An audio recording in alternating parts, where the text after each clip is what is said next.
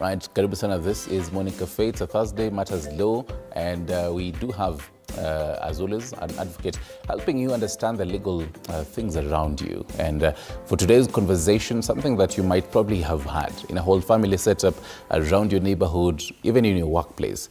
Did you know that you can file a restraining order against your family member, your in-laws, your extended family, waambie wacheni kukuja kwa nyumba yangu? If they're making some unreasonable financial demands, you can file a restraining order or even a protection order. We'll be understanding what that means with Wakili right here, Advocate of the High Court, Patrick Njama. Karibu sana. Asante sana. You can give us your brief intro of who you are and help us understand this particular bit of restraining orders as well as protection orders and how fight goes.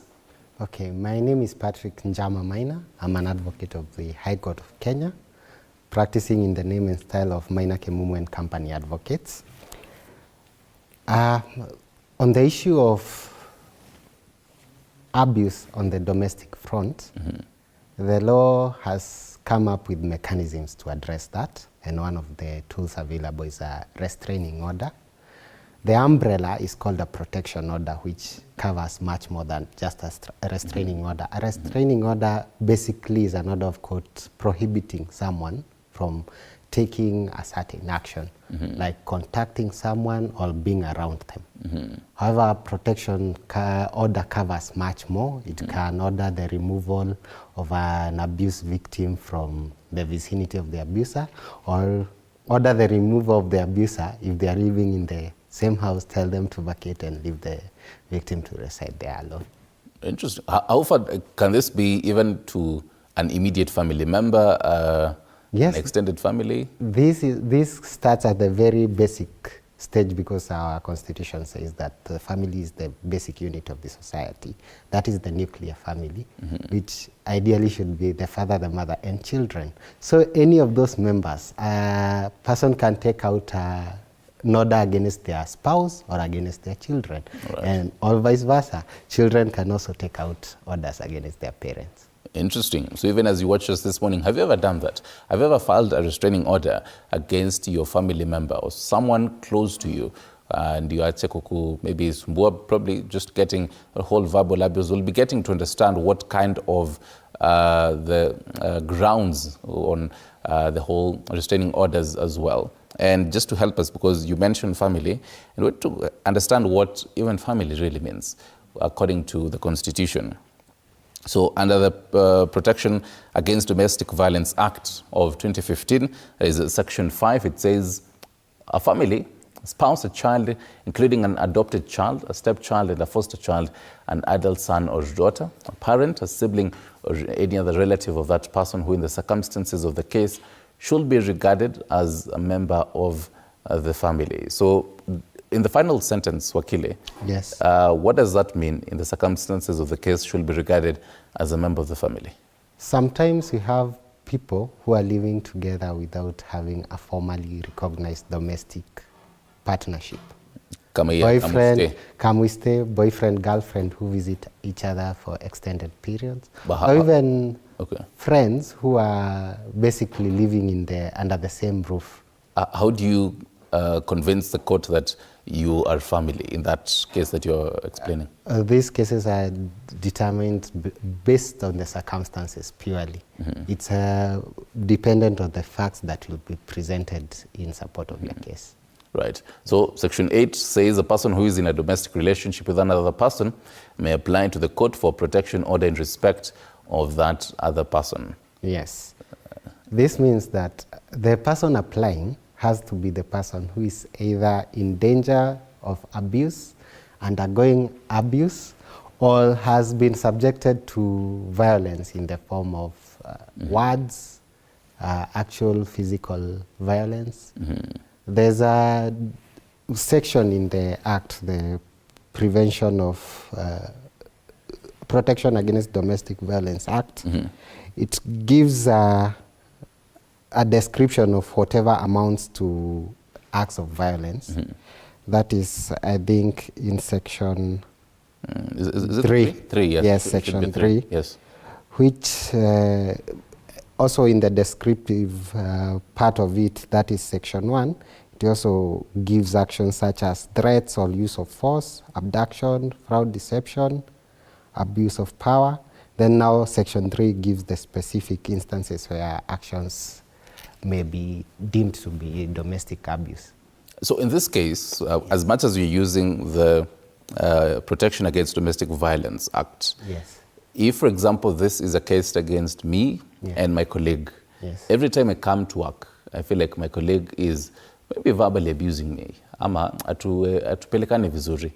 Is it possible that I have a restraining order against a colleague of mine? Yes, but in that case, you will not be basing your application on this act. Okay. You have a remedy under the Civil Procedure Act where you can institute a suit and get an injunction. A restraining order is basically an injunctive relief. It's an order that prohibits someone from carrying out a specific action. So in this case, where you have a colleague who is invading your personal space and space, you can get an order against them against very specific actions on their part. Right. And now the fact that you mentioned that, we have one of those graphics. We'll be taking a look at it a little bit later on. I think that's the last infographics for the Civil Procedure Act, Order 40. Yes. But we can continue looking at even others so that you also help us understand. So we also have the application without notice for the protection order for Section 12, which basically states that an interim protection order may be made on application without notice and outside ordinary court hours, or on a day which is not an ordinary court day, if the court is satisfied that delay will be caused by proceedings on notice or might entail a risk of harm or undue hardship to the applicant or child of the applicant's family. What does that mean? Basically, when you approach the court, it evaluates the circumstances. In some instances, the need is so urgent that although the respondent has a right to be heard, so that the court makes a determination after having heard both sides, the court will issue an interim order restraining acts on the part of the respondent and protecting the applicant or victim until this matter is heard and determined. For example, if it's someone who has been physically abusive violently, the court might issue a interim order. Interim order is a temporary order that only applies for the duration before the matter is heard and the other side is given an opportunity by the court to be heard. Then once the court has heard both sides, it makes a determination now based on the substantive analysis of the issues. Right. Yes, so for that one, you're not given notice. You're just served with the order without being heard, and then you're accorded an opportunity now to present your case. Right. But the order in that case will be just temporary until the application is heard in full. Right. Yes. There are two orders here I'm hearing you mention, the restraining order as well as the protection order.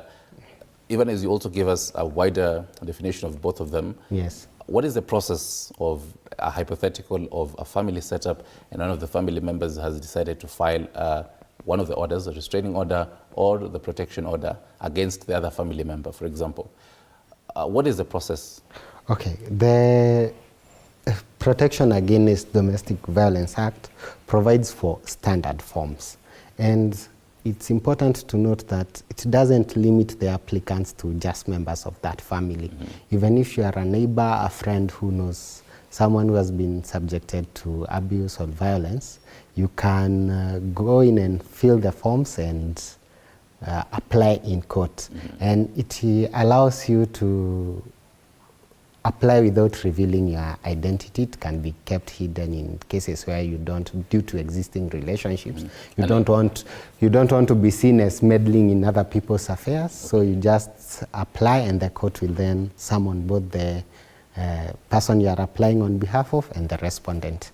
And for example, let's say there's a father who has a family and is violent and abusive towards the wife and the children.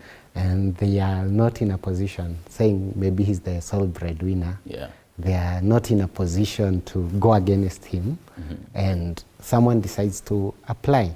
The court might issue an interim order preventing that man from accessing his home until he responds on the application that has been made. However, his own home, the court will give a restraining order. Usiende kwa nyumba nani yako. Yes, it can also order the removal of a perpetrator from a shared space on application by a victim.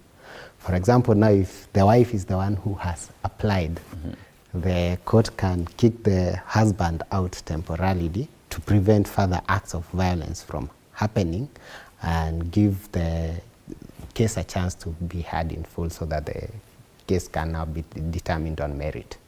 Yes. Speak of temporarily, that's now speaks on timelines Yes. and all that. And that's one of the biggest things that the viewers would really want to know. Yes. You mentioned for verbal abuse, for example, emotional abuse, and also there's the physical abuse. Yes. So does the court provide specific timelines? So does it go with, depending on the case? The term of the length of the order will be determined by the facts that the court has been presented with. If there's immediate danger or ongoing abuse, the court will put a stop to it, then give the parties a chance to be heard.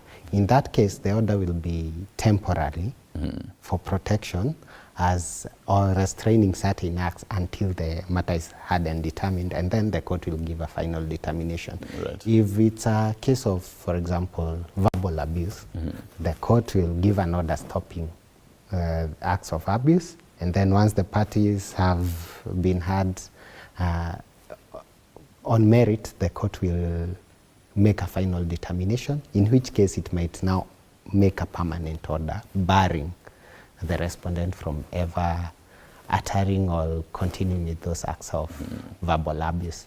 If it's a case of emotional or economic abuse, the court will also evaluate the case and come up with the most appropriate remedy, because emotional abuse takes various forms. It might be through withholding certain, failing to exercise certain duties and responsibilities, acts of gaslighting, depending on what the abuse is. Now the court will give the most appropriate remedy. One of the things that the Act provides for that doesn't strictly apply to family is the case of stalkers. In fact, in this age of social media, whereas you might garner unwanted attention from a person who is not even within your circle of acquaintances, friends, or family, but they are stalking you everywhere. So the court can give you an order telling them to stop following you, stop. So come on, for example, because we are still in the process as well as the timelines. Yes. So this person, you realize on all socials, they follow Nini, there's a certain trend of them stalking you. Yes. So where's the first place of contact that you go? With if it's on socials, you can go direct to court. To court, okay. Because you'll have documented evidence of the stalking. You just need to collect it properly and present it to court so that you are issued with an order restraining them from stalking you anymore. If it goes further to now stalking goes outside socials and becomes physical, you have to make a report to the police so that you get an OB. And in case you need to enforce the order, then the police are already aware that this issue has been reported before. Is there any cost that this person has to incur? Yes, with filing any application in court, there's always a cost that is incurred. However, if the matter of the restraining order involves children, matters of children are nowadays not charged in court. You can make the application free of charge. Yes. There's 3 words here: alternative dispute resolution. Yes. That the court probably, let me say, likes to use sometimes before they actually give the final verdict. Yes. How common is it in such kind of cases, and how effective is it? Nowadays, the judiciary has taken a view that, which is acceptable to most people in the legal circles, that in matters family, litigation is not the most effective solution, because the law provides a solution without caring about relationships. And when you are dealing with members of the same family, the solution given by the law might destroy their relationship forever. So in the spirit of trying to foster that and maintaining that relationship, most of the family disputes are often referred to mediation as an alternative dispute resolution mechanism, where the parties are brought together and they with an independent party as a mediator. And the difference between mediation and litigation is basically this. With litigation in court, you present your facts. The judge, judicial officer, magistrate, or judge is like a referee. They listen to your arguments and they decide which side has made the most sense. But with mediation, there's no winner. So in that case, there's a winner and a loser in litigation. But in mediation, the parties are brought together and the mediator just tries to bring them to a compromise. So by the end of it, the solution that's given is one that is owned by all parties, and they have maintained the family relationship, and there's some form of reconciliation. Yes. All right. Let's continue looking at some of the sections that also form what we are discussing. So we're taking a look at Section 12. When we take a look at Section 24, we are still on the Protection Against Domestic Violence Act, so that even as a viewer can really understand what this Act say, and a couple of sections of it. So right, we do have Section 28 here, on persons who may be present during the proceedings. So no person shall be present during the hearing of any proceedings under this Act except an officer of the court, parties to the proceedings, and the advocates as representative witnesses, and any other person whom the court permits to be present. Explain to us this section into the whole case of, because you've before told us about the whole mediation, but in a sense where mediation doesn't work, and this person's, the applicant decides, no, I want to go the court way and get a verdict from the court. Does this Section 28 help? Yes, it helps. Family matters are by nature very personal, and these are very deep issues that you don't want to air out in public. You don't want to wash your dirty linen out in public. So what happens, just like matters involving children in court, when the time comes for that particular matter to be heard, the court is cleared. And the only people who are left inside are those who are involved in court. That is officers of the court, the judicial officer, and the clerks. And then if there are advocates involved in the case. If you're an advocate and you're not involved in that case, you'd also be excused. And witnesses. However, for witnesses, you need to know that when they are testifying in court, you can only sit in once you have finished giving your testimony. That way, they don't get to know what the other witness said, so that they can change their story. So even witnesses are kicked out, and they are only allowed to sit in once they have testified. They sit in the court, and then other witnesses are brought in one by one. Yes. So that maintains the privacy of the parties without exposing them unnecessarily to the public. Also, you can't have media present in court during such proceedings. These cases are protected from media coverage. You can interview the members after they are done with the court proceedings, but you're not allowed to be present in the court. Yes. So case in point, this applicant alienda magistrate's court. Yes. But I feel hii decision yenye koti walinipatia doesn't sit well with me. Anaweza pata chance ya kwenda ku-appeal. Yes, appeal is a right under the law, and if you feel aggrieved by the decision of the magistrate's court, you have a right to appeal to the High Court on the first instance. Even if you feel that the High Court still hasn't given you the justice you were seeking, you can take it a notch higher and go to the Court of Appeal. And finally, if you feel aggrieved by the decision of the Court of Appeal, you can take it to the Supreme Court. Yes. Na huyu respondent, because as the applicant uli file, ndio huyu respondent mwenye anakusumbua, mwenye unafeel anakusumbua emotionally, even physically, kuna hiyo restraining order, kwa restrained. What if they do not obey this? What happens? Court orders are born mature. They don't have infancy, and they are meant to be obeyed from the moment they're issued.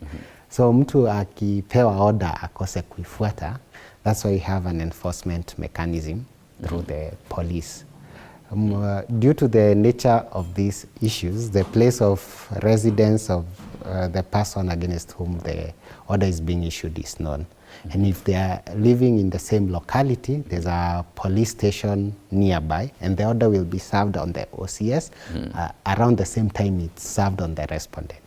And a case officer is assigned by the police station. So anytime the applicant feels that the order is being violated, they just need to notify the police, and then automatically this person is supposed to be arrested and charged with contempt of court. Right. Yes. I think it's some minutes to half past the top of the hour.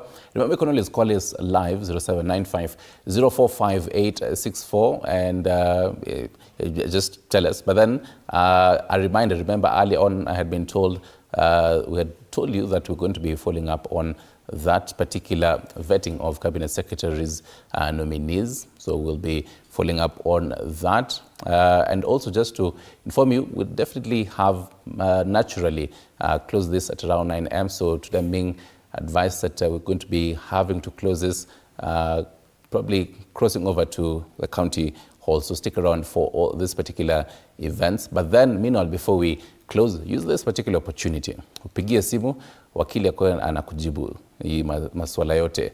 In case you feel like there's someone who is verbally abusing you, emotionally abusing you, even physically abusing you, and you're thinking, how do I get a restraining order, ile court order, to make sure that kitu huyu mtu anafanya, court iseme awacha kuifanya. Yes, tupigie simu 0795045864, ndio namba ya kutupigia. On WhatsApp as well, 0793267279 is our WhatsApp number. You had mentioned about children, and I believe that could be our next slide for the Children's Act, so that we also understand how different koti ina handle cases za adults, yes, as well as za watoi. Kama tunaweza pata hiyo the Children's Act, basically for the care and protection of children. If we have it, yes, there we have it. Any person who has reasonable cause to proceedings is believe that a child is in need of care and protection may report the matter to the nearest authorized officer, who shall take such steps as may be necessary for securing a court order for the care and protection of the child in a place of safety or other alternative care in accordance with this act. Yes. So, for example, it is a neighbor or even a family member who from afar anaona huyu mtoto either amepatiwa verbal abuse or even physical abuse. Yes. How does that happen, that particular process? Ukiona kama mtoto anateswa ama ananyanyaswa na unataka kuchukua hatua, unaenda unapiga ripoti, na si lazima iwe kwa polisi. Because sometimes the abuse takes a nature that is not strictly criminal. Si kupigwa anapigwa or abuse of a sexual form, but they might be overworked or being subjected to living conditions that are abusive or not healthy for children. In that case, we have children officers. They are mostly housed within the same office locations as the assistant county commissioner, so you can go and make a report there, and then the children officer will take the appropriate action. Ukipiga ripoti kwake, watakuja watembee huko nyumbani, ama mtoto amekatazwa kwenda shule na mzazi. Unaona mtoto ni wa ile rika ya kwenda shuleni, lakini haendi shule, unamwona nyumbani kila wakati. Ukienda upige ripoti kwenye ofisi ya ofisa wa watoto, atachukua hatua. Right. Yes. Just to wrap it up, whatever you've told us, as we wrap it up this conversation, yes. Just to sum it up, what would you advise the listeners?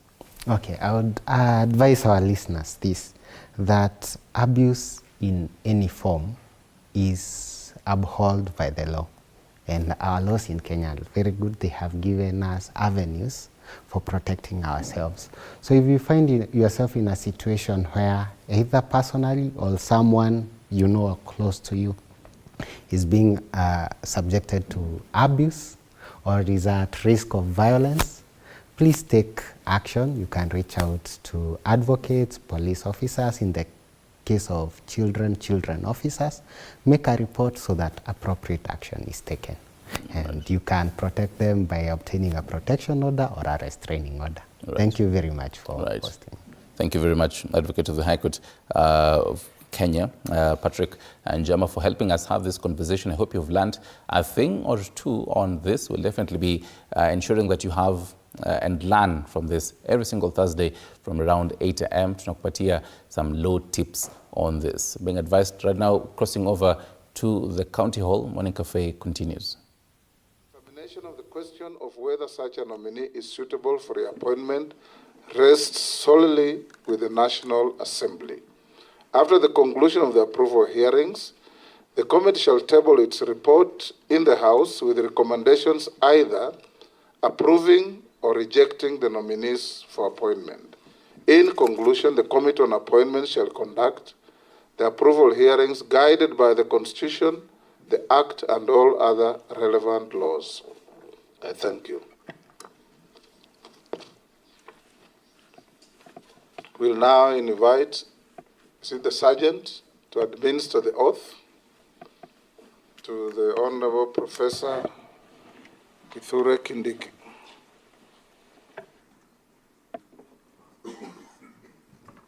You can take the oath with the Bible, the Quran, or affirm, as the case may be.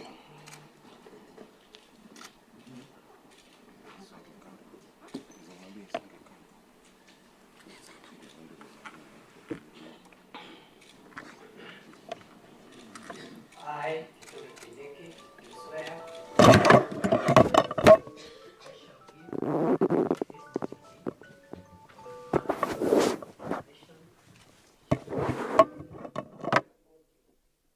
so help me God.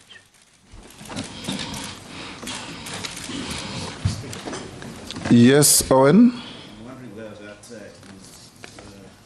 I'm wondering whether that is on record, because I don't know whether the mic was on or not. Was the mic on? So probably we need to redo the oath.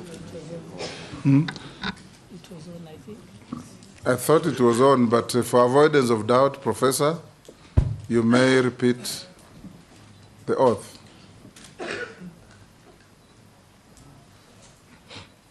I, Kithure Kindiki, do swear that the evidence I shall give before this committee on the matter under its consideration shall be the truth, the whole truth, and nothing but the truth.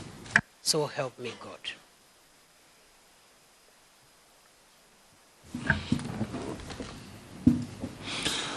Welcome to the Committee of Parliament, Professor. This is the second time this committee is having an opportunity to have a bite at you in terms of vetting and assessing your suitability to hold the office to which you have been nominated. Before we start, we'll do some quick introduction of the team or the committee that's going to interrogate you. On my right is the Deputy Speaker of the House, Honorable Gladys Boss. On my left is the Clerk of the National Assembly, Samuel Njoroge. I'll now invite all the members to introduce themselves, starting with Naisula here. Naisula Lesuda, Samburu West MP. Kimani Shongo. Junet Mohammed. Nelson Koech. Kosik David. Gikaria David. Mase Mary. Abdul Rahim Daud. I'm Ferdinand Kevin Wanyonyi. George Gitonga Murugara. Owen Bayer. Robert Mbui. Stephen Mule. Dido Raso. Abdi Shurie. Mishimboko Likoni. Rehab Mukami Washira. I'm Caleb Amisi Saboti.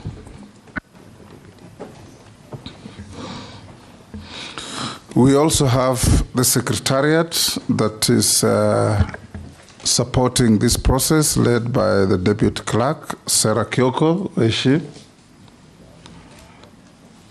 And all those good people sitting behind who will be giving us some behind the curtain support. Professor Kindiki, welcome.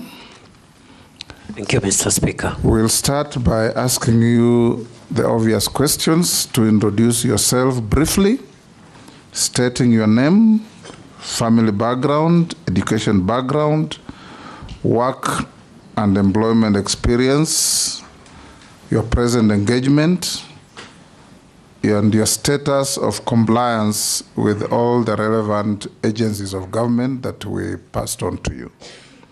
You have 5 minutes for this exercise.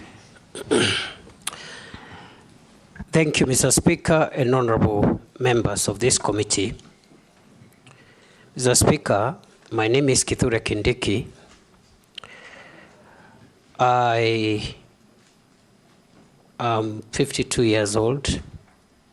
I was born in Tharaka Nithi and grew up there, went to primary school there, and upon my completion of secondary education, I studied law. I have a Bachelor of Laws degree from Moi University, which I obtained in 1998.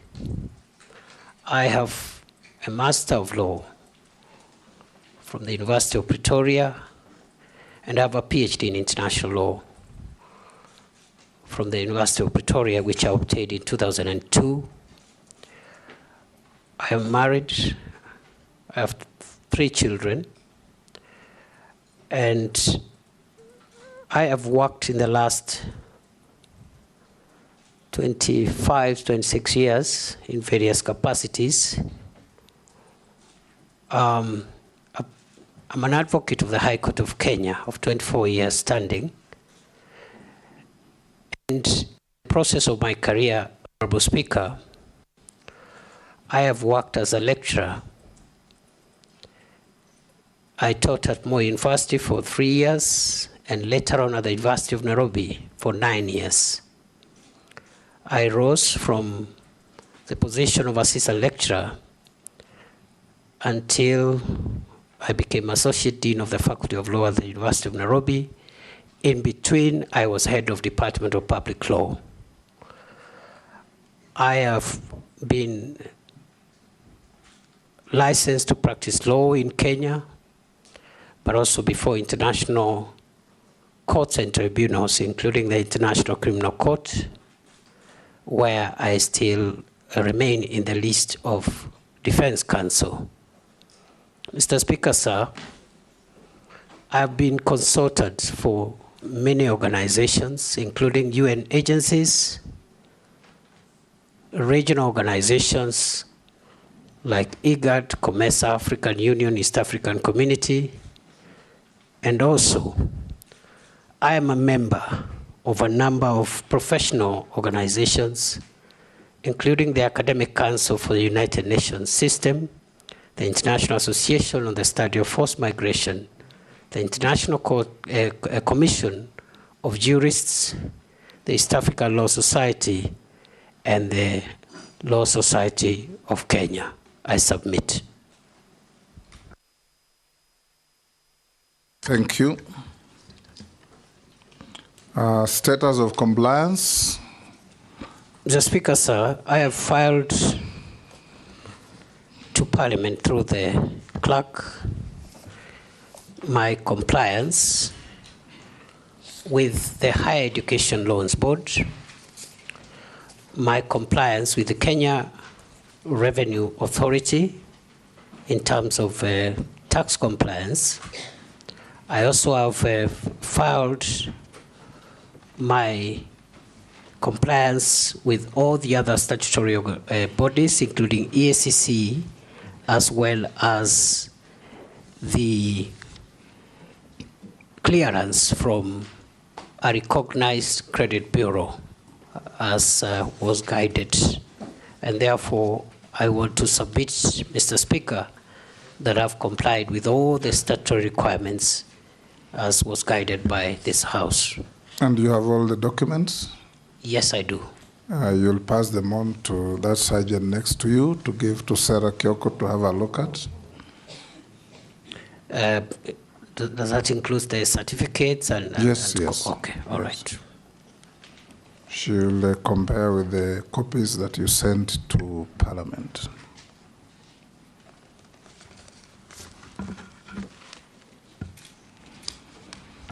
I will now open the session for asking and interrogating the nominee. And I'll give the first shot to the Deputy Speaker.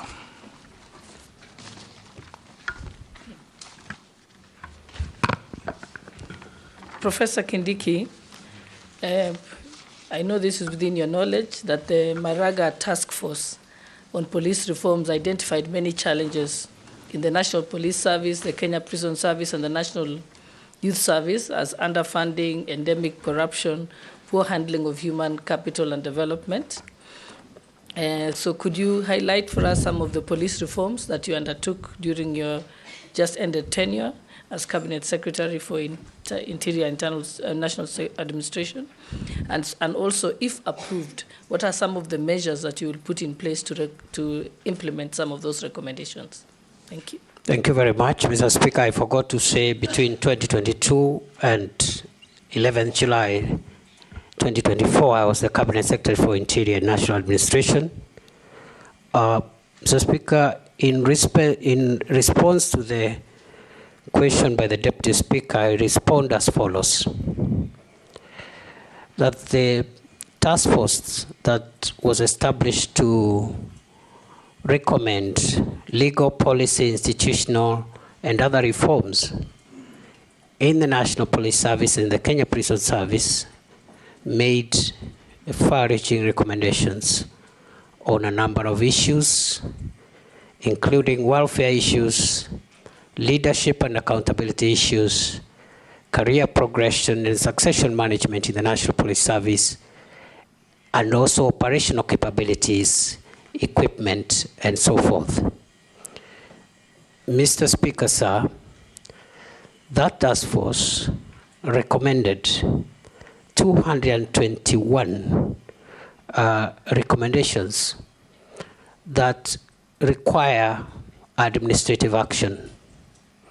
It also recommended a further 178 recommendations which require funding but do not require any changes in law or policy. The task force recommended another 177 recommendations which may not require funding but require legislative and policy changes. And finally, the task force recommended 23 recommendations in connection with the National Police Service, not the Kenya Prison Service. 23 of them that require consultations and concurrence with the National Security Council. We have, in the period when I have been the Cabinet Secretary for Interior, we have been able to take action on some of the recommendations that did not require legal or policy changes. For example, we've rolled out a massive police equipment modernization program, which will be rolled out in 5 years. And already, under my leadership, we were able to convince the government and the National Treasury to allocate 7 billion shillings, which has already been spent to buy air and land assets to assist officers who have been exposed to great danger those that are helping to keep the country safe in the front line, in the fight against terror, the fight against banditry and other sophisticated organized crimes. And therefore, this equipment is already up and running, especially mine resistance, ambush protected vehicles, armored personnel carriers, personal protection equipment, and also aerial unmanned vehicles, which are commonly known as drones. And we've been able to restore the police air wing, which had collapsed. And we have some of the aircrafts which are now operational and helping us with air surveillance. And we have also hoping in the next financial year, if I am approved by this House, we'll be able to purchase additional gunship helicopters to help us finish the remaining work in terms of the fight against terror, the fight against banditry and other organized crimes. Mr. Speaker, I also need to point out that because of the grave issues around leadership and succession management and career progression in the National Police Service, during my 21 months as the Cabinet Secretary for Interior, we've been able to put in place, operationalize the National Police Leadership Academy, which we opened, His Excellency the President opened in Ngong. And this is the academy that is helping us put together a curriculum that will help us put in place short courses, professional courses to retool, reskill our police officers, especially those that are in leadership, and also provide a fast-track process of identifying, nurturing leadership among our police officers. And therefore, going forward, with the academy now operational, we believe that in the next few years, we're going to inculcate not only fast succession management and career progression program, but also we're going to have a very motivated leadership within our police officers. We have also, of course, taken action around welfare issues. Already the increments for the first increments that were proposed by the task force have already been put in place. We have also, in terms of giving motivation to our officers, also operationalized the National Police Service Hospital, which is supposed to take care of those who are injured in the front line so that they are not exposed to health or even subsequent risks when they visit ordinary hospitals. So by and large, that's what we've done. And finally, on the proposals that require legislative reforms and policy reforms, we have formulated about 6 pieces of legislation which are ready. They are just waiting for stakeholder participation, and then they'll be conveyed to Parliament through Cabinet. And if I can highlight this as I end that response, Mr. Speaker, they include, number 1, the National Police Service Amendment Bill 2024, the National Police Service Commission Amendment Bill 2024, the National Forensic Laboratory Services Bill 2024. We have also formulated a bill which will also assist us in the leadership and the command oversight in the National Police Service. I submit. Thank you, Majority Leader. Thank you, Honorable Speaker. My question to the CS nominee relates to just where he stopped on the legal and legislative proposals that he was considering before his exit from the ministry. And more so around the issue of implementation of Article 37 of the Constitution on the right of Kenyans to picket, assemble, demonstrate peaceably. And as you have seen in the recent past, a lot of confrontations between members of the public and the police.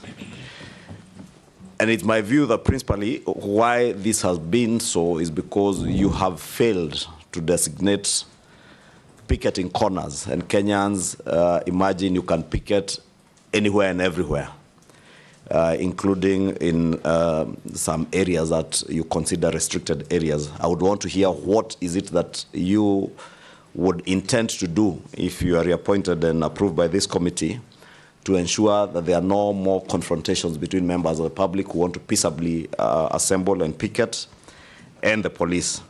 Two, there seems to have been a complete breakdown in administrative and security structures in the country. And I say that in view of when you came into office, the Shakahola massacre, where up to now we don't know how many Kenyans lost their lives in Shakahola. We have seen in the recent past Kware here in Nairobi. In a country like ours, how is it possible where you have chiefs, assistant chiefs, nyumba kumi, and all the structures and security and administrative structures that we have, that 20, 40 people can be killed around one small area like Kware in the full view of the security and administrative structures without government coming to know. And the same thing happened to Shakahola. And I would want to hear what is it that you would intend to do to make sure that there is restoration of administrative and security structures right at the village level to secure our country. Mr. Speaker, sir, it is true there is work that requires to be done to ensure that the people of Kenya enjoy their constitutional right and freedom to assemble, picket, and demonstrate, and present petitions to public authorities, while at the same time maintaining public order and also ensuring the rights of other people. Before I was dismissed on 11th of July, I had actually finalized the draft regulations to the Public Order Act, which will be the statutory instrument to be processed for purposes of giving effect to the enjoyment of that right, not to curtail that right, because a statute cannot curtail a constitutional right, but to give effect to how that right will be exercised. Those draft regulations, when completed, will be able to help the police do a number of things. Number one, obligate the police to escort protesters and provide security for them, but also to ensure protesters don't run amok and overrun members of the public who are not protesting. Number three, it will require those protesting to notify the police and tell, and also give the number of protesters so that the appropriate arrangements are made. It will also obligate public institutions in all arms of government, all public institutions, to designate an area within their premises or within the vicinity of their premises where a group of protesters who want to present petitions can stand, demonstrate, and present petitions to that public office or that public institution. Those regulations also will of course ask protesters to also be responsible for their own conduct, and therefore we hope that if I am approved, this is a low-hanging matter. It's something that we can process in the shortest time possible to avoid a situation like what we've had in the past 1 month of of protests which are unmanaged and which have exposed us to deaths and destruction of property and a lot of inconvenience to the people of Kenya. On the second question by the leader of the majority party, it is true that we have experienced a number of security incidents that should not have happened in the first place. And let me say that first and foremost, the Shakahola incident didn't happen when it became public. It happened over quite a number of years, and it's an indictment actually on our ability as a country to be able to prevent some of these sophisticated crimes from hurting our people. I am on record to having apologized on behalf of previous and the present administration for that breach, because the radicalization and the criminal activity around Shakahola began in 2019-2020. But the manifestation in terms of people dying and being buried was something that happened sometimes in 2022. And the Shakahola incidents will remain the most tragic security breach in the history of our country. We have never had a security breach of that magnitude in our country. We have learned the lessons. 2 days ago, the task force that the president had appointed has helped to give us some of the recommendations on what we need to do to avoid that going forward. But also, we believe that the public officials, including security officers who are in charge, must also have their day in being made accountable. We had proposed the establishment of a commission of inquiry to help us put together the accountability process so that we can have recommendations on prosecution and other action. But the commission of inquiry was stopped by our courts, and we were unable to move.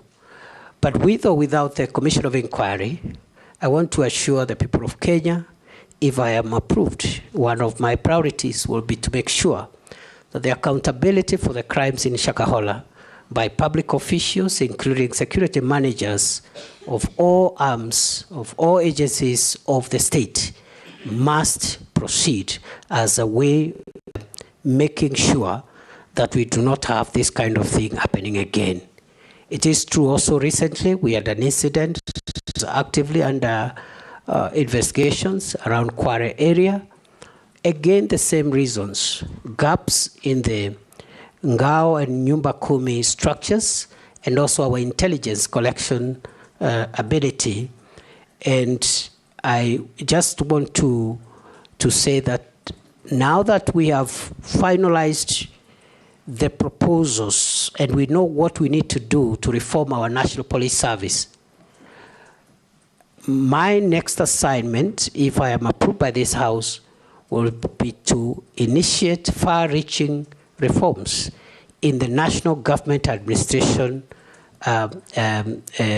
system to ensure that we restructure the Ngao system, make it more responsive, modernize it, and distribute it to the lowest level in a manner which helps us to avoid incidents like this when we have serious security breaches, yet we have government officials paid by the people of Kenya to make sure that the country is safe.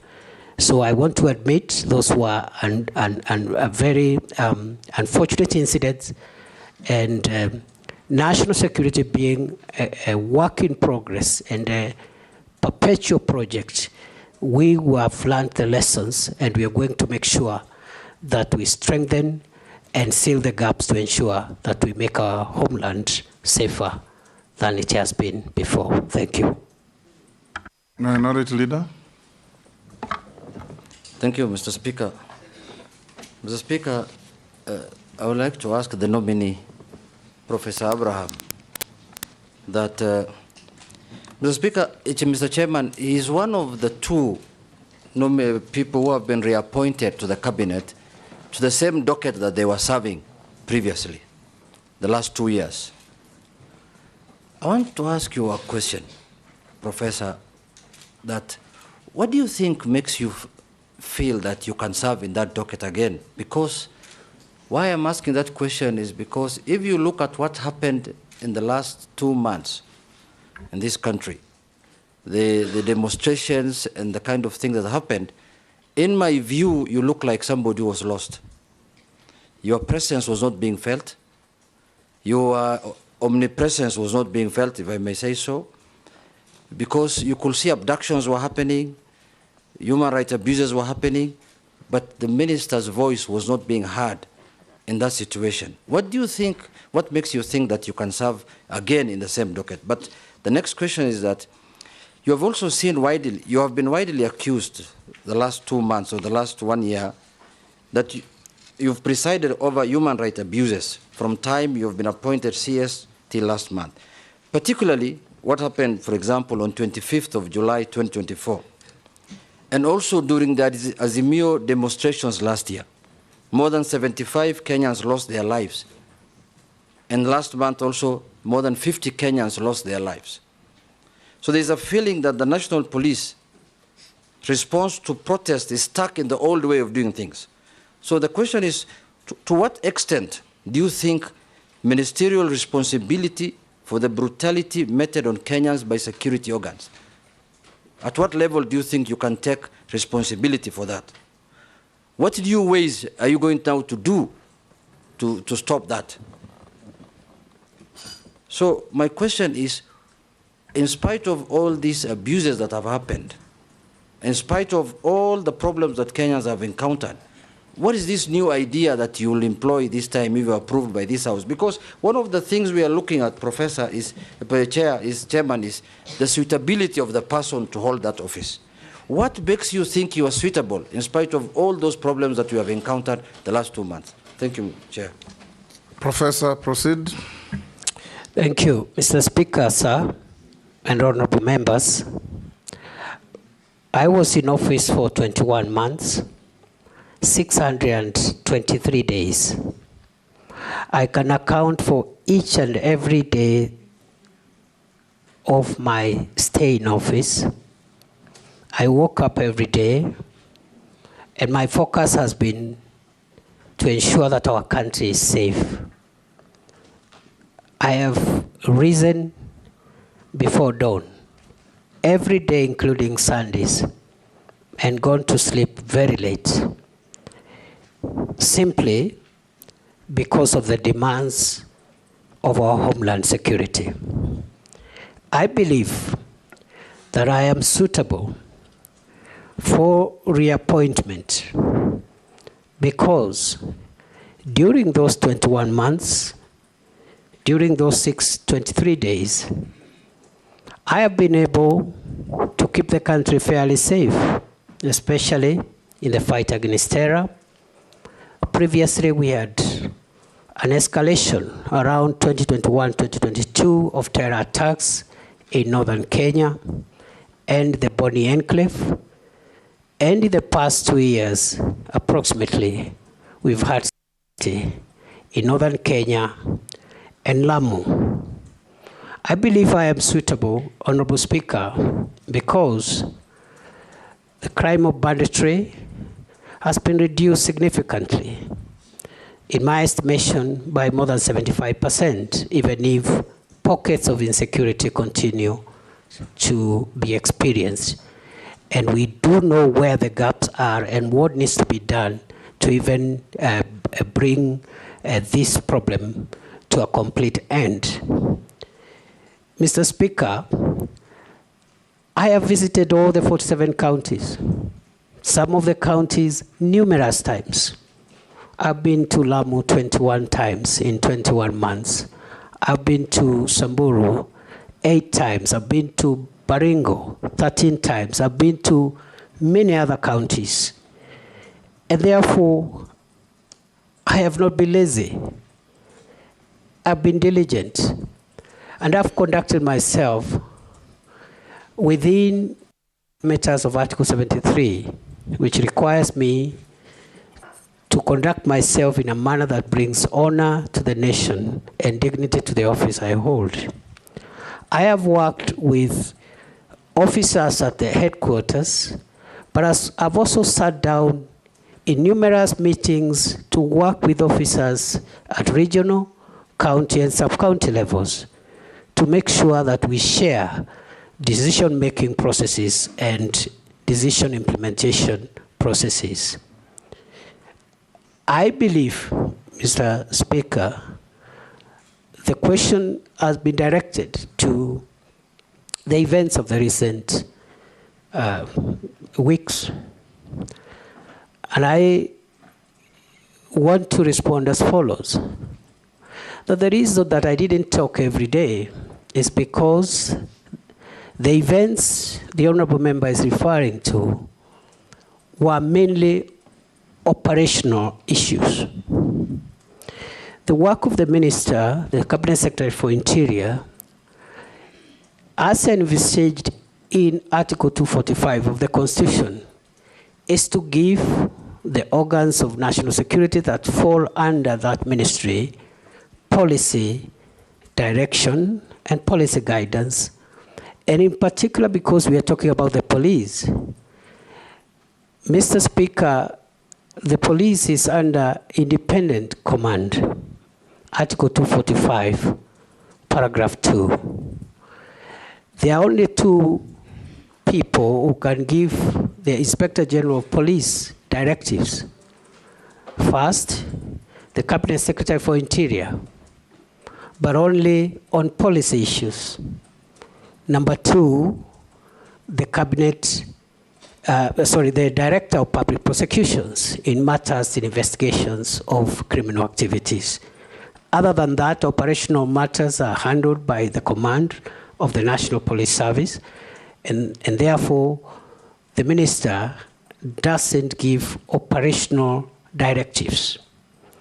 We have communicated the policy during my time in office, the policy of the Kenya Kwanza administration on policing, which includes zero tolerance on extrajudicial killings, zero tolerance on abuse of human rights, and restraints in the use of force. Limited only, the use of force being limited only to cases contemplated in the Constitution and the National Police Service Act and the schedule thereto in the defense of life of the officer or the life of the people of Kenya. Therefore, it is unfortunate that during a recent protest, we witnessed the death of 42 Kenyans. We also had injuries, 486 civilians and 385 police officers were injured. We had about 1,387 arrests. We had 54 police cars destroyed and 110 motor vehicles belonging to the people of Kenya also destroyed in those protests. And therefore, I want to submit as follows, that the operational responsibility of policing lies with the command of the National Police Service. It is my estimation that on a broader scale of things, generally, the police tried their best to protect the country against mobs of criminals, arsonists, and other dangerous people, including those who visited Parliament and wanted to kill parliamentarians and other people. The police did their best. And in the event as it is possible that any officer went beyond what is allowed in terms of the use of force, it is now the work of the independent police oversight authority and other accountability agencies to help the country to bring to closure the issue of justice for excess use of force. I want to submit as follows, Mr. Speaker, that even beyond the police having independent operational command, the issue of the use of firearms by a police officer is individual. If you read the National Police Service Act and the Schedule 6 to that Act, every police officer has individual responsibility on how they use firearms. You cannot, the Inspector General of Police will not be there to tell the police, the officer, shoot this one, don't shoot this one. There will be an operational order that will generally guide the police officer. So the accountability of the IG will be on the operational order, which is publicly available, whether that operational order met the constitutional threshold, but the use of force by individual officers is an individual responsibility issue. Other than that, I commend generally those officers who tried their best in very difficult circumstances to help the country come to terms with what happened, and hope and will see to it, if I am reappointed, that the accountability for those who violated the law is pursued conclusively. I submit.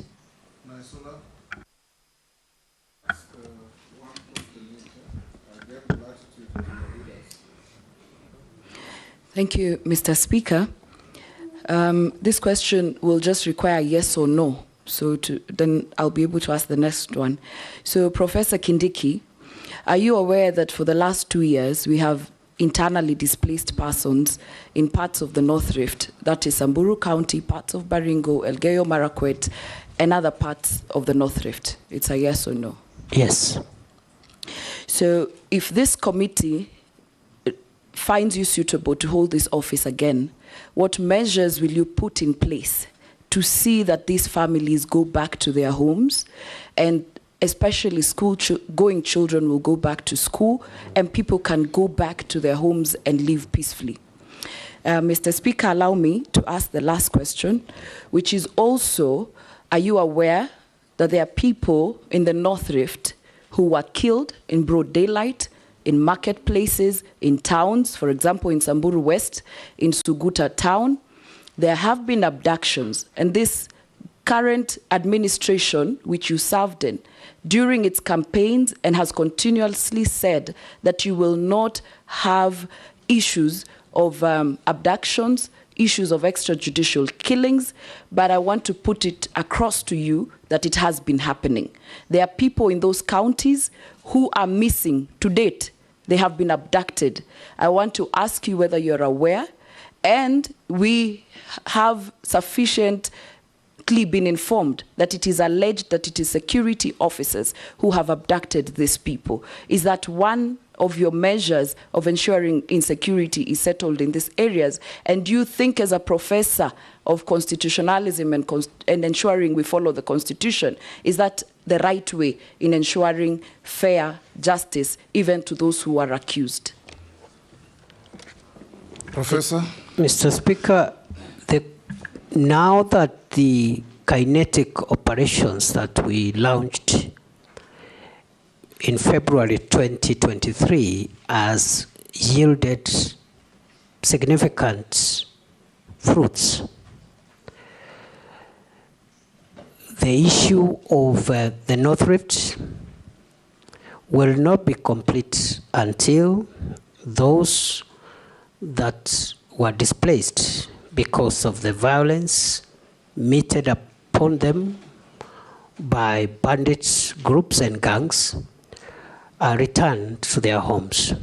And therefore, it is going to be my priority, if I am approved by this House, to make sure that in line with the rights of every Kenyan under the Constitution and the relevant instruments, including international instruments on the prevention of internal displacement, we're going to resettle, facilitate the resettlement and reintegration of all communities that were displaced by the menace of banditry. Secondly, I've been asked to respond to the allegations about abduction. During my tenure as minister, I made it clearly, I made it clear to the police that abductions, extrajudicial killings, and extra-constitutional means of apprehending offenders is against government policy, is against the Constitution, is against international law. I must hasten to say my observation, because I've been in the front line more than any other, especially in North Rift, in northern Kenya, and the Boni Enclave. The officers who served in the special units in counter-terrorism and counter-banditry, the formed-up units, have been quite professional, generally.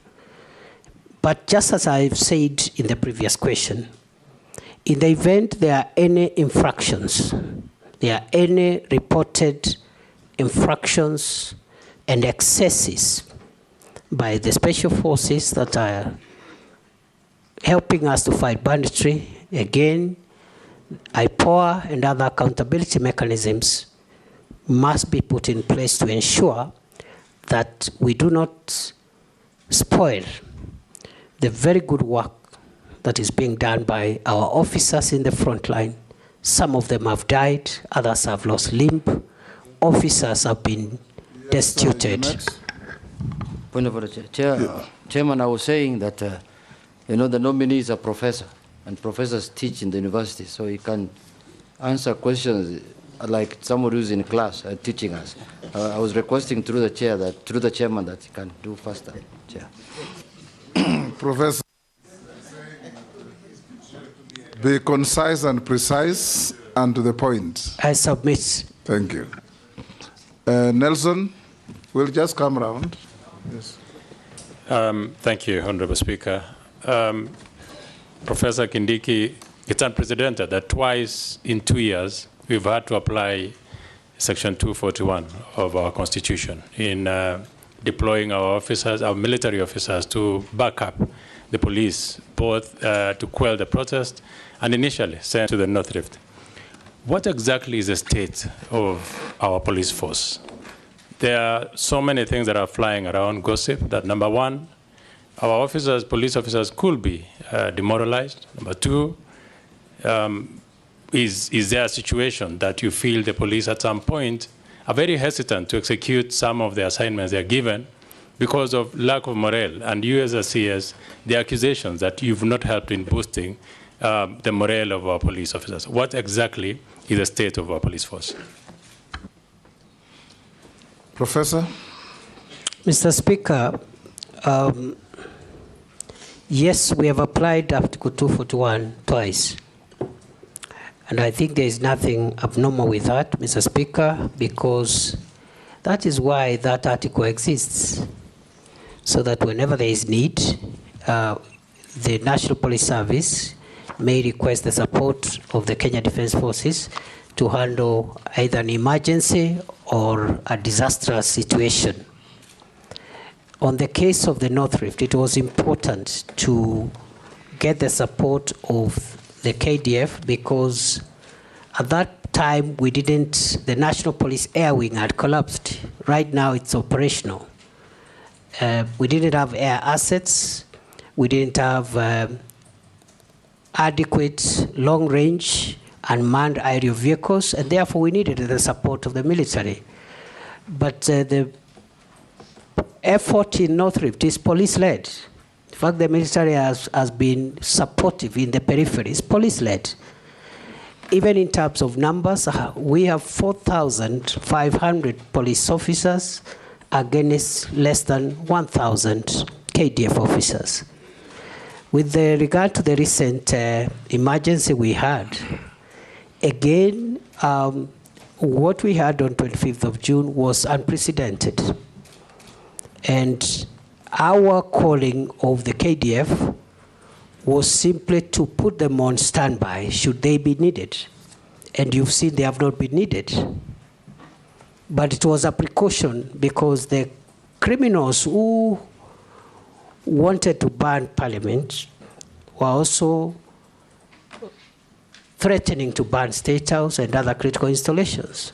So if that was not reason enough to put KDF on standby legally, I don't think any other situation would have met threshold, because what we faced in the last month, in our view, was existential threat, not just to the arms of government, but to the state itself. And therefore, the police is in good shape. There are issues of welfare, which we are handling. I've already mentioned about the salary increments, which we have started implementing. There's issues around housing. There are also issues about leave and so forth and so on. Medication, I've just talked about the hospital that we've established for them, fully fledged level 4 hospital. We have one for the border police again, which again we operationalized under my leadership in Kanyonyo for the formed up units. So yes, there is more to be done, but it is not true to say that the police force is demoralized. They have done a good job, and when it's necessary, we have called in the KDF in accordance with the law when we feel that the situation is an emergency. I submit. Hosing. I thank you, Honorable Speaker, for giving me this opportunity. Professor and Honorable the Chairman, I want to rely on section, I'm on this side, Professor. I want to rely on Section 6 and Section 7 of the Act in terms of suitability of the candidate the position he has been nominated. And in this respect, Honorable Speaker, I want to take the Minister in terms of suitability, on his credibility in terms of respecting what he says, in terms of implementing what he says. Because this is the second time he's been given a chance. And Speaker, I want also the nominee to know that absence of war is not necessarily peace. Whatever is happening in the North Rift, Honorable Speaker, there is relative peace. There's no war, but it might not necessarily mean peace. What am I saying, Honorable Speaker? The candidate, as an example, the candidate came to the North Rift. We had engagement as leaders of the North Rift, and specifically West Pokot County, as an example of the entire country. I don't know what happened or what the minister did in the other places, but possibly maybe he did what he did in West Pokot, which is we agreed on a number of issues, Honorable Speaker, in terms of strategies of bringing peace, including establishment of sub-locations or bringing even the security near to the people so that we avoid the Shakahola things and so on. And the minister agreed with the Honorable Speaker with us in West Pokot. And we also agreed to put security in strategic areas. It might happen in other parts of the country. The minister agreed. And Speaker, nothing happened. Nothing has happened so far. Now, if Parliament sees it fit and approves the minister again for this position, what's going to happen? What is the minister going to do different, Honorable Speaker, to gain credibility among people, among Kenyans themselves, who might feel that the minister lied to them? And finally, Speaker, take home for the minister. This idea of giving police accounting, as an accounting, or to manage their own money as an accounting officer, I want the minister to take home in terms of the security, the strategic security of this country. What does that mean in terms of security of this country? Going into the future, there are critics, Honorable Speaker, that say How do you give the police the gun and you also give them the money? What's going to happen? It might pose a serious security in this country going forward, maybe many years in the future. I thank you, Honorable Speaker. Professor. Thank you, Mr. Speaker. Mr. Speaker, it is true that... Those are just two simple questions. Did you honor what you did and said in Pokot? And is the police fund tenable? Very simple. Mr. Speaker, it is true that some of the things that I promised have not been realized, especially the issue of operationalization of new administrative units. But it is also true that some of the things I promised have been realized, and I thought the honorable member would be kind enough to notify the House and the country that during the same consultations I had promised that we will provide, train and equip 200 National Police Reservists for West Pokot, which we did. Number two, we had promised to set up a security camp at a place formerly called Lami Nyeusi, which is now called Lami Nyeupe, which we did, and so many other things we did. But the issue of the units is outstanding, and not just for West Pokot, but also for a few other counties, including some parts of Baringo, Samburu, and a few other counties that did not benefit from the operationalization of units, and that is work that we are going to complete if we are reappointed. On the second question,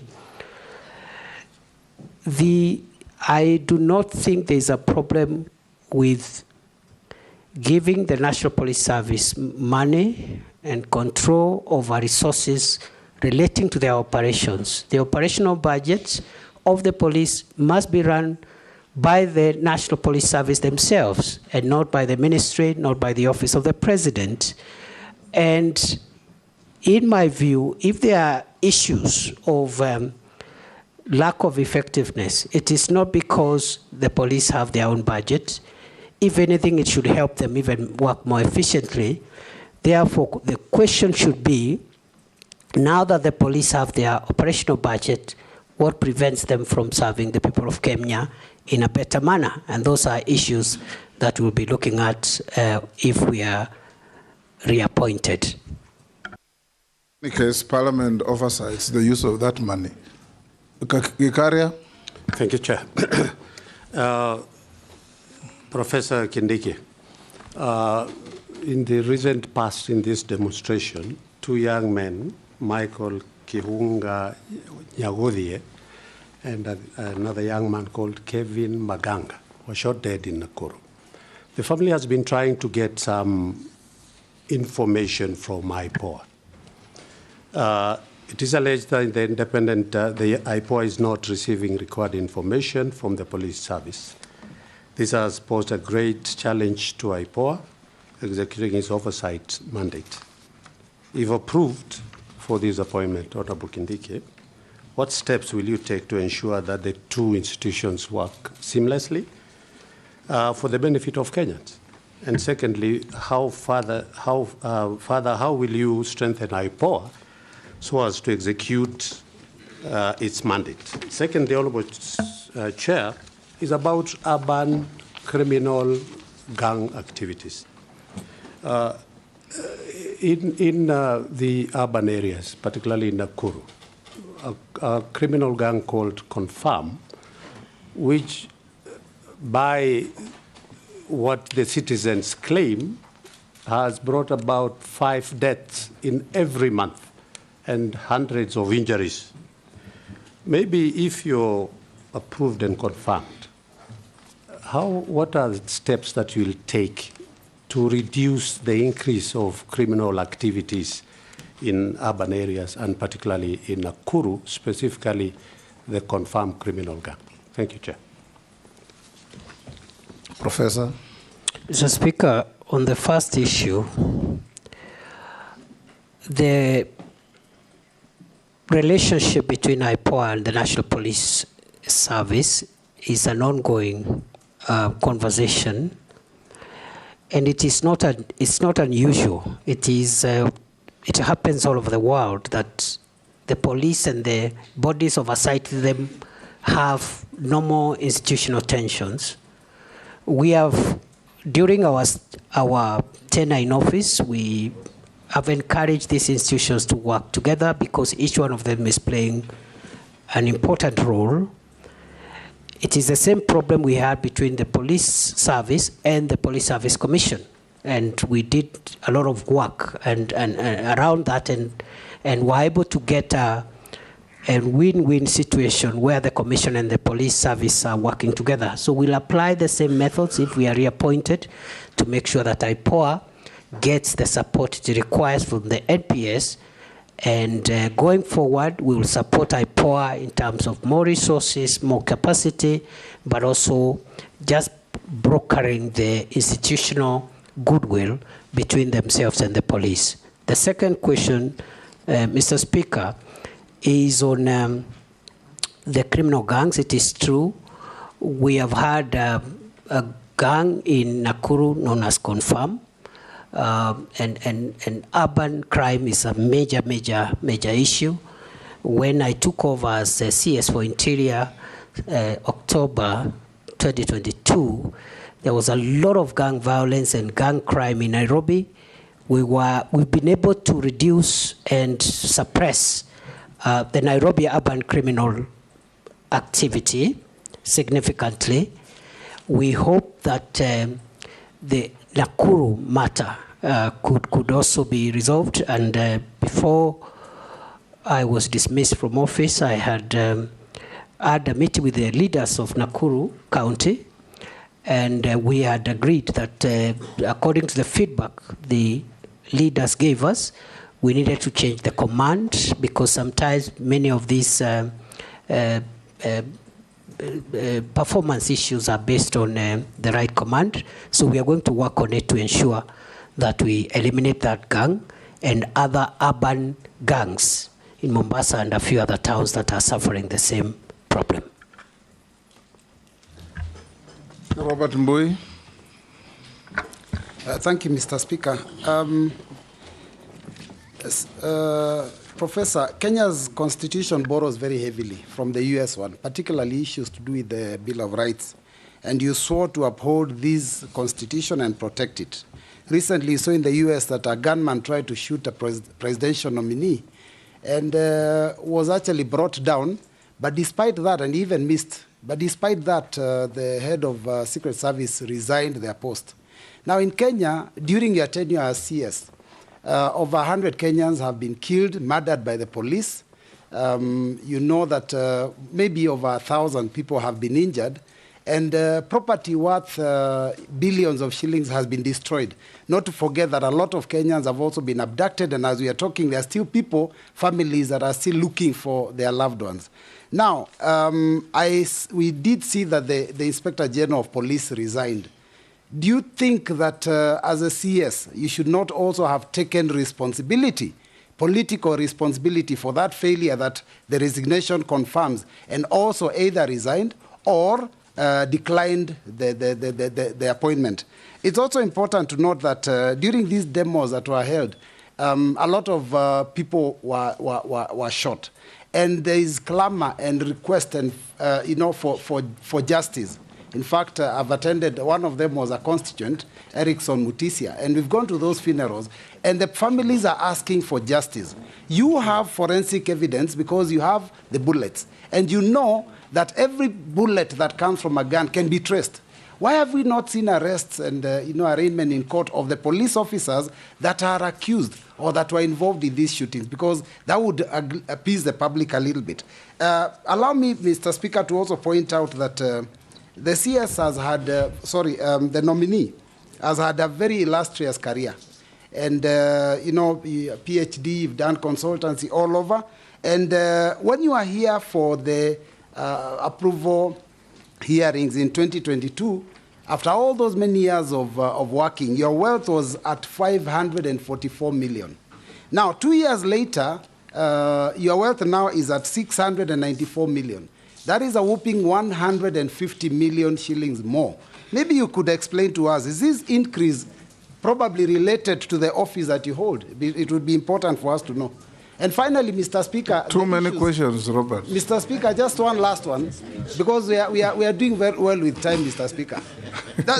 One last one, which is because I'm just picking out some of the things that some of the members have said on the matters of insecurity and criminal gangs, Mr. Speaker, that have been out there mugging our people. There's burglaries. You know, in the North Rift, there are all these issues of cattle rustling and all that, which you have admitted there are issues.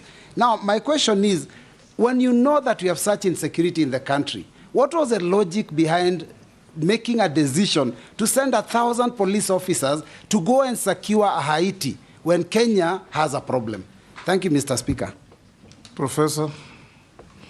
Mr. Speaker, those are three questions. The first one, the Honorable Boy asked about whether I should have resigned.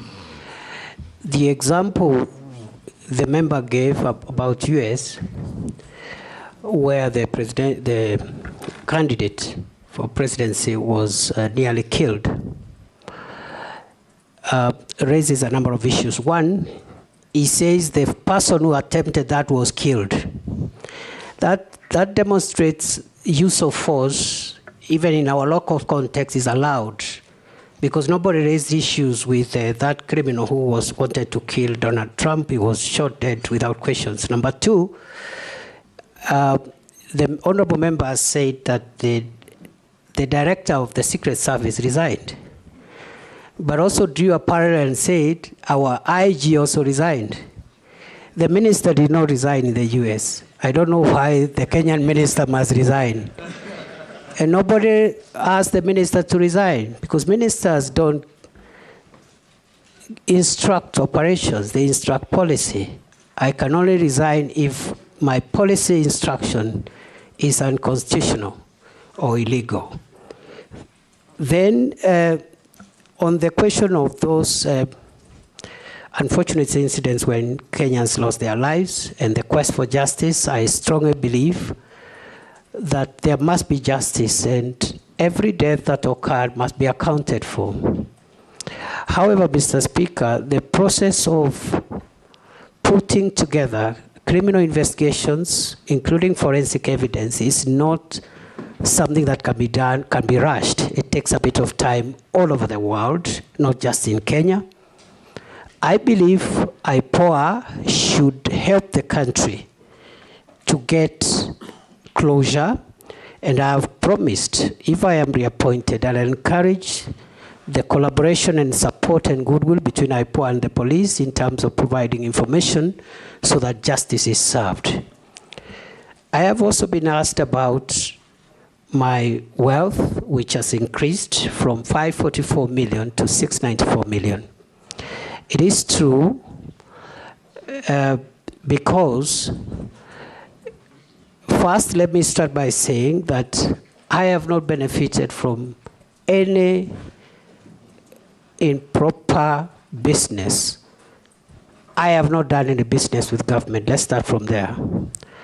I have not applied for any tender by myself, by proxy, by relative, or by anybody. Mr. Speaker, before I was appointed, my wealth was at 544 million. I said at that time, which I still do now, that I have run a business, which today I do not participate in that business. I don't practice law, but my law firm is alive and working, and much of that revenue has actually come through the revenue from my law firm, which is still active but being managed by other people. I think all my salary and allowances have been spent in paying bills. Therefore, most of the increment in my net worth is because of three things. One, the legal fees, some of which was actually pending by the time I was being appointed. And I said it here, that there are some unpaid legal fees, which some of them were paid. In fact, I remember 2 months after I was appointed, one of the clients paid a significant amount of legal fees, which had been pending. Other than that, I do small businesses and so forth and so on. None of my money has come from the public except the salary and the allowances that I'm entitled to. Lastly, on Haiti, it is true that the government of Kenya, through the National Security Council, decided to deploy our officers in Haiti pursuant to a request by the UN Security Council and the UN General Assembly. These are international obligations. It has not affected our operations. And it is not true to say that since there are problems in Kenya, we cannot also do our international obligations, because all countries in the world do have security issues. They have security matters. Even the country you consider safest has its own security matters. And therefore, it is a great honor for our officers to serve in Haiti. So far, they are doing a good job. I believe they will profile Kenya properly. They will bring honor to our country. And that deployment has not affected our operational capabilities. I submit. Thank you, Speaker. Thank you. Don't be like your neighbor. Ask one question. I'll ask only one question, Mr. Speaker. Professor Kithure Kindiki, in your first stint as CS Interior, you are associated with strong statements, such as "we will crush you," you'll be met with the full force of the law, "we will deal with you firmly and deadly," and many other words like that. Statements which seem to fuel police extrajudicial action. And Kenyans have taken notice of such statements that probably they fuel police extrajudicial action. And the use of excessive force, because if you tell people we'll crush you, the police will crush you. That's what it will entail. As you see now, there's a new awakening in this country about what public officers are saying. How different will you be if we approve you? Secondly, you are also the civilian face among the police and the security organs that we have. But as you took up this job, probably, Professor Kindiki, you became more of them, more of a police officer, not a civilian within. You are donning police uniform, you are all over police choppers, and you behaved like a police officer, which probably took you away from the police direction that you're supposed to give the forces, and became more of an operational leader instead of a policy director in the force. How will you be different on this? And probably lastly, you are more in the sky than on earth. When you want to give policy direction, you want to give guiding, you need to be in office, have meetings, boardrooms, and give policy direction. But you have said you actually went to Lamu 21 days, 21 times in 21 months. And probably in the operation field more than where you are required to give, operational or to give policy guidance and direction. And that's why the police force and the administration, national government administration, is not properly coordinated. How different will you be when we approve you as CS? I thank you. Professor? Mr. Speaker, thank you. I've been asked to say whether I'll change my language. Mr. Speaker, I need to clarify that it is true I have used very, very unique language. But, Mr. Speaker, this is security language. And the people I address when I use those terminologies are not the law-abiding citizens of Kenya. The people I address with that difficult terminology or unique terminology are terrorists, bandits, organized criminals. Those are the people I tell will crush you, and I mean it. Last time I appeared before here, the member for Samburu West asked me what I will do in Kurkur and other places when criminals descend into gorges, and I'll say I'll flatten the gorges. We've done a bit of that. There were places in Baringo, Corcoran Hills, a place called Tandare, a place called Ngelecha, and in Samburu, the Malaso Valley and other places where criminals would always retreat and have a field day, operate from there. We've neutralized them and removed them from there. So, again, the use of force is permitted by law, depending on who that force is used against and in what circumstances. And the escalation methods are used. You start by asking them to surrender. If they don't, you use other methods until, if they challenge you or they want to kill police officers, the police officers will kill them before they kill the officer. That is the law.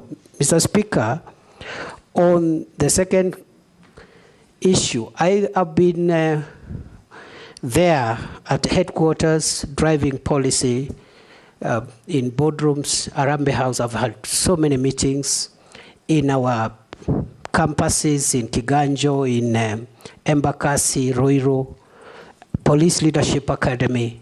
But I've also been in the field more. Why? To disseminate policy to our forward operating bases, to our camps, to our officers in the field, in the counties. And even in the counties, before I even start my meetings, I would sit with the county security committee in a boardroom, disseminate the policy, because they are the ones who will be left to implement. And I have also been in the most dangerous spots in our territory with our officers in the front line. Why? To give them moral support, that we have not posted them there to die. We have posted them there to protect the country. And there is no greater morale booster than for the security minister to go and visit the officers, have lunch with them, encourage them, and tell them what the government policy is and what the government thinks about them. So it has been very rewarding.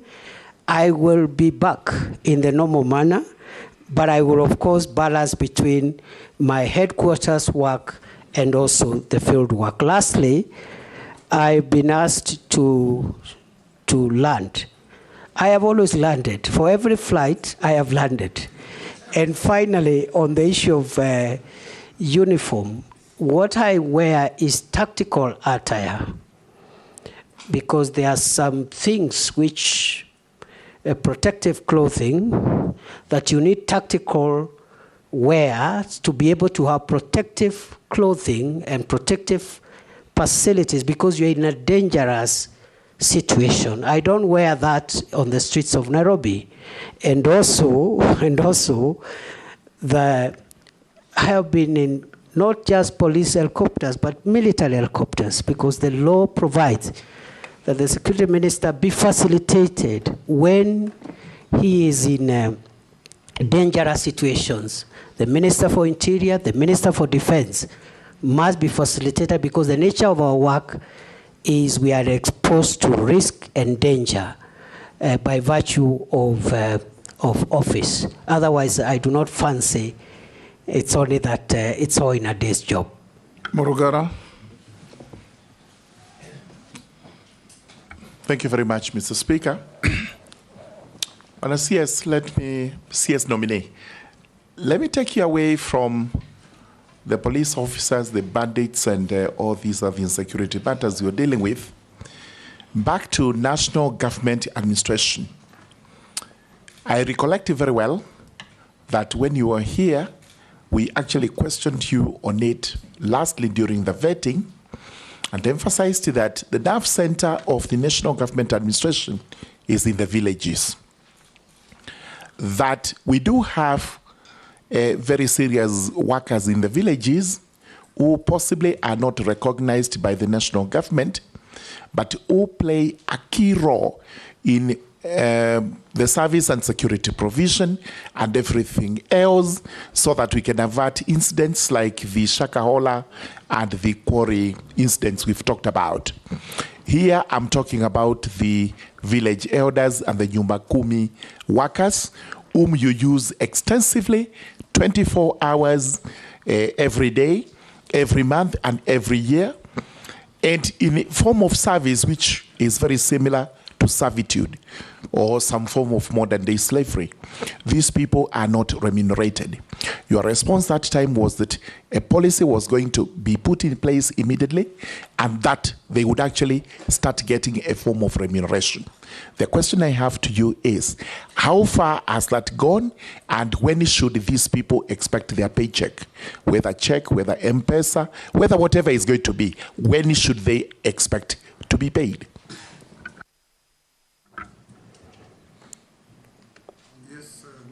Mr. Speaker, sir, we finalized the Village Elders Bill 2024.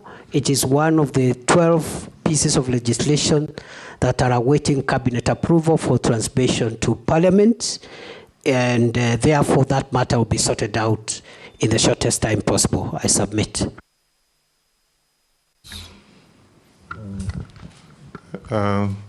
Waziri, I want you to again go back to Haiti, where we actually deployed almost 600 police officers.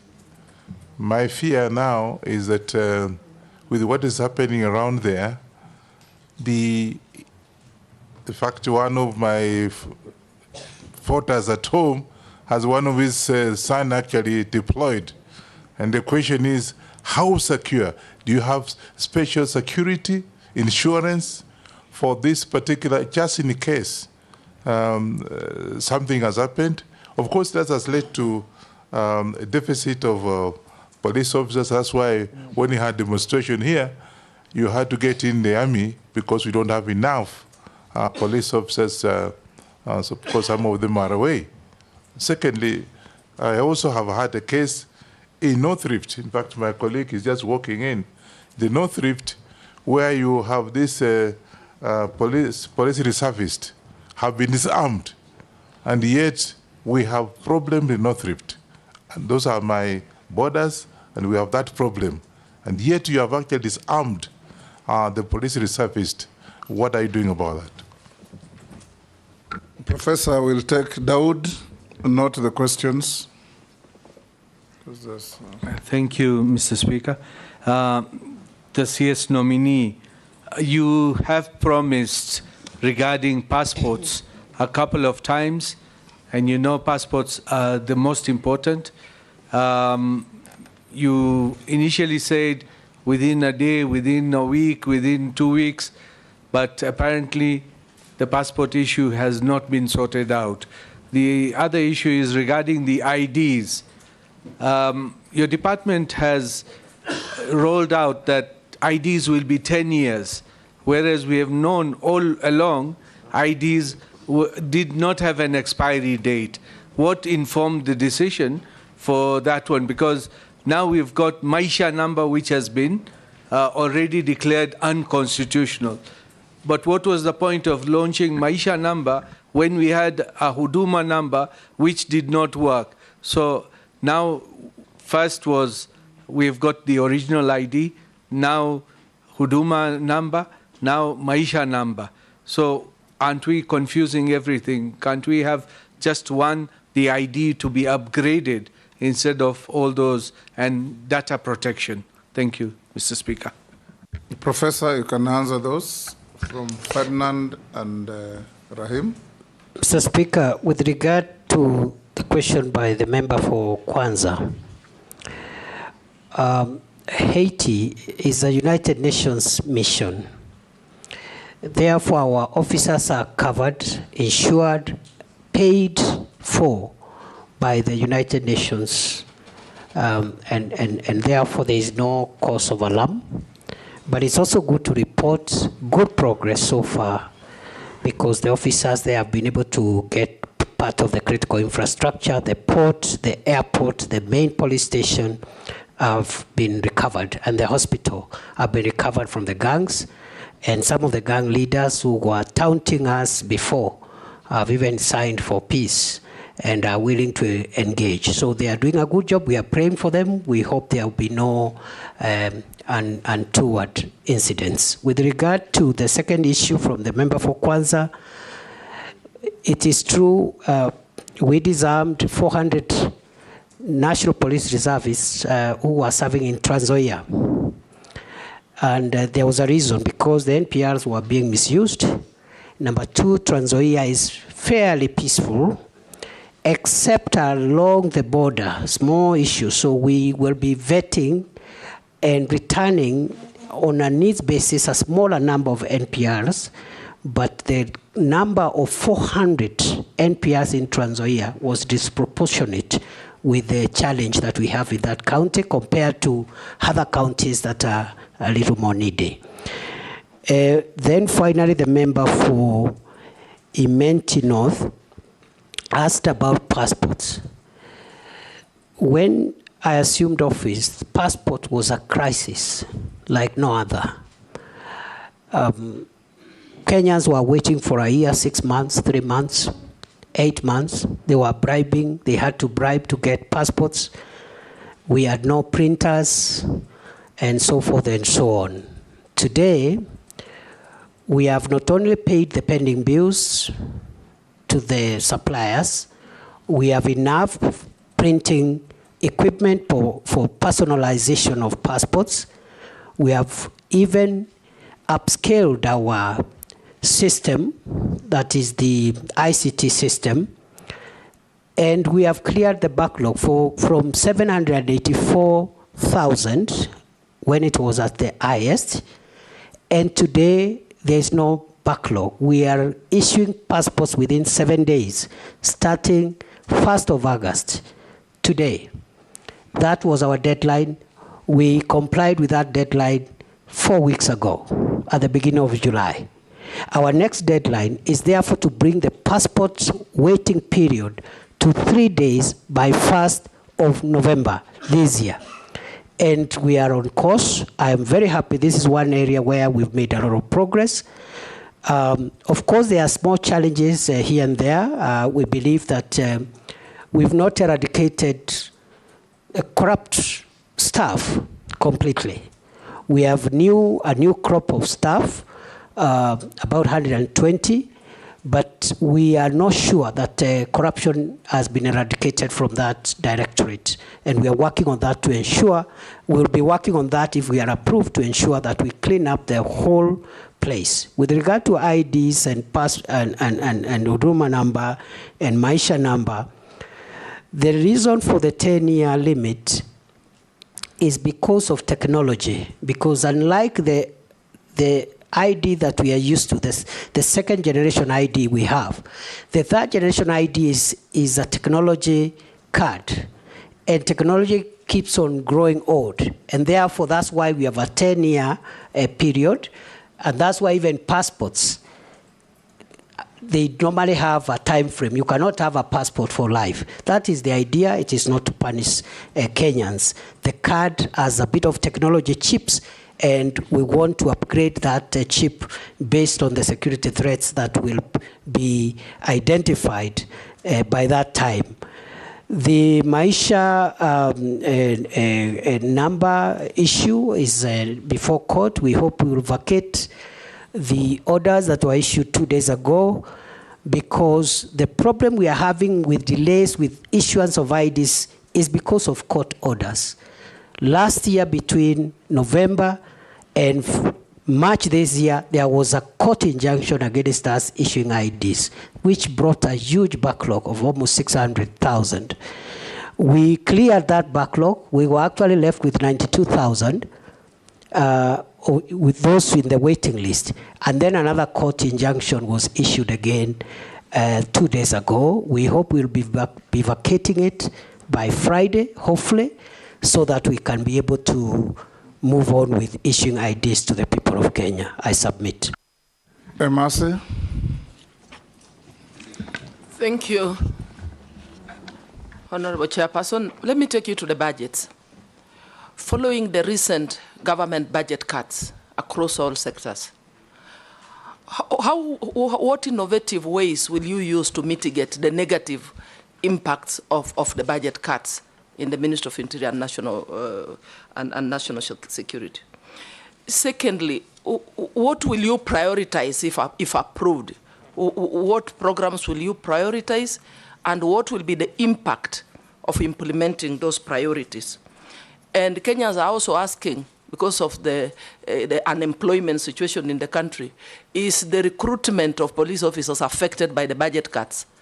And if not, what innovative ways, again, will you use to recruit them differently? Because as it stands, Kenyans are concerned that recruitment of police officers has become a preserve of the rich or of those who can afford to sell some land. So how are you going to make sure that employment opportunities in the Ministry of Interior are open to all Kenyans, irrespective of their tribe, their religion, where they come from, whether they have money or not? Thank you. Hold, Professor. Yes, Missy, take those two. Thank you, Mr. Speaker. Prof, you'll go down the history as the first minister to be vetted twice in one term, one presidential term. Of course, the others who are coming, but for now you are the first, and that history will not be, will be there forever. And I'll take you back to what you said in the Senate, that history is replete with strong and powerful dictators who were brought down by the power of the people.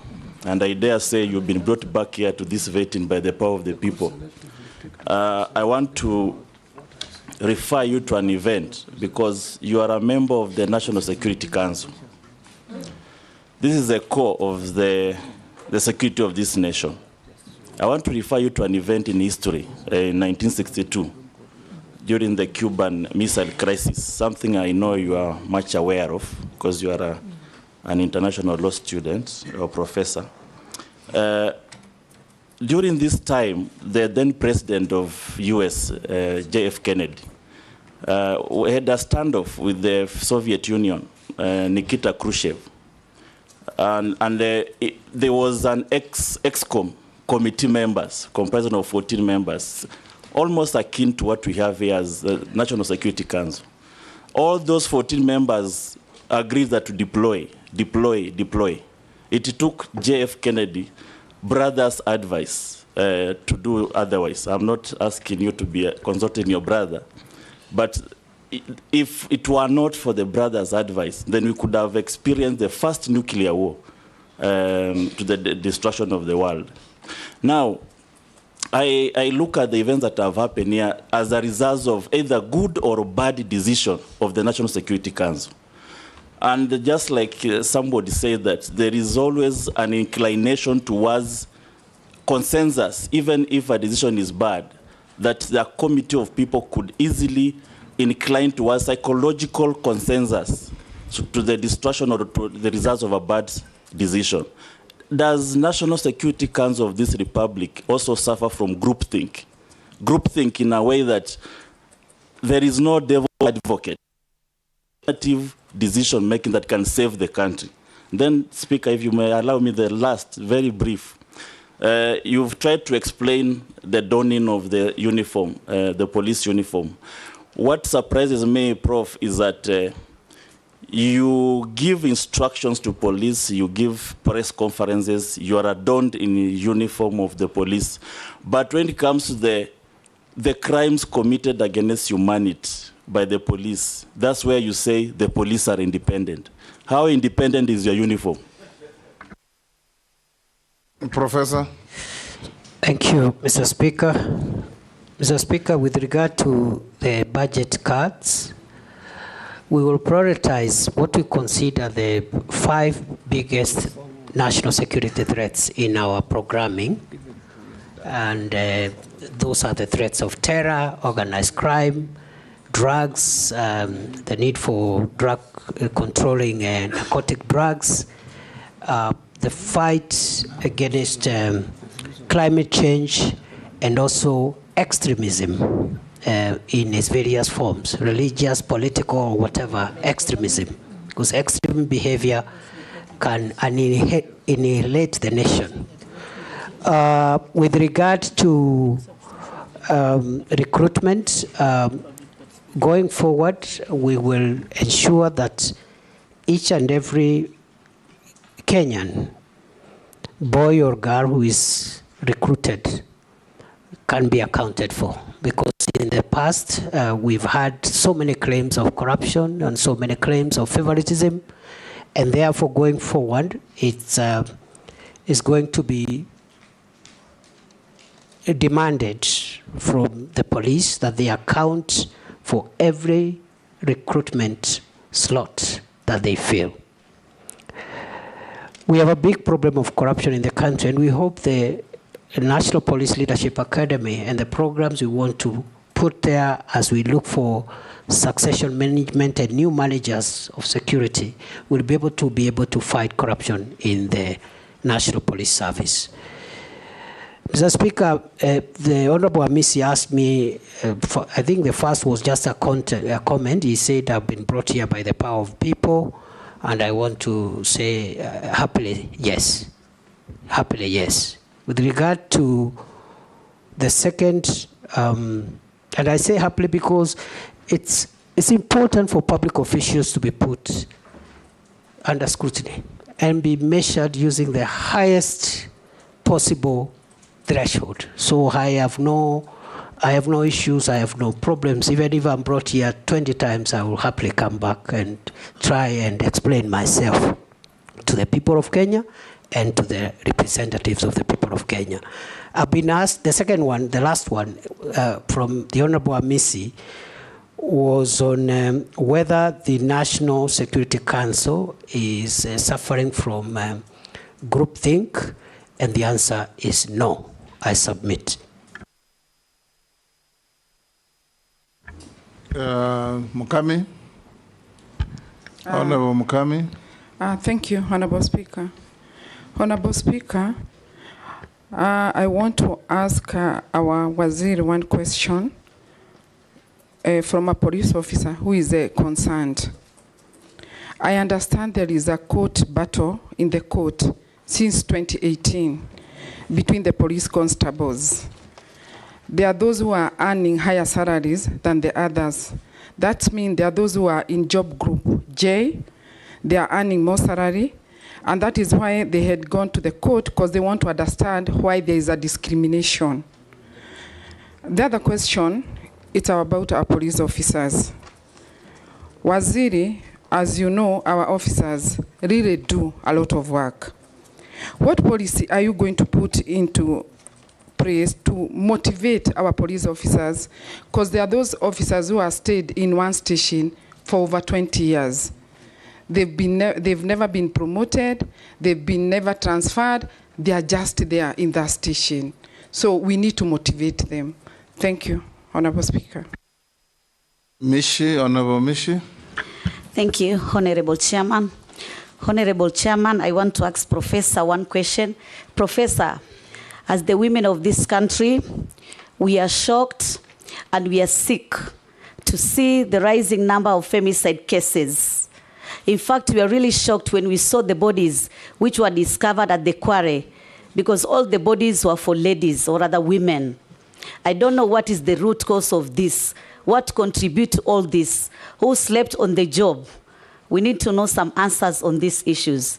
Second, Honorable Chairman, I know he has answered issues on the issue of officers using excessive force during protest, but I also wanted to hear from him, what future plans do you have to ensure that future protests are going to be managed in a way that there will be no loss of lives? Thank you, Honorable Chairman. Professor. Mr. Speaker, sir, with regard... Hold, Professor Emaso, you have a point of order? I think the nominee forgot to respond to mine. Which one? It was on the budget and the issue of recruitment. He did. I think I can respond together. He did. Okay. He did, very clearly.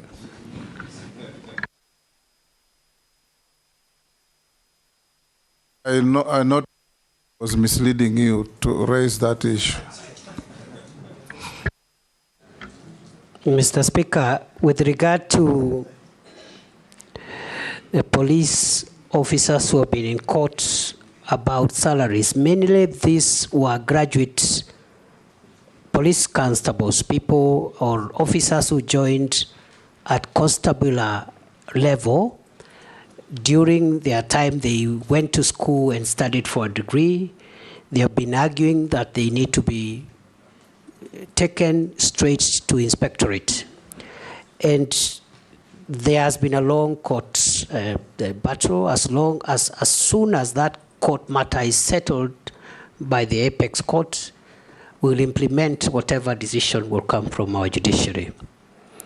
With regard to that matter going forward, we will implement the recommendations of the Maraga Task Force, which creates two-tier police service where you can serve in the lower ranks, and the academic requirements are different. You serve from constable to senior sergeant, or you enter the police service at inspectorate level if you are a graduate as a cadet, so that we professionalize a little more the police service and also expedite leadership generation through cadets who can assume responsibility as OCSs and commanders at county level and so forth, to avoid a situation where you have officers seeking to extend their time in office at senior levels simply because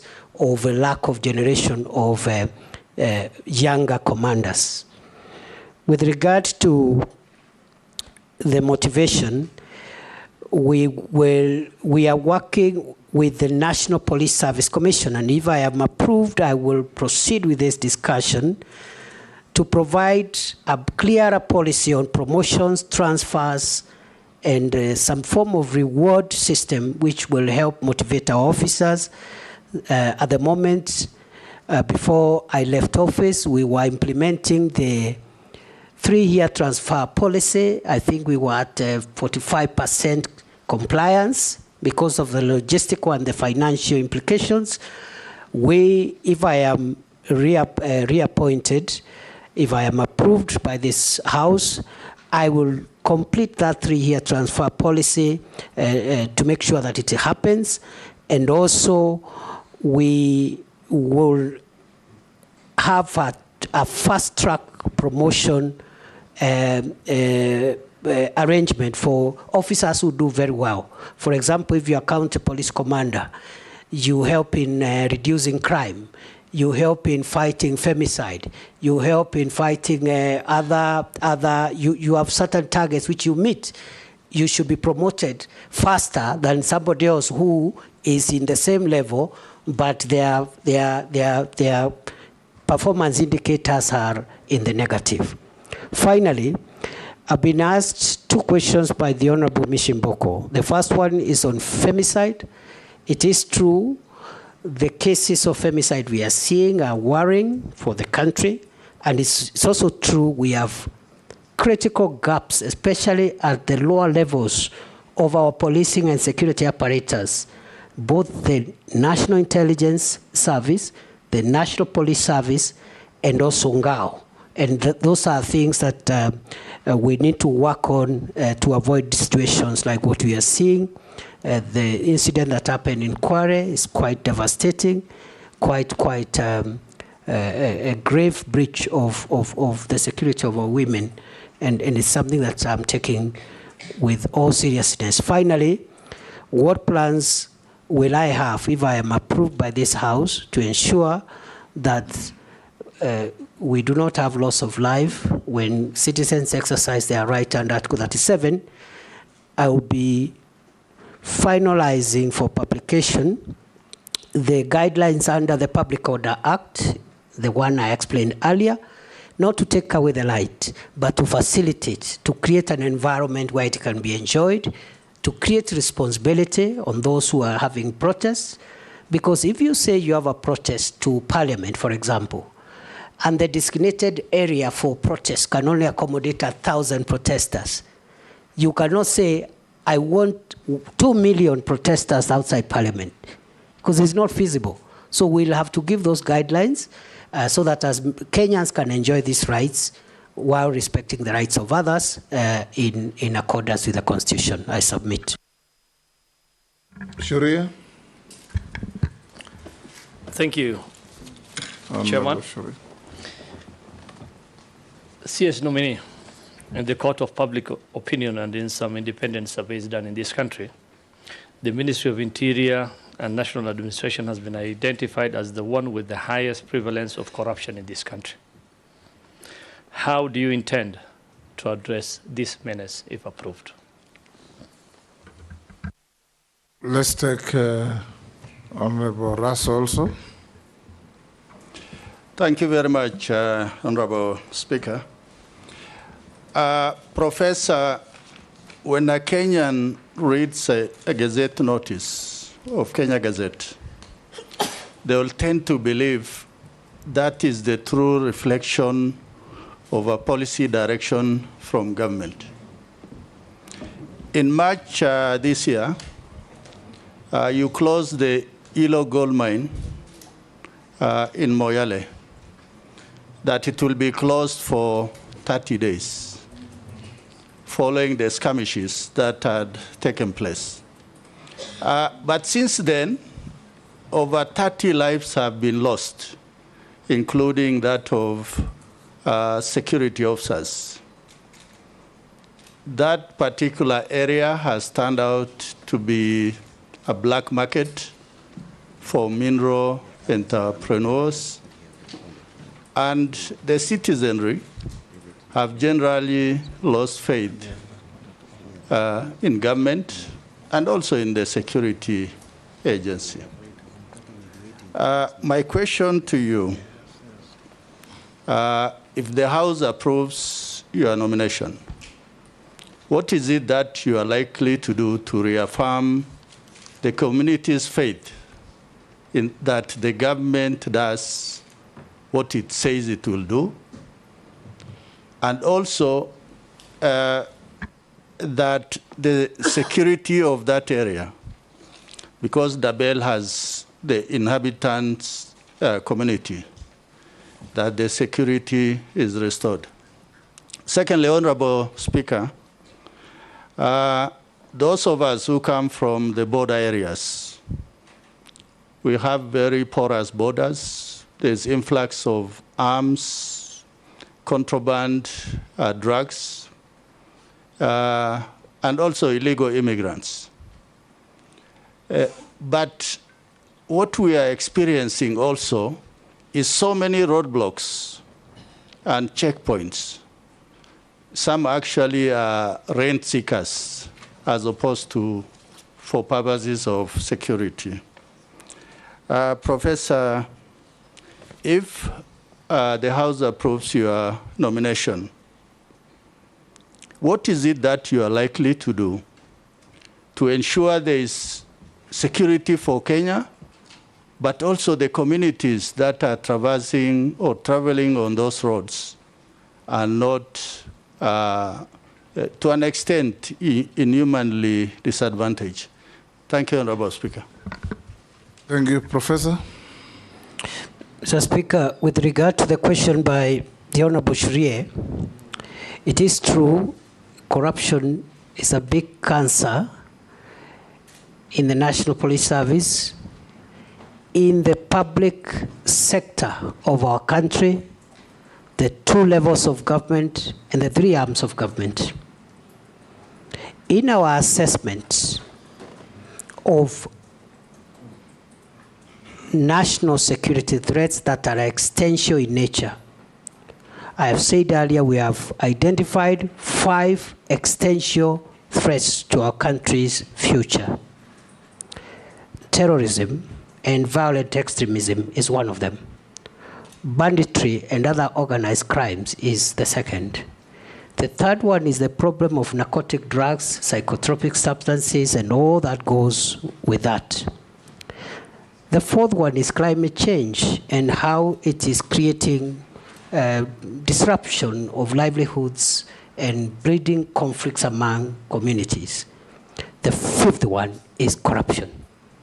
And therefore, going forward, if I'm reappointed, I am going to escalate programs, policies, and measures to eradicate corruption within the organs of the national security that are within the Ministry of Interior, but also propose for the rest of the country, the rest of the government and public sector, measures that can help us secure the country, because it's no longer an issue of the corruption by the police. It's an issue of corruption being able to actually threaten the country's future. And therefore, corruption is top 5 of our national security threat. Lastly, I've been asked about by the Honorable Didoraso about Hilo. It is true. Hilo gold mine in Dabel, Moyale, we closed in March for 30 days, but we've extended those orders. We have identified that area as a disturbed area because we lost some people there who were fighting over mineral rights, mainly illegal miners who had come, even some of them from other countries. So we closed it on security considerations. We are in talks with the Ministry of Mining to see how an orderly resumption of mining activities can happen.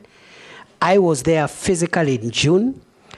I was planning to go back in July before this happened. In the interim, we have lost a few people because of illegal activities around there, even as we speak, on a very low scale though. We even lost 2 police officers in the last 2 weeks. So as soon as if I am approved, as soon as I'm in office, I will prioritize the Dabel issue to ensure orderly resumption of lawful mining activities to the benefit of the communities that are there. With regard to borders, the multi-agency roadblocks we have, especially the one in Archer's Post, the one in Mombasa, the Garsen-Malindi Highway, all the multi-agency roadblocks are working well, including the Kanyonyo one, the one on Garissa Mwingi, Nairobi Highway. What the criminals have done, those who smuggle arms and aliens and drugs, they are using alternative routes. What am I going to do? The same multi-agency approach that we have used on the main highways. We will increase our surveillance and put multi-agency effort, not necessarily roadblocks, but patrol teams by our special forces on the alternative routes that drug traffickers, human traffickers, and other criminals are using to harm our country. I submit. Honorable Mule.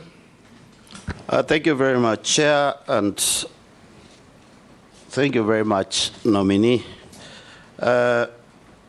Honorable Speaker, I want to ask Professor that he came to be the Minister for Interior after the last election and be vetted by this committee and approved, and understanding very clearly the economic policy of the Kenya Kwanza policy of bottom-up economic transformation.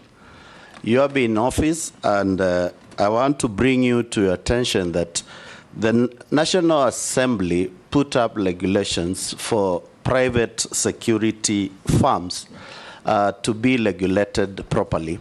And in the view of the better or the bottom-up, it was to create employment. But in the time you have been in the office, this industry has suffered tremendous losses whereby you have not given them any regulations. You have not restored order and system in the private sector. And I would wish to know exactly what are you going to do. These private companies have been providing employment to more than almost 1.5 million Kenyans, and they could do better if the government enables proper regulations to create that. And you revoked the license of the Private Security Regulatory Authority, whereby 9 companies plus in this country have not been able to create employment. Are you in the tandem of the idea of creating employment or making sure that there is no more employment and reducing the tax collection for the government? Because that is in your docket whereby you need to create environment. And being the last person, Mr. Speaker, I would wish to ask the CS to give us a number of activities he has participated in pro bono work in this country, preview to being a CS or after being nominated as a CS in this country. And last but not least, CS, the issue, I'm the last one, so I just want to give him 10 minutes to respond to me. The nominee, the issue of ID in this country is really, really alarming, especially to the young people who are intending to join institutions of higher learning. And I can assure you, quite a number of them, they are not able to register or for admission in the Institute of Higher Learning. What can you do better to make sure that every young people, and especially the Gen Zs, immediately they are clearing their secondary school, they acquire their IDs at the tail end of their Form 4? Why do we have to wait for them to get out to the field and start struggling to get this opportunity? What collaboration will you do with the Ministry of Education? By the time these young people leave school, they already have an ID. We don't need to wait until they get out here to start struggling. What measures are you going to put if, and I'm using the word if carefully, you'll be approved by Parliament and this committee? Professor. Mr. Speaker, sir, the private security regulations emanated from our ministry, of course, were presented to National Assembly for approval. So those regulations themselves speak to the fact that we've been actively involved in generating policy, guidance, and framework for this very critical sector. In fact, it is my belief, having interacted now with the ministry for 21 months, that the private security, if a little bit regulated in terms of the curriculum and the kind of content those that are recruited there go through, can help us in providing security for some of the private and not so critical installations. And we can vet some of the deserving cases to even be armed, so that instead of having a police officer manning a supermarket or even a bank, sometimes like it happens in Uganda and other countries, you can have very qualified private security people, vetted and armed to supplement the work of the police, so that we don't overstretch the national police officers. On the second issue from the Honorable Mule, it is true that the Private Security Regulatory Authority had revoked 9 licenses. The 9 companies appealed to the Cabinet Secretary, and I reversed that revocation in accordance with Section 43 of the Act. So those licenses that were revoked, they were reinstated on appeal. Then the issue of pro bono work. Pro bono work, I understand it to mean unpaid work. That's the understanding of pro bono work from my very limited legal background. I don't know, like which one now, maybe in church or at home or where. Because since I became minister, I have no free time to do anything. I have no time to do anything. I hardly sleep. I hardly have a weekend. Night and day are the same for me. But before then, I used to volunteer in many activities, some organized by Law Society of Kenya, some organized by church organizations, etc., etc. The last question by the Honorable Mule is on identity cards. We have suffered the current discomfort because of court injunctions. That's number one. Court injunctions for 4 months between last year and early this year, and right now there's even another court injunction. Number two, we have suffered the disruption because of change in technology from the second generation ID to the third generation ID. And I have explained the need for us to change the technology because the current ID we have, the second generation ID, cannot be recognized outside this country. It cannot even be a travel document. The security features are very rudimentary, very basic.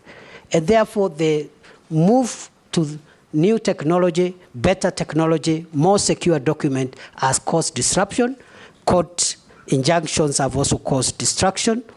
And just like passports, in the event that I am reappointed, because the member said he used if deliberately, of course, I also want to promise, if I am reappointed, the same way I have focused on reforming the immigration directorate and helping unclog the passport inefficiency problem, I will focus on IDs and also birth and other citizen documents to ensure that we get optimum results. In fact, for example, a death or birth certificate should be obtained the same day, within 12 hours on application. And perhaps the ID, we should be able again to once we get out of the court injunction, we should be able to retain the 7-day target. At the moment, we are working with 21 days before the injunction. Thank you, nominee. Sorry. Naisula, I didn't want to go another round. Speaker, I will not, after this nominee, I'll never ask for another round, and it's not a question, it's just a comment, because I'm very passionate about the issues on North Rift, and if the nominee happens to be approved by this committee and the National Assembly, I would like to just say that even as you deal with security matters and the hardware, please remember also peace and dialogue of those communities. Now that there seems to be some semblance of calm, this is the best opportunity to now engage those communities to deal with the stereotypes and also for them to be able to remove the criminals among the communities. Please, in case this committee passes you, approves you, ensure that you have a budget that will help you to engage the communities so that we can deal this issue once and for all. For Shakahola and Kware and all the other issues, we want to see action and not just talk. Thank you, Honourable Speaker, for the supplementary one. In conclusion, CS nominee, your appointing authority has considered to the country that one of the failings that the President considered to was lack of communication. You have told us here of very good measures that you have taken in the State Department for Immigration, especially in the processing of passports and all that. However, that information is never in the purview of the public, members of the public. And indeed, I have an incident, CS, where a Kenyan in the US called me very desperate that they could not get their passport despite having paid somebody about 20,000 shillings. For a passport, was, I think the normal charge is about 4,000 or 3,000 something. And when I followed up the case, the person who was even paid this bribe was not an officer at the Immigration Department, and it took the intervention of the Director General of Immigration, Ms. Evelyn, to get the DCI to hunt for that person. Somebody extorting Kenyans money from Eastlands, pretending to be working in Nyayo House.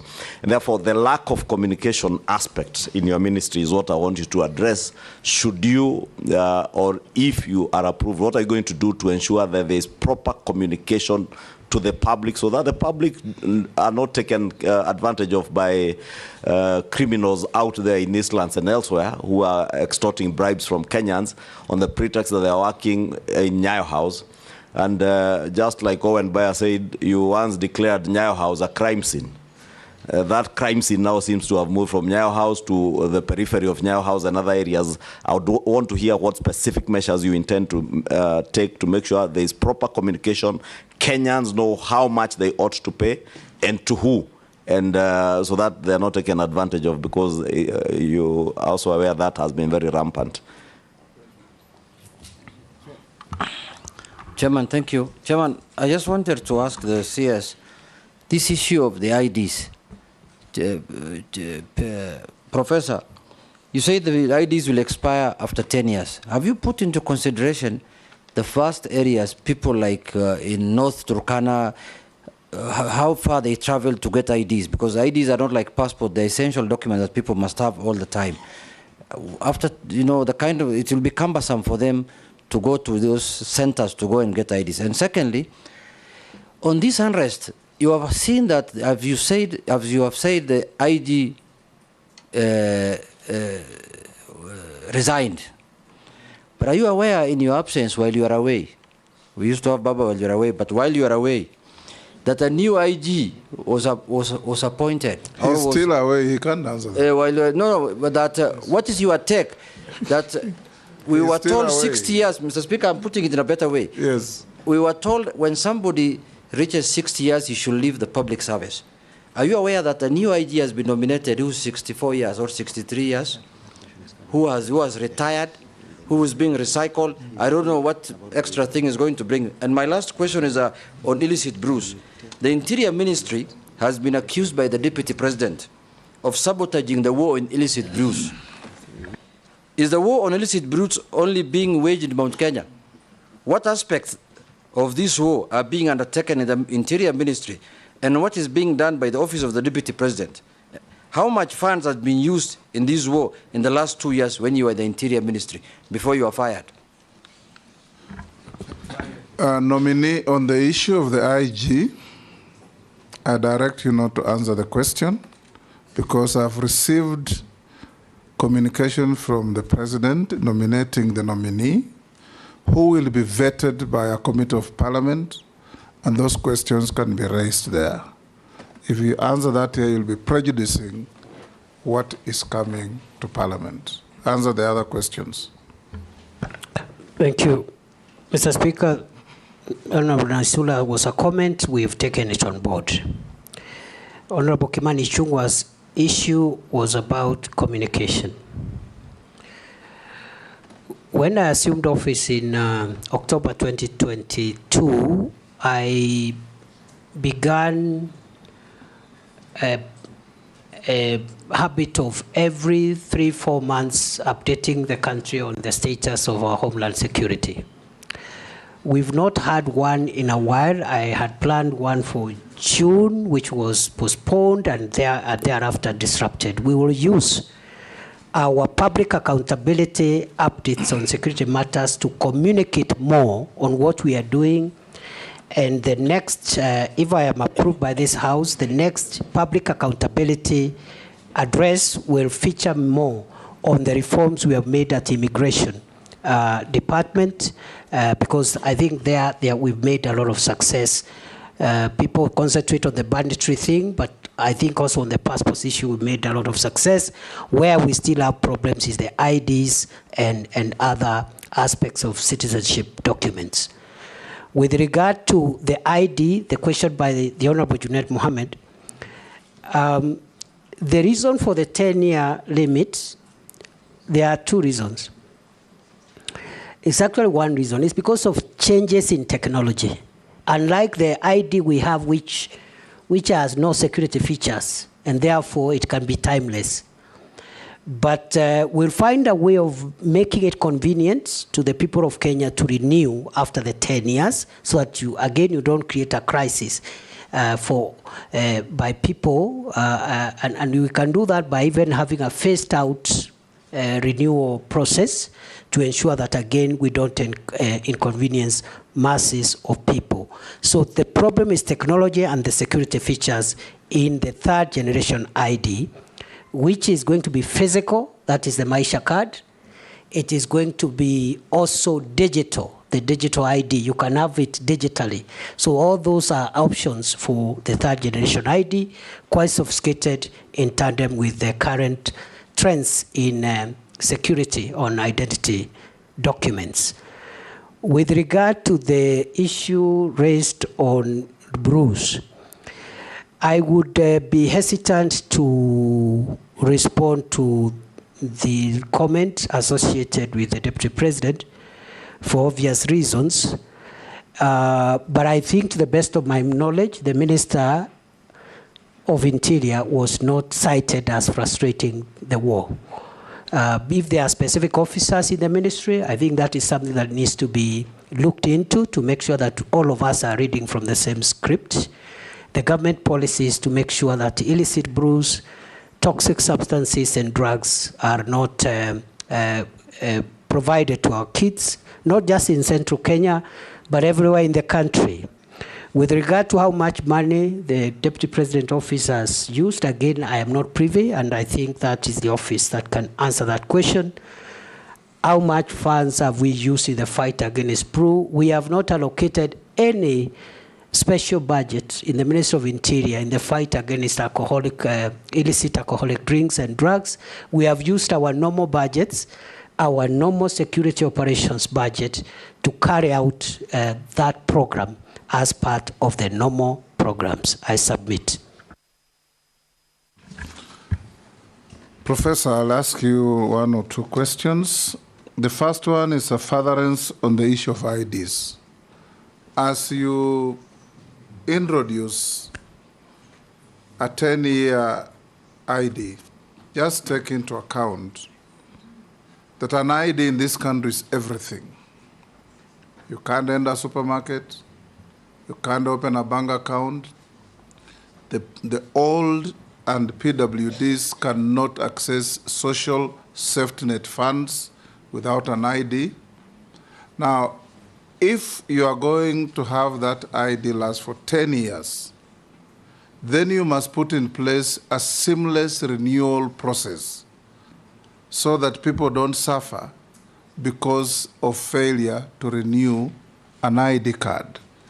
And if you are approved to go back to office, I would want to see that you draft regulations that will guide and manage renewal of IDs and bring to Parliament for approval. The second issue I want to ask you, nobody asked you, prisons fall under your authority if you are approved. What are you doing, or what do you propose to do about prison reforms? I remember when we were senators and we went with you to Kitui, and we found prisoners literally half naked, poorly dressed, and looking like they were very poor hygienic conditions in which they were operating. What are you going to do, if approved, in prison reforms to make prisons more humane? And also, what are you going to do to reverse the continuing stealing and grabbing of public land occupied by prisons in the country, which is going on all over? Thirdly, the new constitution allows Kenyans who had left the country, taken greener pastures, and acquired citizenships of other countries to reacquire Kenyan citizenship on application. That's what the Constitution says. But we get a lot of communication and phone calls from Kenyans out there who are struggling to reclaim their citizenship because they have either British or American or whatever citizenship. What are you doing to simplify? Because the Constitution says you reclaim your citizenship on application. What are you going to do to simplify the process of reclaiming citizenship by Kenyans who lost their citizenship? If you can answer those, then I'll come to other simpler questions to you. Thank you, Mr. Speaker, sir. Mr. Speaker, on the first issue of IDs, I agree with your recommendation and guidance that we should consider a seamless transition from after the 10 years to avoid creating a crisis. I believe it will be possible because we had a similar situation with passports when we went into e-passports. So what you do, for example, is to say that the ID that has expired will continue operating until you get a new one, for example, because you cannot be faulted because of a government administrative measure. Number two, we will make sure that we anticipate and put in place a rapid response initiative where you deploy additional facilities, additional service points, additional personnel, even if it's on a temporary basis, at a time when many of these IDs will be expiring. But by and large, the old ID, the expired ID should work until when the state gives you a new one, because it's simply for technology purposes, safety features. It is not that we will give again another ID. It might even be the same, depending on whether or not we will consider that ID as being secure, a secure document by that time. With regard to regulations as guided, we will prioritize that, Mr. Speaker. With regard to Kenya prisons, we have part of the Maraga Task Force report. We have a number of recommendations on modernizing and reforming the prisons, which we are taking up. I have prepared a CAB memo, which had not been submitted to Cabinet, but I'm sure if I'm reappointed, that will be a priority. And the areas of reform include making the prison enterprises more productive by investing in better technology in their workshops to make sure they produce more competitive goods which are affordable. Number two, welfare issues. In fact, these seats you see here were made by prisons. Absolutely. So if they are empowered, because that is labor and skill is available, if they are given better equipment, and for carpentry, for masonry and other skills in the prisons, we're going to have better output and generate more revenue and avoid the prisons relying on S-check all the time in these times of constrained budget.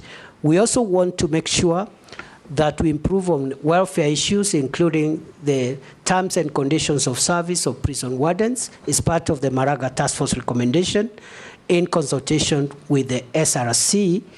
We also are working on software issues. For example, providing mattresses.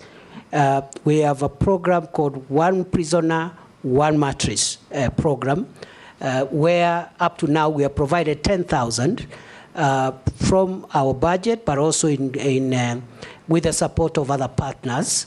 And we want to make sure that every prisoner at least has a mattress, as we even work on physical facilities and the housing for our prison warders. We want to construct 28,000, and we have already, I think, I don't have the figures right now, but I think we've done nearly 500 in different prison facilities. We want to do 28,000, which should almost meet the entire demand, because that is almost the population of our prison personnel complement. Other than that, the prison land, there are certain serious encroachments on prison land. The most notorious one is the Kitale prison land, where out of the 3,000 acres, only less than 300 are available. The rest have been grabbed by powerful and former senior people in various administrations and their friends. We will have to recover it. We have engaged the National Land Commission and other stakeholders. We will recover the land. Number two, we have provided as a policy that every prison land must have a title deed. Many of our prison lands are not titled, so we are working with our partners. We've been working with our partners in the Ministry of Lands to make sure that every land of prison land is protected through titling. The last question, Mr. Speaker, sir, you asked is about those Kenyans who are regaining citizenship. We have made tremendous progress, and I want to admit, in line with what the Leader of Majority said, I think the communication is what we need to improve on.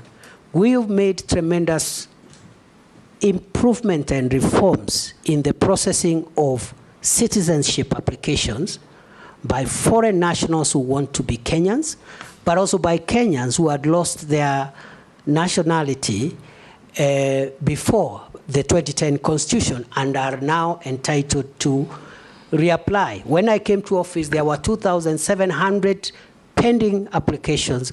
I cleared the backlog within 30 days. Right now, we are receiving applications on a rolling basis.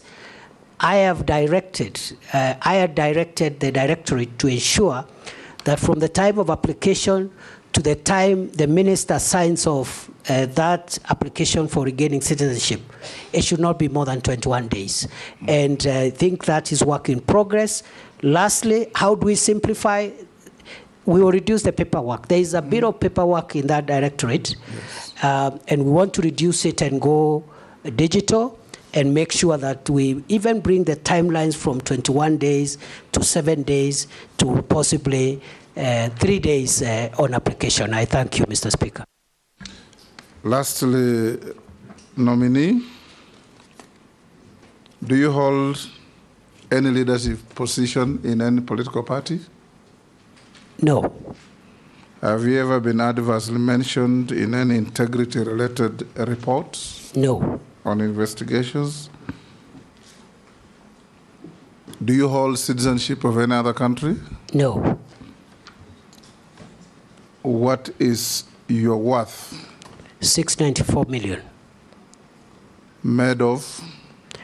Made of I have 2 homes, one in Nairobi and one in Tharaka Nithi. Then I have landed buildings, about 235 million. My 2 homes are worth 190 million. And then I also have savings in SACCOs and banks. I also do legal practice, so I have a bit of revenue that I've generated through my law firm, and that is it.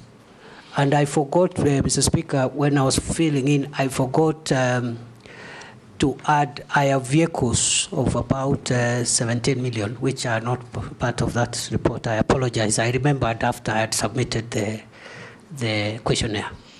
Honorable members, we received memoranda from one Eliud Karanja Matindi, Isaac Alwacher, Joseph Mwathi Nyanjui, Khalid Ibrahim, Aisha Adan, Sonia Mushila, Masi Murugi Kuria, Ahmed Sigat, Okio Mtato Koit, David Malombe, and Collins Onyango.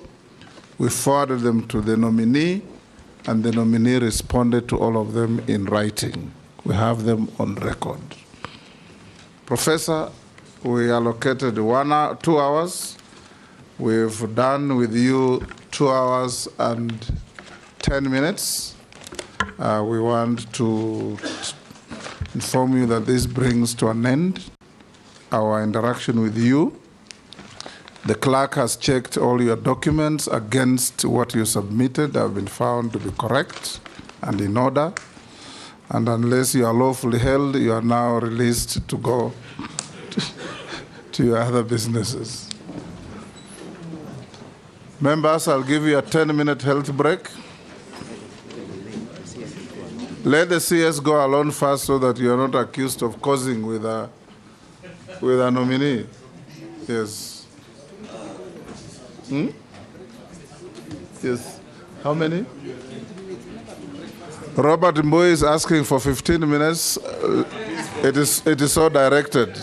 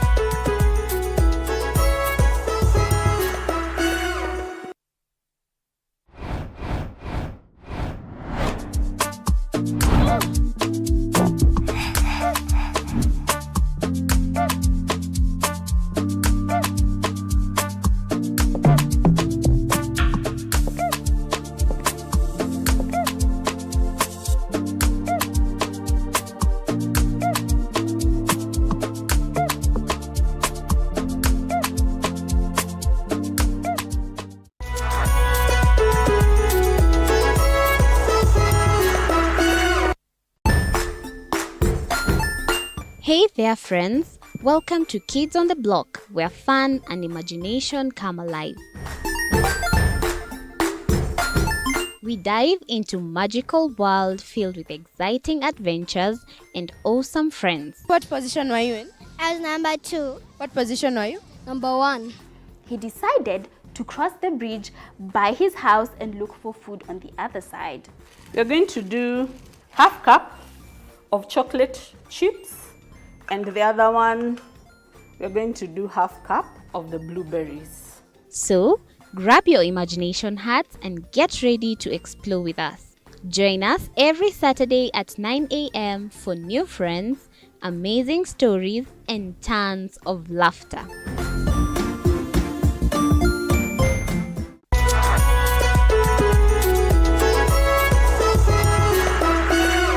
Join us as we explore the journeys of those who defy the odds and break barriers.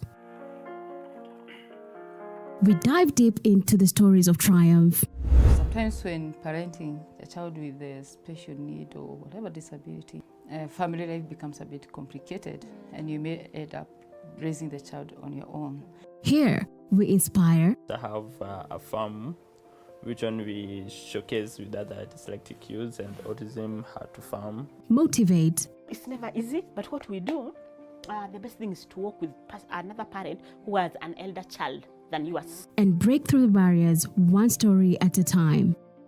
Push your boundaries beyond the limit. Saturdays at 8 p.m.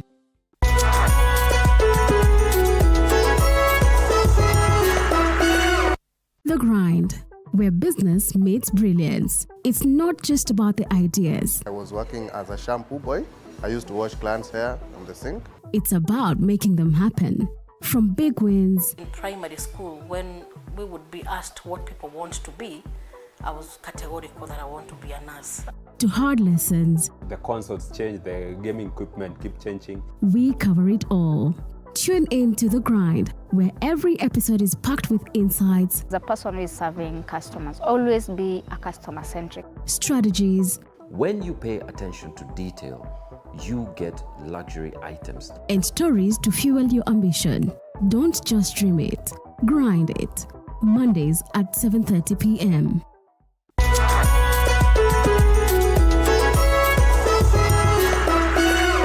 Jiunge nasi tunapoangazia safari za viongozi bora.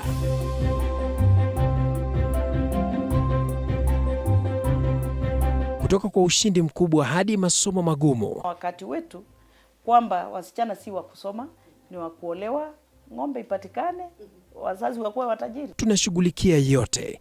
I wish I were a better investor. My parents taught me how to look for things for myself.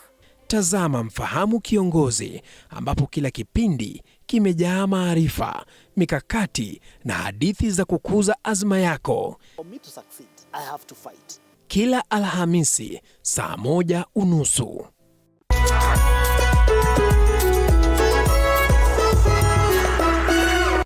Welcome to The Realtor, where we take you on an exciting journey from bare land to dream home. Step 1. Finding the perfect plot. We explore location, size, and potential. Next, construction begins. Witness the foundation being laid, walls rising, and rooms taking shape. Step 3. Electricity matters. We delve into wiring, switches, and smart home tech. Step 4. From paint choices to fixtures, it's all about aesthetics. Step 5. It's time to get the right furniture. Finally, the big day. Time to move in and create memories. Join us on the journey to making homes a reality on The Realtor, Tuesdays, 6:30.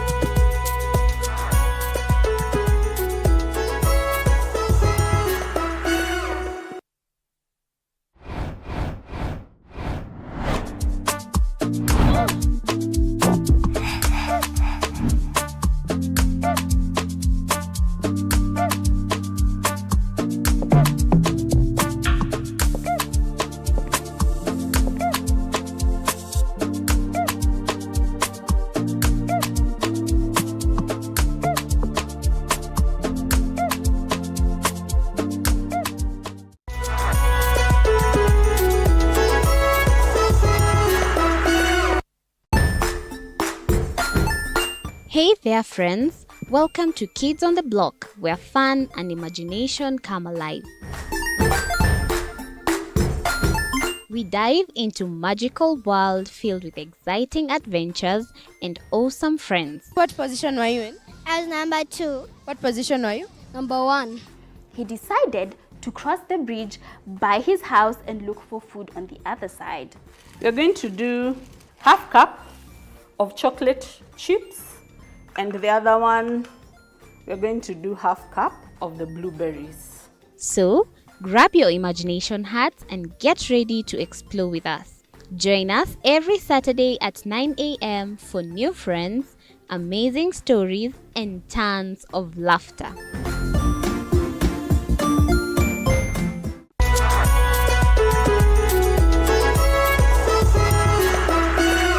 Join us as we explore the journeys of those who defy the odds and break barriers.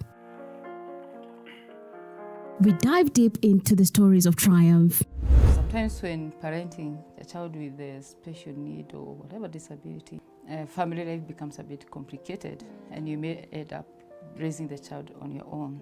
Here, we inspire. I have a farm which one we showcase with other dyslexic youths and autism how to farm. Motivate. It's never easy, but what we do, the best thing is to work with another parent who has an elder child than yours. And break through the barriers one story at a time. Push your boundaries beyond the limit. Saturdays at 8 p.m.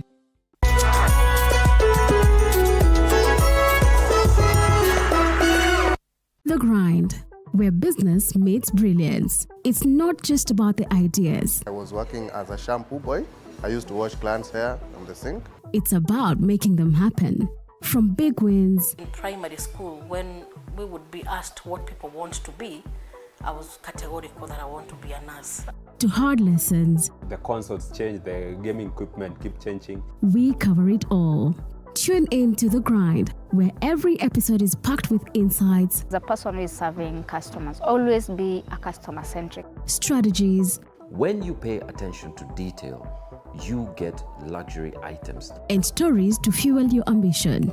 Don't just dream it, grind it. Mondays at 7:30 p.m.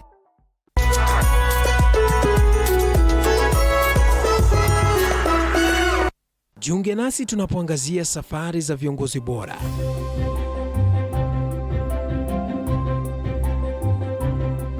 Kutoka kwa ushindi mkubwa hadi masomo magumu. Wakati wetu kwamba wasichana si wa kusoma, ni wa kuolewa, ng'ombe ipatikane, wazazi wakuwe watajiri. Tunashughulikia yote. I wish I were a better investor. My parents taught me how to look for things for myself.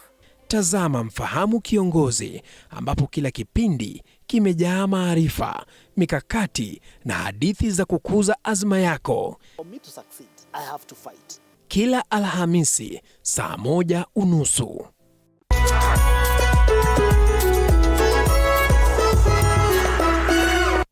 Welcome to The Realtor, where we take you on an exciting journey from bare land to dream home. Step 1. Finding the perfect plot. We explore location, size, and potential. Next, construction begins. Witness the foundation being laid, walls rising, and rooms taking shape. Step 3. Electricity matters. We delve into wiring, switches, and smart home tech. Step 4. From paint choices to fixtures, it's all about aesthetics. Step 5. It's time to get the right furniture. Finally, the big day. Time to move in and create memories. Join us on the journey to making homes a reality on The Realtor, Tuesdays, 6:30.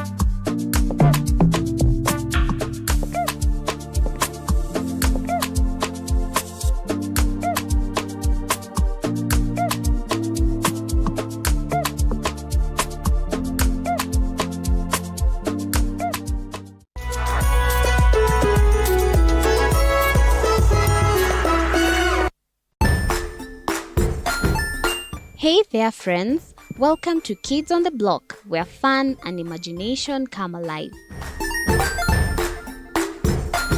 We dive into magical world filled with exciting adventures and awesome friends. What position were you in? I was number 2. What position were you? Number 1.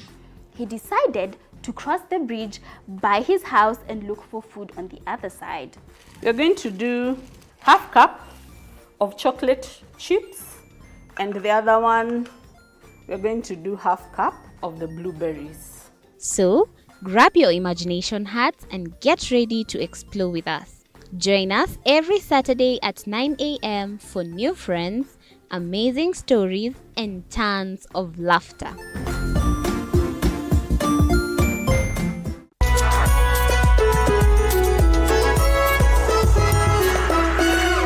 Join us as we explore the journeys of those who defy the odds and break barriers. We dive deep into the stories of triumph. Sometimes when parenting a child with a special need or whatever disability, family life becomes a bit complicated and you may end up raising the child on your own. Here, we inspire. I have a farm which one we showcase with other dyslexic youths and autism how to farm. Motivate. It's never easy, but what we do, the best thing is to work with another parent who has an elder child than yours. And break through the barriers one story at a time. Push your boundaries beyond the limit. Saturdays at 8 p.m.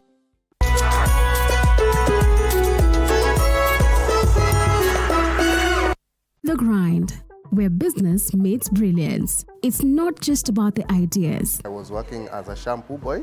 I used to wash clients' hair on the sink. It's about making them happen.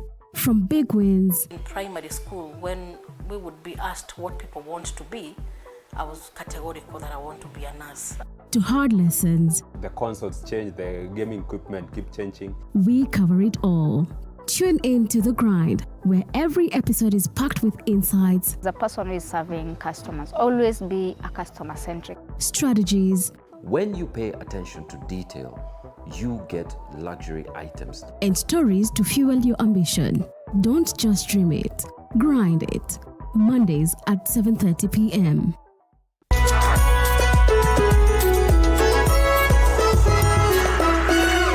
Jiunge nasi tunapoangazia safari za viongozi bora.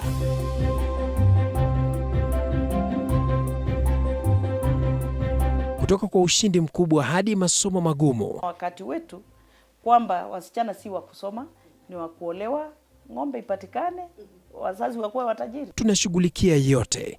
I wish I were a better investor. My parents taught me how to look for things for myself. Tazama Mfahamu Kiongozi, ambapo kila kipindi kimejaa maarifa, mikakati na hadithi za kukuza azma yako. For me to succeed, I have to fight. Kila Alhamisi saa 1:30.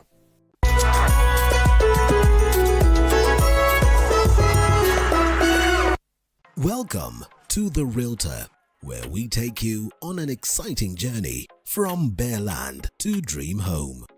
Step 1. Finding the perfect plot. We explore location, size, and potential. Next, construction begins. Witness the foundation being laid, walls rising, and rooms taking shape. Step 3. Electricity matters. We delve into wiring, switches, and smart home tech. Step 4. From paint choices to fixtures, it's all about aesthetics. Step 5. It's time to get the right furniture. Finally, the big day. Time to move in and create memories. Join us on the journey to making homes a reality on The Realtor, Tuesdays 6:30.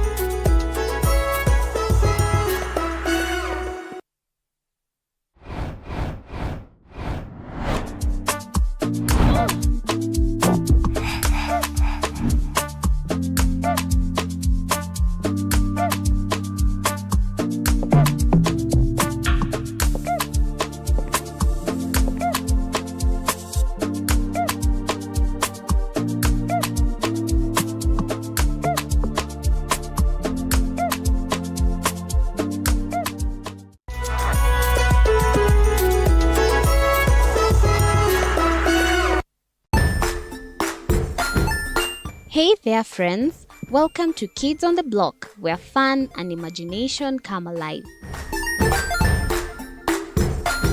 We dive into magical world filled with exciting adventures and awesome friends. What position were you in? I was number 2. What position were you? Number 1. He decided to cross the bridge by his house and look for food on the other side. You're going to do half cup of chocolate chips, and the other one, we're going to do half cup of the blueberries. So, grab your imagination hats and get ready to explore with us. Join us every Saturday at 9 a.m. for new friends, amazing stories, and tons of laughter.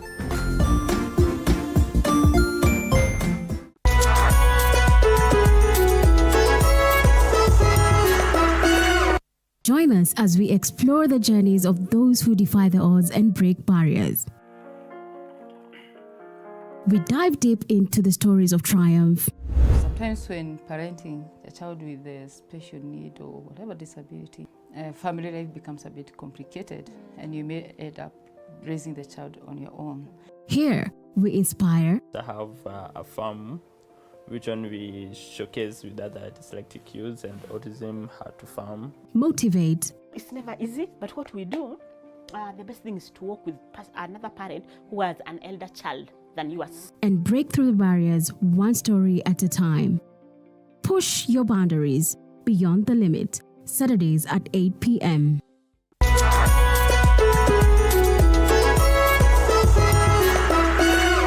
The Grind, where business meets brilliance. It's not just about the ideas. I was working as a shampoo boy. I used to wash clients' hair on the sink. It's about making them happen. From big wins. In primary school, when we would be asked what people want to be, I was categorical that I want to be a nurse. To hard lessons. The consoles change, the gaming equipment keep changing. We cover it all. Tune in to The Grind, where every episode is packed with insights. The person who is serving customers, always be a customer-centric. Strategies. When you pay attention to detail, you get luxury items. And stories to fuel your ambition. Don't just dream it, grind it. Mondays at 7:30 p.m.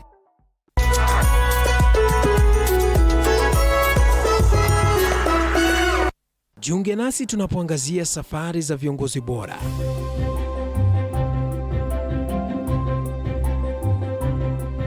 Kutoka kwa ushindi mkubwa hadi masomo magumu. Wakati wetu kwamba wasichana si wa kusoma, ni wa kuolewa, ng'ombe ipatikane, wazazi wakuwe watajiri. Tunashughulikia yote. I wish I were a better investor. My parents taught me how to look for things for myself.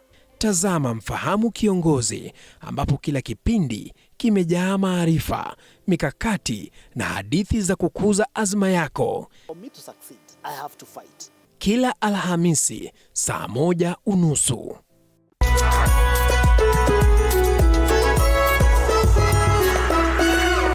Welcome to The Realtor, where we take you on an exciting journey from bare land to dream home. Step 1. Finding the perfect plot. We explore location, size, and potential. Next, construction begins. Witness the foundation being laid, walls rising, and rooms taking shape. Step 3. Electricity matters. We delve into wiring, switches, and smart home tech.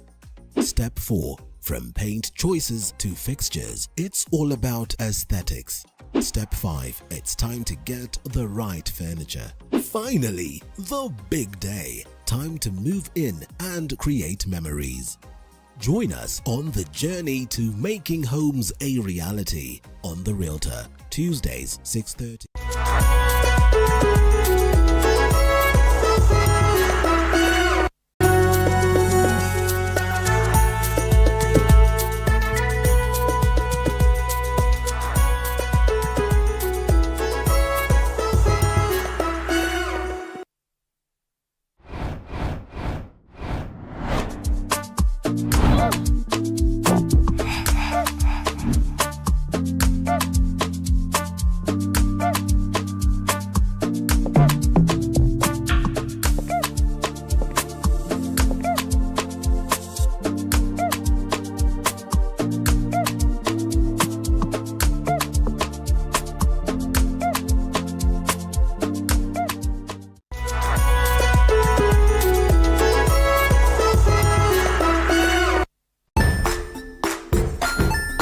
Hey there, friends. Welcome to Kids on the Block, where fun and imagination come alive.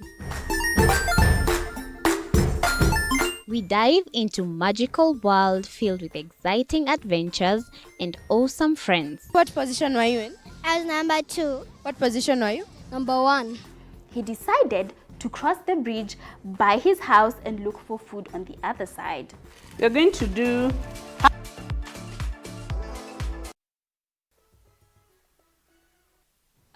Dr. Deborah Mlongo Barasa. Is the mic on? Sergeant? like that.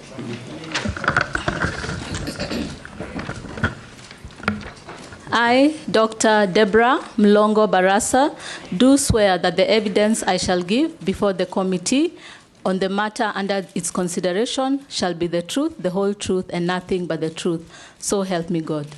Very good. You may take your seat.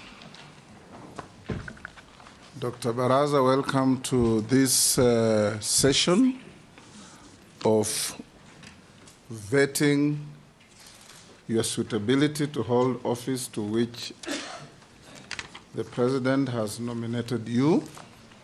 This is a committee of Parliament discharging its responsibility under the Constitution and the law. Yours truly here is the Speaker of the National Assembly and the Chairman of this committee.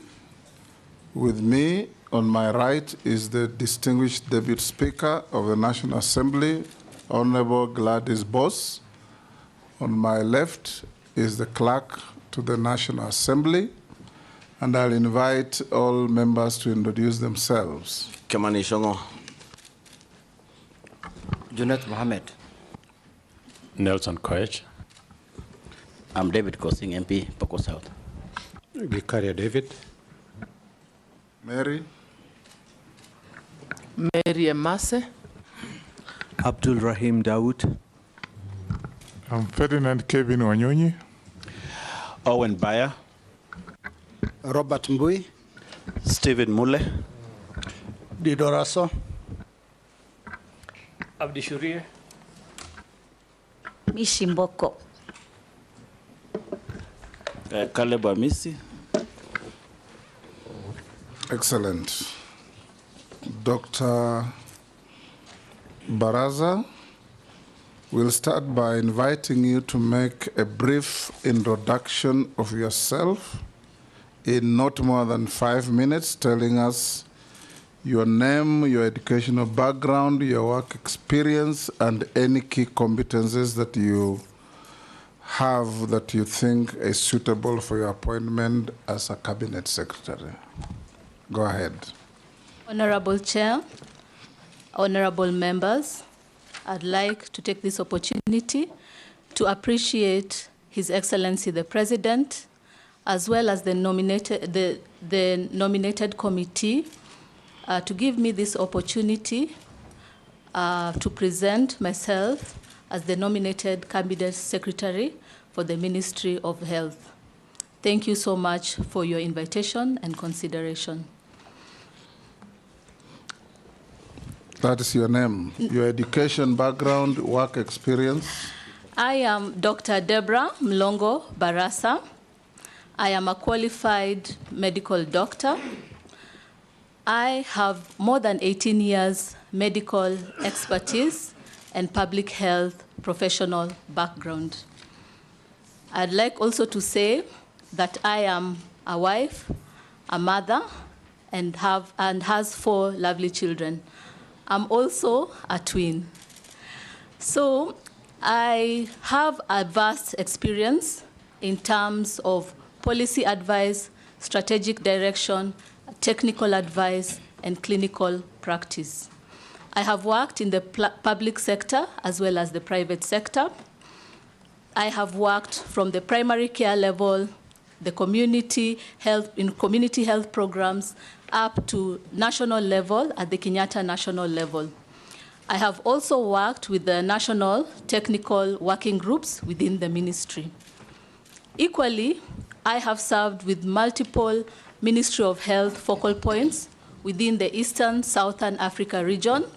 They are 22 countries in number. as well as the 47 WHO Afro member states, supporting them in strengthening their IPC or infection prevention and control programs. I have also been a participant in global strategies, global action plans, and also in the development of guidelines at a global level. In WHO, I worked for more than 4 years supporting various member states in strengthening their infection prevention and control programs.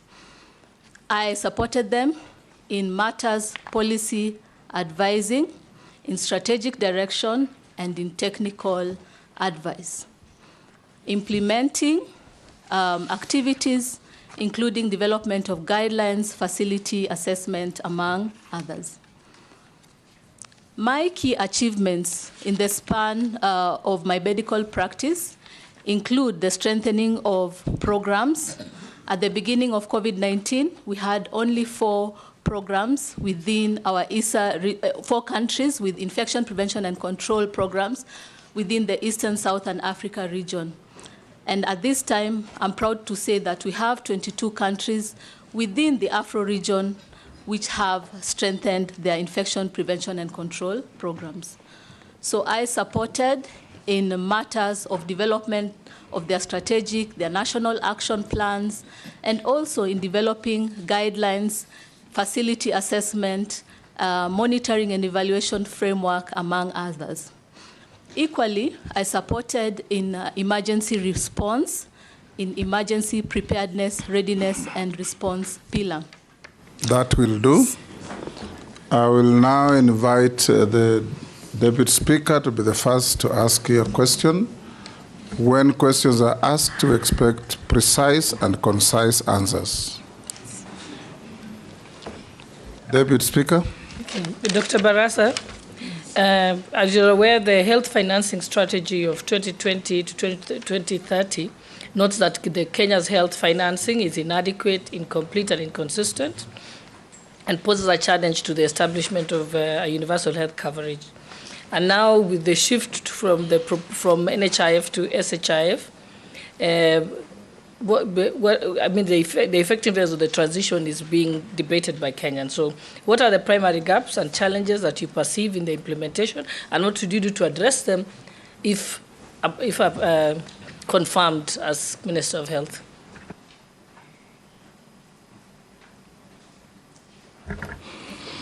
Dr. Baraza, can I answer that? Thank you, Honorable Deputy Speaker, for the question. For the primary gaps and challenges, my approach is a consultative approach. I believe that it is critical that we bring all stakeholders together. The Director General as well, the PSS, the National Technical Working Group, stakeholders as well as other sectors, including Treasury. We also need to involve the community. It is imperative that the community is informed and that they are aware and they own the SHI. Without the community owning it, implementation will be difficult.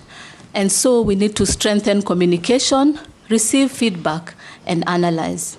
In the consultative process, we need to conduct a situational analysis to see the strengths, the weaknesses, opportunities, and threats for the implementation of the SHI, and come up with priority actions to intervene and support in a seamless way. So, as I said earlier, community ownership is critical. Equally, we need to strengthen the operations and the logistics. If we don't have enough financing for the SHI, then the implementation will not be seamless. Equally, we need to address the logistics challenges that may arise during that. One of the challenges that I have seen Kenyans talking about is the Linda Mama. And before coming even before you, honorable members, it was raised to me. And I believe that it is critical that we have a transition plan or a transition guideline to ensure that our mothers and our children can access care even during the transition process. Thank you. Majority Leader. Thank you, Honorable Speaker. CS nominee Deborah, I see you have a very good experience from your professional background and having worked in the private sector in healthcare. And one of the issues that probably might have come to your attention is the ills that bedeviled the defunct NHIF. And the move by government, and I'm certain you may have taken keen interest on the Social Health Insurance Fund and the challenges that are there now with the Social Health Insurance Fund. One of the problems that we've had with the NHIF is collusion between staff at NHIF and private medical care providers, unfortunately including faith-based ones. And we have seen exposés in the media of very small private hospitals raking in millions, hundreds of millions from NHIF. I would want to hear what, having looked at SHIF, which I'm certain you must have looked into, what are the measures you intend to put in place should you be approved? One, to curb the theft that has been witnessed in NHIF by both the public and private medical practitioners, especially owners of private hospitals. Two, how do you intend to leverage on technology to ensure, one, that you bring down the cost of healthcare in this country? There are hospitals that will charge NHIF 200 shillings for paracetamol. There are others within the same vicinity that will charge the same fund 30 to 50 shillings. How do you intend to utilize technology to curb some of those things? You may proceed to answer.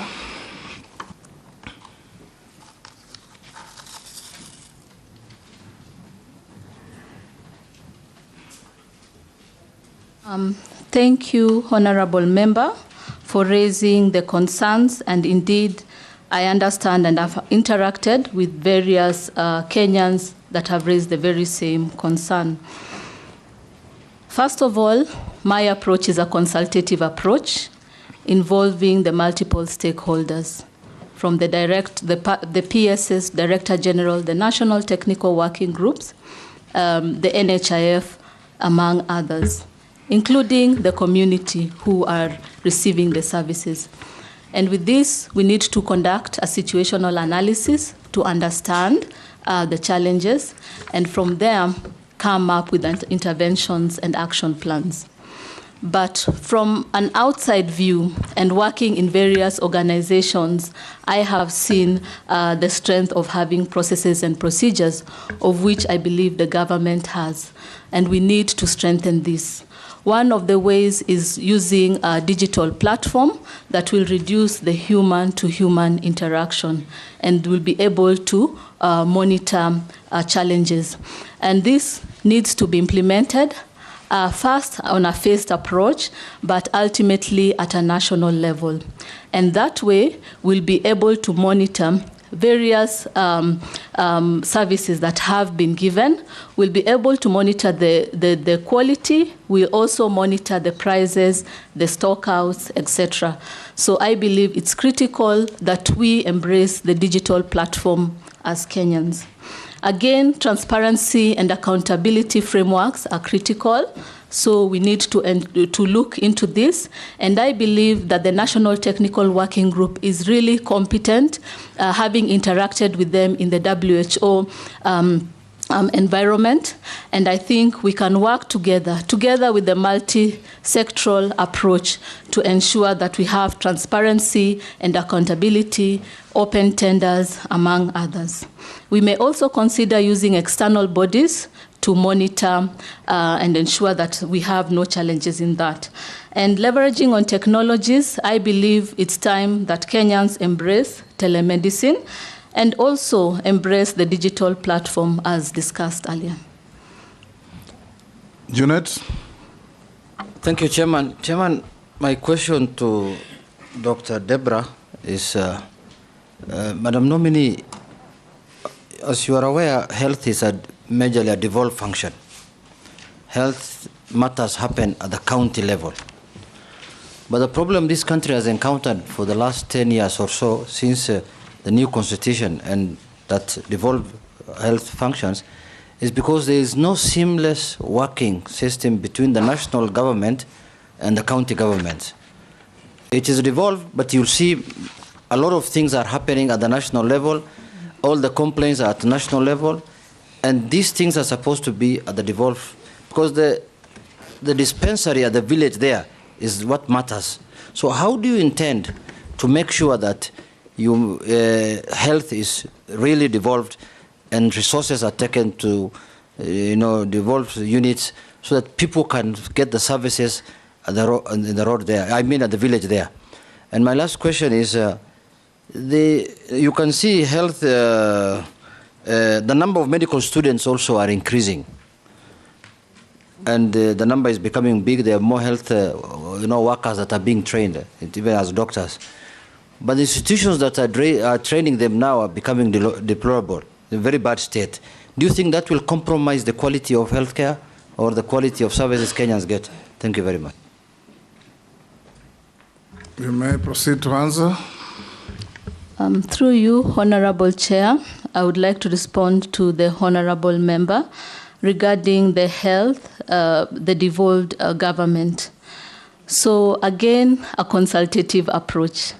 I believe we need to involve the national team as well as the county government to have open dialogue and come up with interventions. We need to look at the situational analysis and see where are the strengths, the weaknesses, opportunities, and threats. And from there, we need to come up with priority interventions. So I'm coming out of the government, but I believe having open dialogue, having consultations, and coming up to ensure we understand where the national team stops and where does the county begin. Another thing that will ensure seamless flow of information and also to ensure monitoring from national level, county level, down to facility level is the health information system, a digital platform, so that the reporting system is picked up and goes to the national level and also trickles down to the facility, as well as tracking and monitoring of infectious diseases, quality of services, and also addressing the matters of corruption. So again, it will be critical for us to embrace the digital platform in this case. Regarding the medical students, what I would say is the health workforce is a critical pillar in health systems. All our health workers are important. The doctors, the nurses, lab technicians, physiotherapists, nutritionists, among other cadres. And let's not forget the morticians and the cleaners who are frequently forgotten. And I think it's critical to say that during COVID-19, we saw that these cadres were actually disproportionately affected by COVID-19 and even other infections like tuberculosis and Ebola. And so we need to strengthen our health workforce. With the numbers increasing, I believe, again, it's a consultative effort.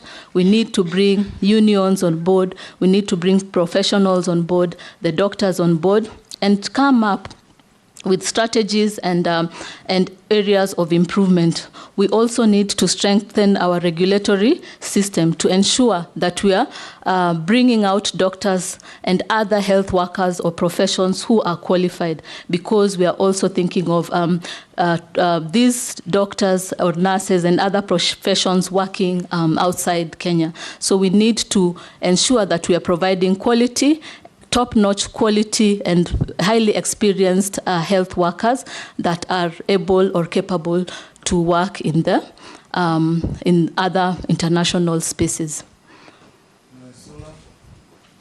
Honorable Naisula. Thank you, Chairman. Dr. Deborah, my question is that the instances where doctors have been going on strike have risen, with the recent one being the interns in July 2024. And we know what that means, especially to the Kenyan populace. I'd just like to know how, moving forward, you'd like to resolve this issue, looking at the root causes so that it doesn't recur. And also we have the community health promoters, where they're also saying that there's stipend delays, it is low. How do we just ensure that people who work in the health sector, because it's a very important sector, are taken care of in terms of their remuneration and also their welfare? The last question to you is that whether you understand the magnitude of the ministry that you will be leading.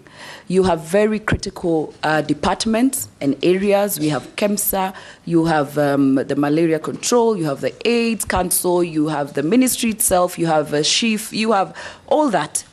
How will you ensure, or what leadership skills will you use to ensure that the policies that you put in place, you implement, cascades to all those departments, and not, because we see in health department and also some of the big departments in this country where a CS just wakes up one morning and start issuing different directives, right, left, and center. I would like to know what leadership skills you will use to ensure that does not happen. Go ahead and answer. Through you, Honorable Chair. And thank you, Honorable Member, for the questions.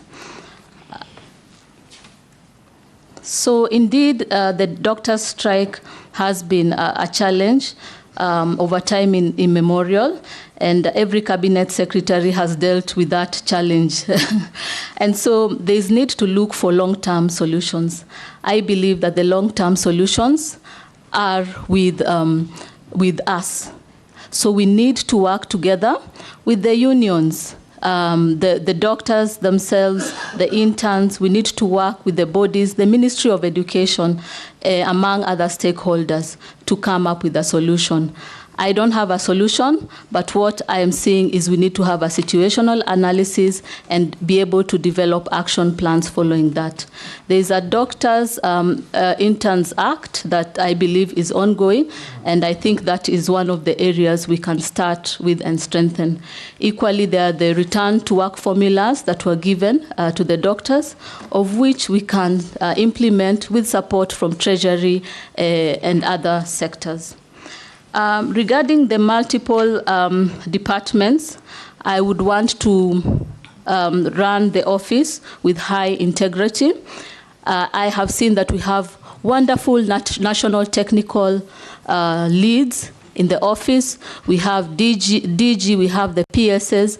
I believe by having weekly meetings and sharing reports, conducting monitoring and evaluation routinely, we can be able to strengthen this.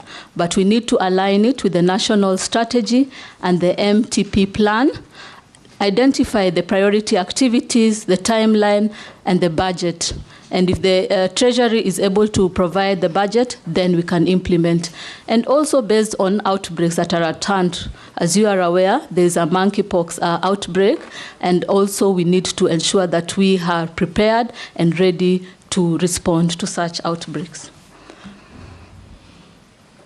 Nelson. Thank you, Honorable Speaker. Daktari, universal healthcare was a key pillar of our Kenya Kwanza manifesto. Given the recent High Court suspension of the Social Health Insurance Act 2023 and the Digital Act 2023 due to what they call insufficient public participation, what will be your strategy to ensure that the public is adequately informed and engaged in key decisions that pertain to their health welfare? How will you then increase public awareness about the benefits and procedures of National Insurance Scheme to encourage greater participation and understanding amongst Kenyans?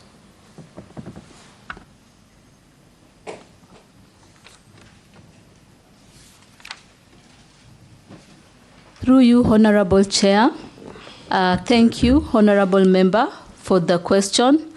Indeed, I'm a believer of accessible, affordable, quality of care to all Kenyans, including the orphaned, the vulnerable, the needy in our community, the widows, among others. So I believe that we need to embrace a universal health coverage. Right from the community level with the community health promoters, I have worked in the Eastlands, and I have seen the critical role they play in terms of bringing health back to the community. I have seen the importance of the primary care level. There is an article we published in WHO. I was part of the team that looked, and we realized that the primary care networks are weak and they need to be strengthened, because that is the primary or the first interaction with the patient, and equally the other levels of care. And so the challenge is that Kenyans have highlighted the 2.75% taxation, and they have not embraced the universal health coverage. They have not seen its importance in terms of accessible, affordable, quality of care for all, including the vulnerable, the disabled, the widows, among others. And I believe that it is critical for us to ensure that we have robust communication with the community. I think it is important that they own this initiative, and they are part of it even during implementation. That way, the uptake will be great, and we will see many Kenyans achieving this. And from our side, I think it's critical that once we have promised our fellow Kenyans, we need to deliver and ensure that every Kenyan has access to affordable, quality care. Posing. Thank you, Speaker. Thank you, Speaker. Dr. Barasa, having been nominated for this position, you know that health is generally or greatly devolved. And there have been a clamor or a debate outside there that we should have a national commission for doctors or practitioners, health practitioners, and so on, and for good reason. And one of the reasons is to balance health practitioners at the county level, because that is where the biggest problem is, Madam Dr. Barasa. Because of lack of balance of medical or specialized medical people, you find that actually some of these hospitals are running like maybe, I would say, Panadol hospitals. All county hospitals actually run like Panadol hospitals, because Panadol is just something small to make you at least live till tomorrow. Take an example of North Rift. Turkana County, West Pokot County, Elgeyo Marakwet County, Trans Nzoia County, even Bungoma County. Almost everybody is going to Eldoret for medical services. Why? Because they don't find those services. Maybe because of lack of specialized practitioners.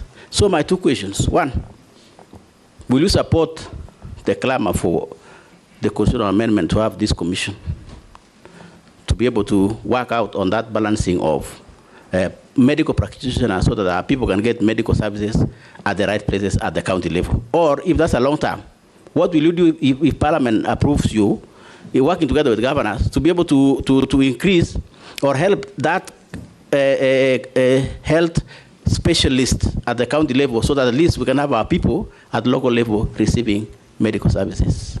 Thank you, Speaker.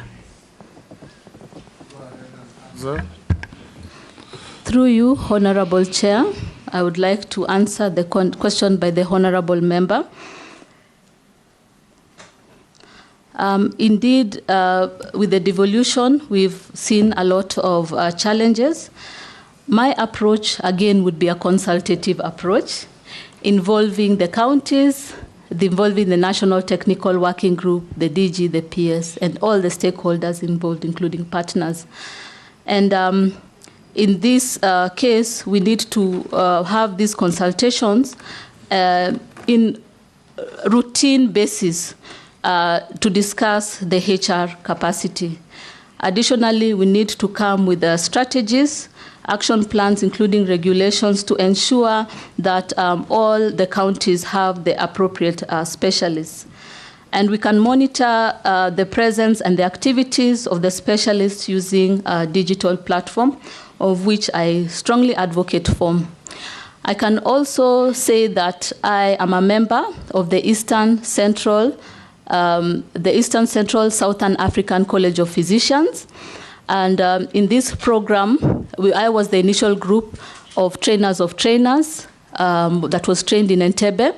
And this program was rolled out in Kenya. And we are almost having the first lot graduating, and there are 41 in number.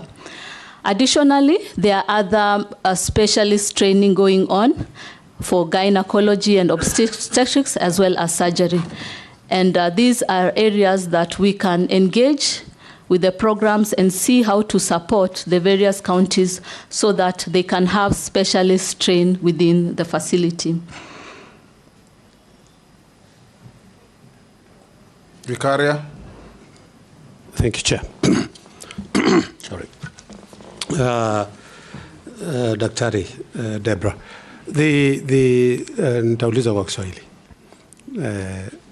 tuone kama budget kubwa sana ya Ministry ya Health inaenda kwa mambo ya matibabu. Magonjwa yametendeka, tunaenda kutibu na mambo mengine. Kukaja na policy ya kuweka the CHVs, the Community Health Volunteers, ambaye wao watashughulika sana na kujaribu kuzuia kabla pengine, na unajua hawalipwi kwa wakati unaofaa, na zile hela pia wanazopatiwa ni hela kidogo sana. Pengine njia gani utatumika kuona kama wataweza kupata hela zao kwa wakati unaofaa na pengine kuongeza juu kidogo, ndio waweze kusaidia kwa kuzuia kabla haijafika ile ya kutumia hela nyingi ya kwenda Pili, watu wengi wanapata ajali, emergency na mambo mengine, magonjwa ambayo pengine ama kama ni accidents za barabara. Wanapoenda katika mahospitali yetu, nisiseme ya counties kwa sababu pengine kwa sababu hiyo iko devolved, lakini katika hospitali za serikali wanakatazwa kuwa admitted ama kuchukuliwa katika ile emergency ya dharura ya haraka kwa sababu hawana pesa za kulipa deposit na mambo mengine. Pengine ni njia gani utachukua kuweza kufanya hali hii isiwe ni kitu cha kurudiwa vile tunavyoona kila wakati? Asante. Answer. Through you, Honorable Chair, I would like to answer the question by the Honorable Member. Indeed, the community health program is critical because it brings health back to the community.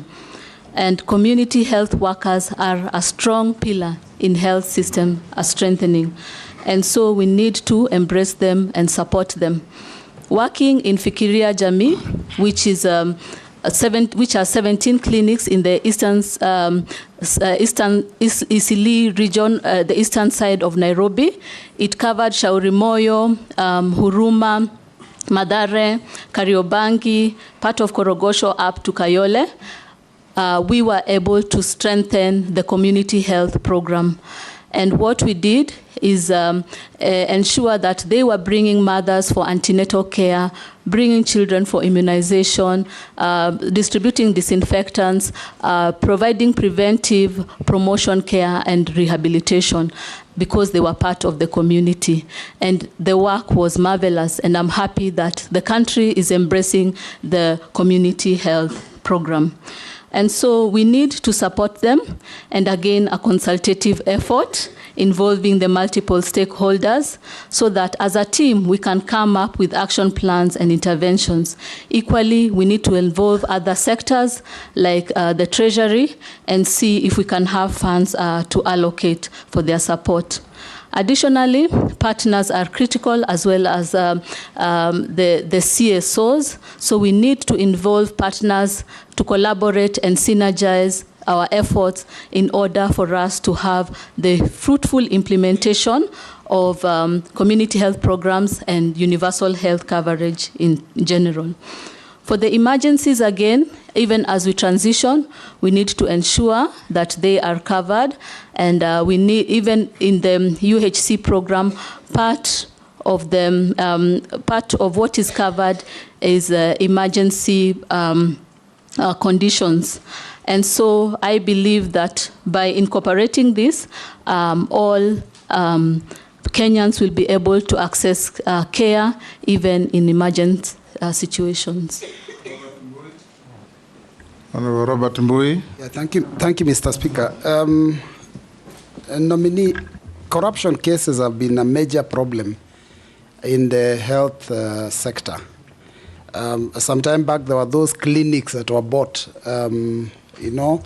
containers that were being charged at about 10 million a piece, which was highly exorbitant. And recently also we've seen when we had COVID, there were scandals at KEMSA, and there was even a recent scandal under this regime which led to the dismissal of the PS then of health. What will you do to minimize, or if possible, completely eradicate this menace of corruption in that health sector?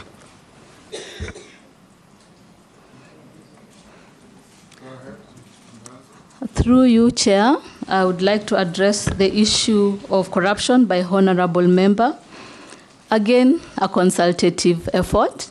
It is important that we think strategically, involve the various stakeholders involved, the National Technical Working Group, the PSs and DGs, to understand, to conduct a situational analysis and see where the gaps are. But from my opinion, I think that we need to strengthen the processes and procedures that exist. And one of the ways is through a digital platform. That way, we reduce the human-to-human interface. We can be able to track, say, for instance, how a Panadol from batch 001 gets from the national up to the patient's hand. Yeah, and so we'll be able to ensure that there is a seamless flow. So I am an advocate for the digital platform. Equally, we can involve external bodies to monitor also the challenges that are involved therein, and we can have routine meetings and feedback. Additionally, we need to have accountability and visibility frameworks, and also work together with the various commissions to address the issue of corruption. Baya. Thank you very much, Mr. Speaker. Mr. Speaker, I've listened to the nominees so far, Deborah. My name is Owen Baya. I'm not the honorable member. I hear you talk about situational analysis. I hear you talk, I've counted them, there are 10 now. Digital platform, there are 8 consultations, there are around 7 there. You keep on using the same ones all the time. But the health sector is a big thing, big, very big. And I think it carries one of the biggest budgets in this country. And it has been a Tower of Babel. Okay? There are a lot of conflicting people striking, court cases, a lot of issues. It requires a very high level of leadership. And that high level of leadership is policy. But as I listen to you, I'm not hearing you enunciate or really bring out policy issues apart from consultation. I think the health sector suffers from real strong policies that can drive the sector, so that we have all these issues, these strikes, and everything else really not in place. There's been the question that has been asked on, will you support a health service commission, which everybody else has been talking about. Probably that's the panacea for the problems that we have in health. So Dr. Deborah, my question is, what skills do you bring? Are you able to work with people much easier? There has been a lot of, the PS is saying this, the minister is saying this, the DG is saying this, the CECs in the counties are saying something else, the governors, Council of Governors is saying something else. How will you amalgamate all these things and bring real leadership in the health sector so that we do not have the problems that have deviled the health sector over the years? I thank you, Honorable Speaker. Go ahead. Through you, Honorable Chair, I would like to address the question by the Honorable Member, Mr. Owen. Yes, from a leadership and a management perspective, it's always consultative. It's not a one-man show. The people, the National Technical Working Group, have been there for many years. They understand. the situation. They understand the gaps, and they're able to come up with interventions. The thing that we need is to support them, to identify the gaps and come up with improvement plan. And so for me, I believe that it's critical that I give the leadership and bringing the people together to collaborate, to synergize, to harmonize, to improve the services that are being given.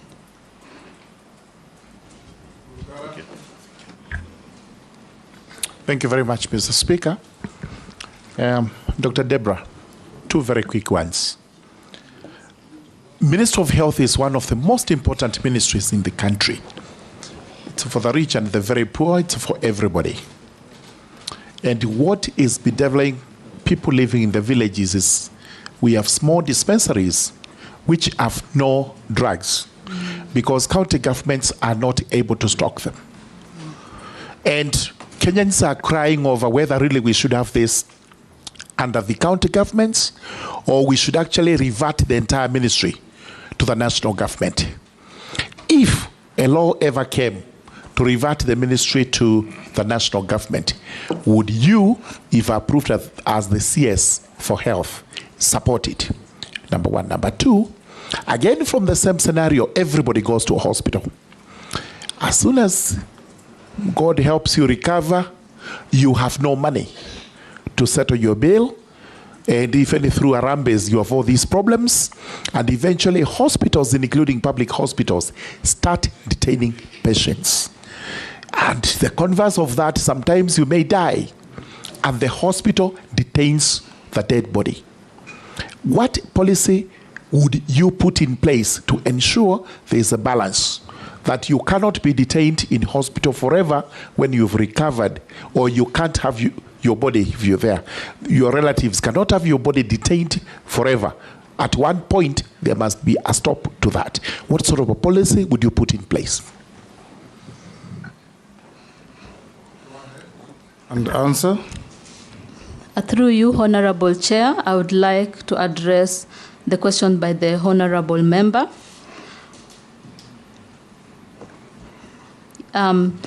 Yes, so currently we have a devolved government, but we need to ensure that the supplies and we are monitoring and ensuring that the supplies and services are ongoing in the last mile. And that's why I'm encouraging the digital platform. I have seen it work. I have seen it work in Fikiria Jamii. I've seen it work in Mater Hospital. I have seen it work in the World Health Organization. I have seen us track medicines coming into the port and distributing it across Africa. We can monitor. We can also ensure quality. We can monitor and ensure that the health workers are in the facilities and they are conducting activities as needed. So a digital platform is the way to go. There are many challenges that we face. There are many teething problems that will come. But when we have that, then even the counties can sit in their offices and be rest assured, looking at the quality, tracking on the medications, what is out of stock, etc. So a digital platform is critical. And again, about moving from county to national level, a consultative approach. We need to be strategic, yeah? It's not one man making decision or one woman in this case. I believe that we need to involve the county governments, we need to involve the national team and come up with the best interventions to address this. Deborah, before you go to the next question, please do hand over your documents to the clerk's team so that they can do verification while we are going on. The Honorable Ferdinand. Oh, you have one more question? The retention of dead bodies and recovered patients until money is paid to various hospitals. What will you do? That's what the Honorable Member has asked. Yes. So strategically thinking, we need to consult and see what are the gaps, what is causing this. and then involve treasury. It's money. Yeah. So I'm coming out of government. So my first agenda will be to review these cases with the national technical team and the county government to identify what is causing or contributing to this challenge. And from there, I believe we'll be able to get interventions. Ferdinand. I think it's more or less the same thing, but all I'm saying, Madam, if we are going to be appointed as a CS in health, I think reducing the health care, let's be serious about it. As my colleague I just mentioned, it's very, very serious, a crucial item as we members of parliament. Even now as I'm sitting here, there are phones coming from my constituency. Please, we have got Harambe. Yeah. But then, of course, you as a PS, you are coming in, should be able to have very strategic plans so that the expensive treatments like cancer, which is again coming up every time, should be able to come up with something very, very strategic for us to reduce the cost of treatment and, of course, affordable access to health care. Come up with something that can be able to save these members of parliament in having Harambes every other day, because somebody is going to India. Instead of us, somebody come here, had 2-3 cases where somebody went to India and he died there. So, and everybody now comes to me, how do we get the body here? But more so, this so-called cancer drugs, which is actually is an issue in this country. So come up with a plan. So I see your experience is very wide. So let's hope that you're going to have that kind of plans to be able to assist us in this. Can you say something? Statement, Dawood? Thank you. Just take into account the positive statement made by the Honorable Ferdinand. Thank you, Mr. Chairman. To Dr. Deborah, first, NHIF, will you change the system, or whichever it comes, that a patient can only go to one hospital, nominated hospital, and if somebody gets sick anywhere in the country or anywhere, they cannot go to any other hospital but just one? Secondly, I don't know if you answered the same question by my colleague. Would you consider that all health workers be moved to a health service commission, just like the TSC? And thirdly, the National Assembly passed my bill of cancer prevention in April. And with that bill, it talks about getting more oncologists trained, and because we've got 40,000 people dying of cancer, it's even higher than even COVID. COVID did not kill as many people as cancer does every year. And what do you think you would have interventions to train more people and have more cancer treatment centers in the country? And the last one is level 4 and level 5. So I'm not talking about dispensaries. Would you think that level 4 and level 5s should come back, like the referral Kenyatta Hospital, to the national government? Because 70% of the funds in the health ministry are held by your ministry, if you are confirmed. So do you think level 4 and level 5 should be taken over by the national government from the counties? Thank you. 3 questions. 1, he says, will level 4, 5s be transferred from the counties to the national government? The second one, about the cancer treatment. And the third one was? Will you support, if confirmed, to create the National Health Service Commission? I think there is some doctor somewhere who is sending this message to all of us. I've received it 3 times. And there's a fourth one, Chairman. Yes. The fourth one was regarding NHIF. Yes. In one hospital, will she change the policy that it should not just be one hospital nominated? They can go anywhere, so long as they've got NHIF. They do not have to go to one hospital. Actually, that is part of the law you passed recently that is being challenged in court, isn't it? Go ahead and answer. Through you, Chair, thank you, Honorable Member, for the questions. Yes, Nelson? The purpose of this, if you just told the nominee, is actually so that you can address the members by their names. Yes. And this is the Committee on Appointments, just for your information. Yes. So don't just say Honorable Member. That one is called Honorable Dawood.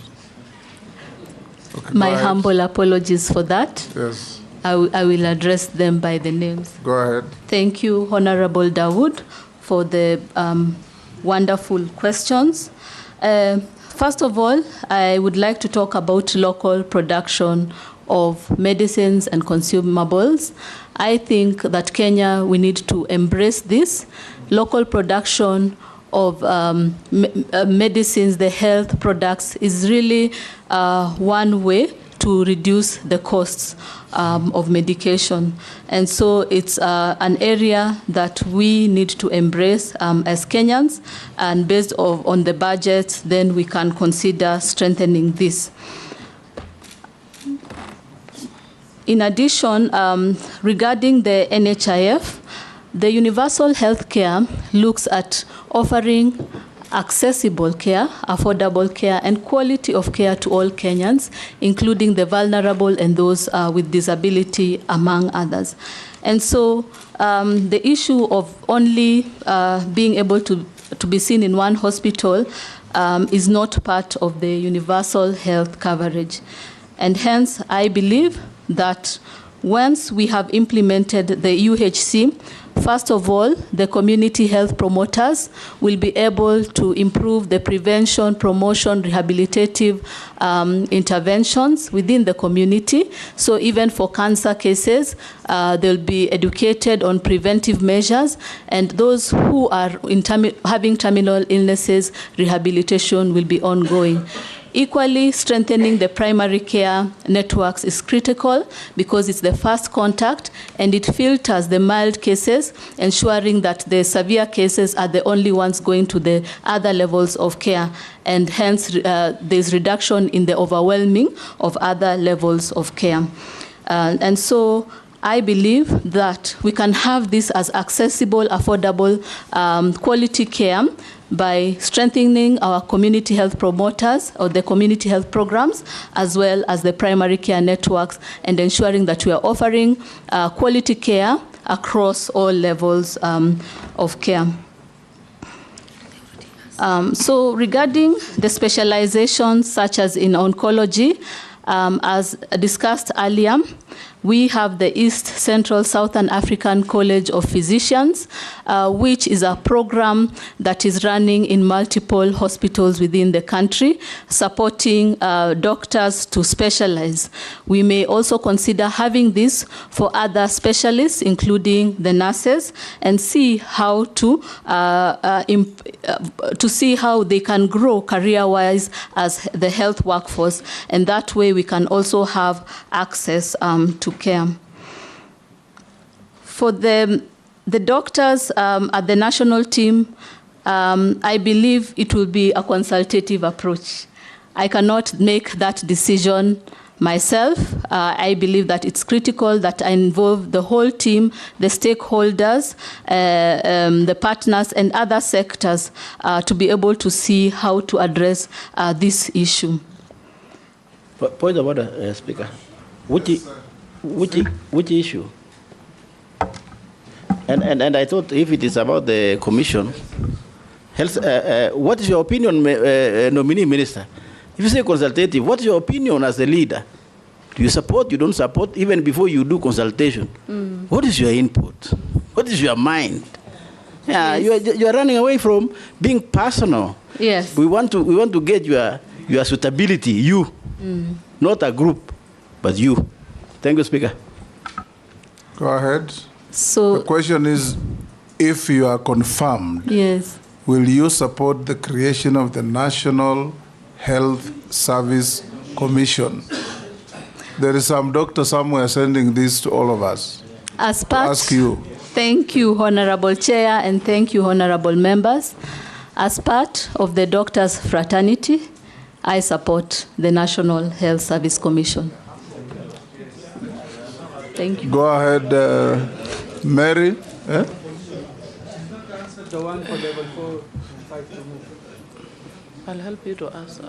The level 4 and 5, Honorable Dawood, I believe that is critical. To refer to the interviewee, even as minister, she has no capacity in law to lift level 4 and 5 from the counties to the national government. It must be a legislation and an agreement between the two levels of government to transfer. So even her opinion here will be relevant. Mary Mase. Thank you, Chairman. Dr.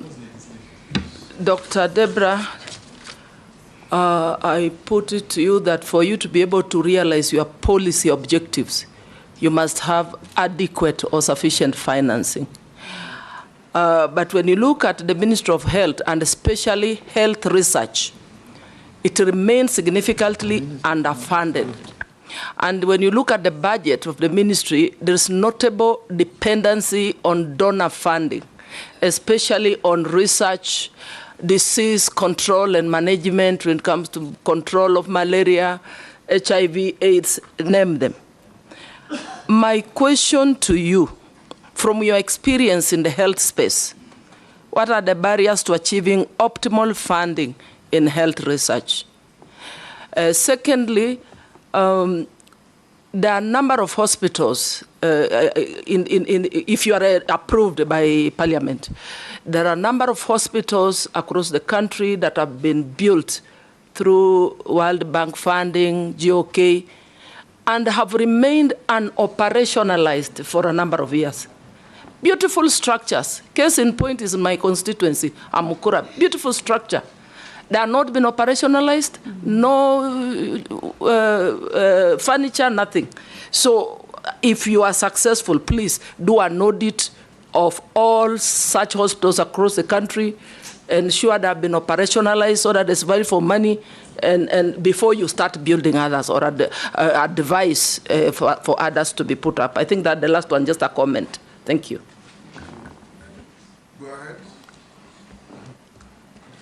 Thank you, Honorable Mary, for the wonderful question. I have done a lot of facility assessment, right from the community-based organizations, various facilities at the different levels of care, and also at supporting various countries within the Eastern Southern Africa, as well as the Afro 47 member states supported by WHO.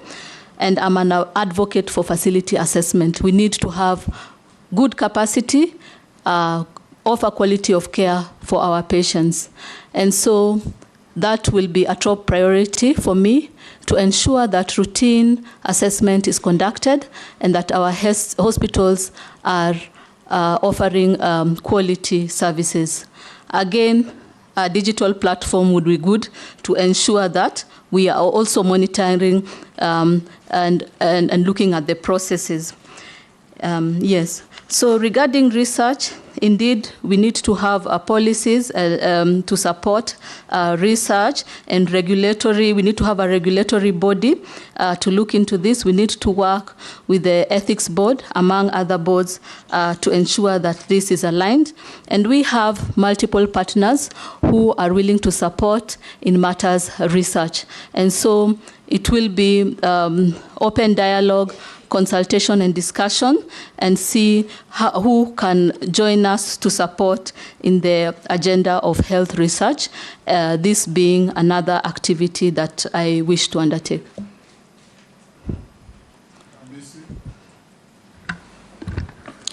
Thank you, Mr. Speaker. Mr. Speaker, first and foremost, I wish to state that the nominee comes from my county, and especially Saboti, but that will not conflict my assessment of her capacity to serve in that ministry.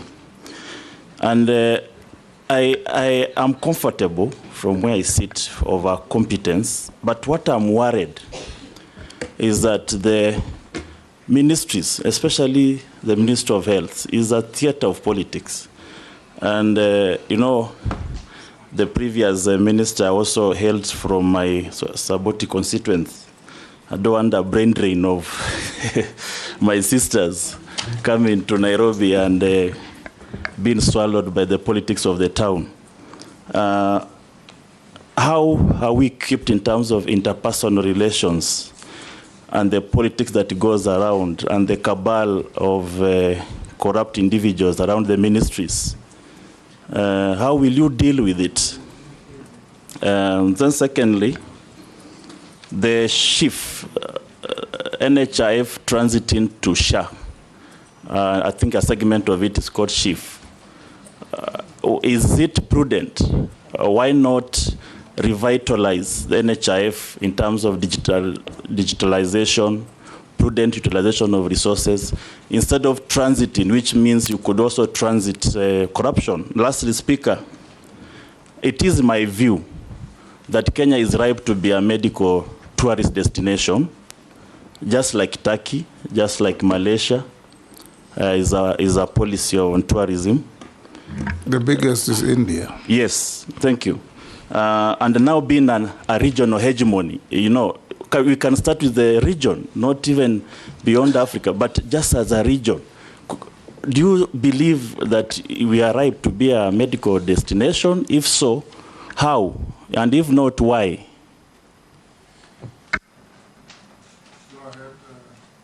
Nominee. Thank you, Honorable Member. And indeed, I love your last statement about having Kenya as a tourist destination.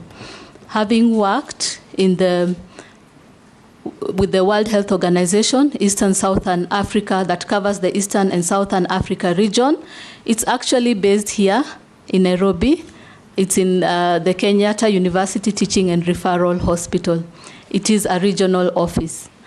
And I have seen the tremendous things that have happened there. We've had expatriates come to stay here with their family, and that has increased. Our Kenyans have been employed through this. Tourism has also expanded, and also some of the products that they buy that are utilized in the office are being bought from Kenya.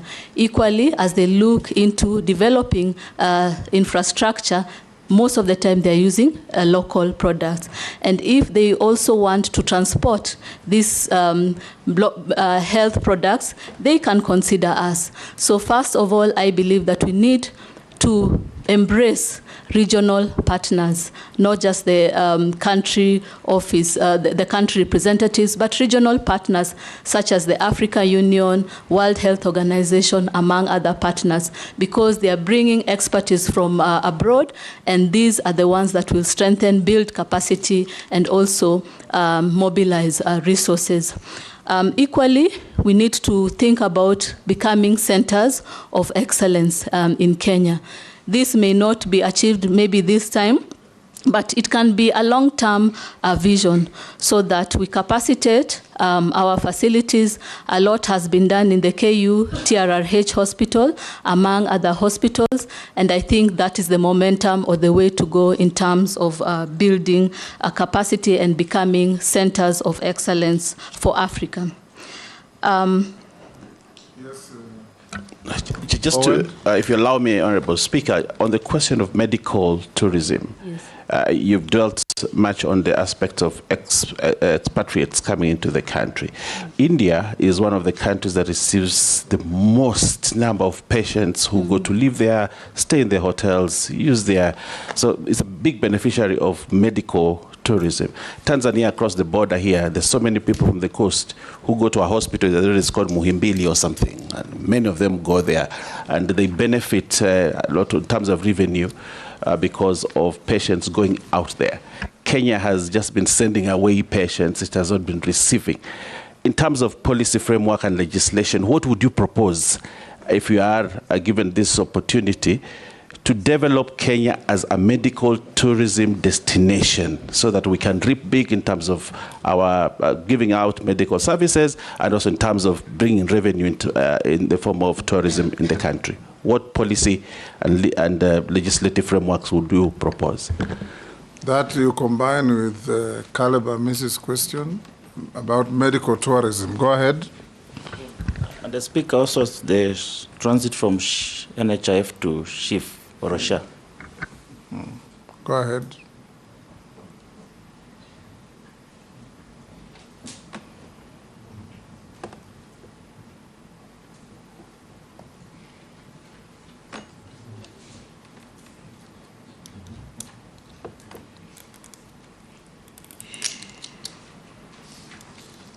Yes, Deborah, go ahead. Okay. Thank you very much, honorable members. The first thing we need to do is assess and look at best practices from the other countries, such as India. What have they done in terms of building their capacity? And how can we improve? What are the timelines? What are the budget costs? In terms of specialists, we need to ensure that we have top-notch specialists in the areas and also expand the medical equipment that can be utilized for this. And again, the infrastructure, the logistics, among other aspects that are involved. And so, yes, it is true that we need to have policies with regards to this, but in terms of how to progress, I think that we need to look at the priorities in Kenya. We don't have affordable, accessible, quality of care for patients. And I'll give an example. When I was in Fikiria Jamii, there was a widowed. She had 3 children. She used to wash clothes in Isili. And this lady had developed complications, and we had to send her to Kenyatta Hospital. And so we had to dig deep into our pockets to get money for her transport and her consultation. Once we did that, she went to Kenyatta Hospital, and an array of investigations, including invasive ones, were requested by the doctor. They could have cost her an arm and a leg. And for treatment, it would cost her life because she could not afford it. So coming back, I think we need to have our priorities right. And that is offering affordable, accessible care to all Kenyans, the vulnerable, the needy, the orphans, the widows, those who are unable to support themselves. And after that, we can think long-term of having Kenya as a medical hub.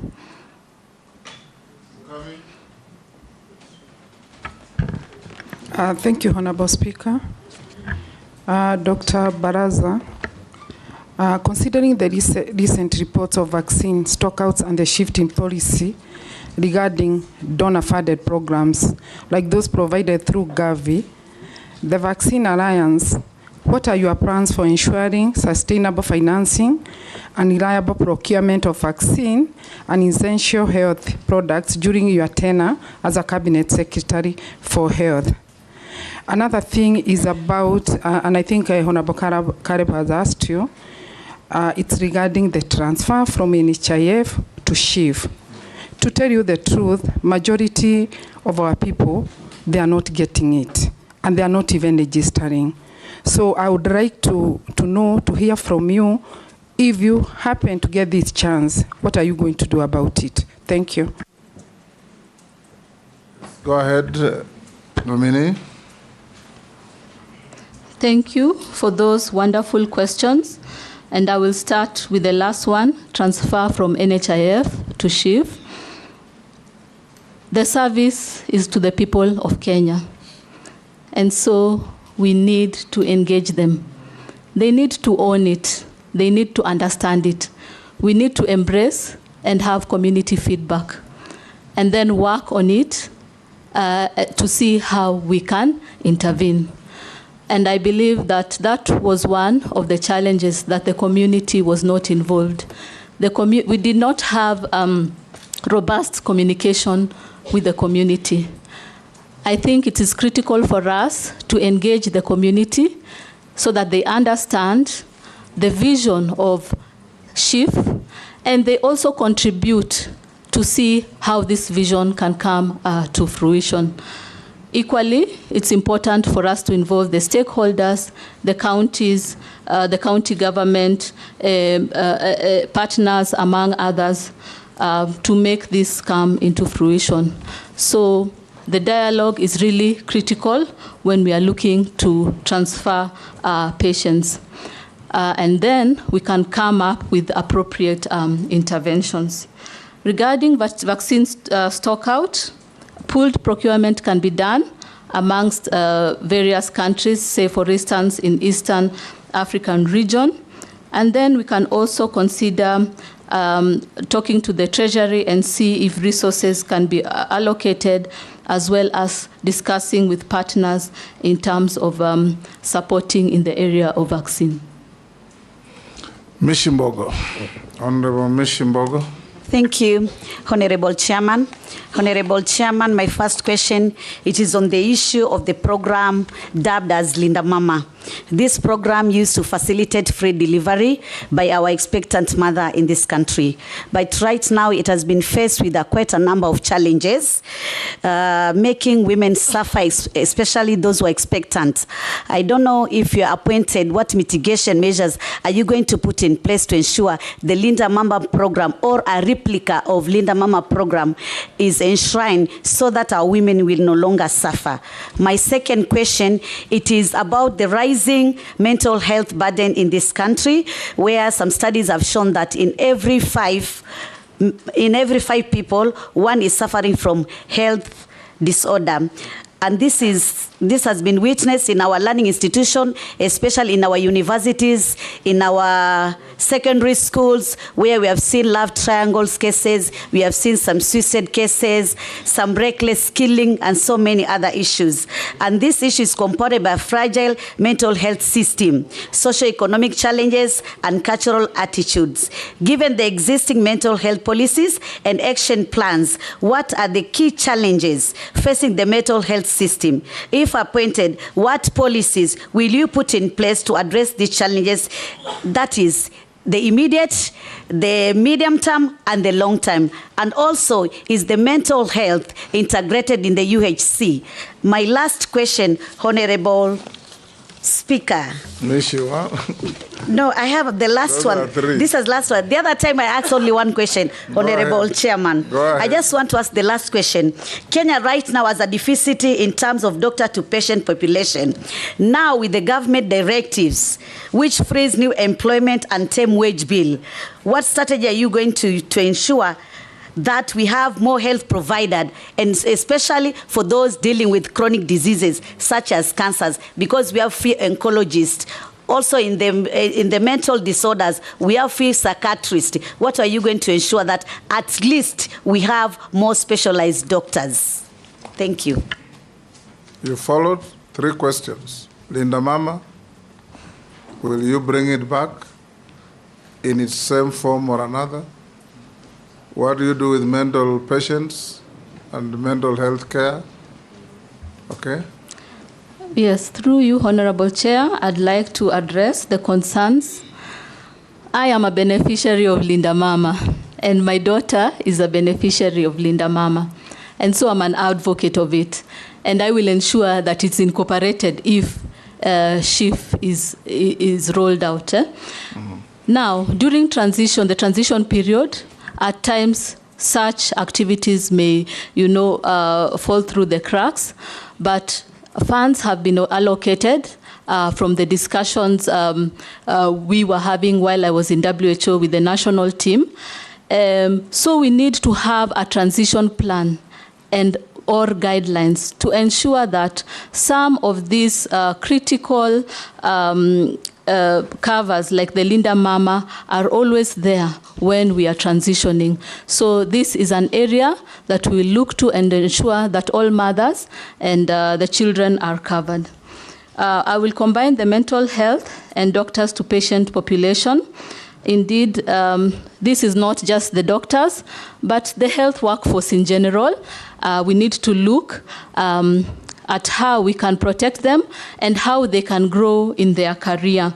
And so I will engage the universities and other training programs, such as the Eastern Southern College of Physicians, the surgical programs, the obstetrics and gynecology programs, and have deliberations on other programs that we can have in the country for our health workers to progress in their career, because we can have even clinical officers, nurses specializing in mental health, in matters oncology, among others. Equally, it is critical, again, as I said earlier, to strengthen the community health programs and the primary care networks with mental health specialization or professionals that have been trained in mental health. And so these are areas that we can look into addressing. Sharia. Thank you, Chairman. Dr. Deborah. KEMSA has been in the public domain for procurement irregularities affecting donor funds. What's your comment on that? And if approved, what policies do you have in mind in safeguarding public resources and the management of KEMSA? Question number 2. Chapter 6 of the Constitution and the Leadership and Integrity Act 2011 imposes the highest standards of trust and integrity for state and public officers. And this is in relation to what my colleague was saying. How do you intend to address the public perception of the Ministry of Health as a mafia house associated with corruption and lack of accountability? What specific strategies will you employ to enhance transparency, restore public trust, and ensure that the ministry operates with the highest level of integrity?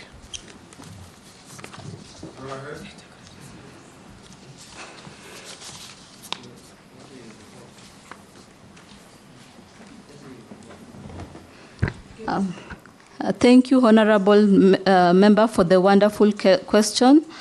And indeed, KEMSA has been in the public domain. What I intend to do, again, is to strengthen the processes and procedures, and that one of the areas is looking at the digital platform, as well as having external bodies conduct routine auditing. Again, visibility and accountability reforms, as well as engaging or a consultative approach to involve other sectors such as ESCC to look into these issues. We need to have transparent tenders, and I will hold my office with high integrity according to the laws.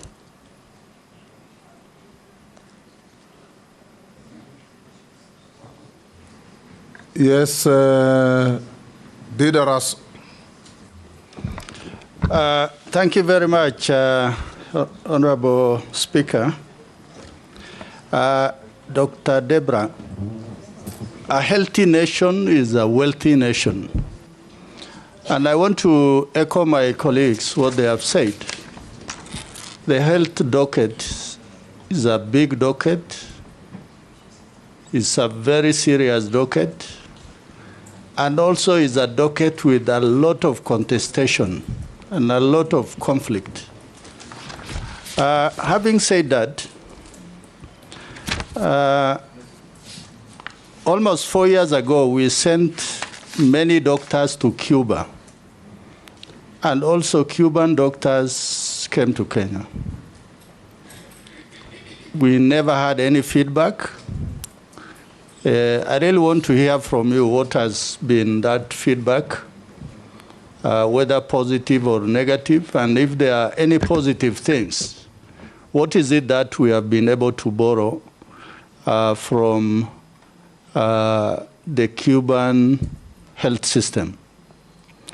My second question is, you have been a medical registrar at Kenyatta National Hospital. Across the road, you walk to Nairobi Hospital. In Kenyatta National Hospital, you have the largest Kenya Medical Training College in Eastern Central Africa. And also, you have the largest teaching hospital, university that trains doctors. When you compare the two facilities just across the road, in one you are in Europe, and in the other one you are in somewhere in Africa, not even in Nairobi. Just in case this committee is going to approve your nomination, what is it that you are likely to do so that we are able to see a better facility at Kenyatta? Finally, Honorable Speaker, there are memorandums that have been raised by Albert Gitonga, Henry Fundi, and two others about your practice status at the Kenya Medical Practitioners and Dentists Council. What have you got to say about that? Thank you, Honorable Chairman. So, in terms of the feedback for the Cuban doctors, I have not been to the ministry. I'll be new to the ministry, and this will be a priority agenda. So I will review, and I'll be able to make a report and share with the Parliament. Regarding the training in the Kenyatta National Hospital and how to make our facilities better, routine facility assessments, identifying gaps, and coming up with international interventions to build up capacity is really critical. And I will be an advocate for that and ensure that we are conducting routine assessment. For my practicing license, I am a qualified doctor. My registration is A6275. I have been in clinical practice from 2007 to 2020, compliant to license renewal. In 2020, I joined World Health Organization. It is a UN, part of the UN agencies. It is an international, independent entity with no affiliation to any member states. I was an international civil servant, offering services to 22 countries in Eastern Southern Africa, and the 47 member states also supported in the Afro region. So my work and my capacity was at an international level as a policy advisor, giving strategic direction and technical advice to various countries in the Afro region. Once the president nominated me as cabinet secretary, because of the courtesy and respect and coming back into the Kenyan medical environment, as well as the office of the cabinet secretary, I renewed my clinical practice. Mule. Thank you very much, Chair, and welcome, Dr. Baraza to this committee. Chair, I've pursued and I've looked at the CV of the Dr. Baraza. Having worked at Kenyatta Hospital as a registrar, Mata Hospital as a promotion, worked at Eastern Deanery as a physician and promoter, and then straight to WHO.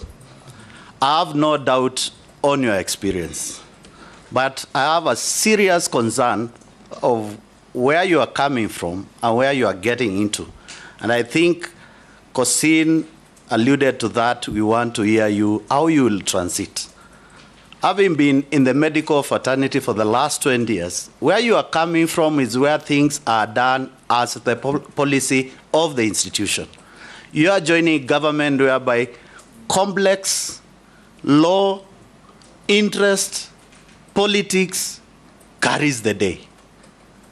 Madam, with all due respect, I believe you are getting into the Ministry of Health, whereby we have several departments, starting with the doctors themselves, starting with the nurses, the procurement agency, KEMSA, the programs, everything.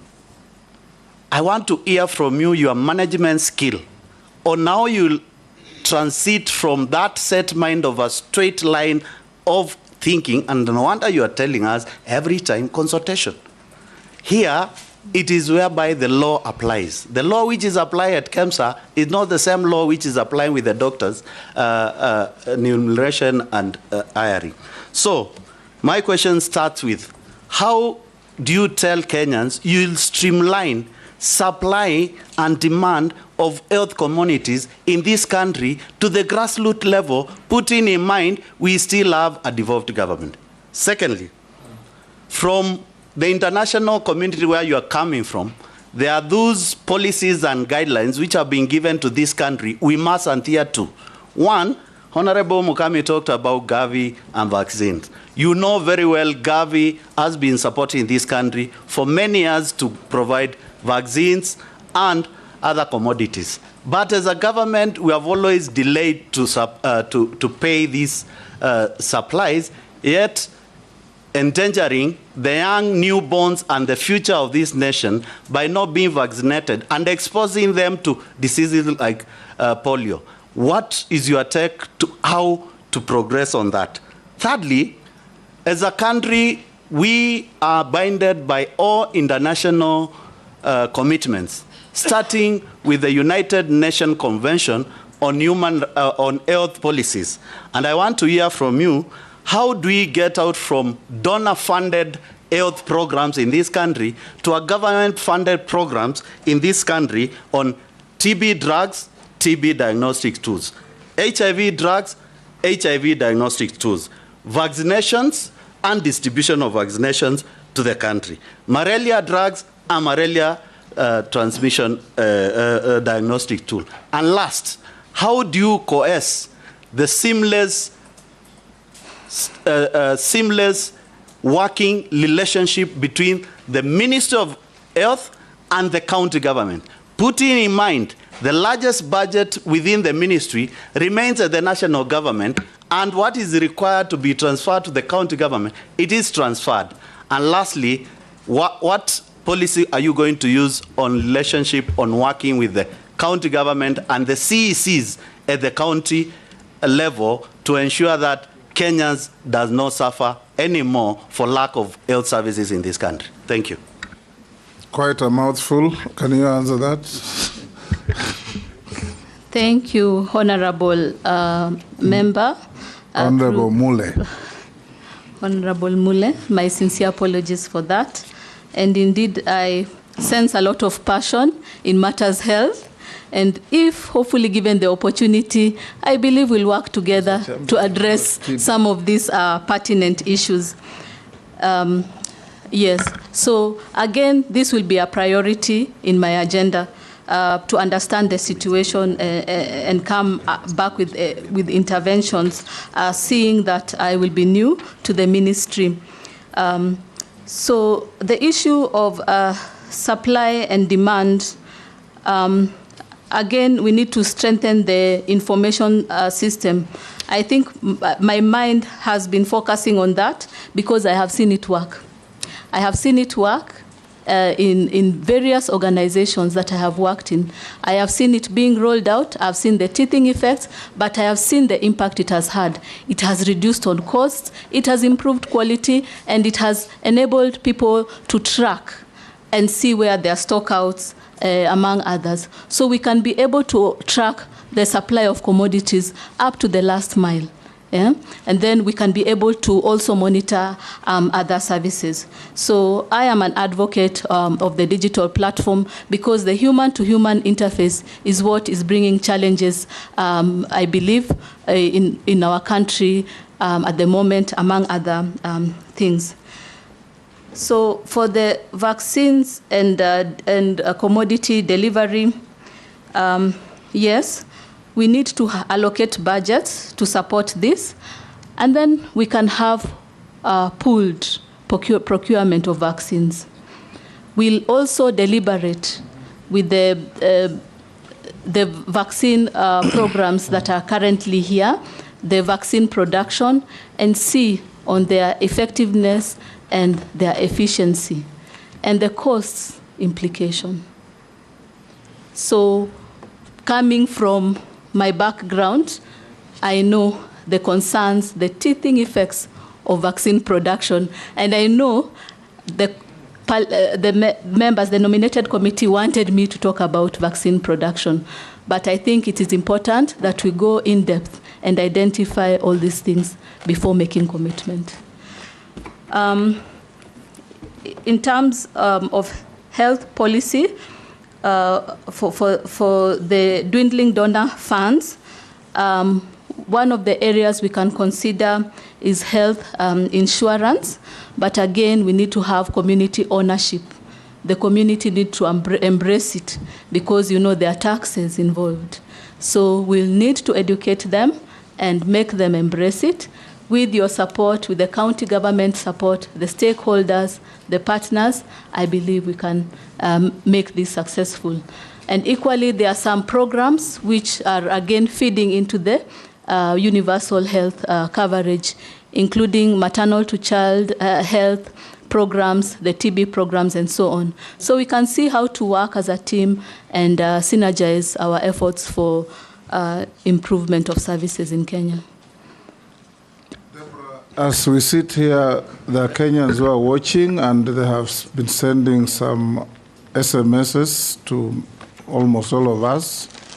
A few of them, they say, in case you're approved, embrace biotechnology and diagnosis, harmonize salaries of health workers.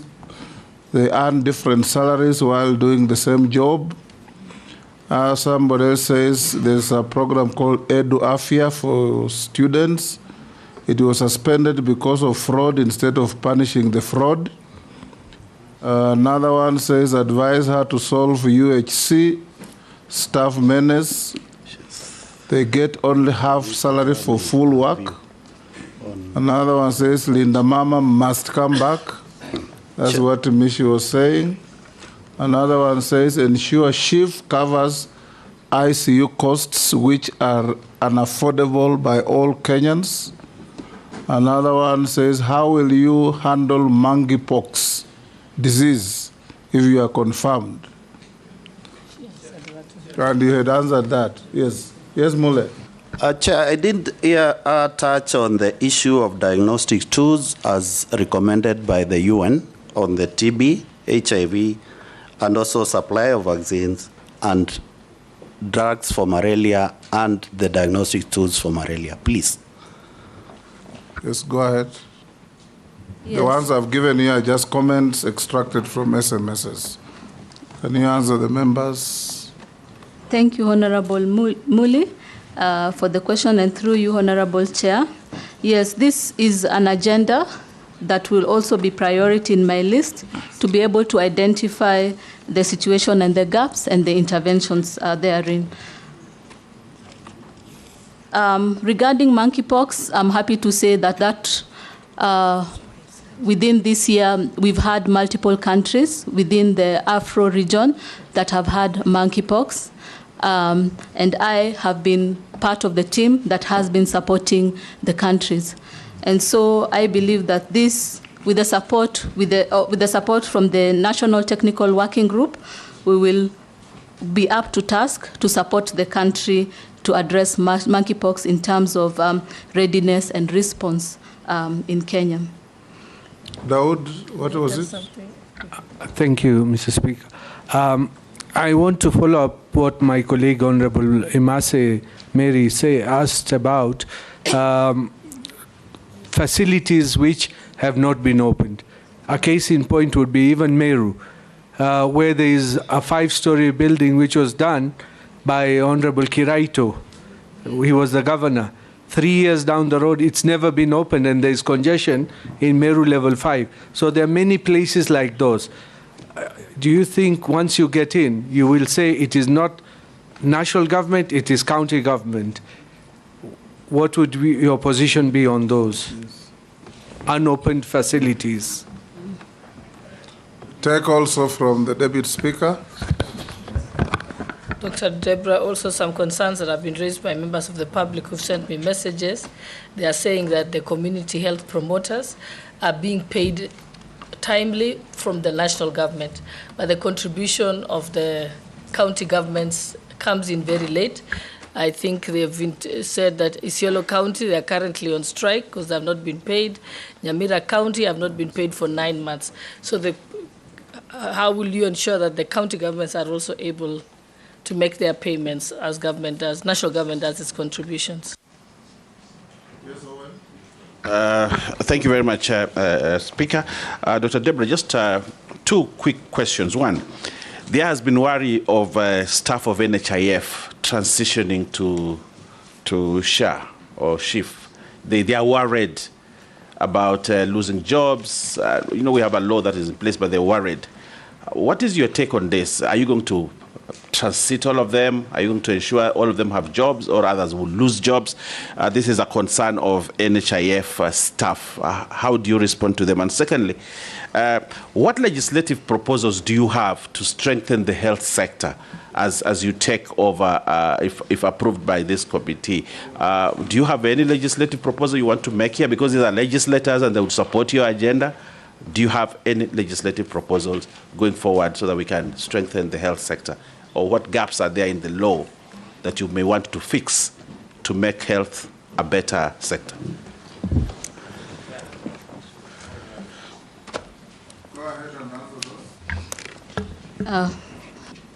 Thank you very much, Honorable Owen, and for the questions that have been raised. So I will start with Honorable Dawood's question regarding facilities and their capacity. It is critical for us to monitor the capacity of healthcare facilities to ensure that they are up and running and they are offering quality services. And so it is critical that we conduct routine assessment to identify gaps and come up with intervention. I hope to work together with the county government in terms of identifying the gaps and supporting, because healthcare, the health system is not just the infrastructure itself. It is the commodities, it is the services, it's the human resource. So we need to look at all those things and ensure that our healthcare facilities are up and running. And that is a task that I would wish to take up, and in consultation with the counties. Again, the community health promoters, indeed, they are a critical component and a pillar for health service delivery. They are the ones who go to the community, supporting preventive, promotive, and rehabilitative activities. And so discussions with the county government on the gaps as to why they are not, the community health promoters are not receiving their money is really important, and it will again be part of my agenda. Regarding the NHIF I'm still new to the ministry. I will need to review the HR capacity, the number of human resource that is required for the new insurance, but an intervention can be too much and move the HR, depending on their roles and responsibility, to the new area. So again, this is an agenda that we can have with the technocrats to see where the gaps are and how we can move the NHIF, because it is very sad when, the sole provider of a family loses their job. And so this is something that we need to support our NHIF staff.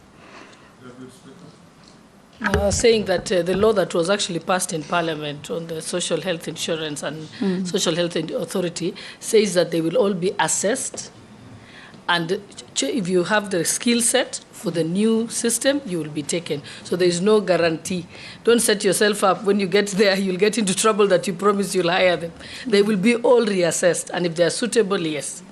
If they are not, they will not be taken, because it was said that in NHIF, there are some people even who are geologists, and yet they're working there, or nuclear scientists. So their skills don't match the work that they're doing.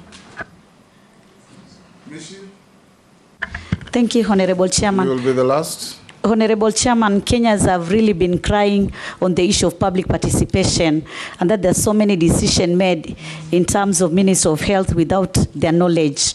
My question to the nominee is, are you conversant with Article 232 of the Constitution on the values and principle of public service, and to what extent does your personal and work experience reflect these principles? I thank you, Honorable Chairman. Yes, Majority Leader. Thank you, Chairperson, Chairman. Yes. My last one, CS nominee. To me, you come across as a very young, diligent professional, but I have doubts in my mind. Will you be able to manage the cartels in Afia House? Because the home of cartels is Afia House. It was Christian Mafia House some time back.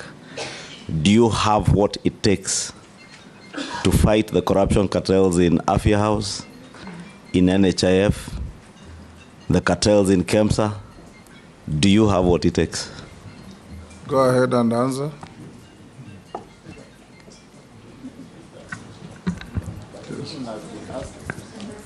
Mr. Speaker. Yes. I think we also need to be fair to our time and the nominee. That question has been asked several times, so we can't keep on repeating the same. So I think honorable members must be attentive.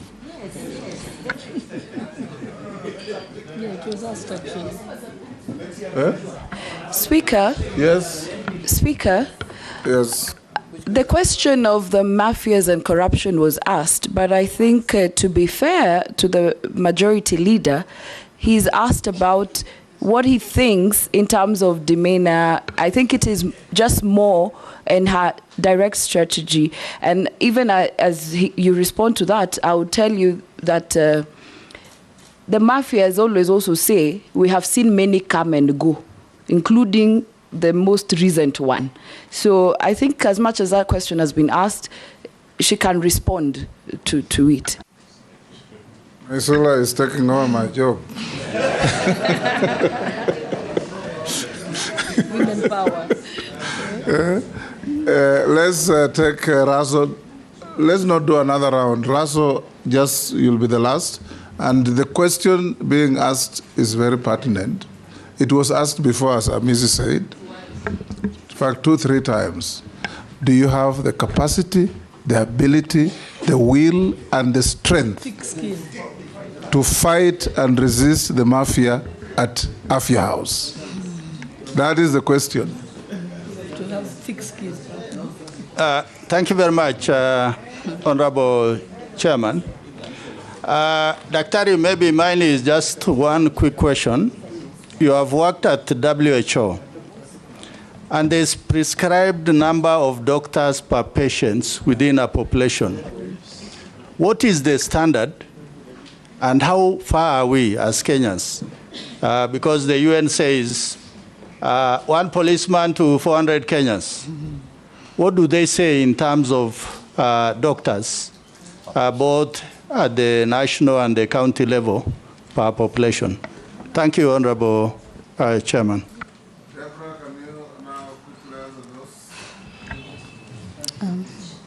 Thank you, honorable members, for the questions. With regards to public participation, yes, this is a very pertinent issue of which I am passionate about. I believe there's need for community ownership. And what I see is that the highlight is the taxation of 2.75. We are not talking about accessible, affordable quality of care for all Kenyans, including the vulnerable and the ones with disability. So there's need for robust communication. We need to strengthen communication to the community so that they embrace and they own this initiative. We need to gather feedback and see how we can address the challenges. We need to look at the misinformation and counter it. We need to engage the community. And one of the people in the community that we can use are the community health promoters. And so I think that, or I believe that the risk communication, community engagement, addressing all these things is really a critical highlight before embarking on this journey. Regarding being able to manage the mafias. You can't manage them, you confront them. That is what you have been asked. You eliminate them. So, Honorable Chair. Your colleague who came earlier said you neutralize them. First of all, we can look at prevention than treatment. And one of the areas is the early warning indicators. We can use a digital platform, yeah? We can use, open tenders or transparent tenders. And we can use independent bodies to monitor this. And engaging the ESCC and other bodies in this. Go ahead. In the discussion. So I think we need to strengthen. You have the courage and the will, that is the question, yes, to confront the mafia, yes, and defeat them. I will hold my office with high professionalism and high integrity. Good. But here she can't manage and treat mafia. She has to deal with them head on. She has said that she's going to manage and treat. We can't deal with mafia as like that. I think she's understood. You can't treat the mafia, you fight them. They are a criminal enterprise. And exactly. I think the Honorable Mukami did not get the nominee right. She said there can be preventative treatment, and my understanding was that preventative in terms of preventing corruption, if I got her right. And what she was talking about, curative, I think is what she was now explaining in terms of working with other agencies. It's only that she's a doctor, she's using medical parlance. Okay. The last question from Raso. What, from your UN perspective, is the doctor-patient ratio in an average society like Kenya?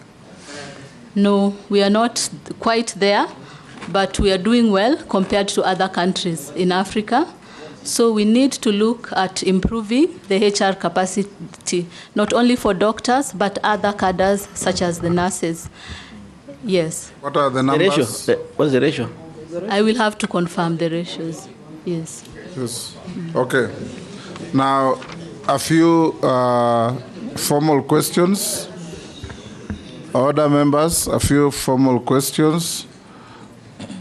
Do you hold any leadership position in any political party? No.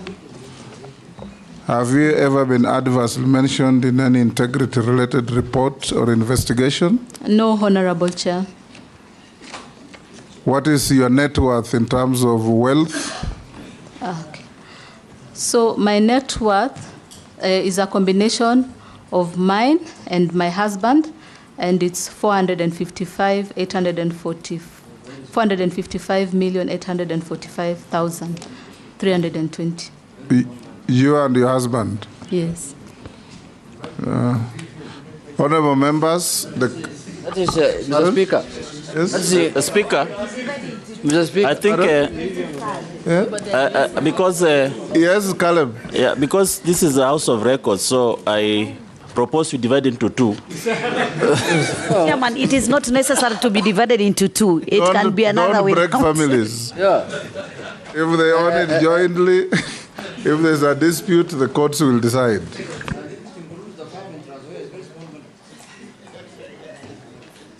You said how much? 455,845,320. Yes. 320. Okay. Millions. Yeah. Yes. Honorable members, the nominee, according to the clerk, has submitted her papers and are all in order. 7 memoranda were received from various people, and in her written response, she answered all of them. You are now released. Yes? Yes. Yes. You are now released to go back with your original documents, which will be given to you by the sergeant behind you. And have a good day. Thank you. I'd like to again thank His Excellency the President for nominating me as Cabinet Secretary, Ministry of Health, and also for the nominated committee for giving me the opportunity. Appointments Committee. The Appointments Committee. Appointment Committee for giving me this opportunity to also present myself, and I am happy to bring my expertise and serve the people of Kenya. Good. Bring the next nominee. Okay. Members, do you want to break and resume at 2? How many minutes? 10 minutes. Lunch is served in the boardroom of the commission. Those of you who are hungry. Just eaten a snack. Yes. 5, yeah. 10 minutes.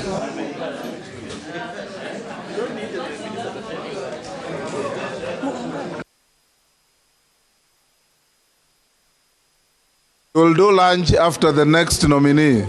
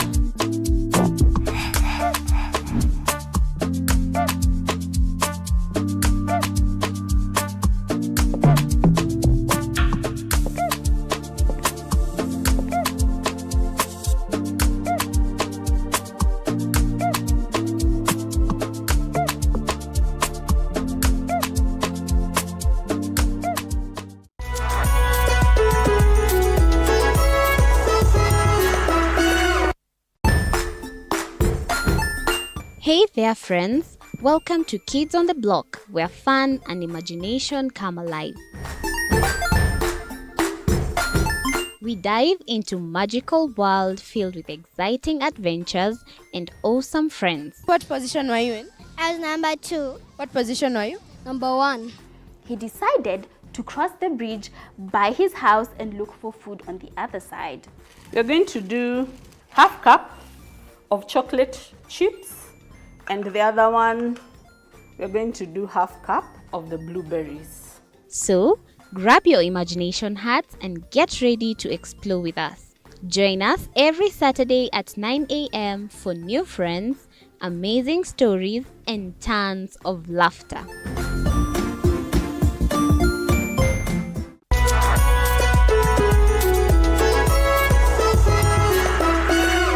Join us as we explore the journeys of those who defy the odds and break barriers.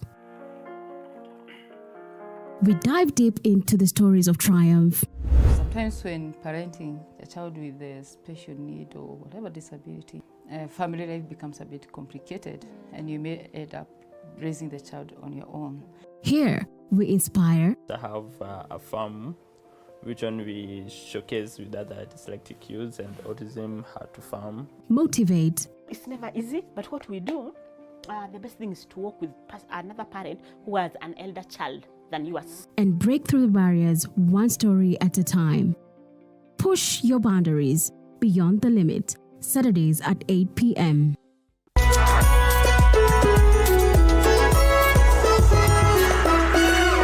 The Grind, where business meets brilliance. It's not just about the ideas. I was working as a shampoo boy. I used to wash clients' hair on the sink. It's about making them happen. From big wins. In primary school, when we would be asked what people want to be, I was categorical that I want to be a nurse.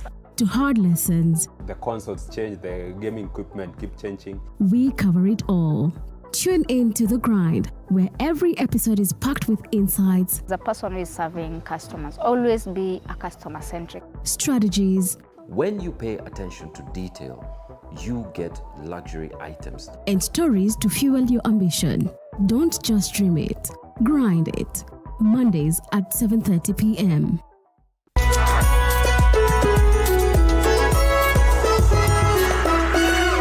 Jiunge nasi tunapoangazia safari za viongozi bora.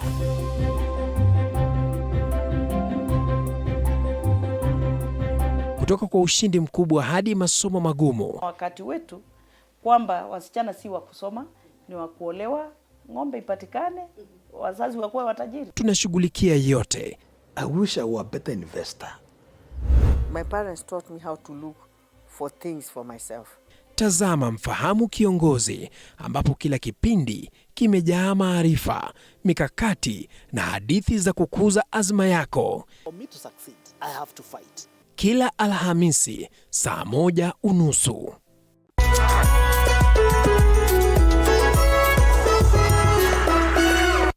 Welcome to The Realtor, where we take you on an exciting journey from bare land to dream home.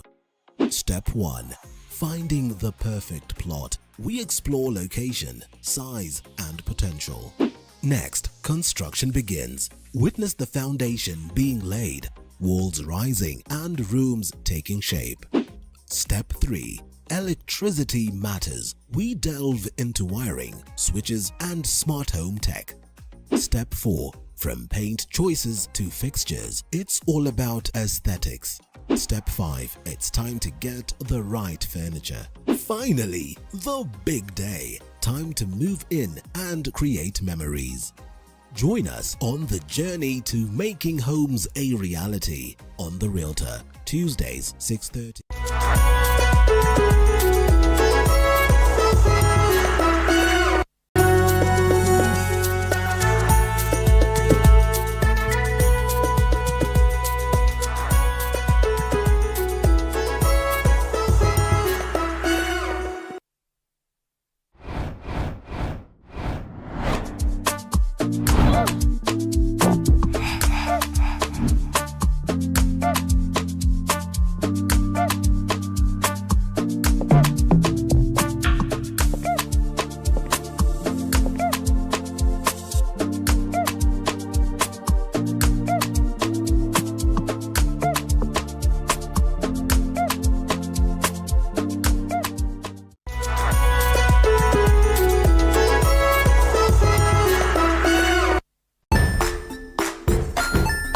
Hey there, friends. Welcome to Kids on the Block, where fun and imagination come alive. We dive into magical world filled with exciting adventures and awesome friends. What position were you in? I was number 2. What position were you? Number 1. He decided to cross the bridge by his house and look for food on the other side. We're going to do half cup of chocolate chips, and the other one, we're going to do half cup of the blueberries. So, grab your imagination hats and get ready to explore with us. Join us every Saturday at 9 a.m. for new friends, amazing stories, and tons of laughter.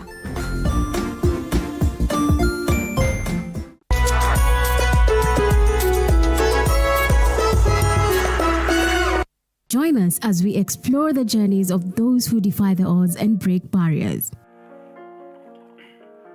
We dive deep into the stories of triumph.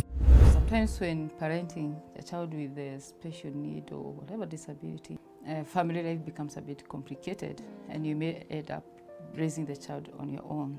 Here, we inspire. I have a farm which one we showcase with other dyslexic kids and autism, how to farm. Motivate. It's never easy, but what we do, the best thing is to work with another parent who has an elder child than yours. And break through the barriers one story at a time. Push your boundaries beyond the limit. Saturdays at 8 p.m.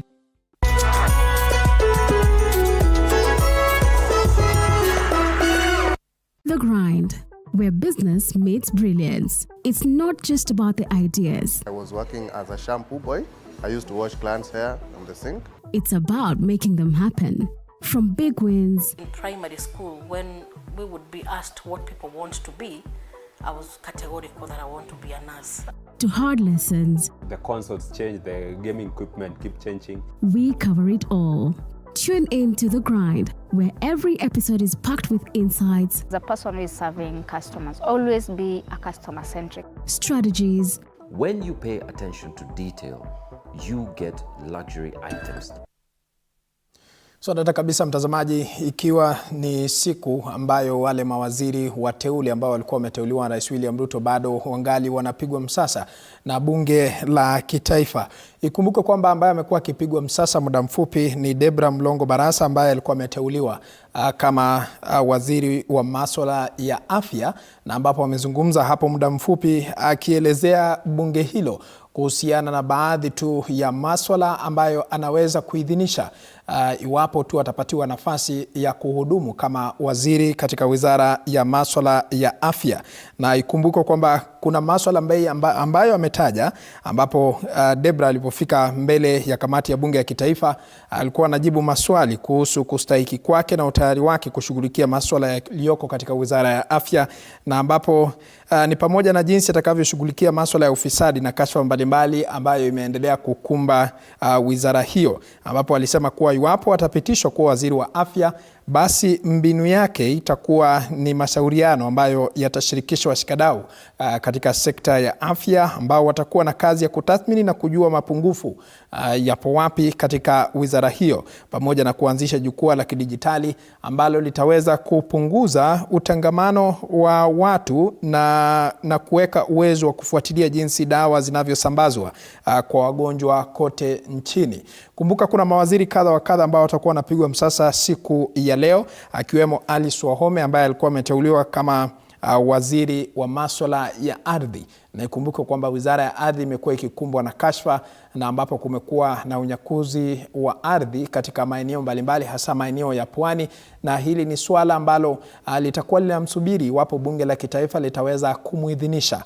Na pia tunatarajia kwamba Julius Ogamba ambaye pia vilevile alikuwa ameteuliwa kama waziri wa masuala ya elimu, ambaye pia atakuwa anapigwa msasa, na mwingine ni Soipan Tuya ambaye alikuwa amepatiwa nafasi ama alikuwa ameteuliwa Rais William Ruto katika wizara ya ulinzi. Kumbuka ambaye alikuwa amewasilishwa mbele ya bunge la kitaifa mwendo wa asubuhi ni aliyekuwa waziri wa masuala ya usalama Kithure Kindiki, ambapo alifika mbele ya kamati hiyo ya bunge na alikuwa anazungumzia masuala kadha wa kadha, ambapo Profesa Kithure Kindiki, swala kubwa ambalo lilikuwa limeibuka hasa ni kuhusiana na kuwafidia wale watu ambao waliweza kuathirika wakati wa maandamano, na ambapo familia kadha wa kadha ziliweza kupoteza wapendwa wao, na ambapo Kindiki alijiepusha na lawama ya maafisa wa polisi kwa kutumia nguvu kupita kiasi wakati wa maandamano na kutetea hatua yake ya kutojiuzulu, huku akiwatwika polisi mzigo huo.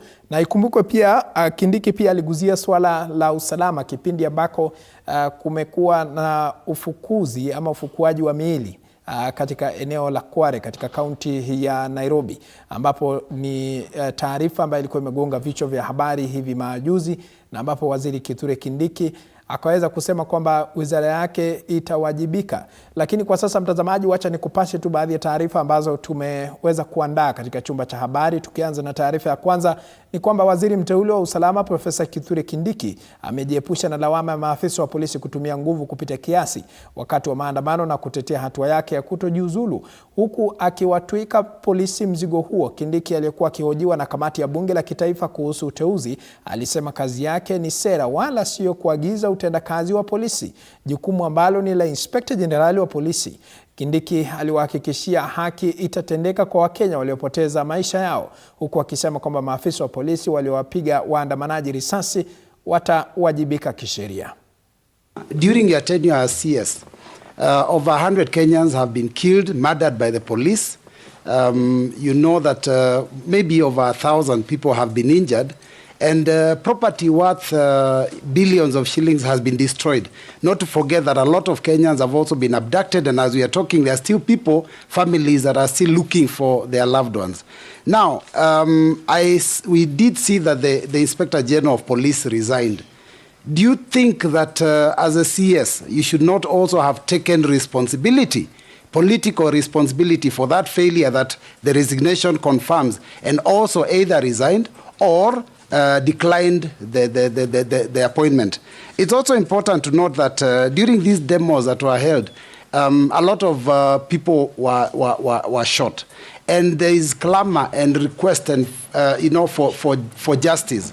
In fact, I've attended, one of them was a constituent, Erickson Mutisia, and we've gone to those funerals, and the families are asking for justice. You have forensic evidence because you have the bullets, and you know that every bullet that comes from a gun can be traced.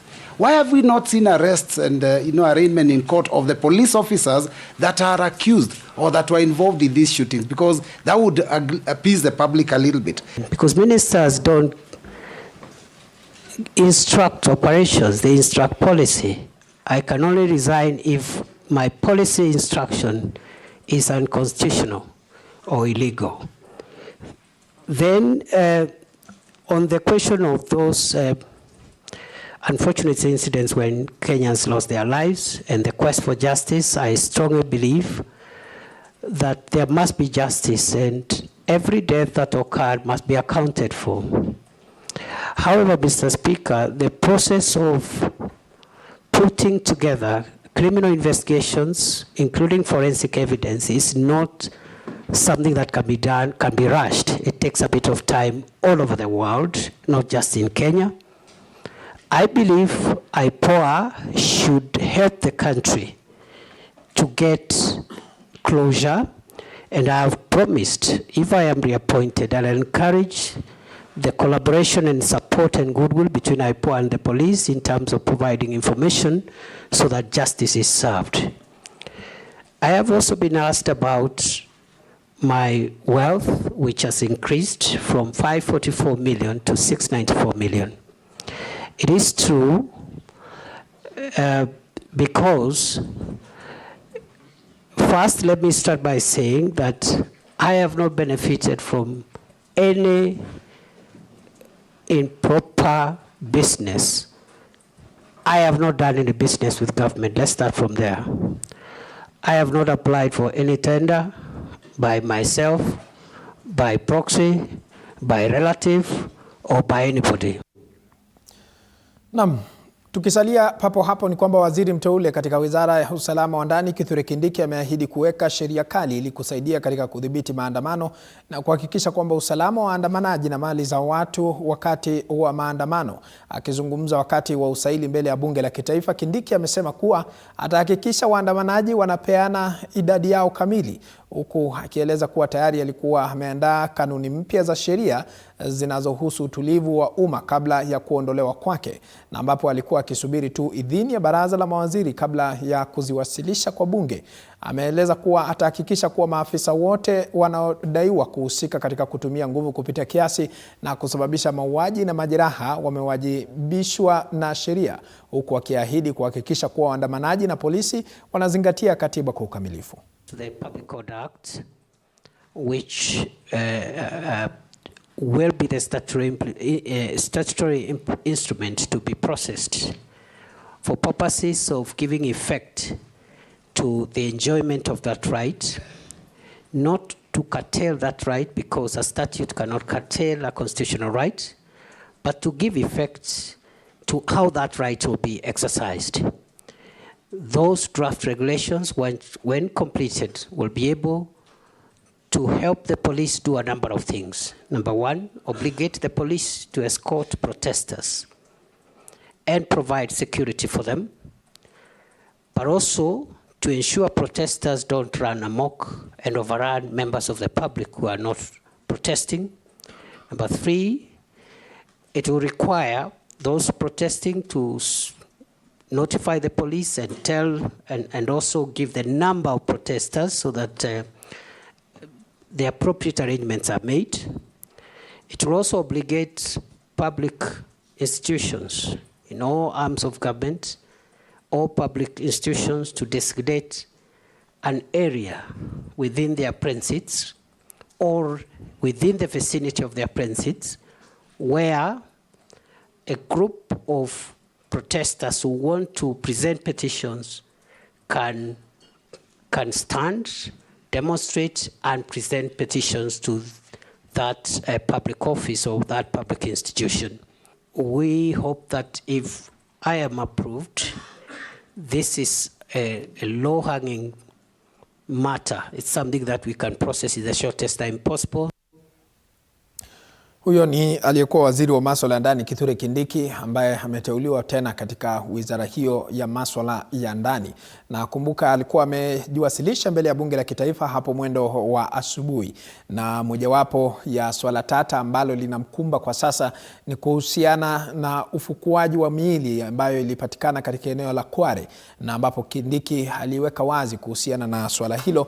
Na ikumbukwe pia mchana wa leo kutakuwa na baadhi tu ya wale mawaziri wateule ambao majina yao yalikuwa yamewasilishwa, ambao watakuwa wanapigwa msasa na bunge la kitaifa kabla ya kuweza kuidhinishwa rasmi na kuanza kazi, ikiwemo Alice Wahome ambaye ni waziri alikuwa ameteuliwa kama waziri wa masuala ya ardhi, na tunaye Julius Ogamba ambaye alikuwa amepewa nafasi katika wizara ya elimu, na tutakuwa pia na Soipan Tuya ambaye ni waziri wa ulinzi, nafasi ambayo ilikuwa ikishikiliwa hapo awali na Aden Duale ambaye alikuwa ni waziri katika sekta hiyo.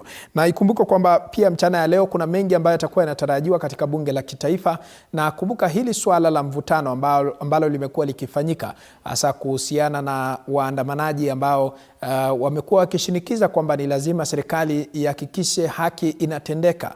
Na ikumbukwe pia hili ni swala mojawapo ya swala ambalo linasukumwa hasa na mrengo wa upinzani kiongozwa naye Raila Odinga, na ambapo hapo jana walikuwa wanataka serikali ihakikishe kwamba zile familia ambazo zilikuwa zimepoteza wapendo wao waweze kufidiwa. Na hili ni swala ambalo lilikuwa limeleta mzozano kipindi ambacho katika mrengo wa Azimio kumekuwa na kutoelewana kwa baadhi ya viongozi, hasa wale vigogo kutoka vyama vikuu ambavyo vilikuwa vimekuja pamoja kuunda mrengo wa Azimio la Umoja.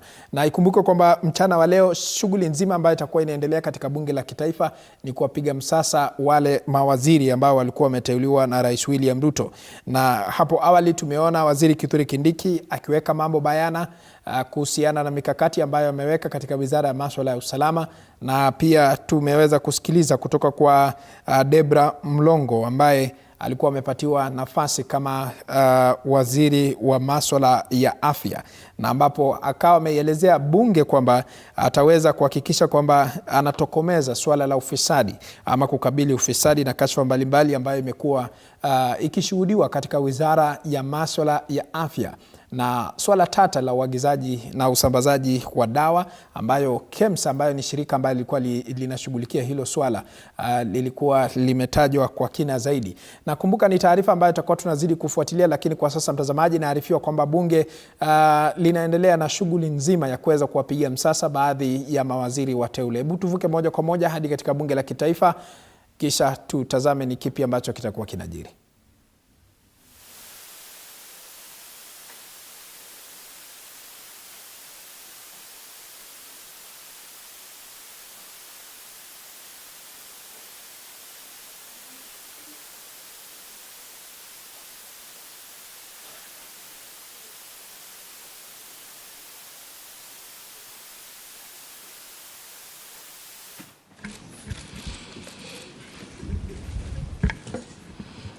Good afternoon, Alice. Good afternoon, Speaker.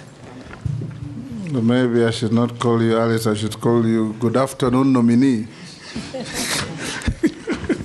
I think I feel nice when you call me Alice, Mr. Speaker. And maybe I should also call you Chairman. I don't know, I need guidance. Yes. I think you are both. I'm both. Yes. Yes. Honorable members, I think we are ready to go. Sergeant, can you administer the oath? Alice, you have a choice between, what are you looking for? I had two people, I can't see them. With your permission. Your support staff or your security? Here you are secure. No, yes, not security. It's a support staff, just one person. Yes. Murefu. Good. Thank you. Ako hapa? Ako hapa. Okay. You have a choice between the Bible, the Quran, and affirmation. Which one? The Bible. Depending on your faith? The Bible, yes. So you may be upstanding and take the oath. Take the Bible by your right hand and read the standard oath. Thank you. I, Alice Modoni Wahome, do swear that the evidence I shall give before this committee on the matter under its consideration shall be the truth, the whole truth, and nothing but the truth. So help me God. Thank you. You may take your seat.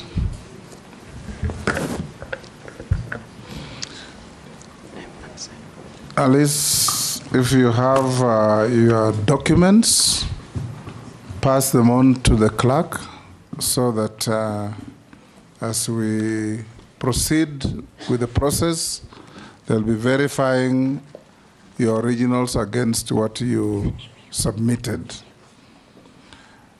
Welcome to this approval hearings of vetting.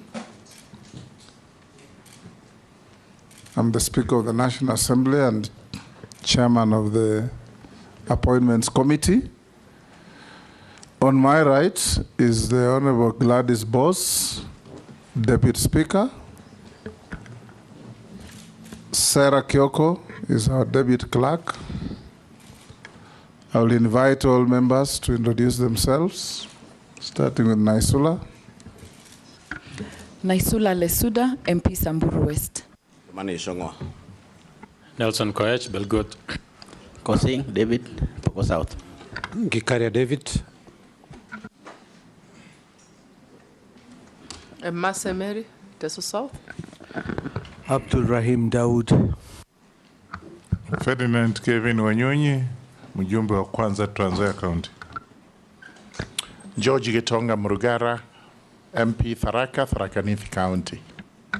Owen Baya, MP Kilifi North. Robert Mbui Kadhiani. Stephen Mule. Dido Raso Saku. Abdi Shurie Balambala. Mishimboko Likoni. Rehab Mukami Washira, Nyeri County. Kifolda. Lastly, Caleb Amisi Saboti.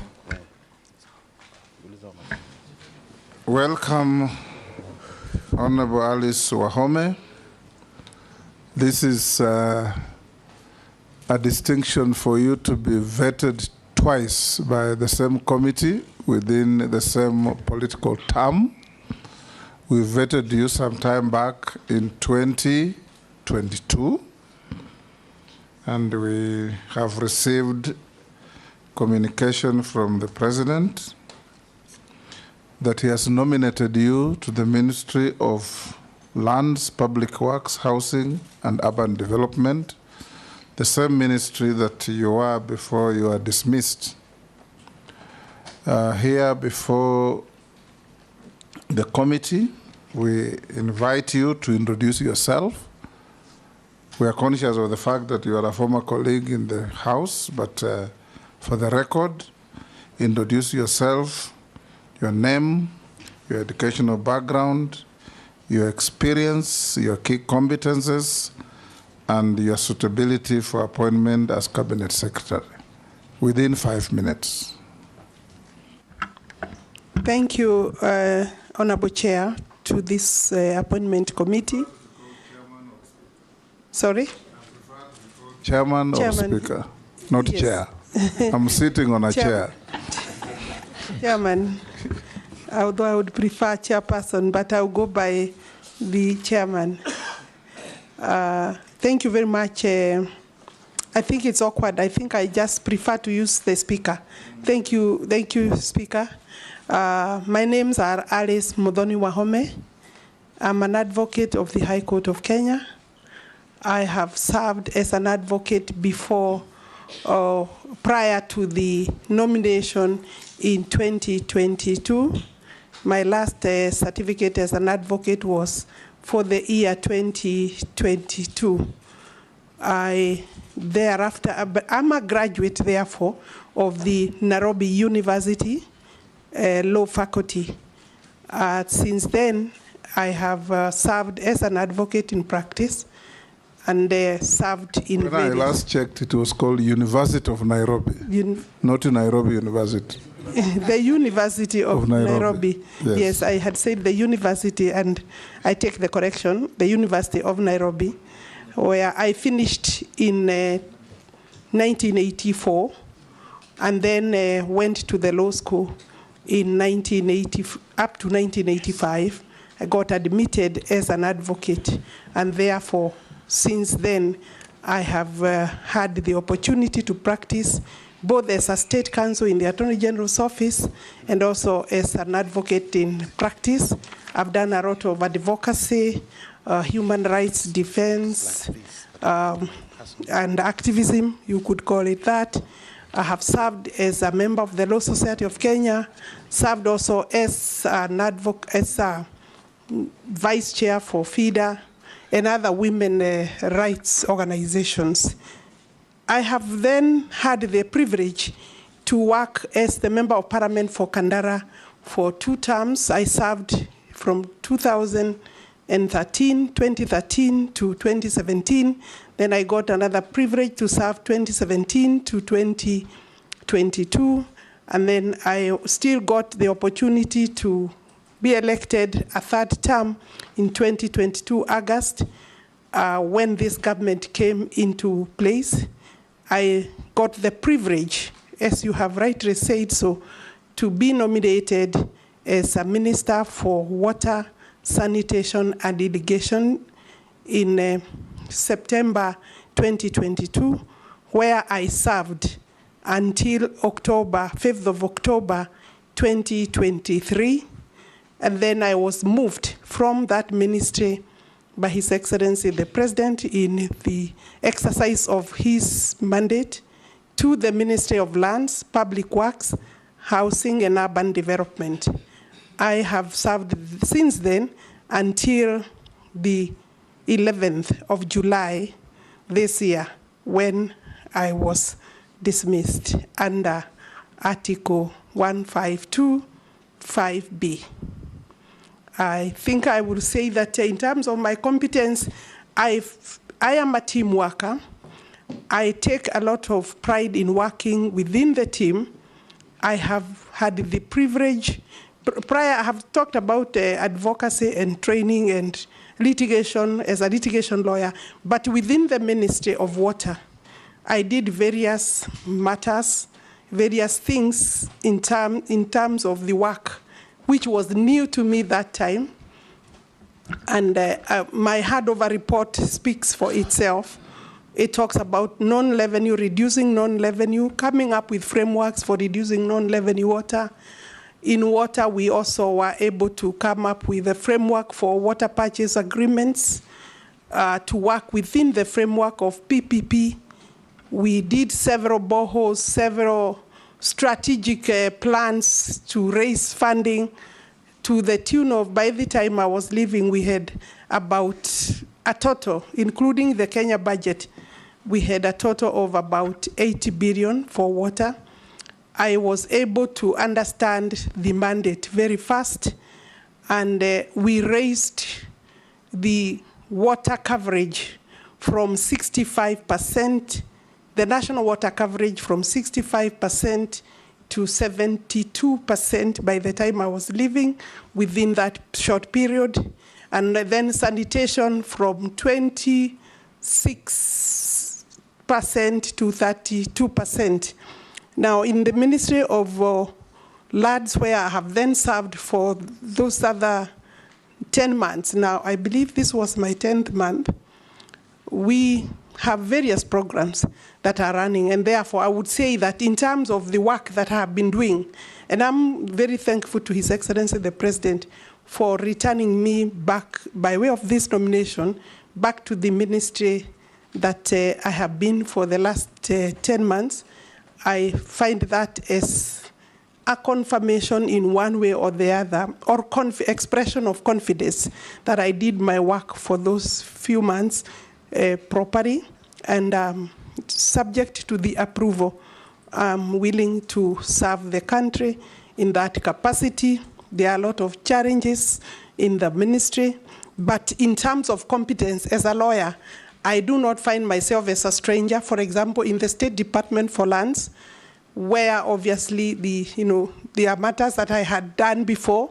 I was exposed to conveyancing, but I was not exposed to some of the challenges that are there, including fraud, including cartels, including bad practices, which we have, with the support of Parliament, I'm sure we'll be able to overcome. So I'm a team worker, I'm a hard worker, I believe in hard work and honesty, and I have the right aptitude to carry out my duty as a minister. Yeah. Thank you. I'll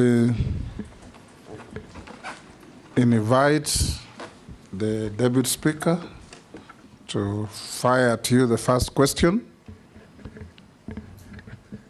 Okay, Honorable Wahome, I'd like to ask you this, and because it's one of the questions that most lawyers are asking.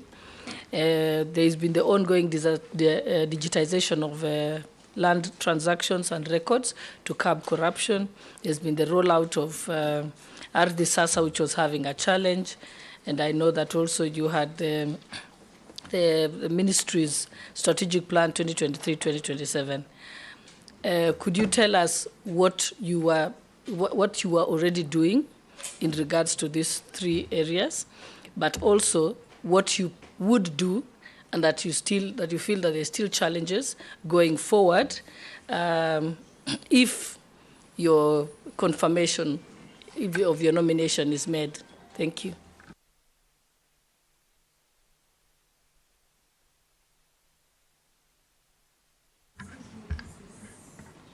I thought you said you have some support staff with you.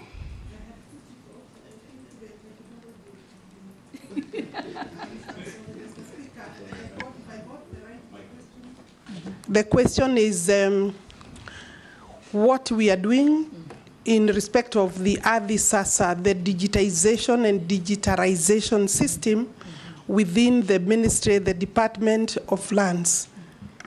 And that there are several questions coming towards that particular strategy to deal with the land. One, this particular program is meant to bring efficiency to secure land records and to provide maybe surety that the security of the records will be maintained with integrity. The program started way back in 2014 And where we are, I could safely say that we have been able to cover the entire Nairobi with about, which has about 300,000 titles. And you can be able to access the AdhiSasa platform. And therefore, we are at a better place. But I still know that there are a few records that we are still working on loading.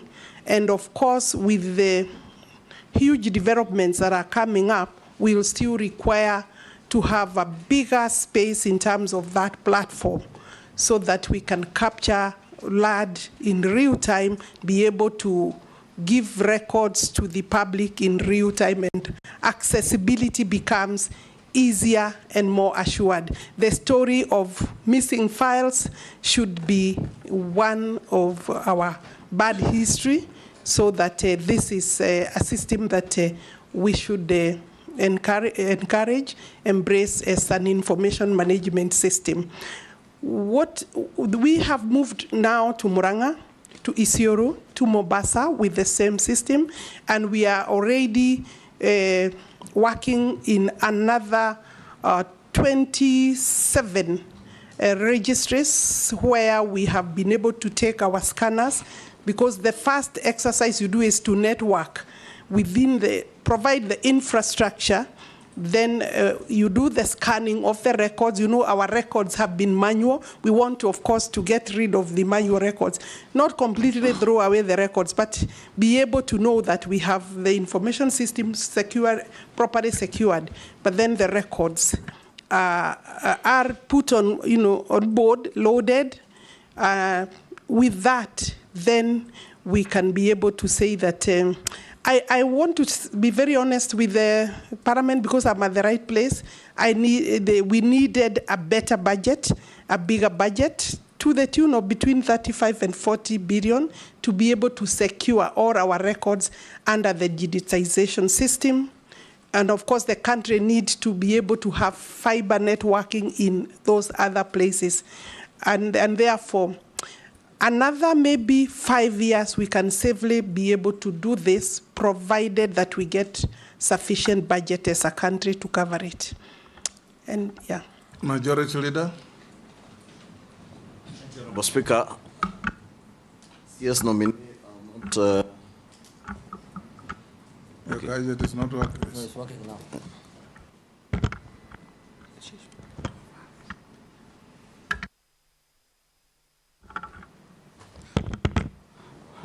Thank you. CS Nomi, I will not ask questions of if you are approved, because you have been the Cabinet Secretary for Lands for at least a year or so.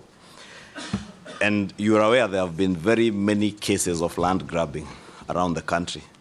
And we've also seen you on TV on some land which was alleged to have been grabbed somewhere in Loresho.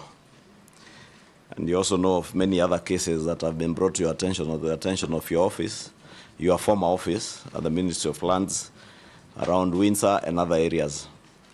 Cases where your ministry officials of the National Lands Commission, those from the police have been involved.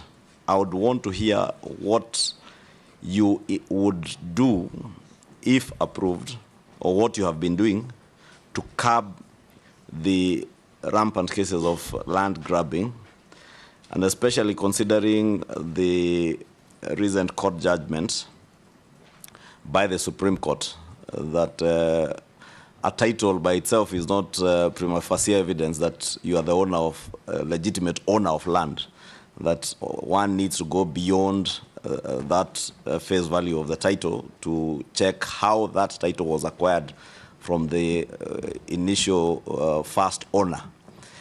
And you're aware, many of the cases that you have been dealing with are cases where land is illegally transferred from the bona fide owners to land grabbers, and with the protection of or facilitation of officers in the Ministry of Lands and protection of other government officers, including the police, they take away people's land. What is it that you have been doing to address that, and what will you do that will now completely curb that vice?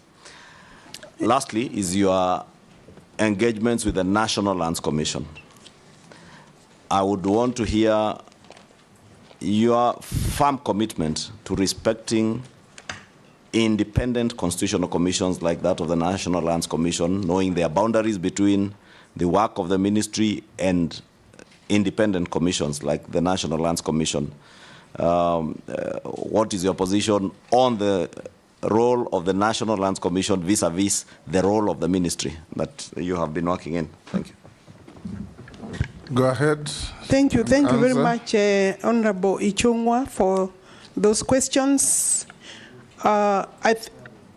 It is true, and it should be actually a national tragedy to have the fact to have a situation where a title is not prima facie evidence, necessary prima facie evidence of ownership.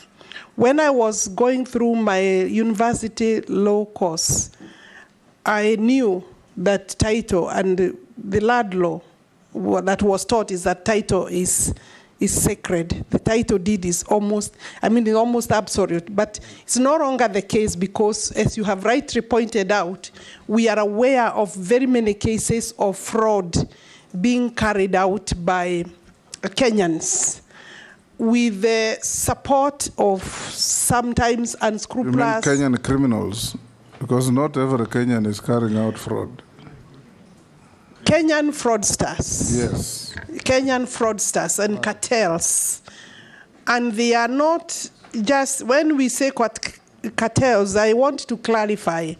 They are powerful cartels, they are managed cartels. Some of them surprisingly have made money through those kind of fraudsters, but then maybe cleansed that money into institutions like schools, like banks, like other maybe real property investments. And they are also powerful. But of course, they are also the ordinary cartels and criminals also who don't have much money, but they are part of the whole system.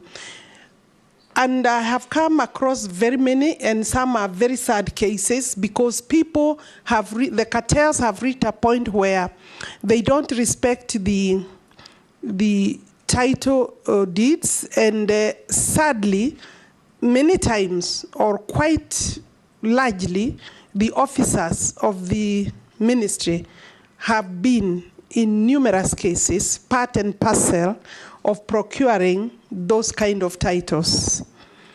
When you look at the Land Act, to be able to deal a big blow to the cartels when they secure fraudulent titles, and you, Honorable Speaker, I mean that you are the owner, say, of this particular building, cartels come and they perform some miracle and procure another title, where your title is safely somewhere, maybe under the locus of this particular building or parliament. And that title is the normal paper that we use for titling in this country. But other times it could be that paper, but the signatures are superimposed, or signatures of former commissioners of lands, maybe former registrars, both dead and alive. Not that they are the ones who signed, but some of our retired officers have also been part of that cartel. They've been signing. Some in their death, they are said to have signed. And therefore, what am I doing? I think we need to work on some amendments very quickly on the Land Act, so that the minute the registry, the technical information on the land records are known to be interfered with, to have been fraudulently secured or changed, so then the registrar, say the chief land registrar, should be able to immediately effect a cancellation and leave by law, because the minister is the custodian of all land titles, and therefore be able to say this record should look like this, and so that the person flagging another title out there should be left to be the one to have the honors of going to court to prove that the ministry has changed records or altered records and that these are the true records. What has happened is that the ministry, previously the courts have taken the position that a title is sacred, a title can only be cancelled by the court. And you know, for the court to arrive at a position where it is able to say that these are the records, truly, the evidence must be produced before the court by the chief land registrar or through his officers, so that then the court can be able to rely, will always rely in a good judgment, well-reasoned judgment, the court should be able to summon or the owners of the case to be able to call for witnesses and the right records to inform the court, to help the court arrive at the right decision, is evidence from the ministry. So therefore, there is no reason why we should, as a ministry, not be able to rectify the records. When you look at the current section 79, yes, it's not clear that you can be able to alter that title. Anyway, Mr. Speaker, I have been asked what I have been doing. I have been utilizing that section. Severally, I have impugned some of the documents because they are obvious frauds, and therefore I'm not willing to take the dirty work of my ministry to the courts. Let the person alluding or alleging that they have a good title go take me to court, and that should happen to the same for everybody. What has the fraudsters have actually taken that section and utilized it in their favor, and you know they have the money to influence, to pay lawyers, good lawyers, and eventually you may be the owner of the title and find yourself losing. It has happened. We have several cases in the High Court, others in the Court of Appeal, where people, genuine owners of land, are struggling with judgments that don't make sense at all. And I do not want to go beyond that, but they don't make sense. And they cannot. So therefore, we need to change the law to some extent to be able to give clarity to what the registrar should be able to do in the event that there is a clear fraud. I have taken the position that I will tackle the fraudsters. I have found myself in one of the notorious cases. I was actually locked up in a suit premises, not a suit premises, in a property that is clearly the records. I found the records had actually been already rectified. The records were okay, but there is somebody also claiming they have a good title. And I was locked by goons within. I think the police were part of the system, so that even when we entered there with them, as a minister, Honorable Speaker, and if there is one time I feared, is that one time, because it was down the valley. Even if it meant me running up, I would have had a challenge to run the hill up. And these are young goons who have been put to guard this property. Maybe you could ask, why did I think I should go there? I'm taking this fight to the crime scenes, Honorable Speaker. And I'm willing to do that because once I have established that this is a title, either for schools, for institutions, because these people have stolen land right, left, center. A lot of government land has been taken away, including prisons land. Institutions have lost land to them, to either people working within or people working within those institutions and other people. So I am taking the war to the crime scenes. And I believe that I need a lot of support from the police for purposes of enforcement. And but with the law, the answer is really dealing a big blow by use of the law, so that it is clear what we should do when we are faced with those kind of things. Yeah. Junet. Thank you, Chairman and Speaker. So, Mr. Chairman, my question to the nominee is, first, Madam Nominee, can you tell the committee in the period that you were there as a Minister for Lands. You have been, as you have just put it now, you have been following up grabbed lands and land that have been grabbed.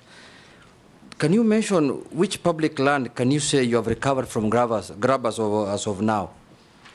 And secondly, whether it was necessary for you to go to that scene, what necessitated you going to that place? Because how many land can you visit if, as a minister, to go and that is a security issue, that is an enforcement issue. But more importantly, there was a bill that was authored from the ministry, the Lands Amendment Act, that was withdrawn by the majority leader. And you wanted to take the powers of the National Land Commission completely. What necessitated that? What was the reason behind why you wanted to usurp the powers of the Independent Commission? And lastly, the issue of disappearance of files in the Ministry of Land still exists. Kenyans go to the Ministry of Land, Ardhi House, they can't find their files. And we have been told that land was being digitized since when the former cabinet secretary was there, Farida. Up to that time, up to now, from that time up to now, digitization is still going on. But files cannot be traced. When will this issue of disappearance of Kenyans' files end, Madam CS? Thank you very nominees. Thank you very much. The Honorable Ichung'wa had asked the same question on the, what is our mandate vis-a-vis the mandate of the National Land Commission, and are we respecting the mandates of the, is there any issue? As far as I'm concerned, Honorable Speaker, there is no problem or challenge. We've not had any conflict or fight between my office and the office of the National Land Commission. In fact, I would say that I am having quite a cordial working relationship with the chairman and his commission. But that does not mean then we abscond or we abandon our duty, and therefore each has their mandate. Our main mandate in relation to titling is we are the ones, the minister is the one who does the leases. In fact, all leases in this country are signed by the minister. I would say not my signature, but for the minister. So I take responsibility for all the leases, including those that are going around there that are fraudulent. Secondly, we also do the title deed or the certificates of title. That's done by my registrars. So to that extent, then, our work is different because the National Land Commission's main mandate is to manage public land, administration and management of public land. And the amendments that we were proposing were speaking to the valuation. I still think that I will be able to come and persuade Parliament that valuation of government projects land, compulsory acquisition should be, the valuation should be done by the owners of the project, by the government, because we are the, you see, the National Commission is an independent organ of this country. And therefore, if it is the government that is doing its projects, there is nothing wrong in them doing the evaluations between the buyer and the government. And therefore, I think those are some of the amendments we were proposing. That does not take any power of the commission given under the Constitution. I think you could talk about maybe the law, but anything that is not working for the government within the law then requires some changes. You are aware that we have had a big challenge as a government by overstating and overvaluing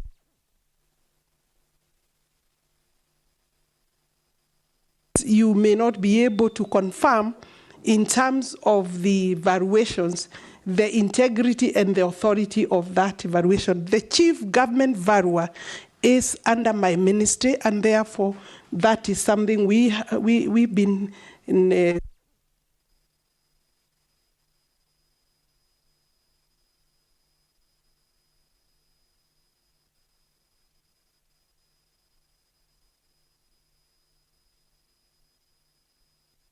the leases are, what they do is to provide allotment, is to allow allotment and give no objection for allotments to be issued by the county governments, and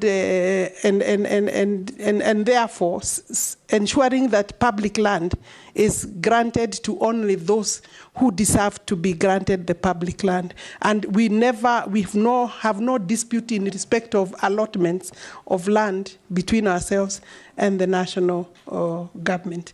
So in terms of going, to how many places can I go? If I can go to 5 or 10 and provide the statement that is needed to stamp authority of the government in terms of telling the cartels that I'm here and I will not allow, and I can tell you, Honorable Speaker, it has worked to some extent. But I said what I need is the law to be explicit, to be clear, to be able to tackle the problem of cartel. Otherwise, nobody is safe with their title deed if we are not going to deal a death blow to cartels. And I'm willing to walk along that journey with the Parliament. Thank you, Chairman. I'll just make a brief comment because I was going to also ask some questions on the amendment bill, number 2 of 2023, but since it was withdrawn from the House, I will not dwell on it in the House, in Parliament. I will not dwell so much on it.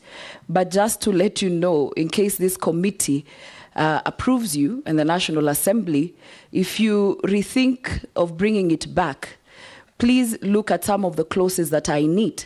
Because from the events of this that happened in this country 2 months ago, you have realized that we have a very informed population in this country. And so that issue of NLC had come up, and Kenyans were of bringing it back. Please look at some of the clauses that I need with issues of land, because you know how land is emotive. The second thing that was on it that Kenyans raised was the issue of inserting a new clause which will force freehold land owners, property owners who enjoy free ownership for perpetuity and can use the land for any purposes to pay land rate. You know, that was just a comment since it has been withdrawn. So to my question, one, who is a cartel? Every CS nominee talks of a cartel. I want you to explain to this committee your definition of cartel. The second question is the whole issue of the housing levy. By April 2024, the government had collected in excess of Kenya shillings 34 billion. How many houses can you confidently say have been constructed and completed as we speak? And lastly, with the Finance Act having been declared unconstitutional, I think yesterday, do you understand its import on the housing project, and what next if this committee then finds you suitable to hold that office? Thank you. We'll take another. Nelson. Thank you, Honorable Speaker. Mine is actually very brief. Affordable housing is one of the key pillars of Kenya Kwanza administration.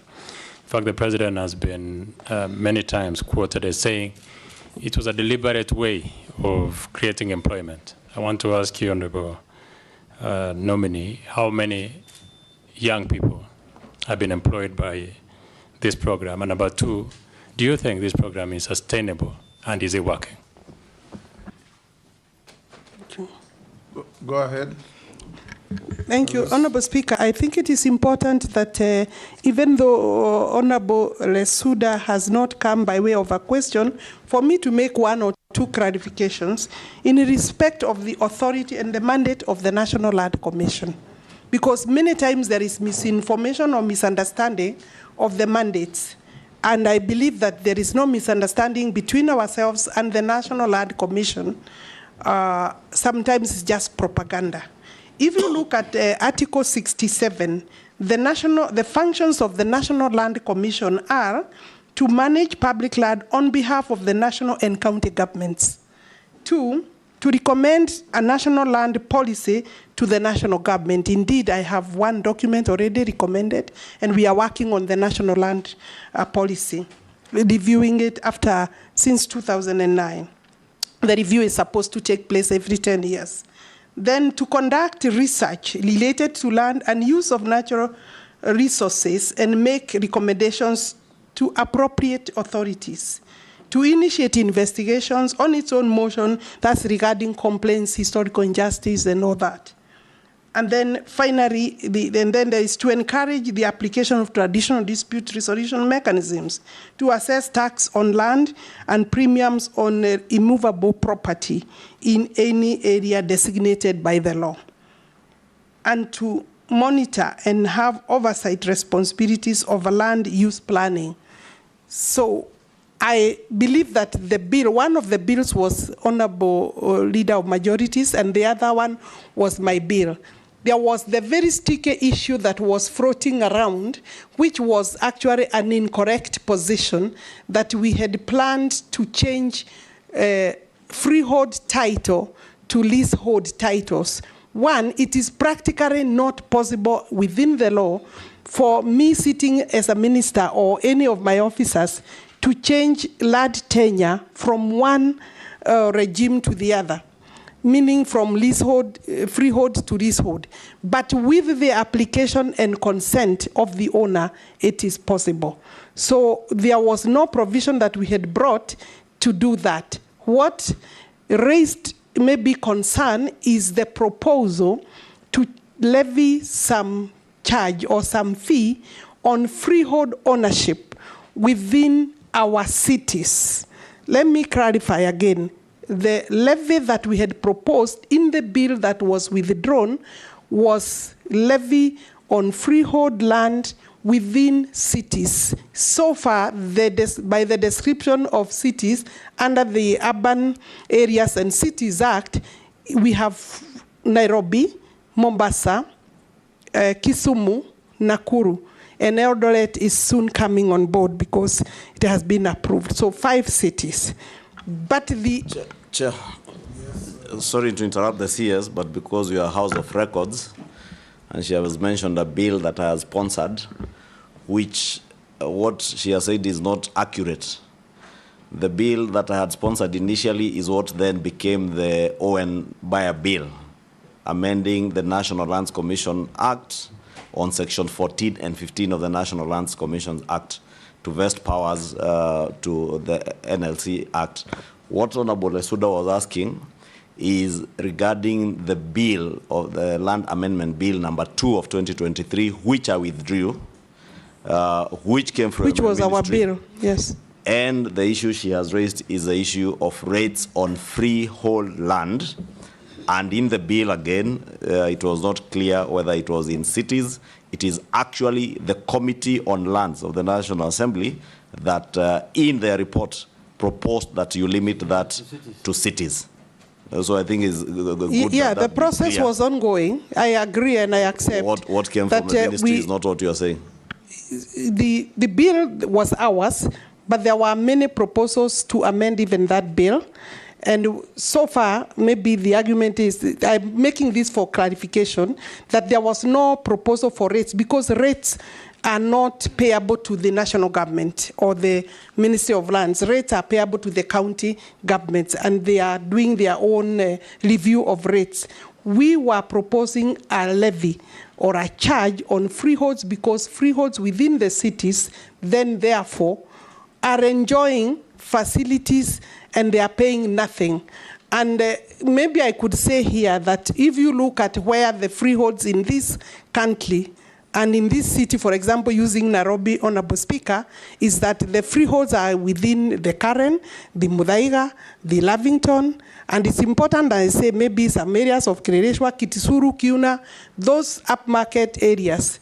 Why? I think it was a skewed way of raising tax against some people and not everybody. So that if you go to the whole of Eastland and the Southlands, then you will find that, you know, areas of all these areas, you know, that I haven't mentioned, they are paying rates and they are paying land rent, both.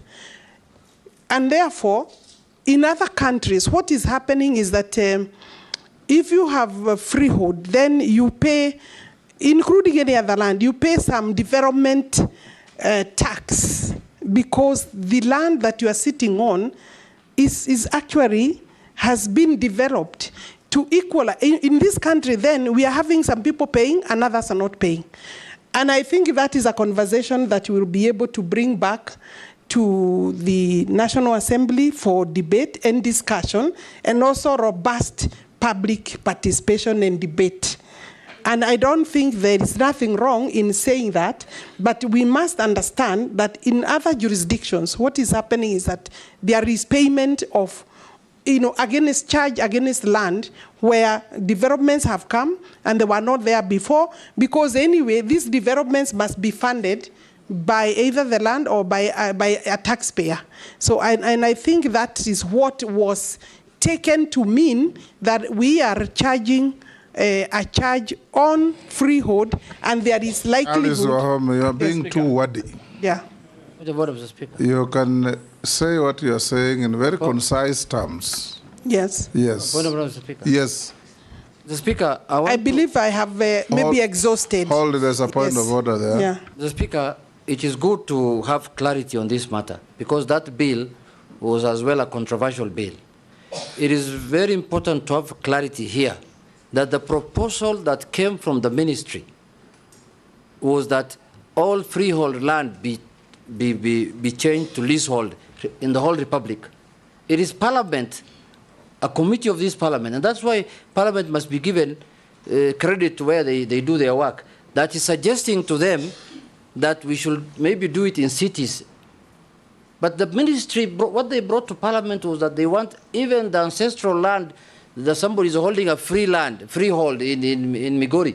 They wanted to change it to leasehold. For what? She should tell us why, what was informing that, instead of now hiding under Parliament. Alice, why? The provision was saying that the minister will be able to say, to designate the areas, which then means you designate through regulations, and I would still have had to come to Parliament to be allowed the designated areas that we would have picked.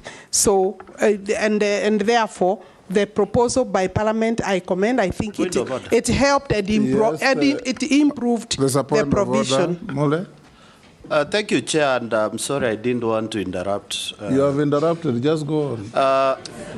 Chair, we are in a vetting process, and the leader of majority and the leader of minority have stated the actual position. But the nominee, she's trying to run away from the reality. The reality is that the bill which came to the House exactly wanted to levy even the ancestral land in this country.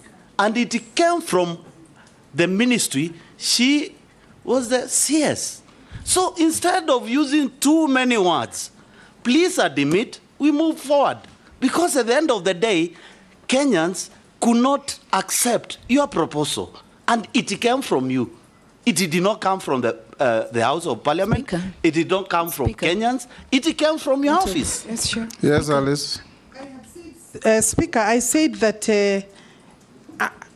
the proposal had indicated that the minister will designate areas where the levy will be. It was not blanket, because it is not possible to collect. Point of order, it is not possible to collect levy in the entire country. Mr. Speaker, yes. That is true. But why do you want to subject a land that is in Bungoma or Migori for a minister who's sitting in Nairobi to designate whether it will be a freehold or a leasehold? Why do you want to do that? Just say it was wrong to do that, and now you are rectifying, you are agreeing with Parliament for that issue to become a city's issue. Just and we move on, Madam C. You are a former member of Parliament here. I think the clarity I have made, I have even given credit to Parliament, but I have said that it is Parliament that was going to give me permission to say where to levy the. Yes. Point of order. Okay. A brief one. Yes. Yes, Naisula. Thank you, Speaker.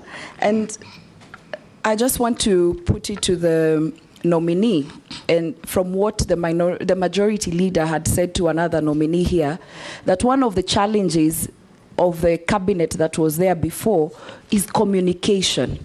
Because Kenyans are not understanding what you want to do. When they raise questions, it is said to be propaganda, but now we have confirmed here today that it is actually the truth. And so I think moving forward, if you're confirmed, and the last thing also is when there is public participation and Kenyans have an issue with a clause or with a matter in a bill, it should be discussed thoroughly and given the view of those because the bill could be good, everything else could be good, and we have one contentious issue. Could we exhaust it? Because I can assure you, after what happened in Parliament, these parliamentarians will not be a rubber stamp anymore to any issue that will be contentious, Madam Nominee. So that is all I wanted to do so that we could make progress. Yeah, thank you. I would hate a parliament that is a rubber stamp. It's of no use to anybody, even themselves. But, and I agree with you, this bill had not even gone to second reading where the debate was going to happen. And during debate, the proposals for amendments would obviously, by the House, I think the subject was still... We'll make progress. Alice, what the members are telling you is that a bill came from your ministry with these contentious proposals to the House.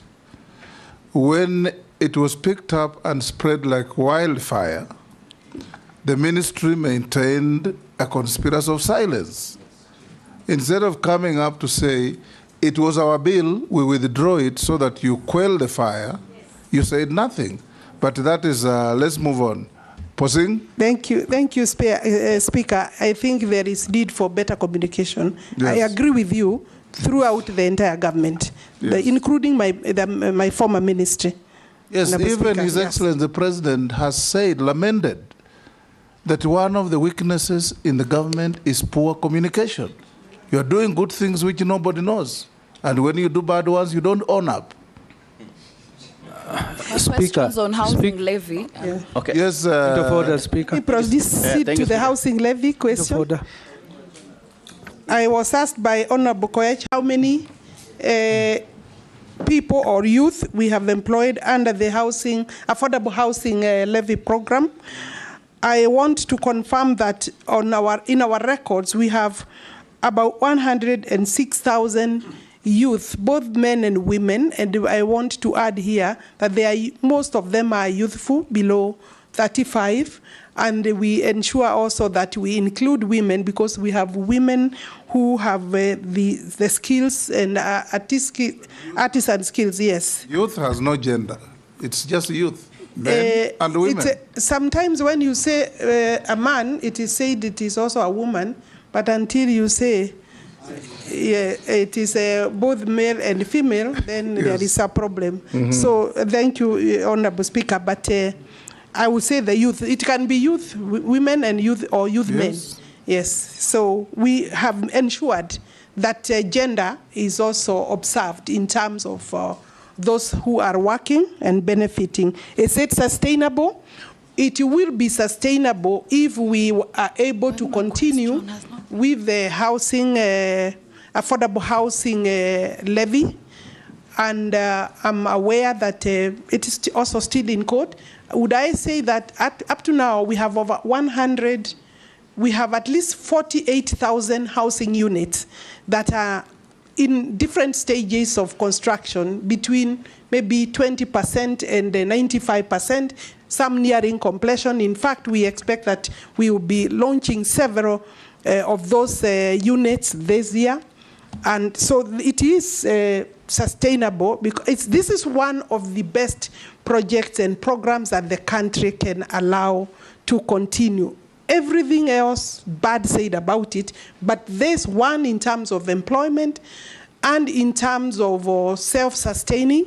If we can allow the levy to continue, it is sustainable. And I bet that what we are giving, including allowing housing to people who previously cannot access and afford, decent homes, then I would think that the country should take it and proceed with it. I thank you, Honorable Speaker.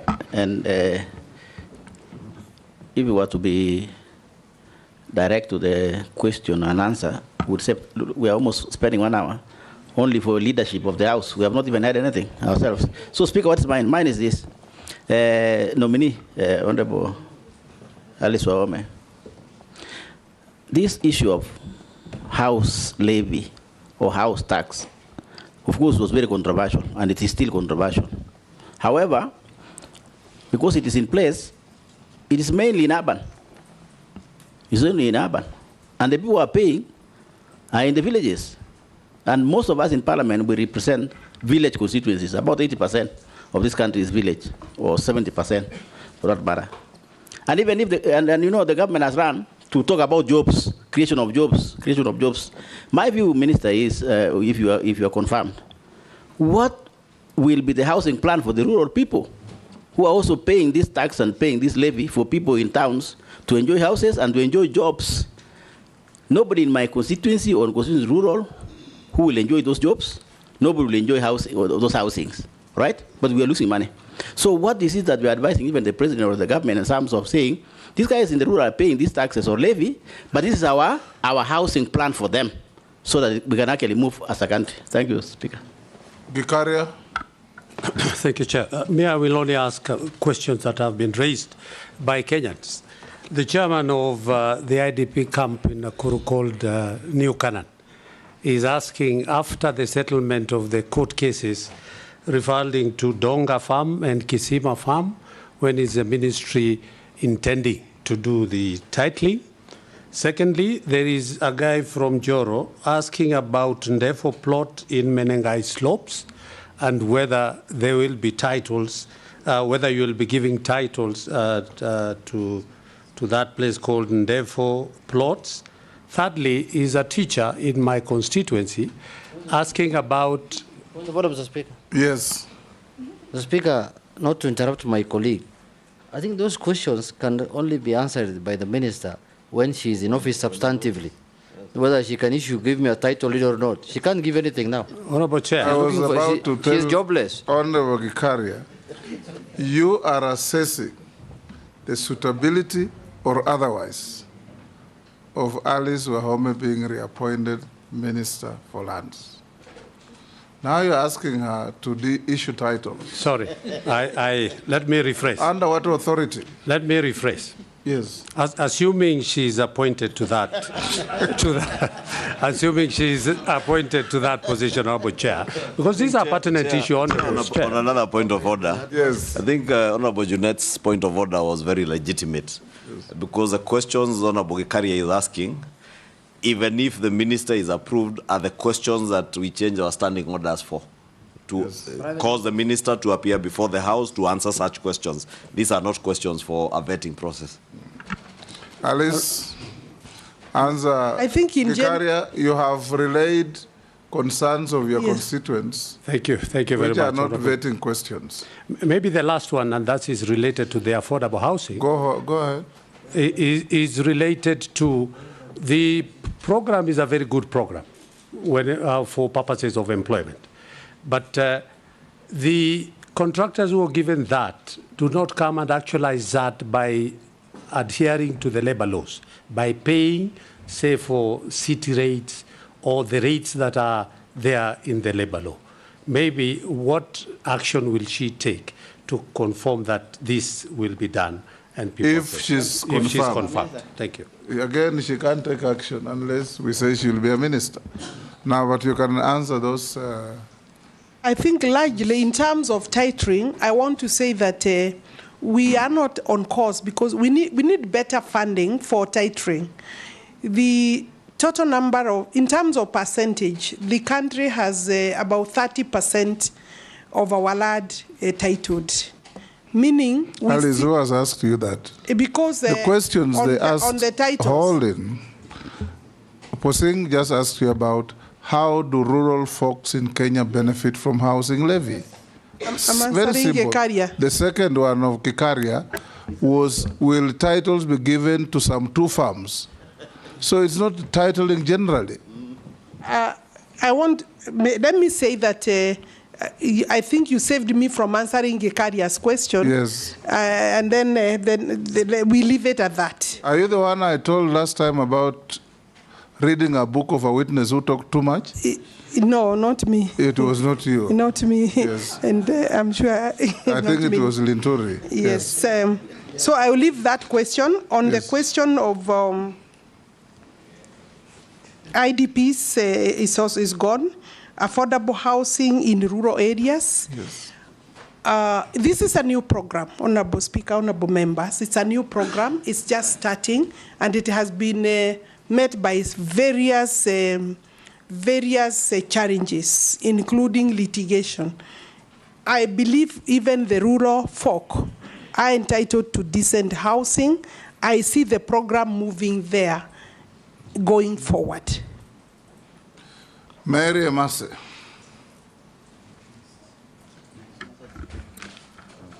Thank you, Chairman. I had two questions, but one of them has been, I think, prosecuted well. It was on the proposed levy on land. Very good. But I would want to say, Chairman, that there is need to improve the communication in terms of public participation. Probably going forward, we need to change the law so that members are involved in doing public participation with the people we represent, so that we disseminate the information and then bring our feedback.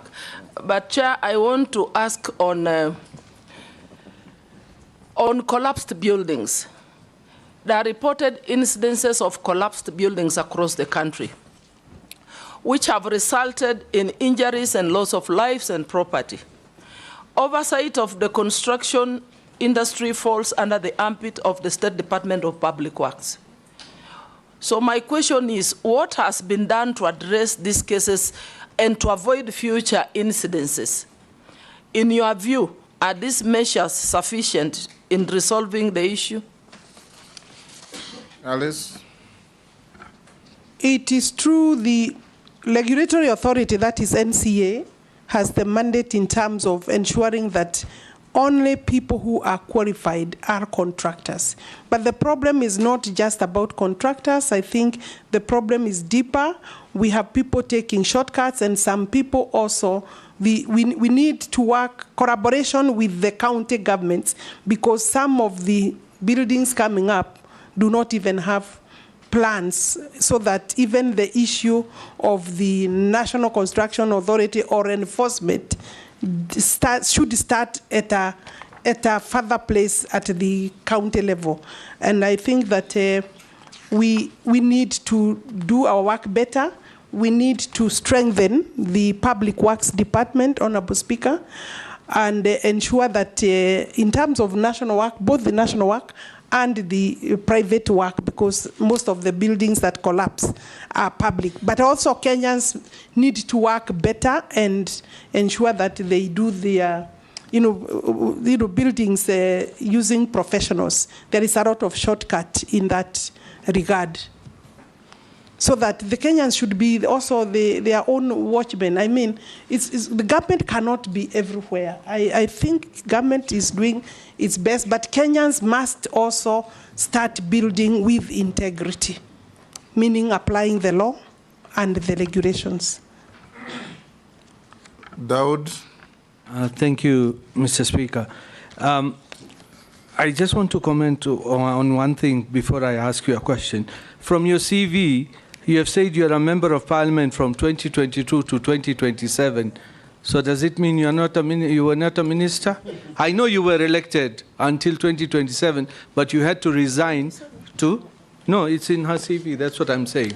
So you need to correct your CV. I will look at that. It was only 2022. Let me ask you my question now. Adjudication mistakes on land are normally sometimes done at the lands office, and it costs people to rectify those mistakes in acreage or size or whatever, about 18,000 shillings to rectify. And not just that, you have to pay, initially you had to pay 150 or 300 or 500. That charge has now gone to 3,000 shillings. And there was no public participation when you increase the charge from 300 to 3,000 shillings. Somebody has got 10 parcels of land under adjudication, has to pay 30,000. That's even before you factor in other costs. That is one question. The second question, what is your take on the Dungu Land Commission lands, which were cancelled, which there is a report regarding the same? The last one is regarding affordable housing. You have talked about it, and my colleagues have talked about it. And there were grand launches by His Excellency the President, who has nominated you to that ministry again. But unfortunately, those housing were just launched, and they have not taken off. And like Honorable Aisuda has said, there are 24 billion in that account. So what is that money doing if it is not being used? And those lands are, those housing projects are just stationary. Thank you, Mr. Speaker. If you allow me another one, but I think. Ferdinand, take two.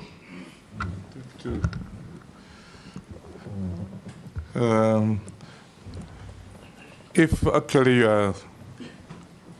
you are appointed as CS, I want to find out, because going around, you will find yourself, there's a lot of upcoming, like you go to a place like Mathare and other places which are congested. There's no plan at all so that you find people living in a very affordable way. What plan do you have to be able to at least streamline some of these upcoming dwelling facilities that actually are causing problems? You'll find that even getting electricity in a place like that is not there. And somebody staying in a place in Mathare, and water is actually passing through her house. So what plan would you have for that kind of thing? Secondly, I come from Trans Nzoia. This affordable housing scheme, have you actually ignored Trans Nzoia? Or what is happening when it's supposed to be countrywide projects that's supposed to help people in areas that Trans Nzoia, where people actually also need those affordable housing? Alice?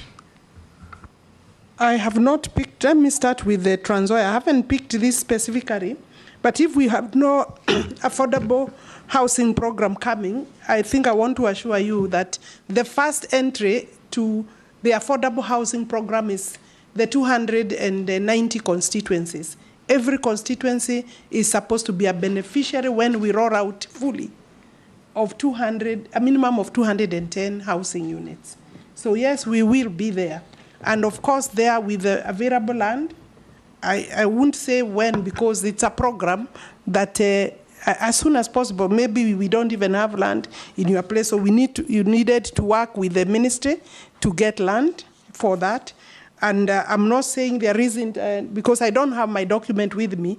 I believe in Trans Nzoia County, we already have some affordable housing programs coming up. Who are you? Yeah. We do have. It's okay. We will be there, and I'm sure that it is every other wish of member to work with the ministry to ensure that they are there faster than maybe they even plan. Yeah. Then the slum upgrading. We have a very good slum upgrading program. It's the one working in, for example, in Kibera. We are in Mukuru.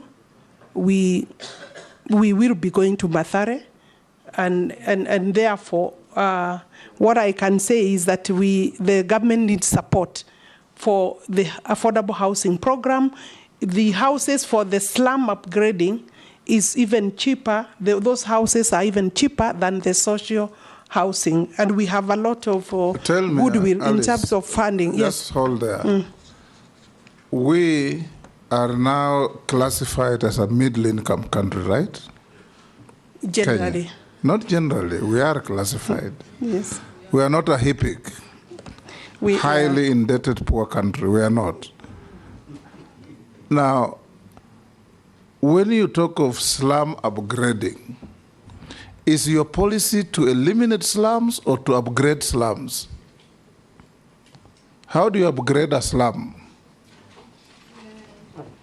That could be the terminology that we are using, but basically, you know, we are providing the necessary infrastructure, water, ensuring that the necessary facilities, including electricity, connectivity, and is available, and roads.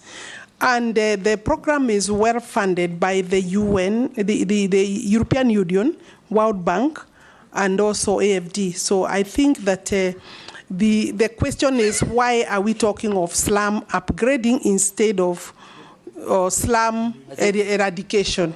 Maybe that is something we can think about and change the name. No, I think if I have understood her well, Speaker, she's saying they want to make slums habitable. That people can still live in slums, but they become better place where they say... That cannot be the direction of our country. It is not. It is not. It is basically, once we work, we eliminate the slum. So possibly we need to change the wording of that program, the title.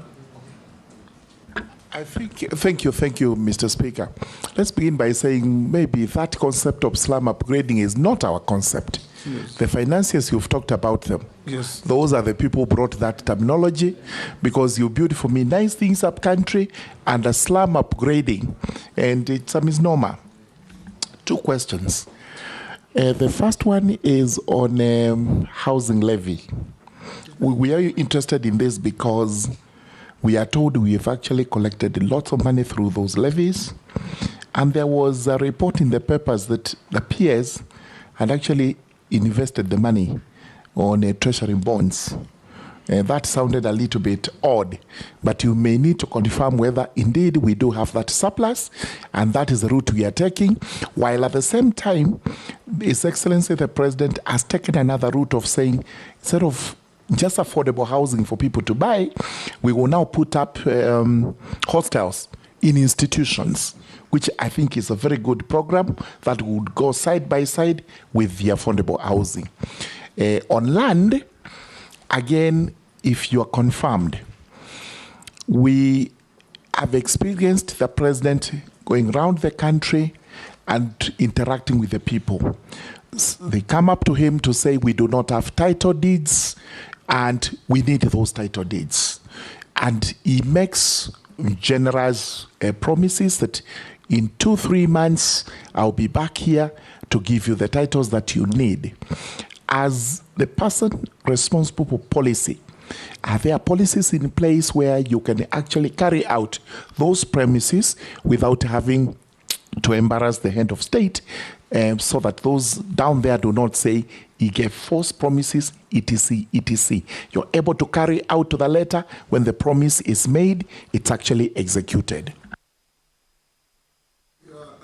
Alice, Dawood is protesting that you didn't answer his question. Yes. And then Dungu report, go ahead. I asked about the adjudication, about the Dungu report and the affordable housing, where nothing is going on. And you've got 24 billion in the account, putting in treasury bills or bonds. Yes, Minister. I could start by looking at the Dungu report is a very good document report, and I know that several of the properties that are within and picked by the Dungu report will clearly indicate the kind of cartel that I was talking about. I know I was asked to define what is a cartel. I think, in short, a cartel is a thief. It's a thief for land. The Dungu report is a lot of, I don't have the figures, but some of the land recovered has been recovered through the EACC, because we have institutions, some we have had to go to court through EACC, and it is work in progress. The report is still live. That's what I would say. Affordable housing, everybody wants affordable housing, but there is also recognition that there has been a lot of disruption on this particular program, both by cases and therefore implementation. And that's why we had some money not able to implement immediately, because when you have also cases going on, you need first to understand where you are. And it is not that there is surplus. We have also already procured for all that money you are talking about. What happened, Honorable Speaker, is that the last financial year, 2023-2024, we had a balance that was not utilized because payments had not been done to the tune of about 38 billion shillings. And it would be reckless to hold money into a general account without investing it, even if it's short term. So there is, it's not that it's being invested because there is no work. We have 106,000 housing units.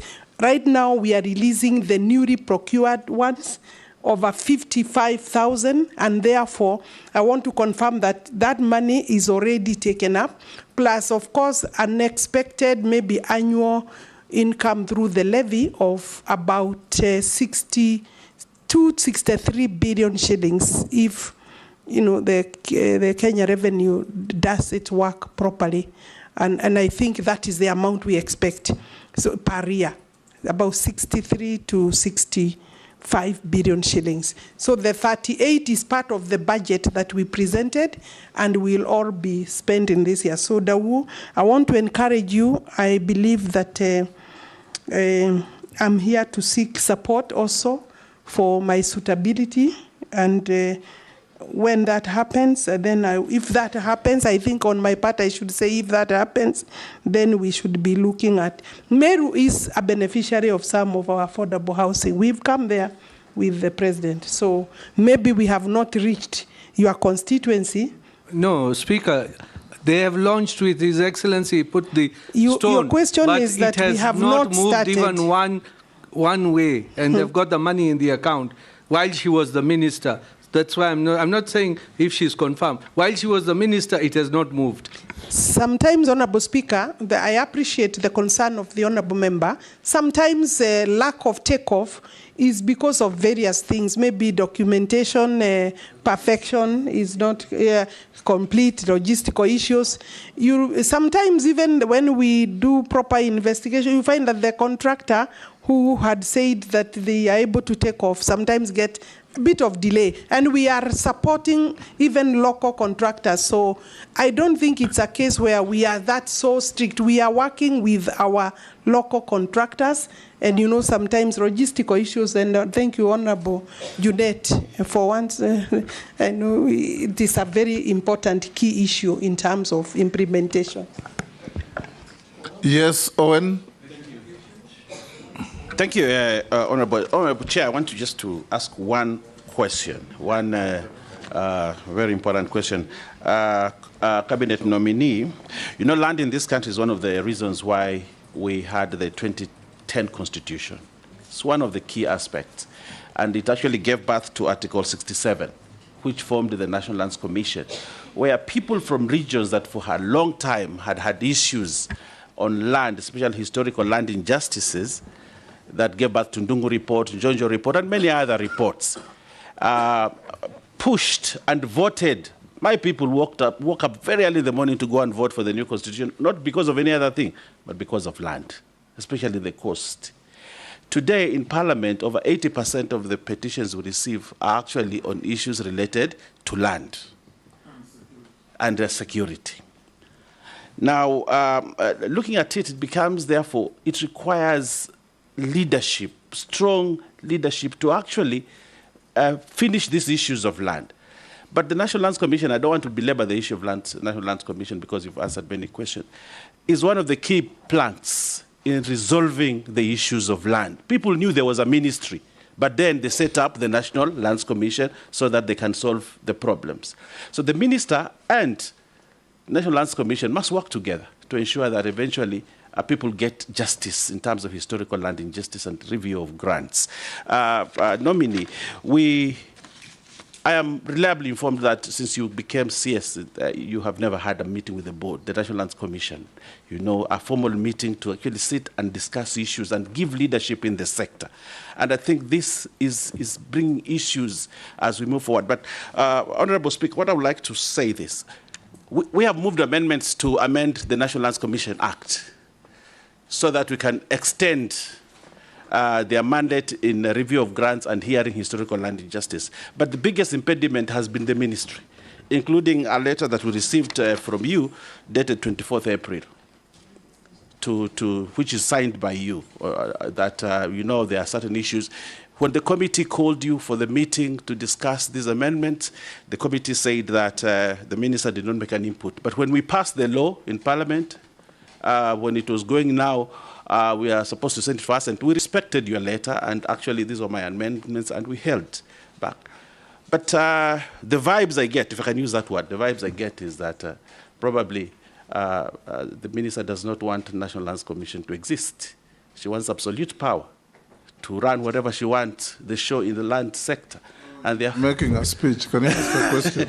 So my question is, do you still believe that we should not review the law, especially section 14 and 15 of the National Lands Commission, to give them power to review grants and to hear historical injustice? I mean, do you still believe we should not review that and deny the National Lands Commission the power, or you have changed your mind about it?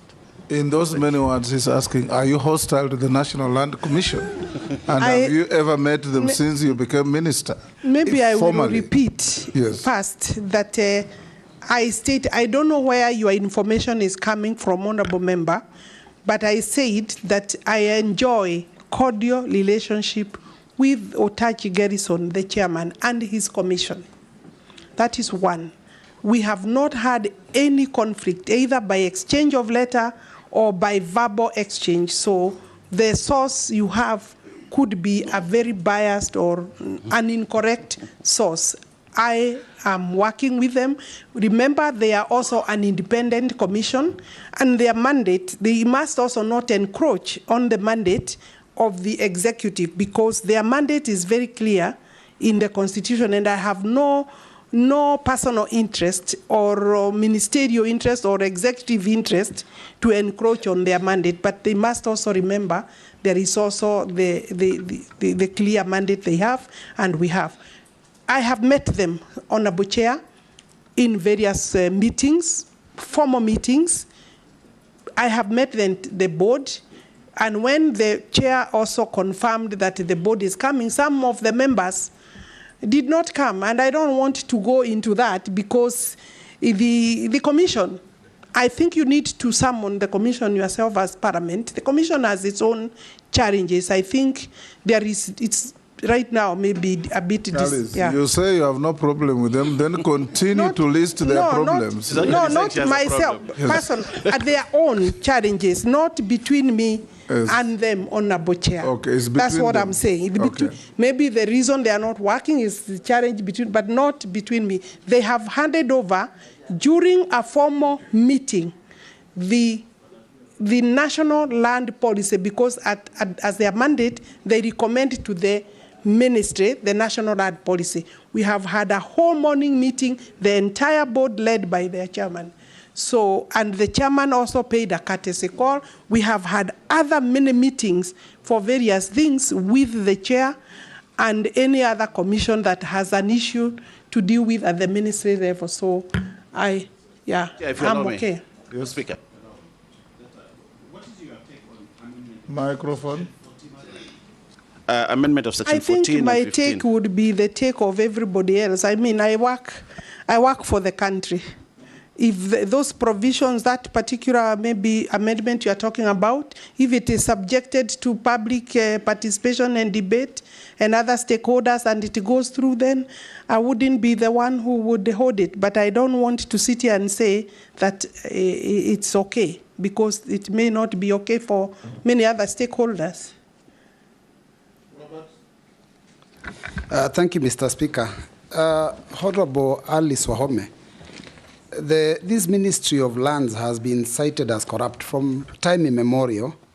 And the issue of, even when you watch news, many times you find people have been, kicked out of their houses because of the issue of fake titles, which you've addressed very well, I must say, because you've said you have a way of dealing with the fraudsters. Even if they have to go to court, let them go to court. But my question is, what action do you propose to take if you are approved on the staff of the ministry that are clearly, in many instances, involved in the same fraud? Because you've given us a direction on what you do with the fraudsters outside, but what about the staff? Because those ones are your staff. And secondly, when Kenya Kwanza came into office, there was the promise that the issue of evictions and demolitions of people's homes would be a thing of the past. You saw over 10,000 people kicked out of their homes in Mavoko, and that still continues to happen. In fact, recently, I think some people are kicked out of some estates within the city of Nairobi, and compensation given was definitely not enough, and part of it never even got to the registered owners. How do you, has the policy changed? And if so, what do you want to tell those Kenyans that have such issues and are concerned? Let's take, we're going this way? No, we're coming that way. Amisi? Speaker, for starting where I am. Speaker, I've been quietly listening to these proceedings. I may not be a happy person because I expected, we vetted the nominee before us 2 years or so ago, and she has served in various portfolios. I expected a progress report, sort of success stories from where we posted her.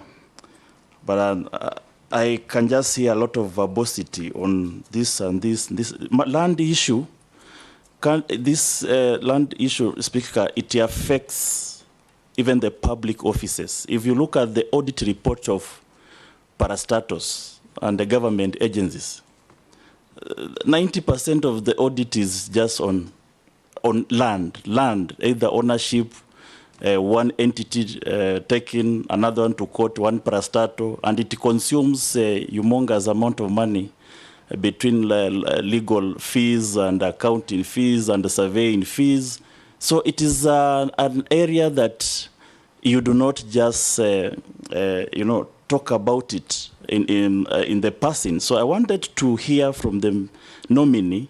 Yes, she has served there. She's going there back. I don't have your progress report so far. But the issue of parastatals and the government. You say she's going back before we decide? Yes, if she's approved. Yes.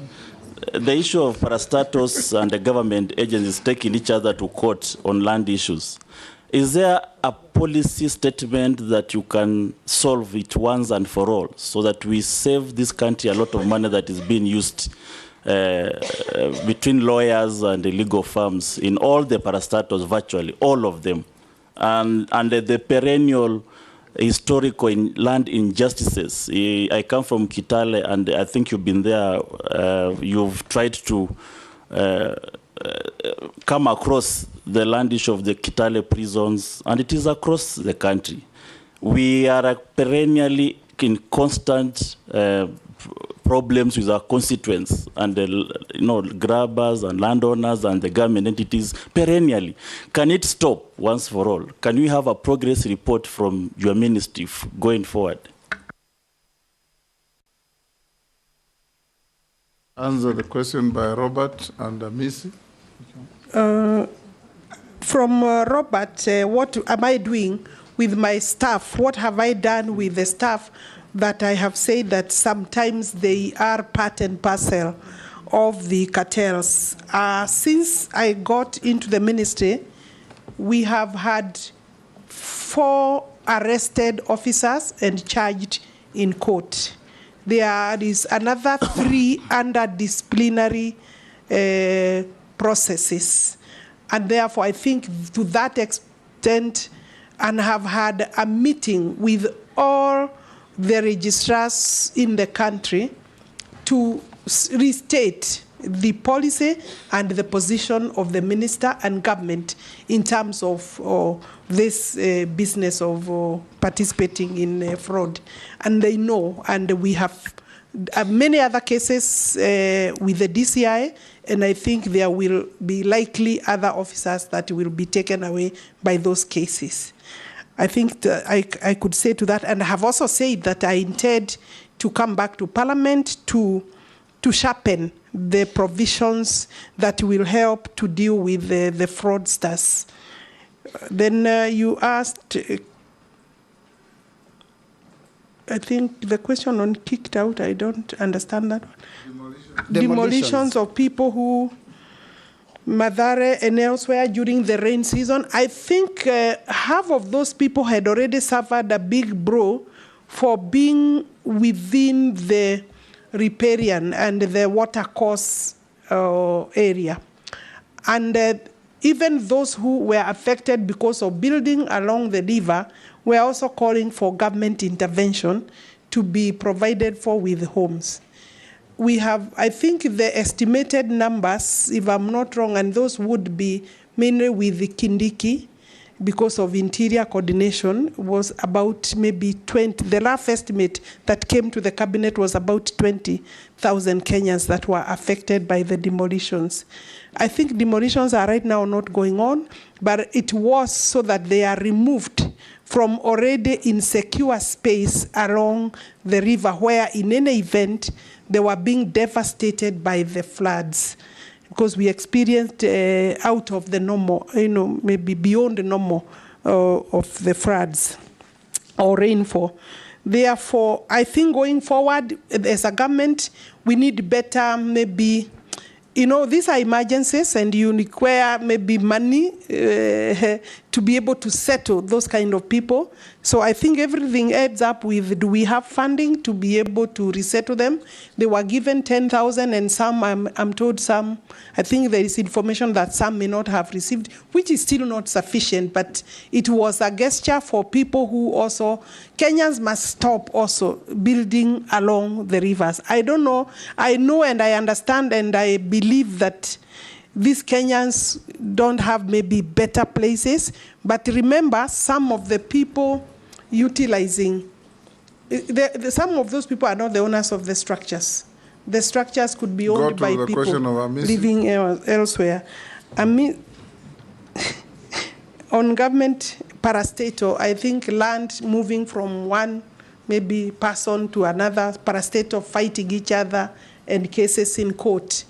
I have already proposed to the executive that we circulate, before I left office, that I think in June I proposed that all the departments, all the ministries forward to the ministry the list of their properties so that we can now start cracking holistically so that we have a one government approach in terms of recovery.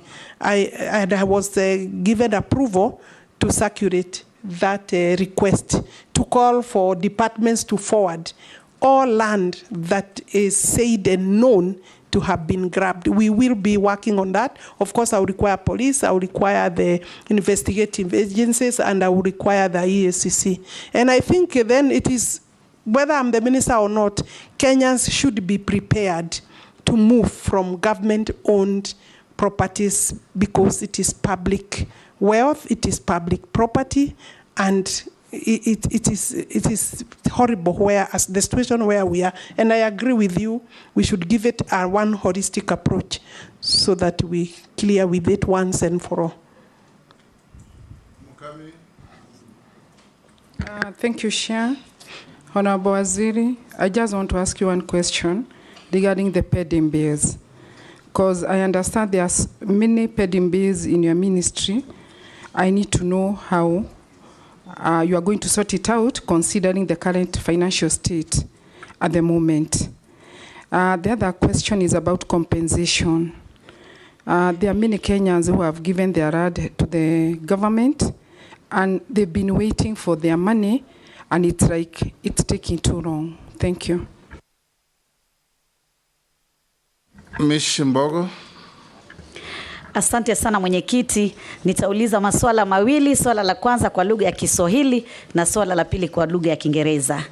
Swala langu la kwanza, Mheshimiwa Wahome ambaye umekuwa waziri katika hii wizara kwa muda mfupi, ningependa kujua mikakati ambayo utaweka katika wizara yako na kupitia serikali kuu ya Kenya Kwanza ya kuhakikisha ya kwamba Wakenya wengi ambao wamejenga kwa miaka nenda miaka rudi katika zile ardhi ambazo zilikuwa zinaitwa GL ama government land, na zile ardhi ambazo kuna absentee landlord, yani wale wamiliki hawajulikani na hawako, na pia wale ambao wamejenga katika ardhi za wale wamiliki ambao walipatiwa ile tunaita grants ama zabuni, rubuni, na watu kama hao hawajafika katika sehemu hizo na wala hawajulikani, kwa sababu kihistoria wakati wa nyuma kulikuwa na siasa zile ambazo mtawala akiingia anaweza kupatia marafiki grant ya mashamba katika sehemu tofauti tofauti, na jambo hili limefanyika sana katika sehemu ya Bonde la Ufa na sehemu ya Pwani. So ni mikakati gani ambayo serikali kupitia wizara yako itafanya ndio tatizo hili la mashamba liwe historia, isiwe kila wakati wa siasa, wakati wa kampeni Wakenya bado wanauliza maswali yale kwa yale? Na niweze pia kuweza kukubaliana na Mheshimiwa Owen wakati aliposema ya kwamba kuna tashwishi ya kwamba huenda pengine wewe, na hiyo ni hisia yangu, ukirudi katika wizara hino utaweza kuendelea kuhujumu tume ya ardhi, kwa sababu wakati mmoja ulikataa kuongeza muda wa kushughulikia mambo ya historia za mashamba, na tatizo hili ni tatizo nyeti katika Bonde la Ufa, katika Pwani na Kenya kwa jumla. Kwa hivyo hivi sasa umesema ya kwamba mambo yatakuwa tofauti, tunataka tuone ya kuwa tofauti, kwa sababu tatizo hili bado liko, hatujaona ya kwamba kama tumefaidika katika mambo ya dhulma za kihistoria za mashamba. Swali langu la Kiingereza, what specific timeline? The Kiswahili version was just a speech. Now ask the question. Mwenyekiti, hilo ni swali na nafikiri Mheshimiwa Wahome ameelewa hilo swali nilivyoliuliza. My second question, Honorable Chairman, what specific timeline did you establish when you are the Cabinet Secretary for the Ministry of Land for the completion of digitization of land records across all the counties? How many counties right now they have those digitized land records? What is your roadmap? Many times we have been putting some allocation in terms of this program of digitization of land records. So what are you telling? What is the status right now? We want to hear, because we know this is the only way where we can avoid some cartels, we can avoid some corruption and so many other anomalies. Thank you, Honorable Chairman. Thank you. Sharia, we can take Sharia as well. Thank you, Honorable Chairman. I think you're teaching us something new of saying no chairs. And Mheshimiwa Wahome, significant parts of the country are formerly trust lands and fall under the Community Lands Act. It's public knowledge that the community land legal regime remains not fully operationalized, and if granted, has not been regime not fully operationalized. If confirmed, what possible solutions do you propose? I thank you, Honorable Chair. Can you answer those, Alice? Chair, from Honorable Shurie, trust lands, it is true, this, most of this is what we call as community land.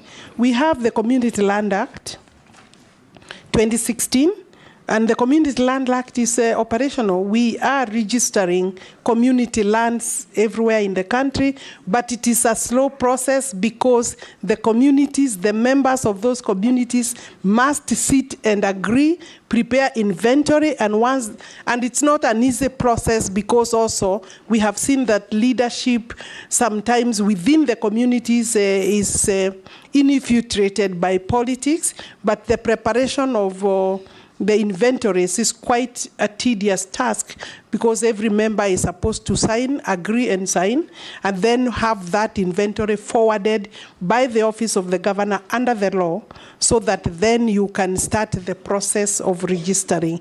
But we are on course in terms of various counties, and I believe we need the support, in fact, of elected leadership to expedite those processes as a government. Then Mheshimiwa Mishi is asking, I believe what she's asking me is a policy issue, and in terms of absentee landlord and people who have moved and become squatters on people's lands. We are in the process, Mr. Speaker, of finalizing the national land policy. It is a matter that should squarely be captured there so that as a country we agree what to do. But also, we must not encourage, there is a lot of criminality in some of the people in terms of moving to people's land and becoming professional squatters. Those must be discouraged, but there are also genuine squatters that the country and the government need to work with and work on, that require sometimes the government to raise budget to purchase those parcels where the squatters are, and then do a land settlement in terms of the squatters. So the program in terms of land settlement is ongoing, is a program of the government. We need more funding for that. The government needs more funding to deal with that, Honorable Mishi. But I agree with you, there is a lot of this problem in terms of absentee landlord. Let's have policy, and the policy will be brought to Parliament, and the input of Parliament would be very critical in terms of handling those. Then I think extension. Honorable Bayer, you accuse me of maybe being the person rejecting.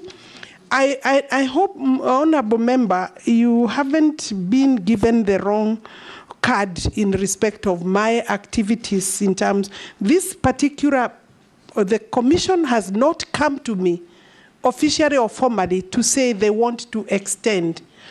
And in any case, the term of the Commission in terms of historical land injustices was limited by the statute, not by the minister. Opening that would require an amendment, but also we must, and I, as a minister who has served, we must caution the country that we cannot have historical injustices for land perpetually. We need to be very careful, and also if we open, we must limit that to a certain period, because we are talking about historical, not current. Any other current injustices can be done within our courts of law. We talk about historical, and that's why there was a time limit. Sorry, Honorable Speaker, I think there was a question on the digitization. No, not yet. There was a question on digitization, where we are. I had said earlier, we've done Nairobi, Mombasa, we are ongoing. Isiolo is more or less complete. In another 1 month, we'll finish with Isiolo. Murang'a is basically on board. Then we've gone to Machakos. We have 27 counties that we are working with currently. And I wouldn't be able to say specifically. I had estimated that to do the entire work, we may require another 5 years if funding is properly availed, and I have had talked about between 35 billion to 40 billion Kenya shillings to do the entire exercise. Thank you very much, Mr. Chairman. Honorable Alice, land is a factor of production. And where I come from, land actually is a major source of conflict. And the many questions honorable colleagues have raised, it is indicative of that, whether you are in urban or rural areas. The first question which I want to pose to you is this thing called Ardhi Sasa. The major problem, and that is why Kenyans are angry, is because a simple transfer of land or property from one individual to other take maybe 1 year or 2 years. If really we have a platform, if really it is digitized, why would it take inordinately such a long time if what you are explaining to the committee is seamless? Secondly, I think the issue of corruption in land, it is not just simply said. I think it's profound. Examples are everywhere. In the county of Marsabit, we largely live on community land or trust land. But what is surprising, there are individuals who hold titles in areas that have not been adjudicated. And when they go to the ground, they are told, show us the extent of this land, and they cannot. So what is simply happening is those individuals who are involved in titling are the ones who actually are illegally issuing illegal title deeds. Going forward, if the House is going to approve your nomination, what is it that you are going to do differently? Because, Honorable Speaker, I have to make this point. From what Honorable Alice has given the committee this afternoon, I think that committee may be running into headwinds with you, simply because you need to carry leaders along. Because land is not just anything. Land is about community, it is about people, it is about settlement. So people must really be carried along. Thank you, Mr. Chairman. Thank you very much, Mr. Speaker. And I want to ask the nominee. She has a broad ministry moving from land, public works, housing, and urban development. And as a nominee, you must have a vision. And I want to ask the first question is that, what is your vision to sustain urban development in the 47 counties? And how do you plan to address the challenge of rapid urbanization in terms of planning, in terms of giving blueprints of how the water supply will be done, roads construction will be done, the issue of electrifying those urban areas, and the issue which is very fundamental of sewerage in most of upcoming towns within Kenya. Secondly, the State Department of Planning Public Works launched the National Building Code 2024 on 17th of July 2024. The code is expected to update the standards and the requirement in the construction industry and aims to resolve the various issues affecting the Kenya building economy environment. If approved, how would you support the execution of this code? Various associations, including the Association of Construction Managers of Kenya and Interior Designers Association of Kenya, have raised concern concern on being unrecognized by the code. What is your opinion and what is the remedy of this? In prayer on my first question, when you get to that ministry, are you able to give... When or if? If you get to that ministry, are you and do you have the capacity to give a vision of how do we want our towns and our urban areas be planned so that we can have proper coordinated construction, which includes the housing program. You are also in charge. The last one, the assistant chiefs. Mule, one question at a time. Okay, can I finish with this? Can I finish with this? You've hit two already. This is the last one. As the Minister for Housing, and you are in charge of this ministry, and to implement the housing program, what do you visualize on how the common man at the village, the assistant chief, the chief who is paying the housing levy to benefit from the housing program in this country? That question has been asked 4 times. Yes. Yeah. Yes, but I think it is important to Mule. Maybe I can start with it and say that I had said that I see this program of affordable housing is a new one. Stages and is spreading. And I see it going forward. I see it going to the rural areas as well. But for now, we are within urban centers. For obvious reasons, infrastructure, facilities. The next question. Yeah. Mukami had asked me about pending bills, Honorable Speaker. The pending bills, we have about 18 billion legacy or pending bills, some of them from cases that are filed against the ministry. And these are being considered as part of the national pending bills from other ministries where a decision must be made so that we agree as a country how we deal with all the pending bills, including verification processes. That is a process being undertaken with the leadership of the National Treasury and the Executive. So we will have decisions made together.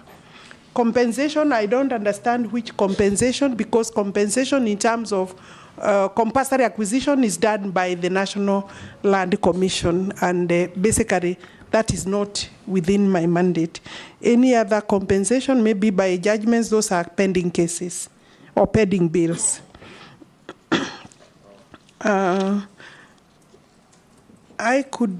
believe I could start with the question of Adi Sasa had been answered, but I am saying that this really, I'm thinking that we should get accommodation, because it's now real time possible to access your records and get information regarding your land records, especially when somebody else other than you want to access your records. You are the one to approve. I think the challenge for me is how to move faster to the other maybe not now for me, for the ministry. For me, if I'm approved, but for the ministry, the challenge is how to expedite. And I had said that with the necessary funding, it is possible to expedite. There is an issue you raised regarding titles in Marsabit or even elsewhere. Let me also warn the members, just alert the members and the public that it is not all titles that are out there that are actually valid titles or are titles. They could just be papers with no worth of a title deed.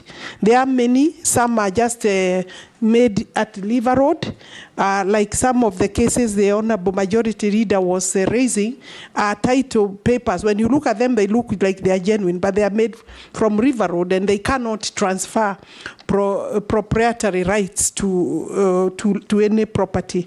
So I don't know what you are referring to in Marsabit. I think it would be important for me to have the records so that I be able to know what you are dealing with or referring to, or the ministry to be able to be brought to their attention so that they can maybe stop whatever could be happening.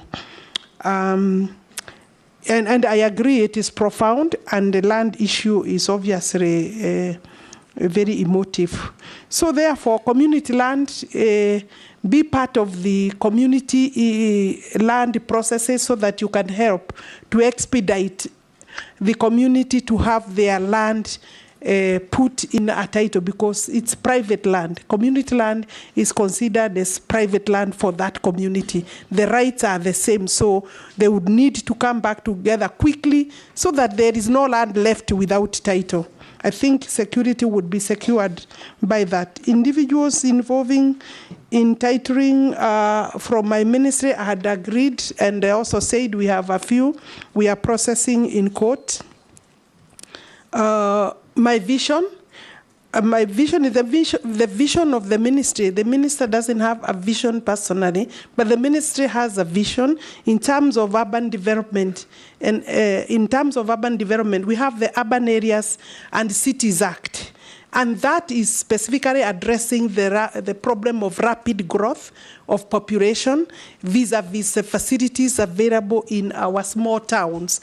And that's why the KUSIP, that is Kenya Informal Settlement Program and Kenya Support Program for the urban areas has been developed, which of course is basically focusing on the facilities we have in all the towns, small and big, so that the planning becomes a condition, proper planning, PDP preparations, and all those physical planning for the land use and for the development use are part of the conditions for accessing the funding under those programs. So in my view, if you ask me what is the vision, those programs are for between, they are 5 years program, but looking forward, we need very elaborate cooperation between the county governments because, you know, they are the ones in charge of the planning at the county level, including survey work, so that then it is possible to have properly planned towns now before they become fully congested. My ministry, with the leadership of the Directorate of Physical Planning, former ministry, I beg your pardon, Mr. Speaker, has sufficient capacity to be able, and of course we can always increase capacity as a government, to be able to guide the county governments, and they always draw back for purposes of planning, and they seek support from us. And of course, we have the Physical Planning Act that requires also to be maybe reviewed to capture some of the issues that you are raising. So my vision is to see well-planned towns that have all necessary facilities of a big town, but even better planned than our big towns like Nairobi. You cannot say that it is properly planned, but we can now have better planned towns. As they grow bigger, then they have the street lighting, water, sanitation, and every other, and of course including titling. Thank you, Alice. Yeah. Alice, let me ask you one or two questions. Under Schedule 4 of the Constitution, distribution of functions between the national government and county governments, you have the responsibility for housing policy and the general principles of land planning and the coordination of planning by the counties. For the period you have been minister in this docket, have you ever had a meeting with county governments to discuss the issue and coordination of planning by those counties? I ask this because if you look around the country, we have completely misstepped, so to speak, in our planning and land use activities. Anybody with the land touching on any road just wakes up and builds a shop. In the old days, if you look at all the urban areas and markets, they were designated, meaning it is possible to easily provide security and amenities such as water and everything else. What have you done, and if you are confirmed, what do you plan to do to effect this constitutional responsibility? Honorable Chair, it is not the easiest to actually work with county governments, you know, and for government, national government has been having its own challenges in terms of intergovernmental relationships. On my part, I haven't had a meeting with the county governments as a whole, but we have worked with different county governments or governors in terms of their planning. And they have brought their planning documentation to the ministry, and for sometimes for even for support in terms of that planning, and ensuring that it meets the thresholds that are required. I think going forward, I would say that it is necessary that I meet the county government in terms of the institution itself, the COG, so that we can agree. But they also think that the national government is encroaching a lot on their mandate, and they refer a lot to Schedule 4. And I do agree that quality standards, regulation, and of course capacity building is some of the things we are doing under the Kenya Urban Support Program. Within that, my ministry before me has held several meetings with the county, with the COG, and the CEO of COG has been a constant, and I think she's done a good job for the county governments. Yeah, has worked well with my ministry. Some Kenyans sending messages to us. Yes. Why did she take sides with the Kirima's land dispute when she came into office? I didn't take side with the Kirima land. I took side with the owner of the land. It could have been any other person. And when I pronounce myself as to ownership, sometimes it helps in terms of dispute resolution, and that is what it is. My task is to say who is the owner, and I said that it's a long dispute, and at that time there was no outstanding court case. Kenyan says the nominee has declined to answer a question from Dawood on how fees was increased from 300 to 3,000 without public participation. Another one says implementation, this is actually a member of parliament called Donald Watch, that you've ignored the implementation of decisions of the House of Parliament on matters that have been brought to your attention following decisions in the House.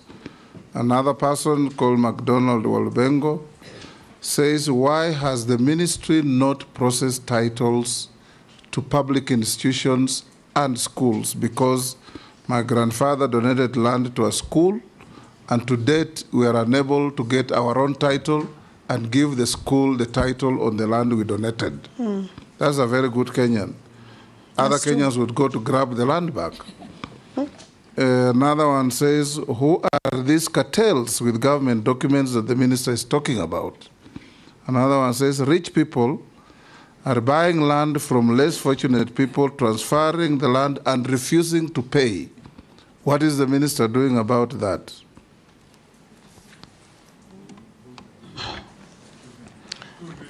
Those are comments from Kenyans. I think for schools, it's an important, very important question. Is the one of the schools. Yes, we have titled over 14,000, going to 15,000 title deeds for schools. And I actually, Alice, know of a school. Yes.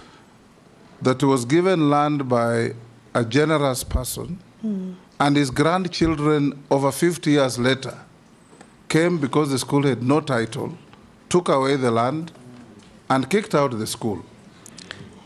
Yeah, I think previously the institutions did not just schools, actually most government institutions, and maybe that is one of the tasks that we should achieve, do not have titles for those properties. And the titles are supposed to be produced and held. If you are confirmed, can you have a Marshall Plan to issue title deeds to all public institutions within a year? Those without issues, it is possible. Yes, as you emphasize on that public institutions, I want to add, including KICC. Yeah, thank you, Speaker. You know what I mean? Yeah. Including KICC. Honorable Speaker, you know that, go on. Sorry? You know that, and go on. As she knows. Thank you, Speaker. Honorable Speaker, let me clarify on schools. We have over close to 15,000 schools that we have under our program. There is a program for titling of school titles, and we have covered close to 15,000. The total is about 31,000. So I think we are on course. Possibly we need to expedite in terms of that. A few have disputes about 1,500, but the balance we are working on, a balance of another maybe 14,000. Ruoch says I have ignored the House of Parliament. I am not aware of any area that I have ignored. Maybe it has not been brought to my attention. And should I be approved, I would want to engage him personally or get him to. Yeah, I know him. I don't know what he's referring to. The fees that the member of the public, and it's important, is there was elaborate public participation. The fees of 300 shillings, 500 were fees that were for 1980. Prescribed, when the act was actually, basically it's over 20, 30 years. And so we reached a point where we reviewed, and there was elaborate, and there is records of public participation. And I would also seek that Kenyans agree to support, because it's their government. Yeah. Alice, you are so wordy. If there was public participation, just say so. Kenyans out there have said I haven't answered. Yes. Yeah, so I want them to understand, yeah. Lastly, Alice, do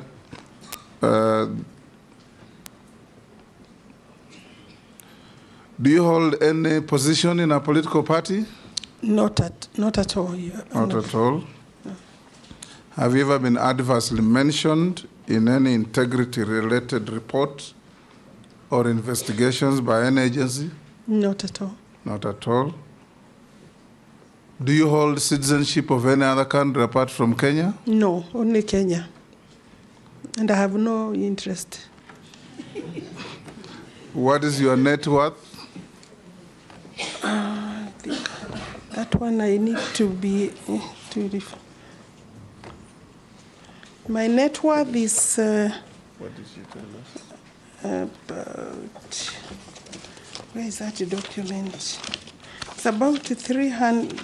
Net worth is about 300. You don't know your wealth of head? No, not of. It's mine and my husband. So maybe what? It's 300 and what?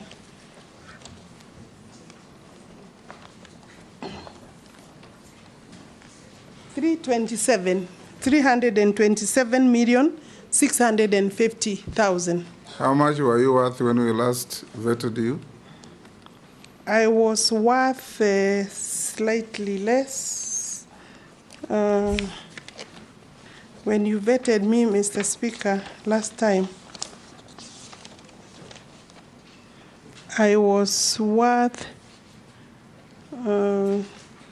218,400,000. So you have had some nominal growth. Kidogo. You've grown by 100 million. I have grown in those 2 years. Yes. Yes. I was just a few adjustments. It is the properties that have increased in terms of appreciation in value. And then there was one tenant that was not paying my family rent, and they paid about 14 million, about sometimes in March. So did you use your office to get them to pay? My office of MP, of minister? Yes. No, I don't. No, I don't. I am not the one who corrects the rent. Thank you, Alice. Yes. Thank you. Thank you, Honorable Speaker.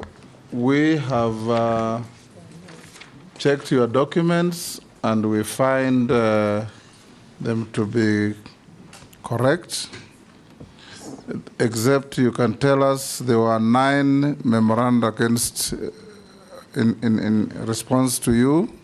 Did you respond to them in writing? The clerk. And I would ask that the committee adopts my response. Thank you. Yeah. Unless you are lawfully held. Thank you very much. You are released to go? I'm free to go. Yeah. Thank you. It's a relief, Honorable Speaker. It's a relief? It's a relief. You know, I am jobless and I need the job. This is since 1985. This is one unique time when I am jobless. So, and I do appreciate the opportunity to be before the committee. Thank you very much. Thank you, Alice. Thank you.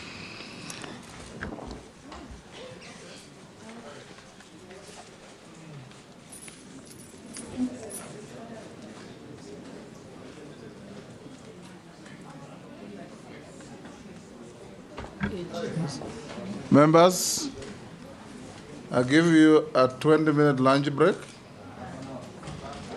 How much time? You have 2 others to go. Half an hour? Okay. Yes? Maybe after Chairman, yes, we could consider the suggestion I had floated in the group. Let's go and discuss it at the lunch place. Yeah. But the problem is not members, they responded.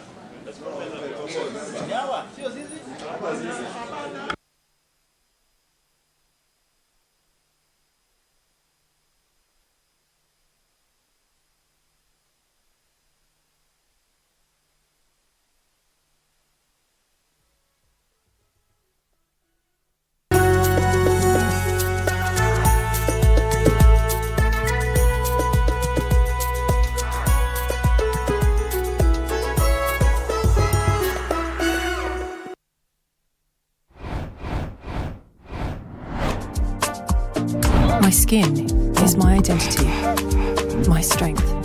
It's unique and deserves care made specially.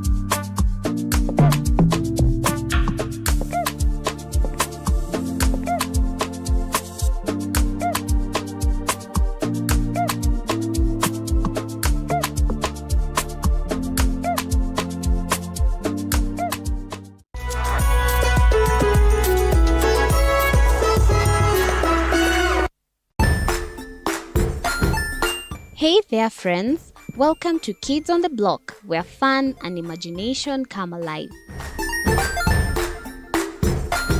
We dive into magical world filled with exciting adventures and awesome friends. What position were you in? I was number 2. What position were you? Number 1.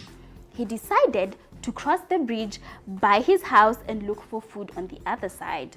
We're going to do half cup of chocolate chips. And the other one, we're going to do half cup of the blueberries. So, grab your imagination hats and get ready to explore with us. Join us every Saturday at 9 a.m. for new friends, amazing stories, and tons of laughter.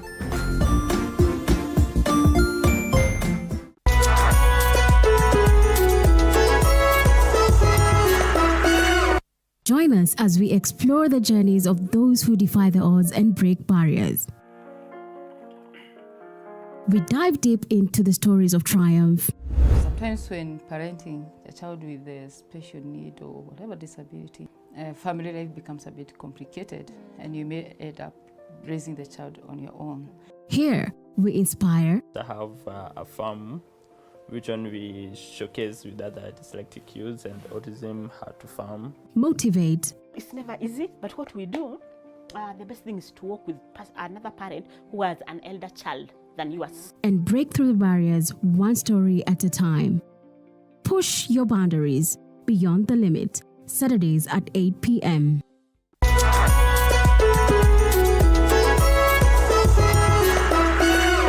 The Grind, where business meets brilliance. It's not just about the ideas. I was working as a shampoo boy. I used to wash clients' hair on the sink. It's about making them happen. From big wins. In primary school, when we would be asked what people want to be, I was categorical that I want to be a nurse. To hard lessons. The consoles change, the gaming equipment keep changing. We cover it all.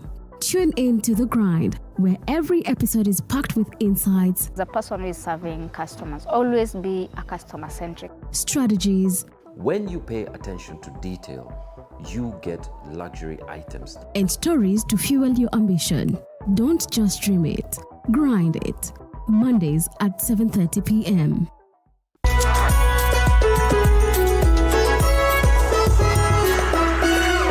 Jiunge nasi tunapoangazia safari za viongozi bora.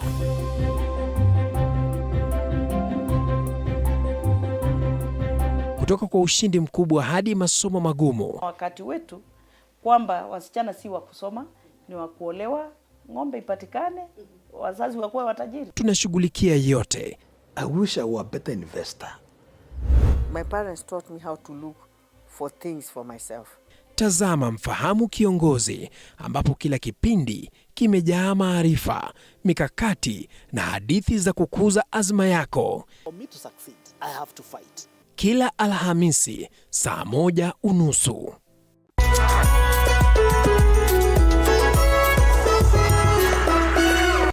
Welcome to The Realtor, where we take you on an exciting journey from bare land to dream home. Step 1. Finding the perfect plot. We explore location, size, and potential. Next, construction begins. Witness the foundation being laid, walls rising, and rooms taking shape. Step 3. Electricity matters. We delve into wiring, switches, and smart home tech. Step 4. From paint choices to fixtures, it's all about aesthetics.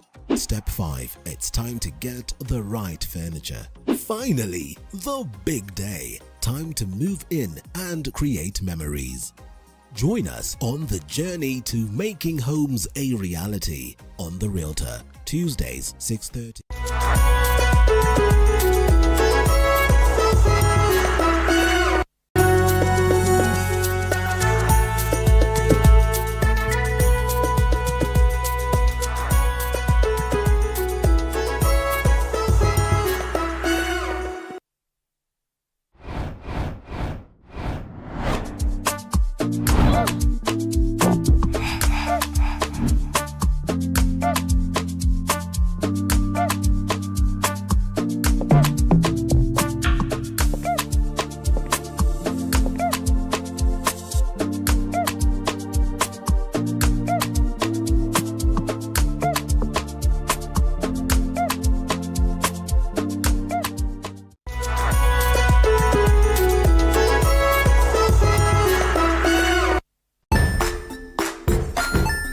Hey there friends, welcome to Kids on the Block, where fun and imagination come alive. We dive into magical world filled with exciting adventures and awesome friends. What position were you in? I was number 2. What position were you? Number 1. He decided to cross the bridge by his house and look for food on the other side. We're going to do half cup of chocolate chips, and the other one, we're going to do half cup of the blueberries. So, grab your imagination hats and get ready to explore with us. Join us every Saturday at 9 a.m. for new friends, amazing stories, and tons of laughter.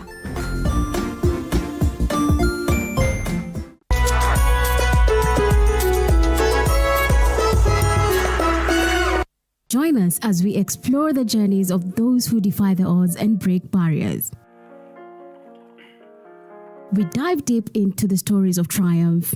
Sometimes when parenting a child with a special need or whatever disability, family life becomes a bit complicated and you may end up raising the child on your own.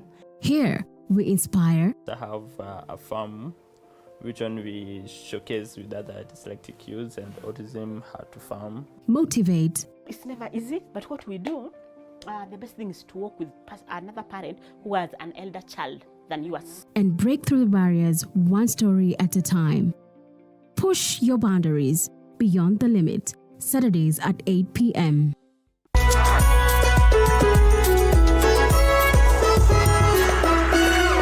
The Grind, where business meets brilliance. It's not just about the ideas. I was working as a shampoo boy. I used to wash clients' hair on the sink. It's about making them happen. From big wins. In primary school, when we would be asked what people want to be, I was categorical that I want to be a nurse. to hard lessons. The consoles change, the gaming equipment keep changing. We cover it all. Tune in to The Grind, where every episode is packed with insights, The person who is serving customers, always be a customer-centric. strategies, When you pay attention to detail, you get luxury items. and stories to fuel your ambition. Don't just dream it, grind it. Mondays at 7:30 p.m.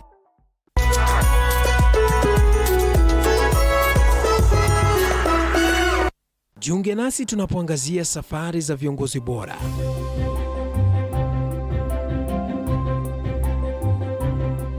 Kutoka kwa ushindi mkubwa hadi masomo magumu. Wakati wetu kwamba wasichana si wa kusoma, ni wa kuolewa, ng'ombe ipatikane, wazazi wakuwe watajiri. Tunashughulikia yote. I wish I were a better investor. My parents taught me how to look for things for myself. Tazama Mfahamu Kiongozi, ambapo kila kipindi kimejaa maarifa, mikakati na hadithi za kukuza azma yako. For me to succeed, I have to fight. Kila Alhamisi saa 1:30.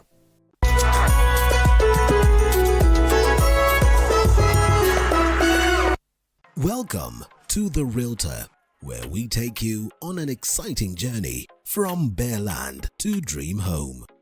Step 1.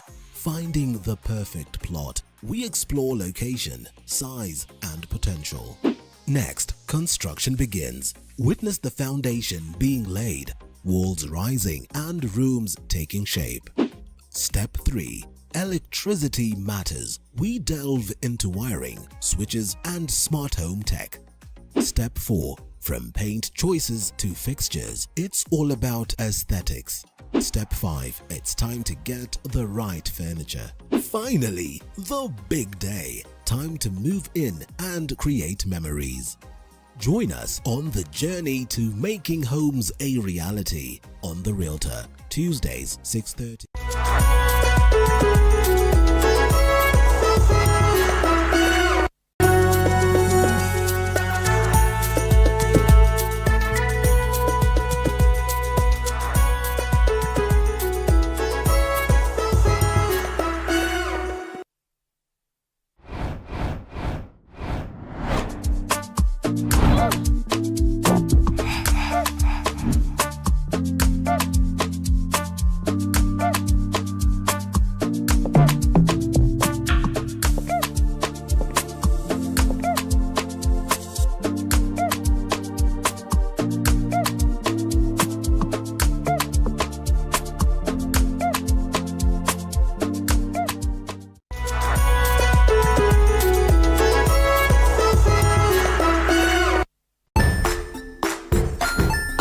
Hey there, friends. Welcome to Kids on the Block, where fun and imagination come alive. We dive into magical world filled with exciting adventures and awesome friends. What position were you in? I was number 2. What position were you? Number 1. He decided to cross the bridge by his house and look for food on the other side. We're going to do half cup of chocolate chips, and the other one, we're going to do half cup of the blueberries. So, grab your imagination hats and get ready to explore with us.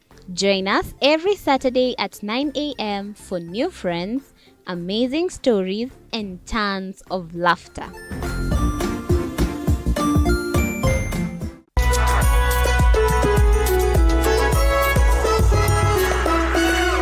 Join us as we explore the journeys of those who defy the odds and break barriers. We dive deep into the stories of triumph. Sometimes when parenting a child with a special need or whatever disability, family life becomes a bit complicated and you may end up raising the child on your own.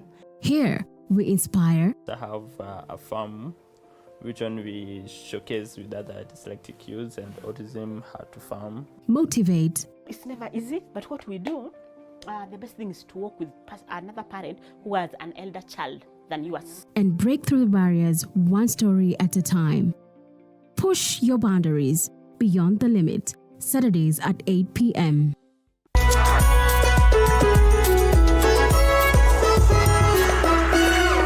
The Grind, where business meets brilliance. It's not just about the ideas. I was working as a shampoo boy. I used to wash clients' hair on the sink. It's about making them happen.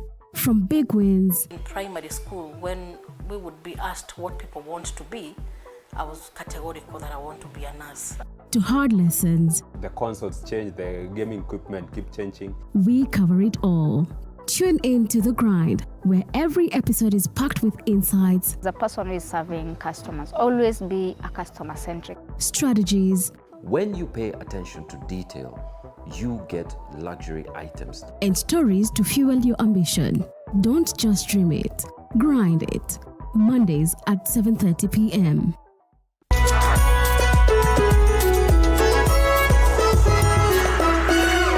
Jiunge nasi tunapoangazia safari za viongozi bora.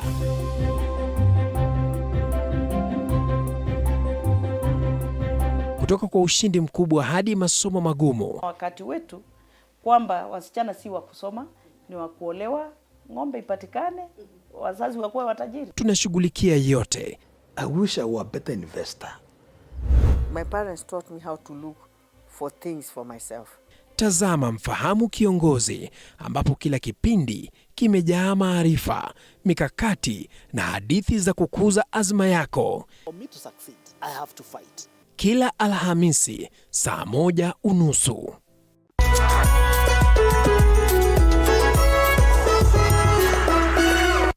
Welcome to The Realtor, where we take you on an exciting journey from bare land to dream home. Step 1. Finding the perfect plot. We explore location, size, and potential. Next, construction begins. Witness the foundation being laid, walls rising, and rooms taking shape. Step 3. Electricity matters. We delve into wiring, switches, and smart home tech. Step 4. From paint choices to fixtures, it's all about aesthetics. Step 5. It's time to get the right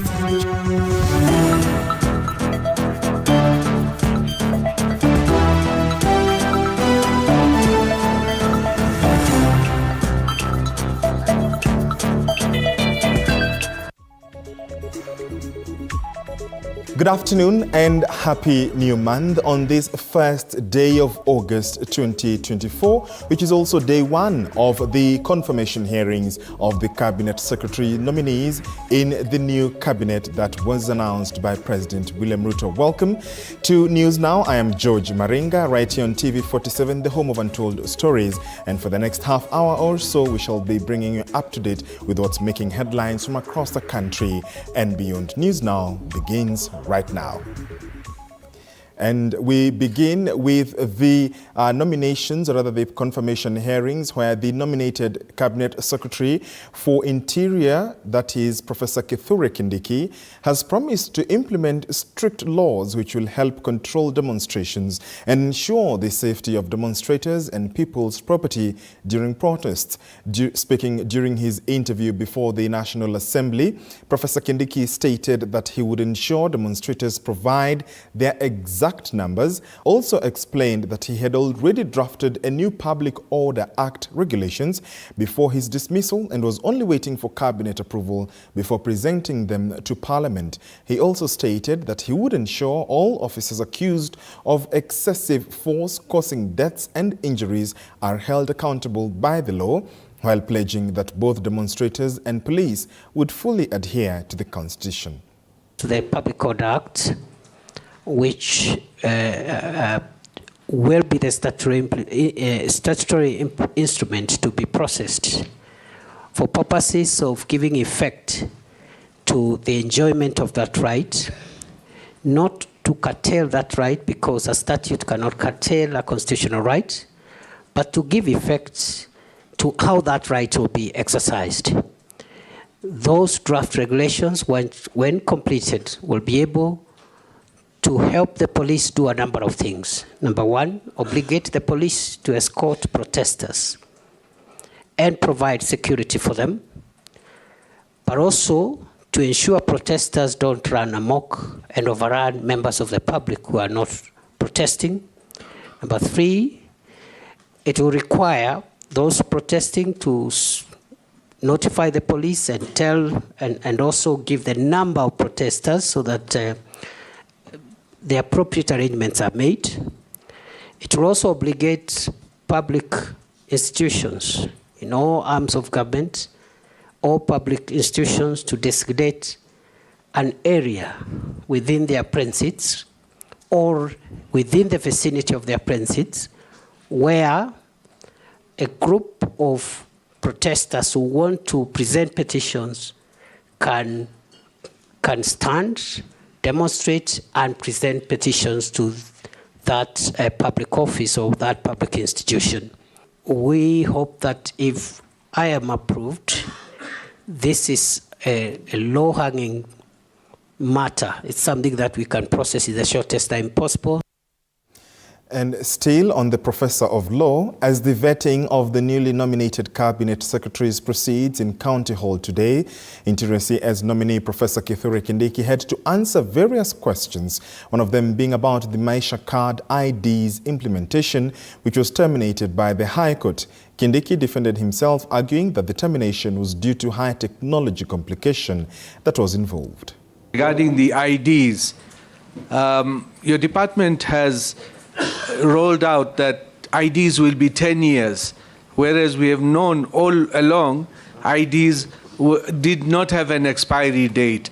What informed the decision for that one? Because now we've got Maisha number, which has been already declared unconstitutional. But what was the point of launching Maisha number when we had a Huduma number which did not work? So now, first was we've got the original ID, now Huduma number, now Maisha number.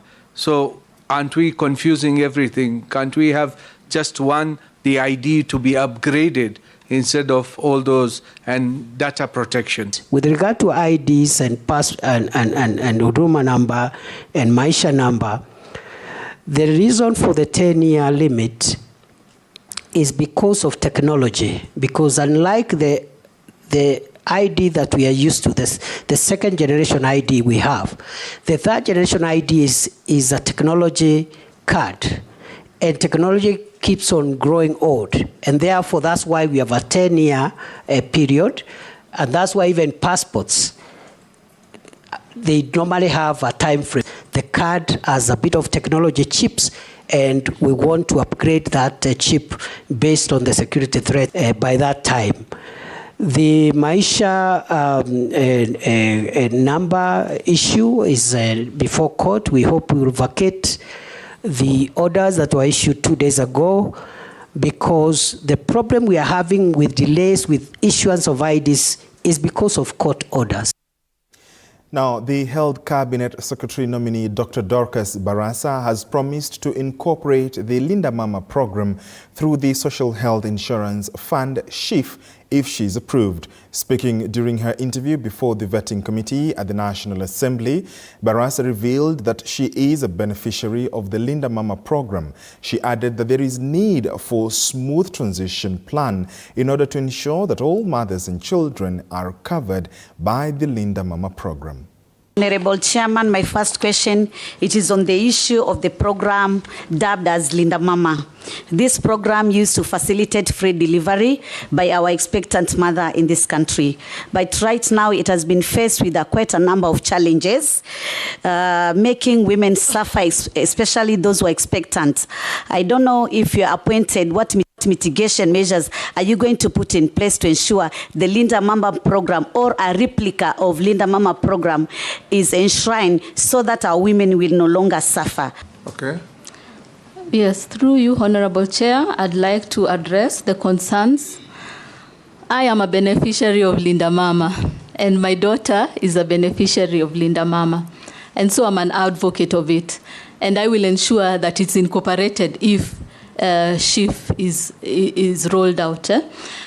Now, during the transition period, at times such activities may, fall through the cracks, but funds have been allocated from the discussions we were having while I was in WHO with the national team. So we need to have a transition plan and or guidelines to ensure that some of these critical covers like the Linda Mama are always there when we are transitioning. So this is an area that we look to and ensure that all mothers and the children are covered. Away from vetting and confirmation hearings, the Ethics and Anti-Corruption Commission EACC has begun a rigorous capacity building program targeting senior officials in Machakos County government with the aim of improving transparency and accountability in the government. The anti-graft body launched the training yesterday morning following an invitation from Governor Wavinya Ndeti, who warned public officials against engaging in corrupt practices. The Machakos County boss lauded EACC for launching the program, terming it as a huge boost in the efforts to improve service delivery to the public. Commissioner Colonel Retired Alfred Mtweta commended the 100 Days program, expressing his optimism towards the partnership between EACC and the county government in the fight against corruption. And smile. And our ministers, kindly, I request you please if you can come down here so that we can be able to. Thank you for this program that you planned for us. We always say prevention is better than cure. You have come here to educate us on what we should be doing as a county to ensure we don't go to cure but prevent things before they happen. Kikapu ya serikali hawezi kuingiza mkono ndani. Ukiingiza kikapu ya serikali mkono ndani, umechomeka. Any documentation you need, I've given the county secretary directives. Come and get the documents. And we're here to work together, seal all loopholes on areas which are prone to corruption, and that training is collaborative. So basically, that's why we are here. And for 100 days, the EACC staff and the Machakos County government will be working together closely. And we have also worked with the other institutions. We have worked with the migration. We have done it with the we have done it with the National Museum and the National Police Service, and we'll continue partnering with other county governments and government ministries. A section of leaders and residents in Garissa County have stormed Garissa Police Station, raising concerns over the alleged abduction of 4 members of the same family by the police in separate incidents which have occurred in the last few weeks. According to the residents, one abductee was later found abandoned at Madogo Town in Tana River County in poor physical condition, while the other 3 members remain missing. A number of area MCAs have condemned the occurrence, calling for their release and for the government to investigate the matter promptly.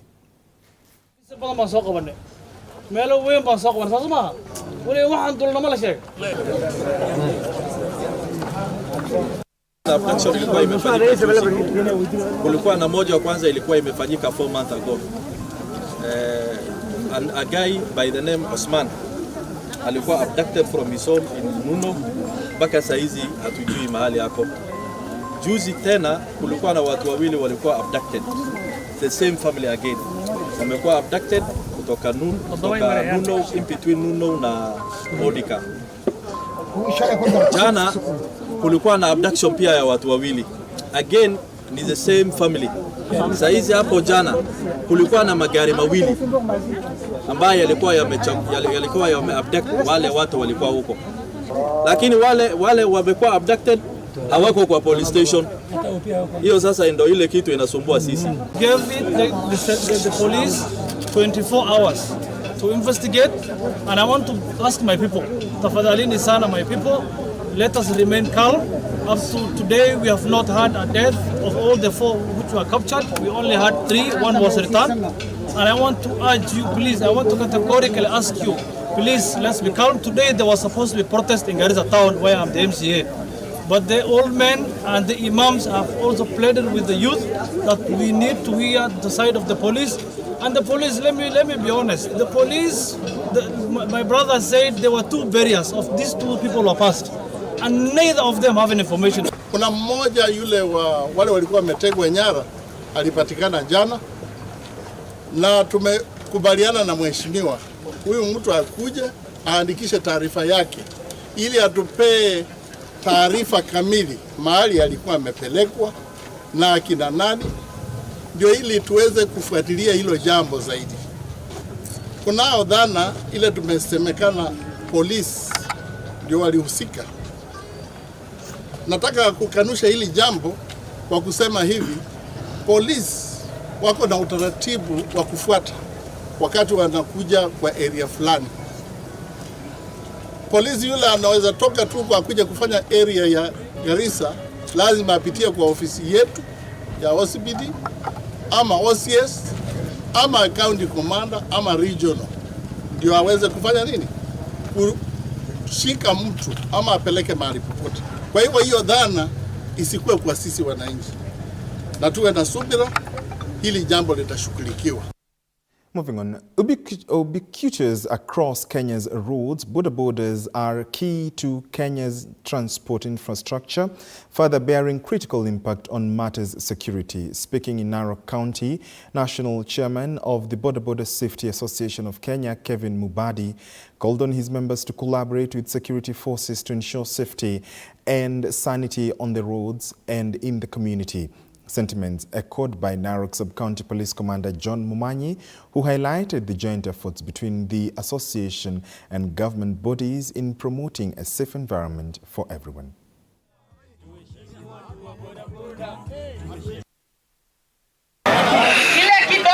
Yeah, na tumekubaliana ya kwamba moving forward we want this very important sector iweze kujipanga na kufanya maendeleo ili waweze kujiinua kwa njia ya uchumi na kwa njia ya kuendeleza maisha yao. Wanabodaboda nataka kuwaambia ya kwamba wao ni agent wetu katika masuala ya usalama.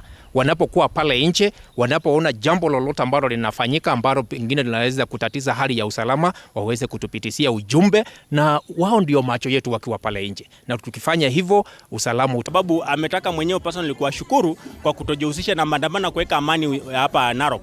Na tunasema kuanzia sasa kwenda mbele sisi tutakuwa kipaumbele ya kuweka amani kila mahali ambapo tuko.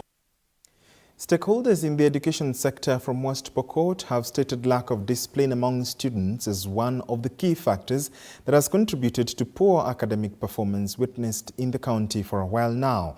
The stakeholders are calling upon parents to play their part in instilling discipline to their children as schools have now closed.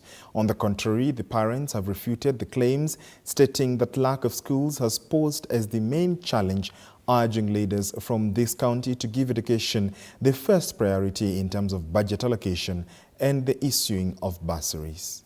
Let's go to Form 2. You want to summarize a match position 1 with the 2. Tukipata discipline sawa kwa masomo yetu tutaweza kupata pia itakuwa sawa.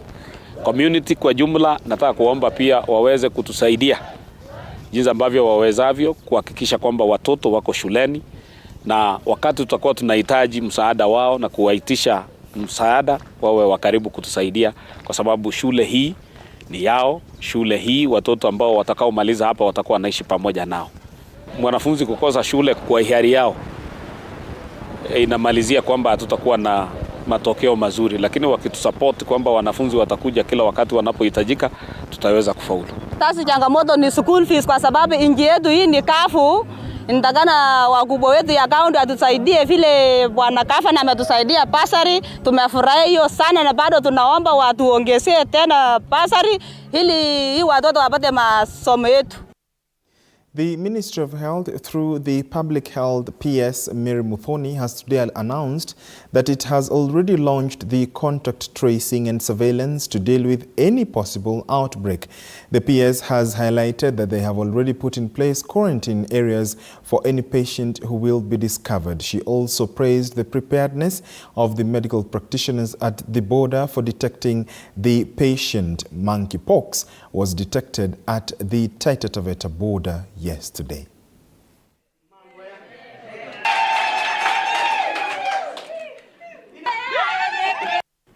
To disseminate information on what needs to be collected from the ground through our our surveillance team.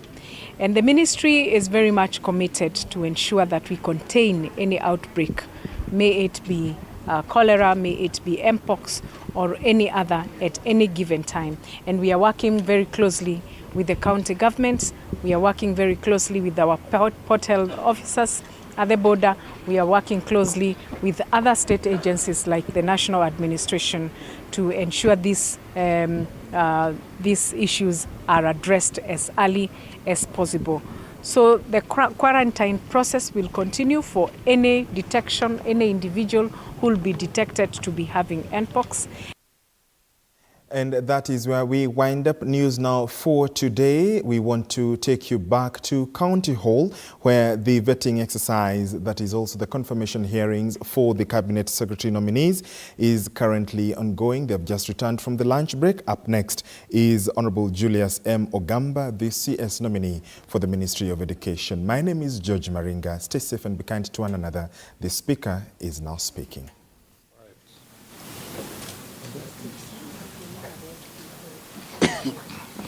Welcome to this Committee of Parliament that is going to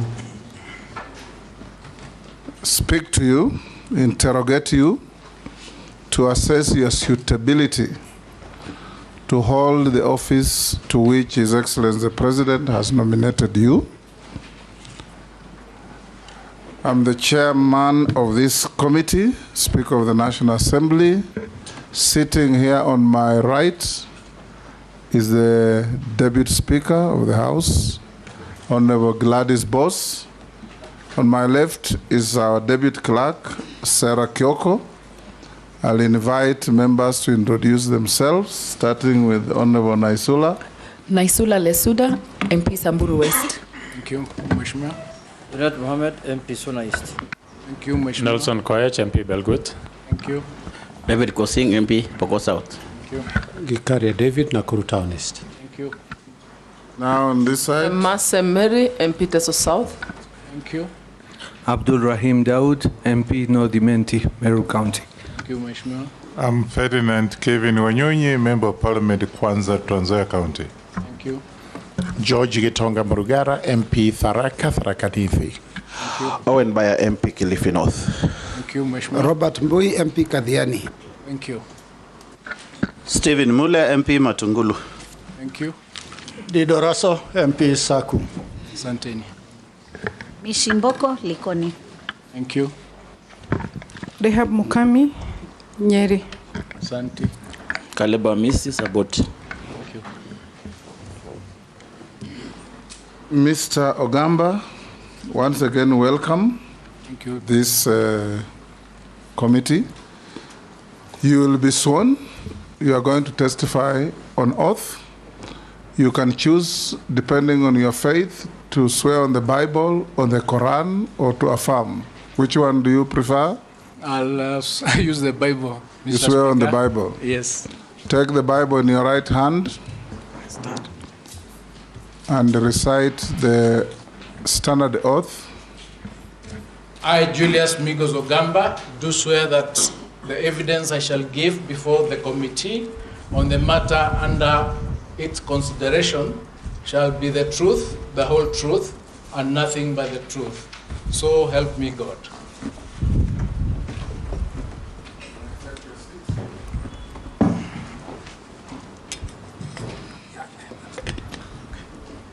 Before we start, can you pass on your documents to the clerk so that she can be able to verify documents you're carrying against the documents submitted to us? Very good.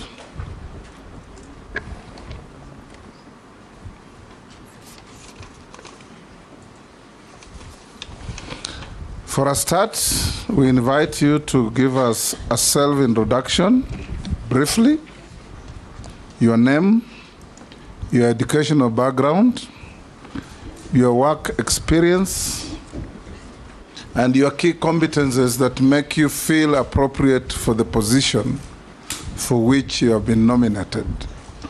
No more than 5 minutes. Thank you, Honorable Speaker. And thank you, honorable members of the Appointment Committee. I'm greatly humbled to be here today before you for my confirmation hearing, the position of CS Education. First and foremost, Honorable Speaker, I wish to thank His Excellency the President of the Republic of Kenya for finding it fit to nominate me to this position.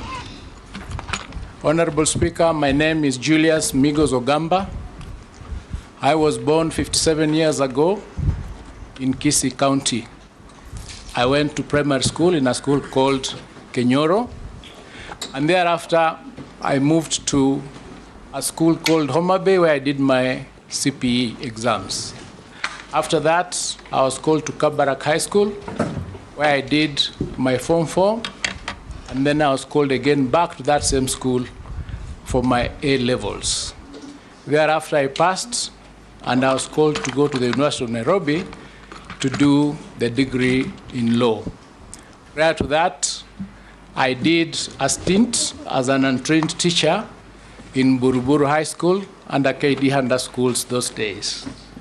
After graduation, I went to the Kenya School of Law, and after admission to the bar, I started my legal practice in Nairobi. I started a law firm called Migos Ogamba and Company, and thereafter, in 1996, I took a break. I went to the University of London, where I studied a diploma in the advanced legal studies. I got a diploma from there. Since that time, I've been practicing law, spanning almost 31 years as a private practitioner. I have represented various clients, both individual clients and corporate clients. I have also had a stint in politics.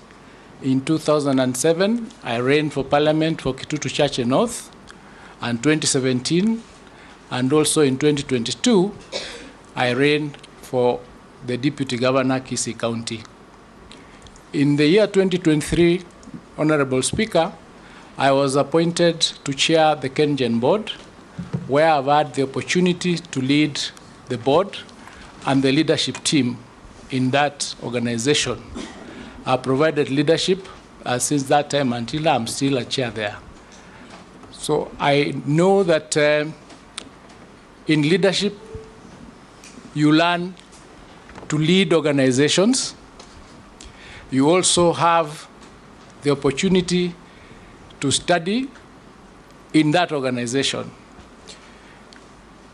Honorable Speaker, in terms of my suitability to this position, I have had an experience, a large experience, in handling complicated matters in court. I have also had the opportunity to understand what the education docket entails. Honorable Speaker, our Constitution provides under Article 43, under Article 53, and also under Article 55 for provision of education to the children of this country.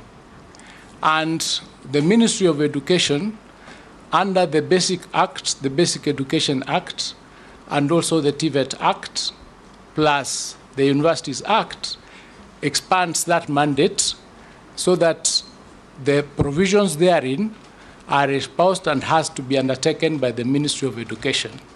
The role of a CS, Honorable Speaker, is to ensure that those provisions, that mandate, is undertaken by offering leadership in policy and putting the team together so that they achieve the goals in that particular act. That will do.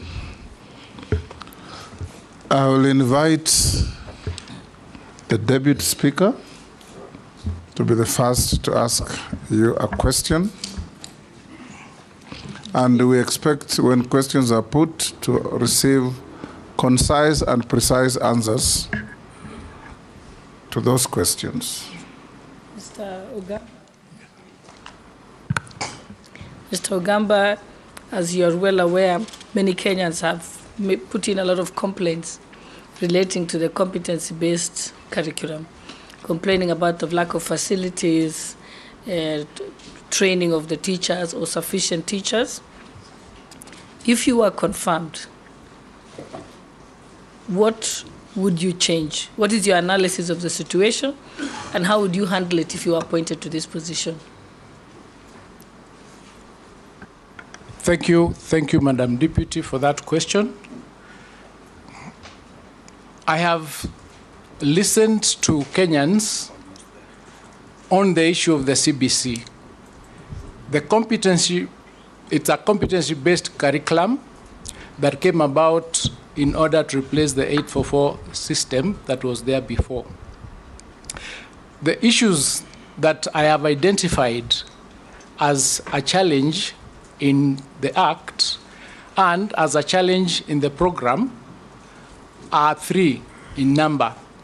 There is a problem of lack of teachers. There is also a problem of the engagement of the parents in that program. There's also the challenge of the infrastructure that is supposed to be available to ensure that the CBC is done properly.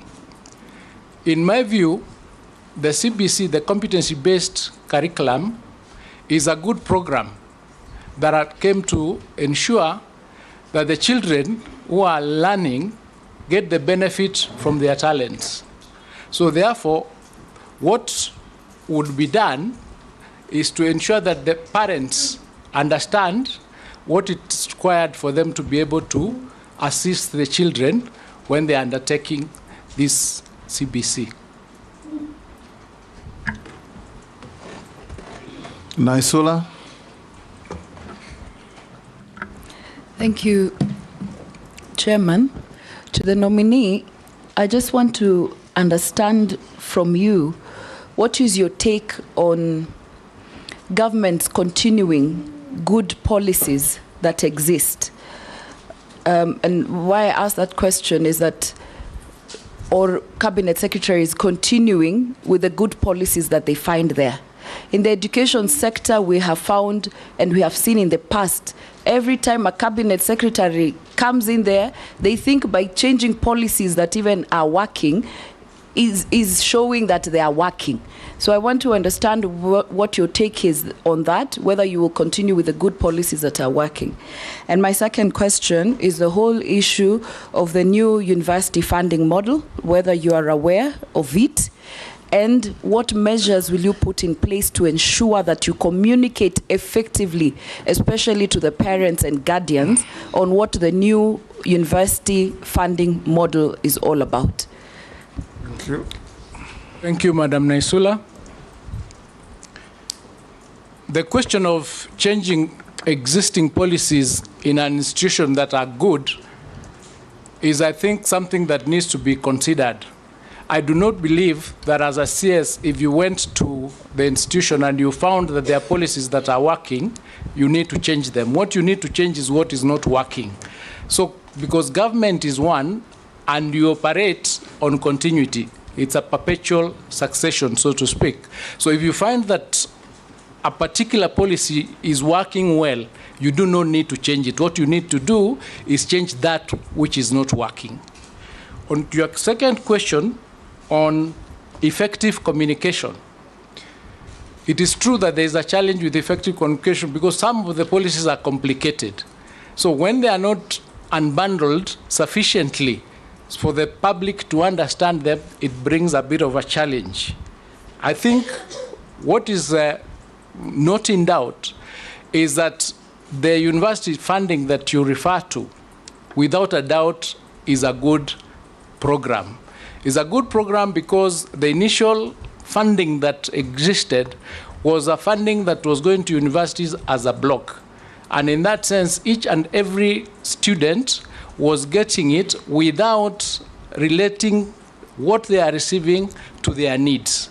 The new funding model is a model that is based on the need of the student and the costs of the program.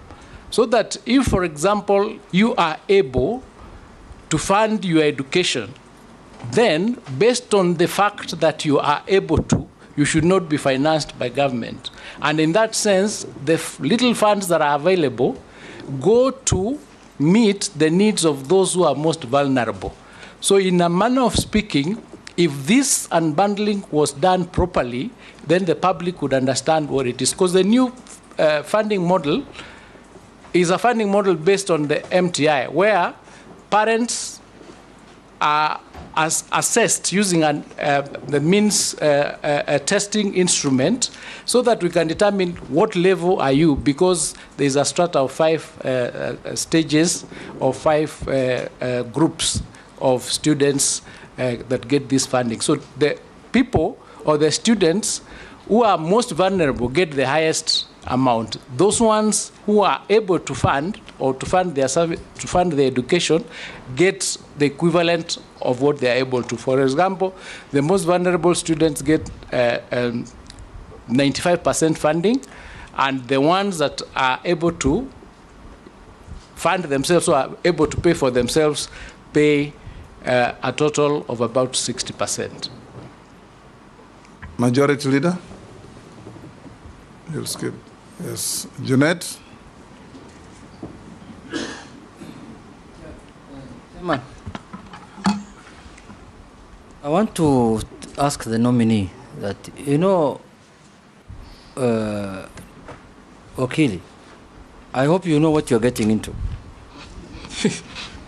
Because this Ministry of Education is not a joke. This is something very big all over the country with a lot of problems. And as you are aware, there was a new curriculum that was introduced midway, sometimes back in the former regime when they were almost leaving. And that program has given children and parents a lot of problem. People don't know whether you are in primary school or secondary school or university. You just continue going to school until you find yourself in university. Because all classes, there's a mix-up. Parents don't understand it, children don't understand. So the question I wanted to ask you is, what do you think is the intention of the competency-based curriculum? What do you think it is supposed to achieve in your own view? If you have done research or if you have thought over it, as now the man who's to become the minister, if you are approved by the House. And from your own analysis, just tell us 3 major issues that bedevil the education sector and how you intend to handle them. The second one, before I conclude, there is this new funding model that has been brought of the universities. And it's supposed to, as it has been put, it's supposed to help the needy and everybody and the people who are in need of fees and such kind of things. But as it is today, it looks like it's not working, and it has refused to work. And it has stopped the transition from secondary to university. Many families that are poor, who are depending on help and other models, are now suffering. Their children cannot go to school. What are your thoughts on that kind of modeling? Because as far as I am concerned, that model was borrowed from developed countries and fixed here when we have not achieved that level of model. Thank you, Mr. Speaker. Thank you, Honorable Jeanette.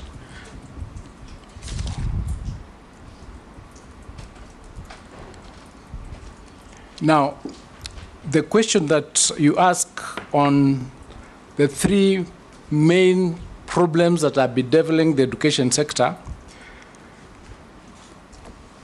is a very important question. And in my view... First, I ask you whether you know what you're getting into.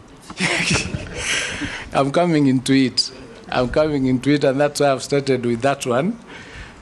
Because when I thought about it, I realized that the main problem of the education sector is funding.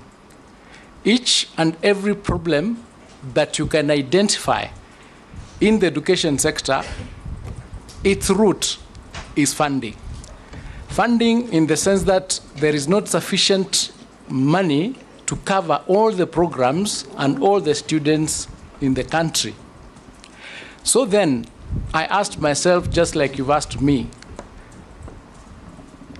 do I know what I'm getting into? Is this something that I need to do to get in there? And I said, somebody has to do this job. So, if you find that I'm suitable to take this position, my thoughts are the only way to solve the problem bedeviling the whole sector is to find a way of raising enough funds to ensure that the provisions of the Constitution with respect to education are covered. When I thought about it, I realized that there has not been a clear audit to find out, for instance, how many students do we have who need resources? How many funds do we have that cover these students? How many organizations are giving various assistance to these children? How many people are contributing every day towards the school fees of these children in the country?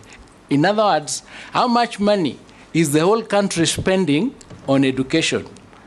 So that we can come up to a decision on how that money can be harnessed in order to service the education sector and ensure that all the children in the country are actually get free education as stipulated in the Constitution.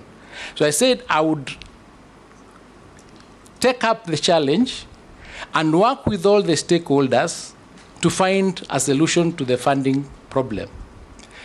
The second problem that I realized needs to be tackled is there are a lot of good policies and good laws in the education sector. But I realized that perhaps we are not adhering to those particular policies. What do I mean? I mean there is nothing in the education sector that is not provided for, but people are not obeying, or they are not faithful to those policies. So we have a problem of implementation of those policies, hence the need to find a way of ensuring that implementation is up to date. The question of the new curriculum-based, the competency-based curriculum that came about, it actually started in 2012. The 844 system, it came to replace the 844 system, which was basically exam-based. Exam-based in the sense that you have children doing exams. When they don't pass, the ones who pass go to university or to colleges. The ones who don't pass lose their way in the middle. So it became necessary to come up with a competency-based curriculum that recognizes the competencies and the talents of the other children who may not be as good as in the exams. That is why it is a program that will help, that carries every child along. So it is a good program, but it has not been understood fully by all the parties and all the stakeholders. So one of the things that needs to be done is to unbundle the various elements of that particular CBC and have that information passed on to the public so that they can understand. So there needs to be a lot of sensitization in that area because we are now in that program. Yes, Nelson, has he finished your questions?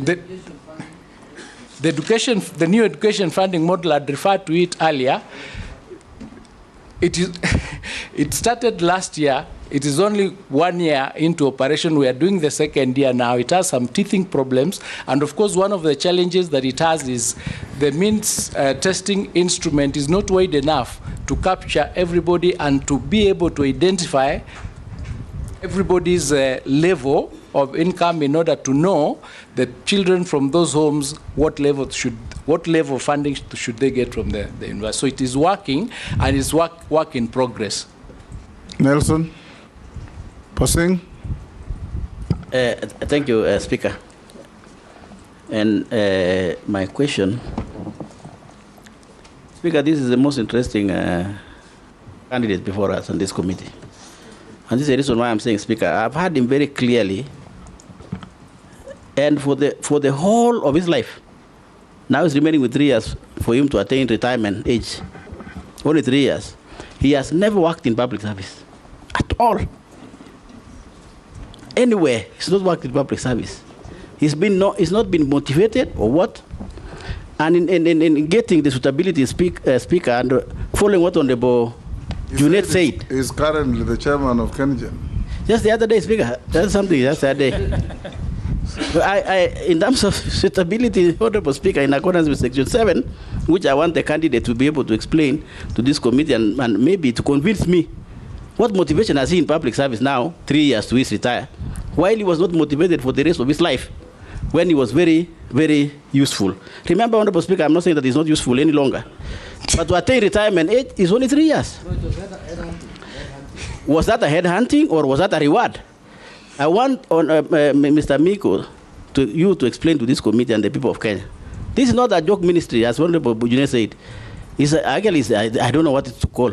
And you are coming in during a time when there is complications on CBC, funding, teachers, and so on. And you have never worked in public service. So my question is, what motivates you now at your retirement age to work in public service, Honorable Migos, for us to approve you? What is it? Convince me. Let's take the next. Kikaria. Thank you, Chair. Maybe my question to the nominee is, basic education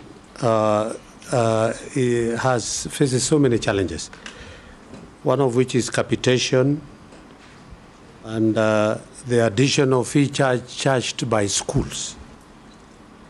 Secondly, there are those issues that arise because of the school feeding program.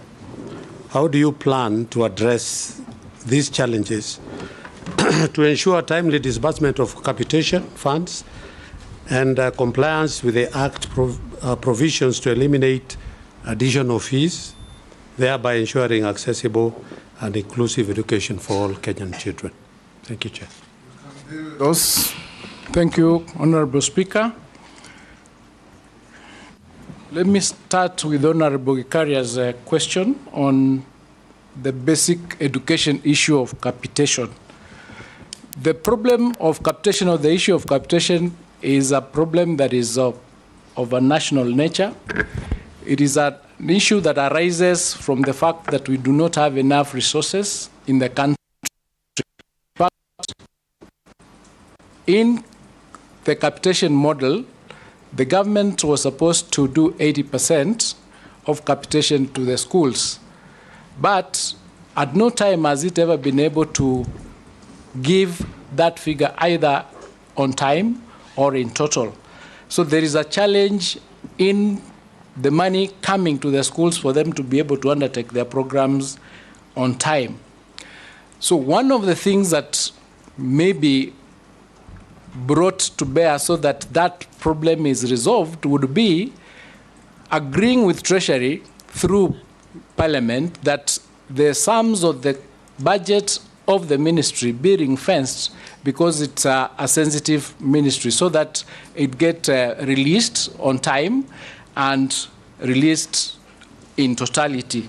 That is one of the ways that we can resolve the weakness in that particular area of capitation. There are programs and there are policies in place that do not allow the teachers in schools to raise or to give extra fees or levies from the parents. But there are some principals or some teachers or some schools that flout this particular requirement or this particular regulation. So therefore, what we would do is to ensure that we have a strict implementation of those policies by ensuring that we have a watertight disciplinary mechanism for those who actually flout those particular regulations and policies. On the school feeding program, it is a program that was rolled out by government to cover the ASAL counties where there are difficulties of getting food, and also the informal settlements in some towns. And it is currently covering 26 counties. We have a coverage of about 2.6 million children.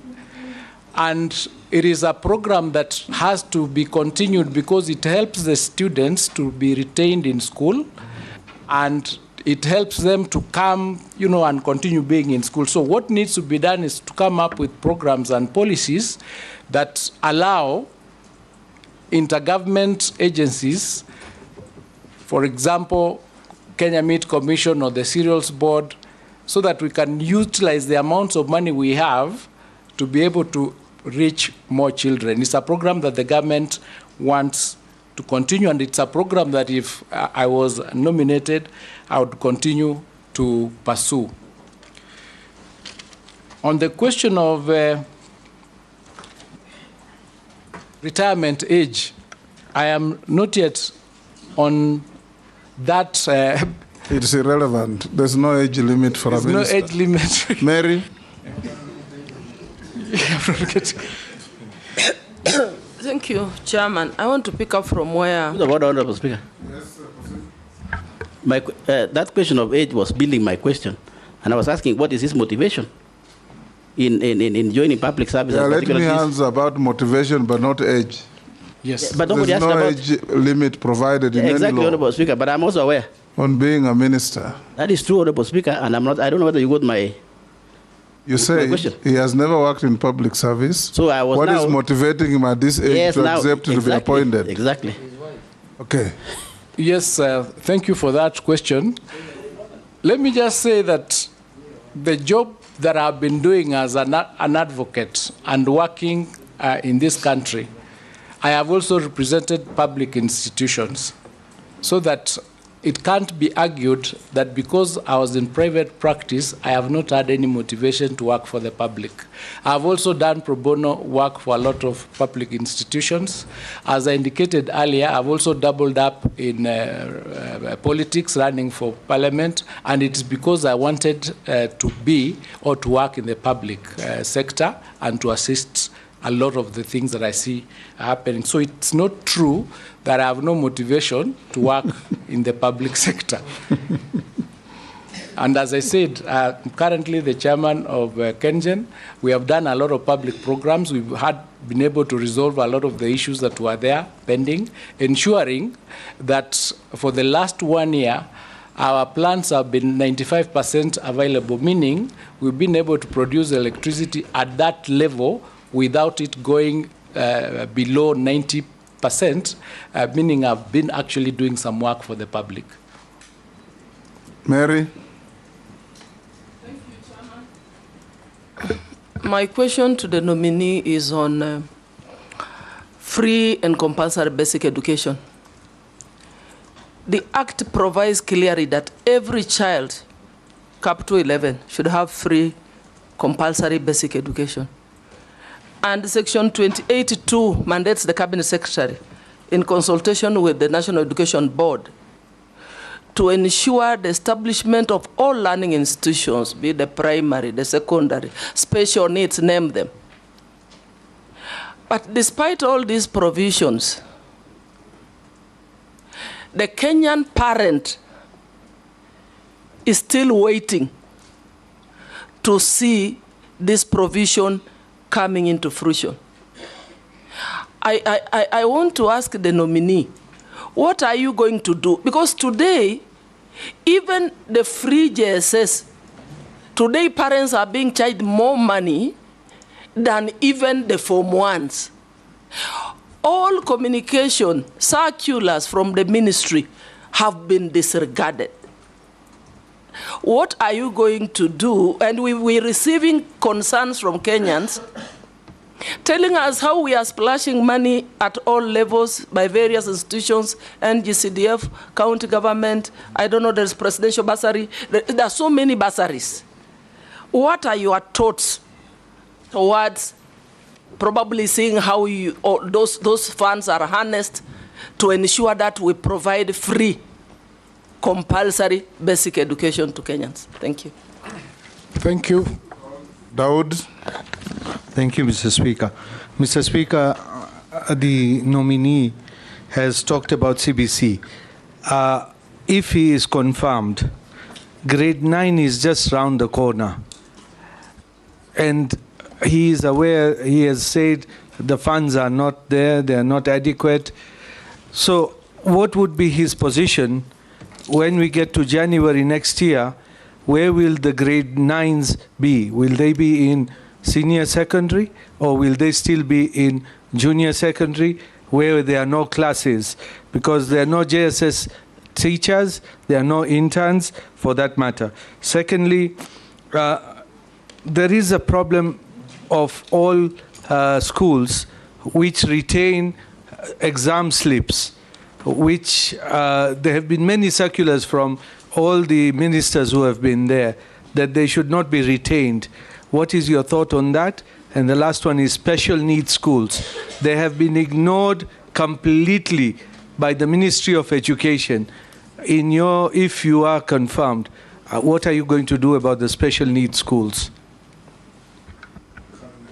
Deal with those two. Thank you. Thank you, Honorable Speaker. I'll start with the question on the parents being charged a lot of money by various institutions beyond what is indicated in the various circulars from the ministry. Honorable Speaker, the problem, as I understand it, is a problem that arises out of the Constitution with the formation of the the independent constitutional body called TSC. In the Constitution, TSC is in charge of all the teachers, and it handles including the discipline of the teachers. Now, what then happens is the Ministry of Education is in charge of releasing funds to schools, and when those funds are not used properly, or when the teachers do not follow the circulars, the Ministry of Education doesn't have power to discipline those teachers. They have to go through, they have to prepare a report, go through TSC to give that punishment. So what has happened, because of the reforms that are taking place, there are consultations where we are supposed to work together, and what has come up is to agree with TSC so that with respect to principals, the Ministry of Education becomes an agent of TSC with respect to handling those aspects, especially where they do not follow the circulars from the ministry. So there are regulations that are being discussed as we speak, and once it is agreed, that then would be a problem of the past, because once an audit is done and it is found that a teacher has not done what he was supposed to do, then it is possible for the ministry to take action against that teacher directly without going through TSC. Then the question from Honorable Dawood, there were three. I will deal with the issue of retention of certificates, which has been a problem that has been there throughout, I think, the educational lifespan of Kenya. As I understand it, the schools are only agents of the National Examination Council with respect to certificates, so they are not supposed to retain the certificates. But there is a problem, and the problem is the retention of the certificates is because of non-clearance of fees, for example. So there is need to balance the question of the school needing its fees and the student requiring to have its certificate. So it is something that if you found that I'm fit to take up this position, would have to look into it, find out how far those discussions are, because they've been going on, and then we pick it up from there. Because I believe if it is a question of schools having pending bills vis-a-vis the pending school fees that the children have not paid, maybe we can have an audit and know the exact amount and do one block application either to Treasury through Parliament so that this is paid off, and then the children can get their certificate. So there is a possibility that there is a way that can be resolved if we come together and discuss it and see how best that problem can be resolved, because we have to get a balance. The special needs schools, under the capitation model, they do get an amount that is slightly higher than the normal schools. There are also programs and policies that require that, for example, where they need facilities, their allocation is supposed to be slightly higher. But because of lack of resources, it has become difficult to meet all their requirements. What then would be the solution to it is to come up with other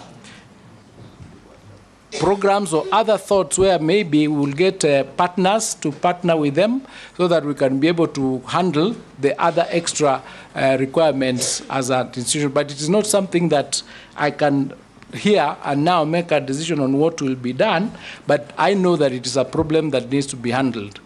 Some of the children that have disabilities and other challenges are also in the normal schools, and they're integrated in those schools. But the programs or the provisions that require those schools to have the special, needs, like ramps in those schools, some of them have not been done. But again, that's because of the lack of resources. So really, if we are able to get resources, then we'd be able to handle that.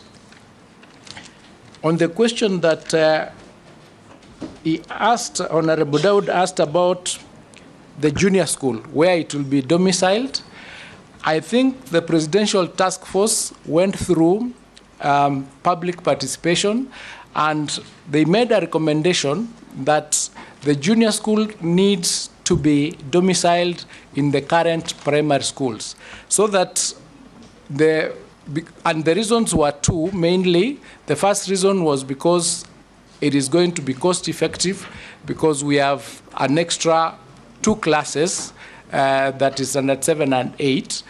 And then the other one was the issue of cost to the parents, where they felt that if they were to move to secondary school, they'll need to pay more for those uniforms and such other things. There was also the question of age, because it was felt that these children are much younger, and if they went to join their older brothers in high school, there might be a challenge there. So there is a decision that has already been reached that these schools, these children, this year 9 will be domiciled in. There's a point of order here from the Deputy Speaker. Yes. No, I'm saying when you say the age, you say it very lightly, because the age is a 10-year-old going to be able to be mixed with, children of the other gender and who are 18. There's a likelihood of sexual abuse. Yes, that is the reason. Yeah, so make sure that that's very passionate about. It was a well thought out decision, because of those challenges where the older boys would perhaps, I wouldn't know, but they would perhaps end up molesting the younger boys, and that brings other challenges. Point of order. But Mr. Speaker, the ones who would be in grade 9 would be the same age the Form 1s were before. So there are no 10-year-olds to go to grade 9. But what I'm asking the nominee, grade 9, they do not have the classes in the junior secondary schools or the primary schools, where if you are confirmed, and it's only 3-4 months left, if you are confirmed, where are you going to take those grade 9s? And we do not even have labs in the primary schools or JSS. So where are you going to take them? It's only 3-4 months remaining. We need to think about it. Very quickly, while in the high schools, we will have empty 2 classes and a laboratory or 2 which are full there. So I don't know what we will use those classrooms for, while we don't have them in the primary schools. Yeah, I was actually coming to that. Thank you for those interjections. When the decision was reached that grade 9 or the junior school will be domiciled in primary schools. Migos, yes. You are answering questions as if you are a minister in office, defending a position. You are a nominee minister.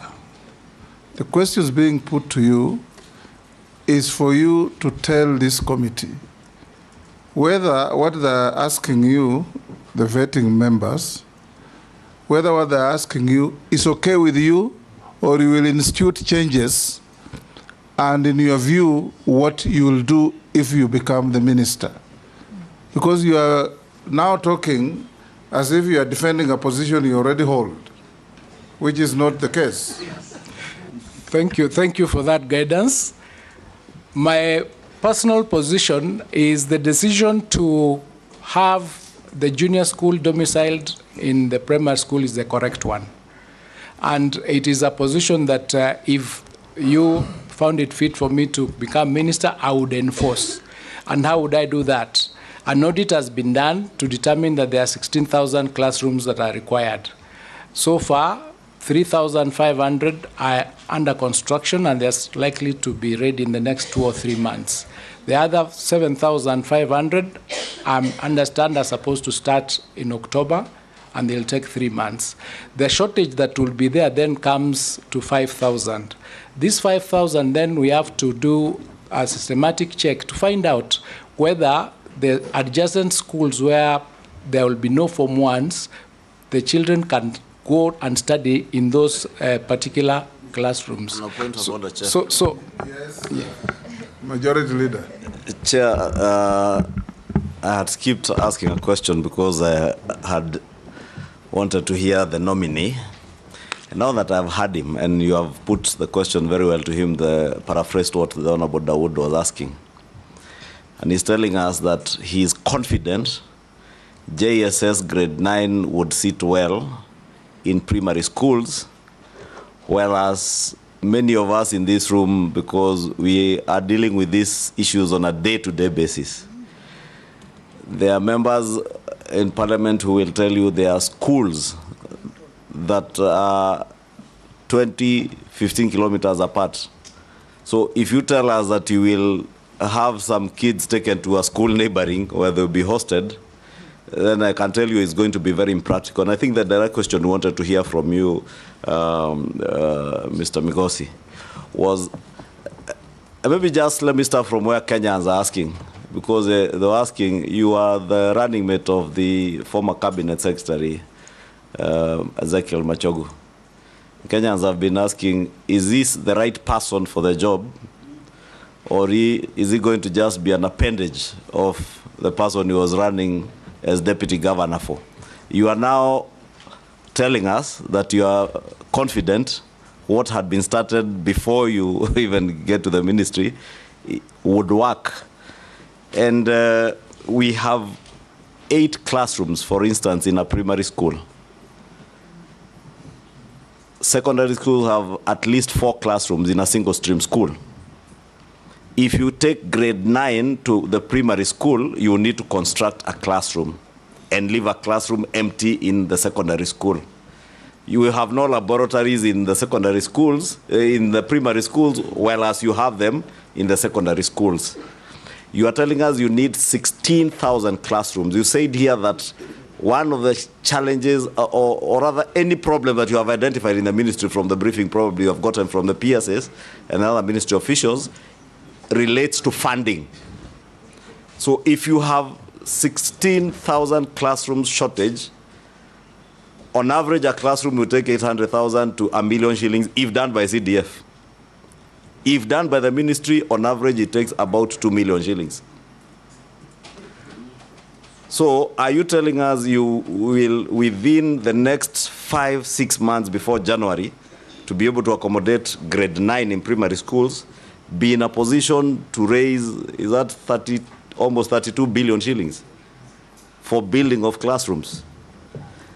And my direct question is, do you have the courage to change that which is not working in the Ministry of Education? Thank you, Honorable Chunga, for that. What I'm saying... You said what I told you less politely. Yes. Now, go on. What I'm saying, Mr. Speaker, is if we have a problem, we got to get a solution for it. Right. There is no question that Year 9s will not be in class in January. The question is, which class? In primary section or in secondary section? Yes. So my position was a philosophical position that domiciling it in primary school made sense. But if we find... Now move from philosophical to practical. Now, if we find... if we find that philosophical position is not practical while you are in position with the facts and factors that will be provided at that point, then we got to make a decision because the children must learn. So what I can say here... Yes. Thank you. Yes. What I can say here is that I'm ready to take the decision that is in the best interest of the children. The children of Kenya. Yes. And you have the courage to do so. And have the courage to do so. Yes. Okay. Yes. Mr. Speaker. Ferdinand. And you can only... Speaker. Okay, we'll go to the next. Let me come in. Yes. You can only give that decision if he becomes the minister, I say. Yes. Let me come in now. Appointee. Switch off your mic. Yeah. So I just want to ask you a very specific question which I've worked and I'm going through at my constituency and I hope elsewhere as well. This is on the learner with a disability. Learners with disability in this country are facing a lot of problems. I see some of them and I said, what the hell is this? To access education has been a problem. Just because we don't have enough schools that can take care of that. Of course, there's special need to have the teachers who are specialized in that. I want you to tell me what would you do, because to be able to deal with these disadvantaged children in our society. How would you, if you became a Minister of Education? Because that has not been addressed for quite some time now. Rugara. Thank you, Mr. Speaker. I have two questions to the nominee. The first one is, we've just come out of a strike by the intern teachers demanding confirmation, and in as much as that was directed at TSC, policy on education is by the ministry, and TSC just takes care of the human resource element of the teachers. There is also a threat, as we speak, of yet another strike, which means if it is not addressed properly, then our children's learning may be interfered with. My question to you is, how do you intend to relate with the TSC, which, according to the teachers, is accused of high-handedness and mistreating them? And the example they give is the recent sacking of 742 interns who claim to have been unfairly and procedurally dismissed just because they exercised their constitutional right to go on strike. So how would you, as the policy maker, relate with the TSC? Number two, as regards the classes, because that is the biggest infrastructure for schools, there are areas that are highly disadvantaged. Would you espouse a policy of affirmative action in respect of areas where these classes and classrooms are highly required?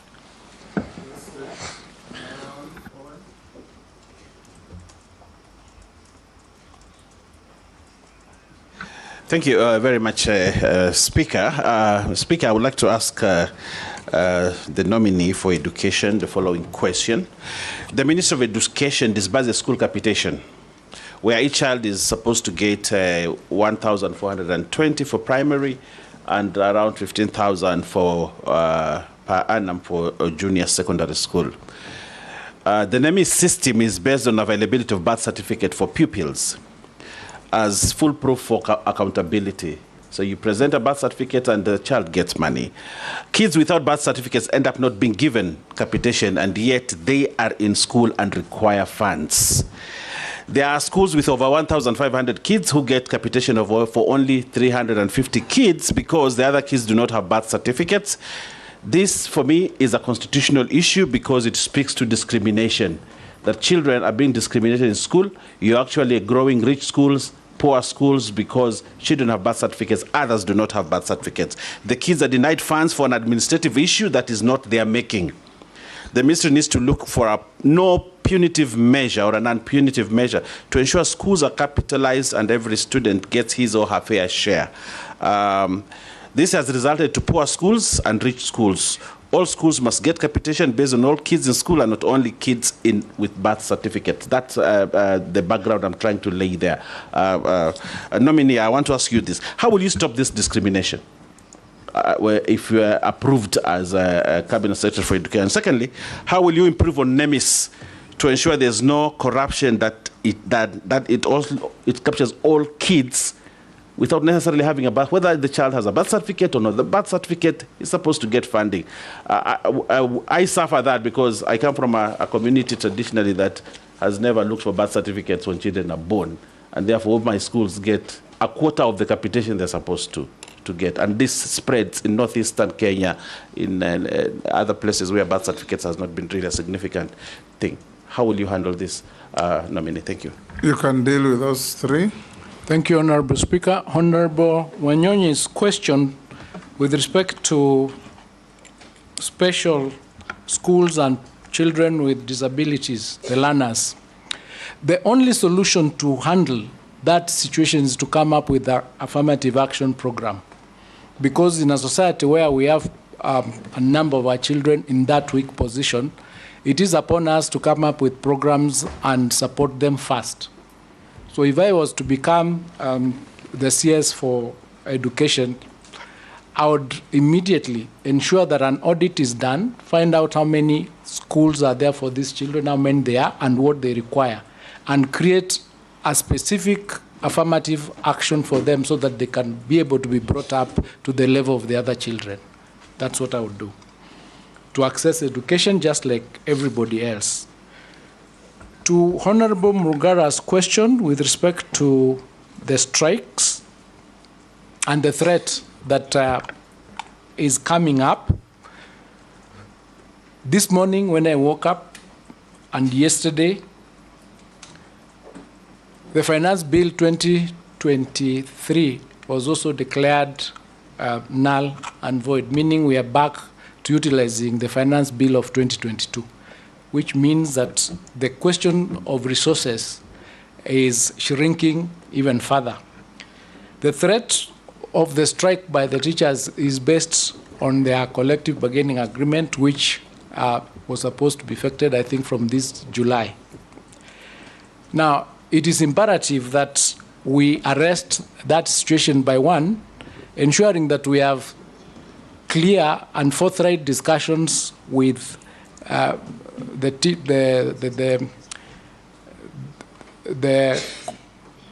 unions, so that we are able to come up with a solution, because they also live in this country. And why am I saying that? I'm saying that because in 2019, when we had COVID, it was not possible to sign a monetary CBA with the unions. So when TSC discussed with them, they agreed to sign a non-monetary CBA. That gives me hope that these are Kenyans and they'll be able to see the real situation on the ground and will agree to come up with a working solution, even if it is to defer some of their needs so that they do not go on strike. On the high-handedness of TSC, I plan to have discussions and meetings with them, because I believe that sometimes what creates friction is maybe non-discussions or non-meetings with these other colleagues or other players in the sector. One of the things that I think works, and I've seen it work from Kengen, where I come from, is when people have different positions and then you shoot letters to each other, then it becomes even more complicated. If we were to have the issues reduced and then we sit together, we will be able to find out what is the problem? What is the reason why they are not following or they are not adhering to the circulars that are being issued? The reason is because all of us, the Ministry of Education, the TSC, the unions, the associations, the stakeholders, the sponsors, the religious sponsors, all of us are working for the children of Kenya. So if the interest is that of the children, we should be able to get a solution to whatever problem that we face if we discuss it openly. With respect to disadvantaged areas where we need to ensure that the children have their particular classes, it is a problem that needs to be solved. And one of the ways this can be done is by partnering with other organizations. For instance, you would work with organizations to build affordable classes from which then we could lease and pay them in installments. So we could look at the situation the way it is and come up with affirmative action to ensure that those classes are there, because those children will be disadvantaged if we don't organize for them to have the classes to be able to study. Honorable Owen, the question on the children not being captured in NEMIS. It is true. The NEMIS tool is based on the birth certificates. And where there is no birth certificate, the children are not captured. If they are not captured, then they don't get the capitation. So it is straight away a discrimination on those children, because the Constitution under Article 53 does not say the children that are supposed to be funded have to have a birth certificate. It just says the children of Kenya must get their education. So what has happened after that, I think problem was raised with the ministry. A group or a team was formed, and they have undertaken a physical census, a 50-day physical census of the children in the country, and that exercise is ending tomorrow. Once that is done, those children will be fed into the system. In the meantime, the NEMIS is not comprehensive enough. So there's a proposal to come up with a larger ICT program, which we are calling KEMIS, the Kenya Education National Management Information System, whereby it will capture not only the children from birth or from entering school, but it will capture everything else. There'll be, what do you call them? You call them modules inside there that capture everything relating to the student, so that you are given a number when you enter school and you stay with this number until you get employed. So that if you go to a particular school, it will show you've gone to this school. If you graduate, it will show you graduated with this degree. So until the time you get employed, then you can change the numbers at that point. This also helps us resolve the issue of certificates or fake certificates as are known in this country. So that problem is being addressed, and it's a genuine problem, and I believe it is something that if I became CS, I would follow personally to ensure it is done. Yes, as Honorable Mbui comes on, nominee, would you consider when on dealing with Owen Bayer's issue, would it not be prudent for you to engage the registrar of births and deaths to go around schools and issue certificates, birth certificates to children, especially in disadvantaged areas? That is correct, Mr. Speaker, because once this exercise ends tomorrow and we have the report showing which schools or which students do not have birth certificates, then we can engage them to go and issue those birth certificates. It's a possibility. Robert Mbui. Yeah, thank you, Mr. Speaker. Dr. Migos, you know, the issue of capitation is normally very low based on the amounts that are given and constantly delayed. How do you feel that you deal with this issue? Then there's also the reference all the time to free primary education, free secondary education, yet we are aware that parents have to pay for teachers that are paid for by parents under BOM. And also we have constant, every time we have exams, the parents have to pay for them. Co-curricular activities, parents have to pay for them. So the uniforms, parents have to pay. So will you consider dropping this misleading term of free education from Kenyan education sector, or will you make it really free? And finally, the Basic Education Act is very clear that no child should be sent away from school for whatever reason. But this is constantly happening, because if you go to all our rural areas, you find children walking back home during the day for, small amounts of money, 10, 20, 30, 40, 50 shillings, 100 shillings. What will you do to deal with this menace? Thank you, Speaker. Mine is nominee. How will you propose to enhance teachers' training, teachers' evaluation and monitoring, teachers' accountability and professional development to enhance quality education in Kenya? Thank you very much, Honorable Chairman. Dr. Julius, your predecessor was actually a district officer. I was a district commissioner. So he has a fairly feel of the different parts of this country, including the most rural and marginalized areas. I don't want to repeat what Honorable Kosing said. You haven't worked in public service, and you haven't worked in education other than getting educated. My serious concern, really very serious concern, is there are too many moving things in education. And the first thing which I want to take up with you is NACONEC. The idea of coming up with NACONEC from the beginning is to allow access to education for the nomadic children, the pastoralists, the most marginalized people in this country. But within very few years, NACONEC has been turned into some sort of paltry for all disadvantaged enclaves in Kenya, including Nairobi, Mombasa, Kisumu, and all that. Going forward, if the House approves your nomination, how will you help in terms of bringing back NACONEC online to address the mandate for which it was founded in the first place? Secondly, it is this issue of TVET. I think honorable colleagues have touched on, but I want to repeat. The idea of having TVET institution is, once we lost the middle-level colleges, I think in the late 80s and 90s, then TVET is found that this is a serious gap in our education, particularly on the side of technical skills.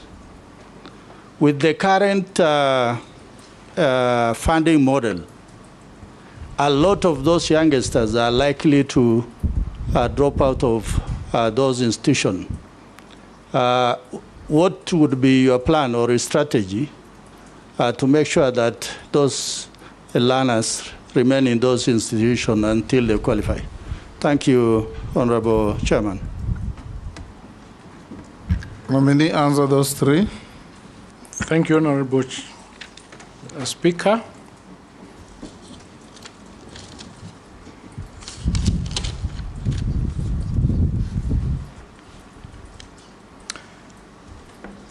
I'll start with the Honorable Mbui's question on the low capitation. The low capitation is an issue that is tied to the low funding in the government. As I said earlier, the government was supposed to be funding 80%, but the capitation that has been going to schools is far much less than that 80%, and that's a problem of not having enough funds coming from Treasury. And of course, there's a bigger problem in that the economy is not able to meet those obligations. And the issue relating to the primary, the schools not being free, education not being free, because of these other additions that actually sometimes lead to even the figures being higher than the school fees that is supposed to be paid, and then using that to send the children home. That is a violation of actually the policy that exists, and it boils down to the issue that I had raised earlier of the difficulty in ensuring that those who flout these laws are punished. And the solution to that is to ensure that we are able to come up with a fund that will totally cover the costs of education in the country, so that the children just go to school and the government pays for everything, so that the question of sending them home, retaining certificates do not arise. And that's what I was saying earlier, that perhaps it is time we have a conversation as to what is the actual amount of money in this country is everybody spending on education, and what is the amount of money in this country that we need yearly to cover for all the children so that it is completely free. If that audit was done, on one hand, the amount of money from various units, because you go to CDF, you'll find a bursary, you go to counties, there's a bursary, you go to the private sector, there is a bursary, there are scholarships that come from other institutions that cover certain parts, but nobody has done an audit to find out for sure how much, and then there's capitation, etc. How much is it that is going to this particular sector called education? Because it then happens that because there is no coordination, there is duplicity. Some people get more, some people get 3, 4 amounts coming from the various institutions. Others get nothing. So if we did, on the one hand, that particular audit, and then on the other one, we find out for sure how much do we need per child from class 1 all the way to university. If we find then that there is a gap, then we come up and find out how do we fill that gap. I wouldn't say what it is, because once you do it, you might find that we actually have more money than we need, in which case we'll be okay. But if we find that there is less money, then what do? Do we come up with an education bond, for example, to cover that part so that every child goes to school for that period? So it is time we need to have that conversation, including with the private sector, because the private sector, when they give scholarships, they are giving to these children. So if we come together as a country, we will be able to solve that problem. The challenge that we have now is everybody operates in isolation. Everybody is doing their things in isolation. You can't read what is happening. One arm, you can't see what is happening on the other side. But if we were open, transparent, and then we say, this is what we have, this is the problem we have, then we'll be able to solve it. So that is the way I would go into it to solve this problem once and for all. Indeed, on the question of uniforms, for example, if it was taken up by government, for example, we have NY removal of that policy of delocalization. Then on the other hand, we have 400,000 teachers who are trained and they are not employed. On the other hand, we have a shortfall of 106 teachers, 106,000 teachers that we need to bring in for us to be able to do the CBC up to the level where we are. So we have a problem of policies that operate in cross purposes. So there is room for us to sit down and rationalize and say, are these the type of teachers we need for this course? If I can go further, I was talking to the university team, and they said, in this year, 173 students have applied to go to the university. 53,000 of those are teachers. They are going for education. So we already have 400,000. We have 53,000 applying to come in. We then have universities that are not able to meet their obligations, but they are offering these courses. Are they offering the right courses? So it is a question of us sitting down and looking at the whole sector to try and understand what is really ailing us vis-a-vis what we are offering. Because you cannot be offering courses where you have 400,000 people already out, you are bringing in 53,000 just because we employed 58,000 the other day. So everybody thinks when I come out, I'm going to get a job. In 4 years, we'll be having 600,000 teachers or 700,000 teachers. But on the other hand, we have 18,000 that are not told properly to deal with the system that we have. And all this comes to us, and that duplicity works backwards to raising the cost of education in this country. So what we need to do is frank, be forthright, and say, let us look at this problem in its entirety and look at it so that we can get a solution. And if every day when you wake up making a decision in the education sector under Article 129, and you say you are doing this for the benefit of the children, you will make the right decision. You would make the right decision, and this problem would be resolved.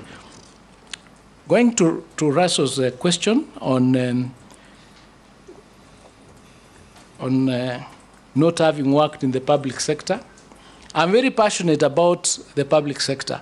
As I sit here, I have educated over 600 children. They've gone to various universities and various schools. I come from a humble background. I have seen what education can do. And I know when you disadvantage a child, you've taken away their life.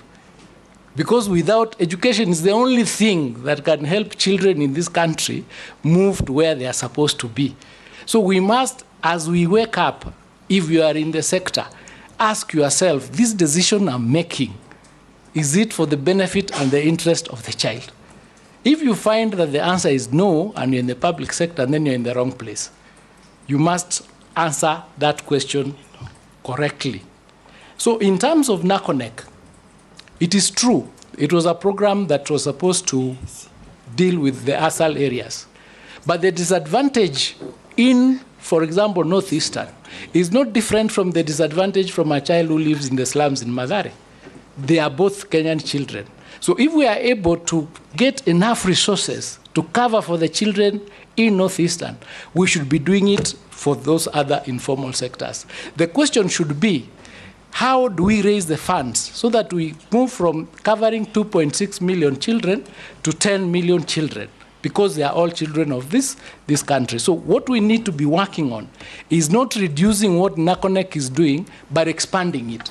Is not reducing what the school feeding program is doing, but expanding it. Because with that expansion, you know, somebody who is hungry in Northeastern is the same hunger that somebody suffers in another place. So we just need to accept that we are all Kenyans and we need to resolve the problems that we have in the best way possible. So if I was to become nominee, I would expand NACONEC. I would not reduce it.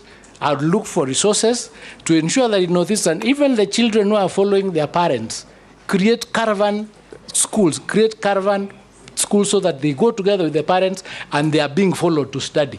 So that, I mean, it is not rocket science. Those children are our children who are in this country. Yeah. And we cannot have a country where you do not enjoy the benefits of the country. Shuria.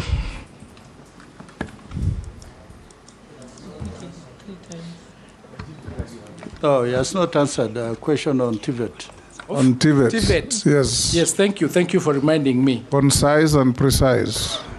The TVET is a very important program. The TVETs are being constructed in all the 290 constituencies. We have done, no, they have done 252. I think there are 52 remaining. And what I would do for TVET is create the TVET colleges in the country and isolate a few to become centers of excellence. Because what is happening is, like, we are in Kenya and we have countries like Sudan, Congo, and they're not as advanced in the TVET using the technical studies as we are. So that we can have students coming from other countries to study in our colleges here in order to raise the funds. With respect to the dropout is because of the funding. So as a government or as a country, we need to start thinking, what other revenue, self-revenue collection, raising revenue methods can we come up with so that we can be able to sustain ourselves? And that is part of it. The other thing that needs to be done is we have major projects that take place in the country. We need to develop a mechanism where if we are going to undertake, say, the expressway project, we identify how many trades, how many disciplines are in that project, so that we inbuild a component in the project where the students from these TVET colleges would work in that particular project, both as learning, because the TVET you do 50% in class and 50% with the industries, and work with the industry so that we do not lose that momentum. So we need to keep going and expanding. Thank you. Shuria? Kama huna swali ni sawa sawa. Niko na swali, Bwana Chairman. Thank you, Chairman. Bwana Nominee, there's a lot of uproar in the education sector, and I was glad when you picked the issue of the finance bill. I'm not sure if you're aware of the High Court judgment on the constitutional petition 371 of 2021, Nelson Harvey versus Cabinet Secretary for Education, and 7 others on the CBC. What's your take on the judgment? I haven't had a chance to look at the judgment. Maybe when I get a chance to look at it, then I'll get back to you. I actually not looked at it. Thank you. Mishi? Yeah, thank you, Honorable Chairman. Honorable Chairman, there's been a tendency whereby some TSC teachers, when they are posted to ASAL areas, they refuse to go on the basis of insecurity. This has really disadvantaged the learners from those areas to an extent that some of them drop some subject because they don't have teachers. What policies are you going to put in place to ensure that these students or learners from ASAL areas are not disadvantaged in terms of education? My second question, there have been recent research, and it has been noted that there's quite a number of girls dropping from school due to early pregnancies. What measures are you going to put in place to ensure that these girls are given a second chance to learn and they're not expelled from school until they're ready to give birth? And after giving birth and having maternity, they can be reinstated back to the school so that they finish their education. I thank you, Honorable Chairman. Mukami? Amisi? Caleb? Thank you, Mr. Speaker. I just want to know, the nominee, what your views on the continuous delay of the disbursement of HELB loan. It has become a thorn in the flesh. Most university students are on the streets on the same, and also the arbitrary increase in the university fees that is now making education look like a privilege rather than it's supposed to be for everyone. Then lastly, Speaker, the late Dr. Griffin, the former founder of Starehe Boys Center, where I schooled, once told us that if you are given a glass or a coffee cup, because we need to see, we've been hearing these stories. So what is this that we are going to see in the Ministry of Education for once, when maybe in 100 days of your service to that ministry? Answer those, Migos. Thank you, Honorable Speaker. To Honorable Mish's question on the northeastern teachers refusing to go because of insecurity, this has been a teething and thorny problem for TSC, and the only way this can be done is if we work together with the Ministry of Interior to come up with the parameters and strategies to ensure that the teachers are secured. And one of those would be perhaps coming up with low-cost boarding schools so that the student can be studying in one place that can be easily secured. On the question of girls' pregnancy, the ministry's policy is that they are not supposed to be sent away and they are supposed to be given a chance to come back and continue with their studies. We don't have a policy where if they become pregnant, and then that's the end of their life. That changed. It was there before, but it has since changed. To Honorable Mrs. Question on the continuous delay on HELB loans. This, again, is a problem of the resources being released on time and the issue relating to the collections of those who have already gone before. I understand that there is a study that is going on to find out whether HELB can come up with a bond to ensure that they have enough resources to cover the students so that we avoid this problem. On the issue of the increase on fees, I understand the fees has not increased for the programs. What has happened is that before, the program's cost was not being indicated. Now with the new funding model, the program amount is being indicated and the parents are thinking the fees has been increased from what was being given as capitation. So the fees, as I understand it, are not increased, and what would happen is under the new funding model, the student is still getting funded through the scholarship and help as to ensure that they are not paying more than they were supposed to be paying before. On the question of what I would do... Excuse me, Mr. Nominee. You know, when you said that the money being indicated as school fees is the actual cost as costed by the ministry. But when a parent in the village receives a school fees, invitation admission letter that has 350,000, 450,000, can you imagine the panic you're causing across the country?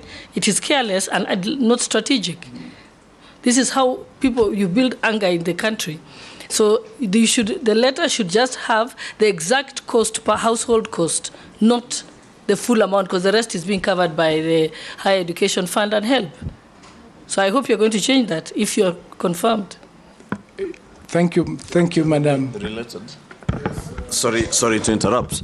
Maybe Mr. Migosi could also tell us in relation to that university funding, what would be your view on the funding using public resources of students who are in private universities? Well, across the country we have universities and campuses that are almost closing down because they don't have students being sent to them by COUPS, or the Kenya Colleges and Universities Placement Services. Speaker, allow me briefly. On the same issue on the university funding model, their students, you'll have to have a criteria on determining who's the most vulnerable or poor. And what we have seen is that you have a category of children of single parents and a category of children who are orphans. And you give different, what measures will be put in place to ensure that you actually get the most vulnerable in the community and not disadvantage them in the new university funding model? Yes. Thank you, Honorable Speaker. Finish the other round. Then yes, I was going to... You're going to the issue of the miracle that I would do in 100 days. There is no miracle that I'm going to perform. That there is a problem in the sector, and is a problem that needs to be faced head-on. So there'll be discussions on what do we do to solve those problems, and I'll not be able to do it alone. But I will offer leadership and hold discussions and consultations with each and everybody who is involved in the sector. For example, with respect to not having enough classes so that the children can be in school, the year 9 children can be in school in January, is an immediate problem. So that's a problem that takes priority that we need to look at and solve.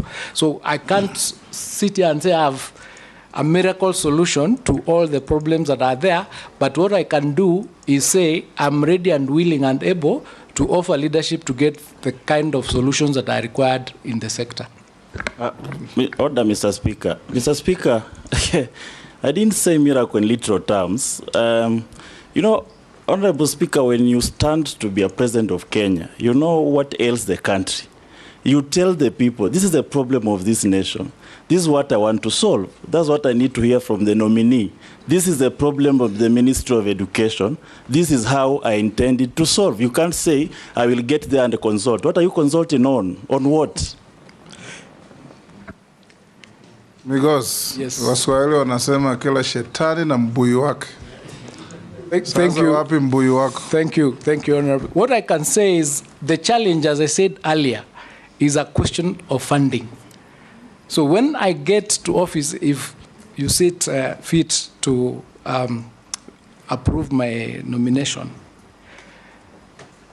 I see a solution in this way. In the monies that we are giving to the education sector, which is 27% of the budget, is this fund being used for the purpose for which it was meant? The UNESCO recommendation is that any country should spend not more than 20% of its budget in education. So we are spending 27. We are already above by 7%. It is not going to be possible to get probably more funding from the central government. You know, so the solution must be... You are told by Emasi and somebody else, duplex applications of public resources. Yes. Take the issue of bursaries. The MCA is giving bursary. The Member of Parliament is giving bursary. The Women Rep is giving bursary. The Governor is giving bursary. Your ministry is giving bursary. Banks are giving scholarships. And many other organizations. Apart from the banks, all the others are drawing money from the same source. And sometimes you find fraudulent activities where one child gets a bursary from each of those giving bursaries. How are you going to reform the bursary scheme that will largely contribute in saving probably even 10 billion shillings? Yes, Chair. We also have TVET and also the technical schools doing the same thing. Yes, I do. So as I had indicated earlier, because we've not done an audit of how many amounts of how much money is being used for this particular sector, that is the first thing I would commission, an audit to find out how much money is out here for the... And you have the current dismantle of these cartels? I do, Mr. Chairman. Yes. You are asked by Jeanette. Yes, I'm going You there. know what you are walking into. Yes, I understand that. There are cartels and other people, but we come at this time, at a critical time when there is a crisis. Using this crisis, it is very possible to dismantle the cartels because with the support, the political support, the parliamentary support, and the support from the public. If we say today that we know you've been doing the wrong thing, we will report you. Somebody would think twice before they continue with what they are doing. So I would use this crisis to dismantle the cartels that exist there. But on the issue of private universities that Mheshimiwa Ichung'wa asked, what the students who are going to private universities are getting is the loan facet, not the scholarship. So, and this is born out of the contention that the parents have chosen to take their children to private universities. They should be able to fund that. So they are getting the loan portion of the funding, not the scholarship portion. That is under the new funding model. Yes, that is under the new funding model. There are students who are ongoing under the old DUC system. Yes, the ongoing students under the DUC system are still getting the capitation.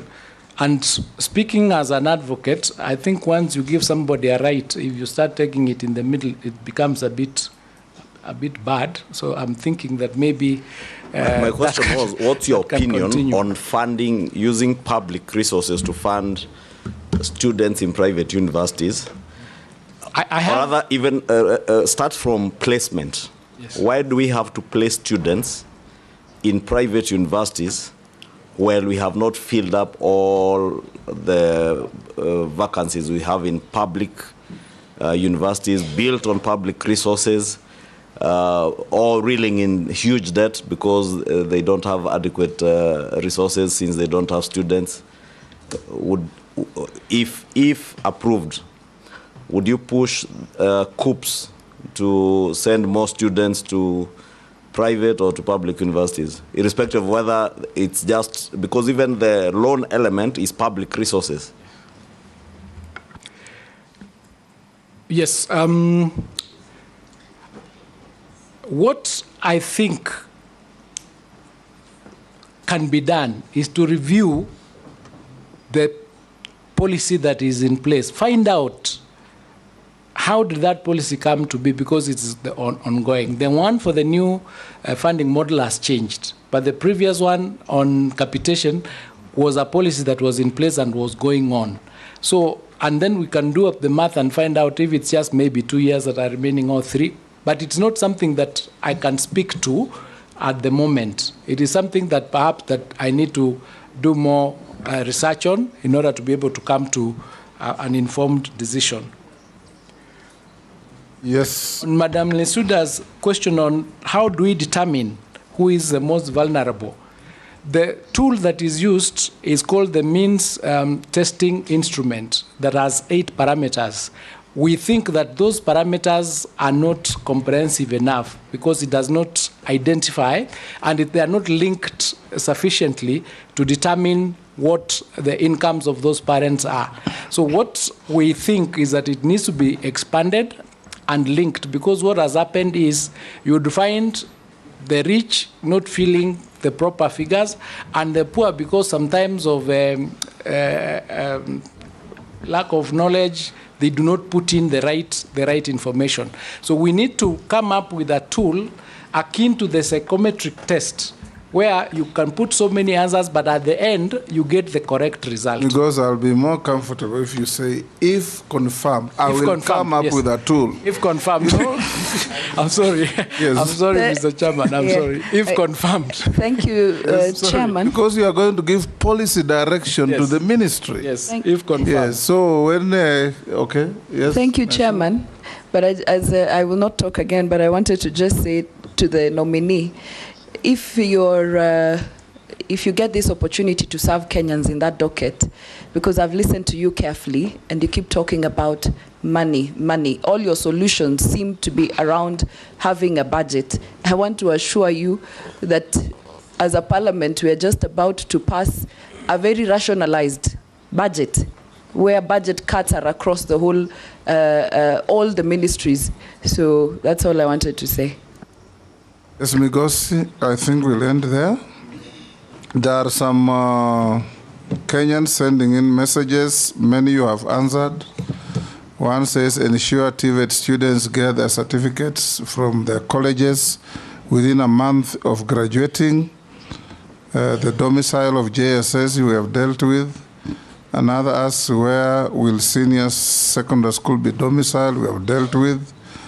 Workers with disabilities are forced to renew exemption certificates every 5 years when their status does not change. I think that is valid. Another one has said, what are you going to do about mushrooming boarding schools, especially in Kisii, that have no facilities? Another one is asking, what is going to be the fate of P1 teachers after the transition? Last, another one asks, what will you do about the imposition of extravagant uniform expenditure on students by schools? Buy a long-sleeved sweater, a short-sleeved sweater, 2 pairs of shoes, 2 pairs of trousers, so many things, when in many family setups, children use 1 pair of clothes until they're exhausted because of lack of money. Now going to school, uniform is costing more than the fees. And you have to buy from that school. And then you are obligated to buy from a designated retailer. Those are the cartels we are telling you about. What will you do about that? Thank you. Thank you, Mr. Speaker. On the rationalized budget, I agree that it's going to affect a lot of operations, so we will have to look inside and see where to cut inside the operations in areas where maybe it's not a priority, so that we can attend to the most important aspects in the ministry. Workers forced to renew every 5 years their certificates. That, I think, is a question that needs to be taken up with the organization that deals with this, the relevant ministry, so that we can work together and maybe have that particular requirement removed because the person position does not change. The mushrooming boarding schools, this is a question of the registration requirements. It means there is a weakness there. We'll need to look at the quality assurance to ensure that the registration of the boarding schools meet the requirements of the ministry. P1 teachers, they'll have to be retooled and absorbed into the new program so that they do not, because they are permanent and pensionable. Let's end there. Let me now ask you a few questions. Do you hold any leadership in any political party? No, Chairman.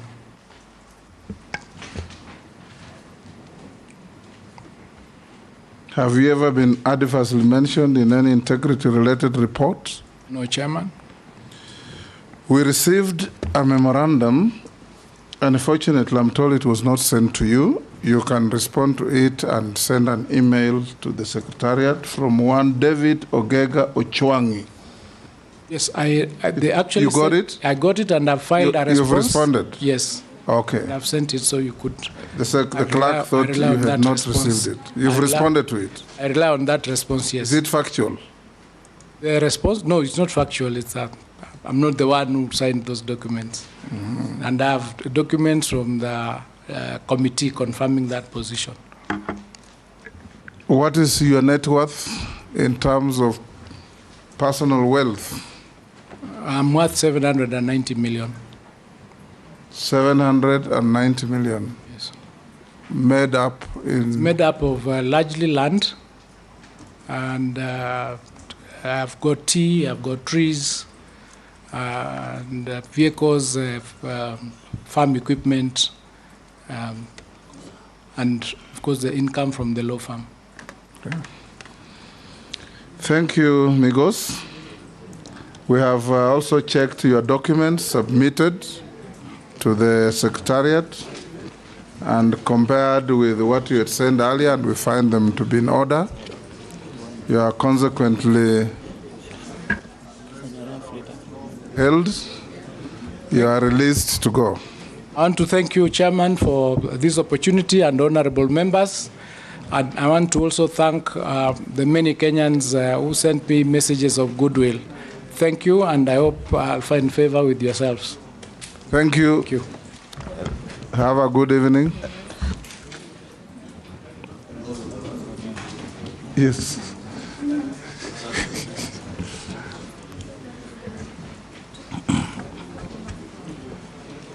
Peter Club. Do you want to pass here? Yes. Do you need any health break? 5 minutes. 5 minutes. Yes.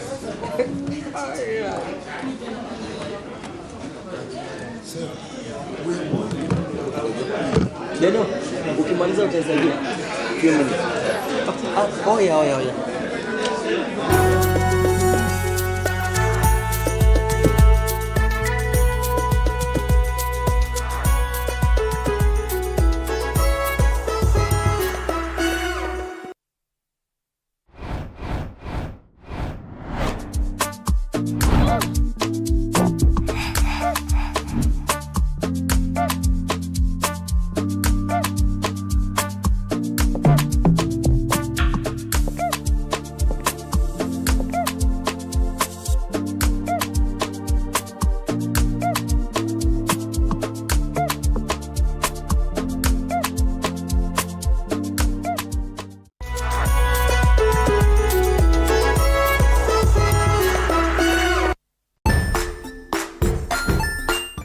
there, friends. Welcome to Kids on the Block, where fun and imagination come alive. We dive into magical world filled with exciting adventures and awesome friends. What position were you in? I was number 2. What position were you? Number 1. He decided to cross the bridge by his house and look for food on the other side. We're going to do half cup of chocolate chips, and the other one, we're going to do half cup of the blueberries. So, grab your imagination hats and get ready to explore with us. Join us every Saturday at 9 a.m. for new friends, amazing stories, and tons of laughter.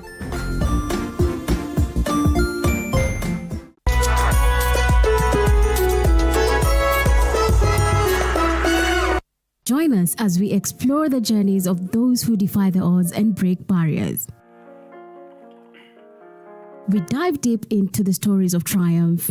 Sometimes when parenting a child with a special need or whatever disability, family life becomes a bit complicated and you may end up raising the child on your own. Here, we inspire. I have a farm which one we showcase with other dyslexic youths and autism, how to farm. Motivate. It's never easy, but what we do, the best thing is to work with another parent who has an elder child than yours. And break through the barriers one story at a time. Push your boundaries beyond the limit. Saturdays at 8 p.m.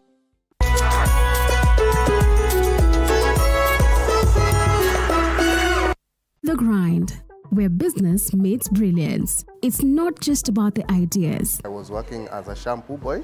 I used to wash clients' hair on the sink. It's about making them happen. From big wins. In primary school, when we would be asked what people want to be, I was categorical that I want to be a nurse. To hard lessons. The consoles change, the gaming equipment keep changing. We cover it all. Tune in to The Grind, where every episode is packed with insights. The person who is serving customers, always be a customer-centric. Strategies. When you pay attention to detail, you get luxury items. And stories to fuel your ambition. Don't just dream it, grind it.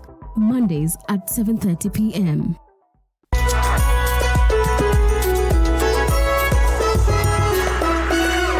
Jiunge nasi tunapoangazia safari za viongozi bora.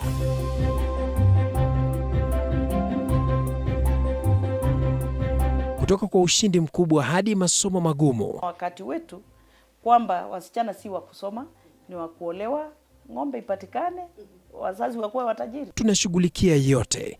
I wish I were a better investor. My parents taught me how to look for things for myself. Tazama Mfahamu Kiongozi, ambapo kila kipindi kimejaa maarifa, mikakati na hadithi za kukuza azma yako. For me to succeed, I have to fight. Kila Alhamisi saa 1:30.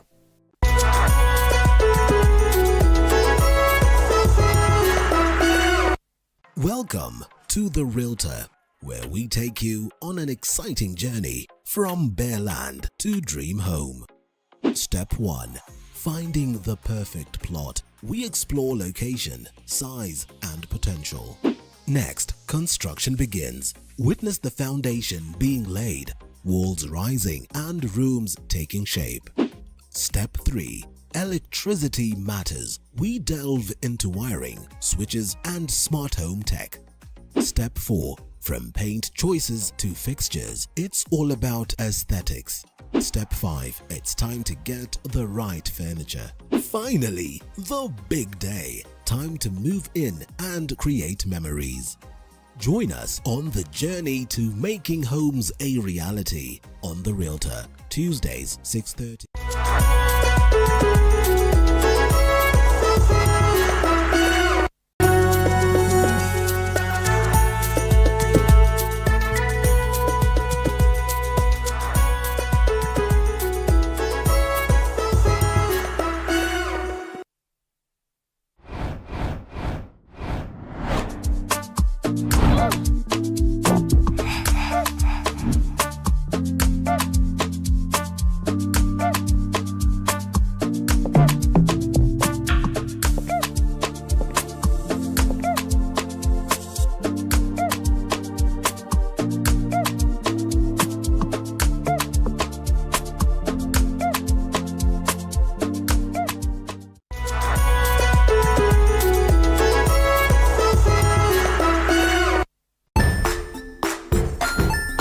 Hey there, friends. Welcome to Kids on the Block, where fun and imagination come alive. We dive into magical world filled with exciting adventures and awesome friends. What position were you in? I was number 2. What position were you? Number 1. He decided to cross the bridge by his house and look for food on the other side. We're going to do half cup of chocolate chips, and the other one, we're going to do half cup of the blueberries. So, grab your imagination hats and get ready to explore with us. Join us every Saturday at 9 a.m. for new friends, amazing stories, and tons of laughter.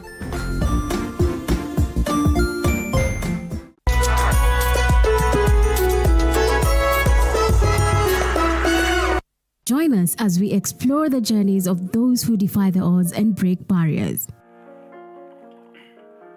We dive deep into the stories of triumph. Sometimes when parenting a child with a special need or whatever disability, family life becomes a bit complicated and you may end up raising the child on your own. Here, we inspire. I have a farm which one we showcase with other dyslexic youths and autism how to farm. Motivate. It's never easy, but what we do, the best thing is to work with another parent who has an elder child than yours. And break through the barriers one story at a time. Push your boundaries beyond the limit. Saturdays at 8 p.m.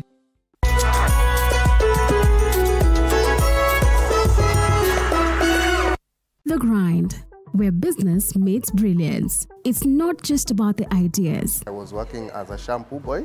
I used to wash clients' hair on the sink. It's about making them happen. From big wins. In primary school, when we would be asked what people want to be, I was categorical that I want to be a nurse.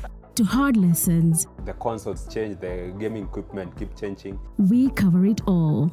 Tune in to The Grind, where every episode is packed with insights. The person who is serving customers, always be a customer-centric. Strategies. When you pay attention to detail, you get luxury items. And stories to fuel your ambition. Don't just dream it, grind it. Mondays at 7:30 p.m.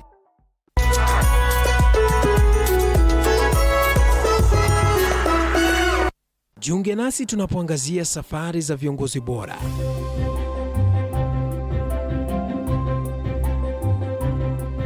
Kutoka kwa ushindi mkubwa hadi masomo magumu. Wakati wetu kwamba wasichana si wa kusoma, ni wa kuolewa, ng'ombe ipatikane, wazazi wakuwa watajiri. Tunashughulikia yote. I wish I were a better investor. My parents taught me how to look for things for myself. Tazama Mfahamu Kiongozi, ambapo kila kipindi kimejaa maarifa, mikakati na hadithi za kukuza azma yako. For me to succeed, I have to fight. Kila Alhamisi saa 1:30.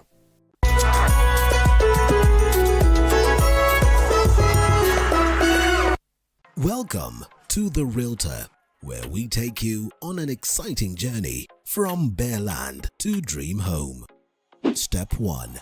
Finding the perfect plot. We explore location, size, and potential. Next, construction begins. Witness the foundation being laid, walls rising, and rooms taking shape. Step 3. Electricity matters. We delve into wiring, switches, and smart home tech. Step 4. From paint choices to fixtures, it's all about aesthetics. Step 5. It's time to get the right furniture. Finally, the big day. Time to move in and create memories. Join us on the journey to making homes a reality on The Realtor. Tuesdays, 6:30.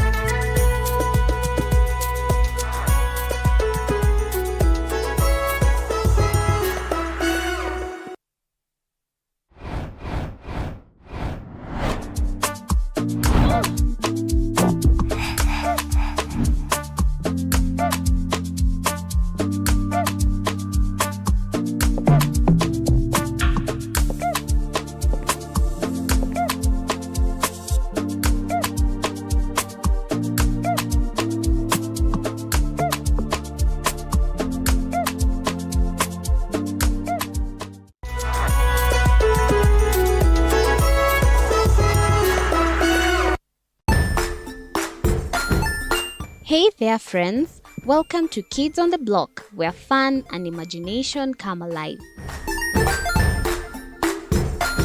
We dive into magical world filled with exciting adventures and awesome friends. What position were you in? I was number 2. What position were you? Number 1. He decided to cross the bridge by his house and look for food on the other side. We're going to do half cup of chocolate chips, and the other one, we're going to do half cup of the blueberries. So, grab your imagination hats and get ready to explore with us. Join us every Saturday at 9 a.m. for new friends, amazing stories, and tons of laughter. That is going to assess your suitability for your reappointment to the docket of defense after dismissal. And the committee is chaired by yours truly, the Speaker. On my right is the Deputy Speaker, Honorable Gladys Bose. My left is Sarah Kyoko, our Deputy Clerk.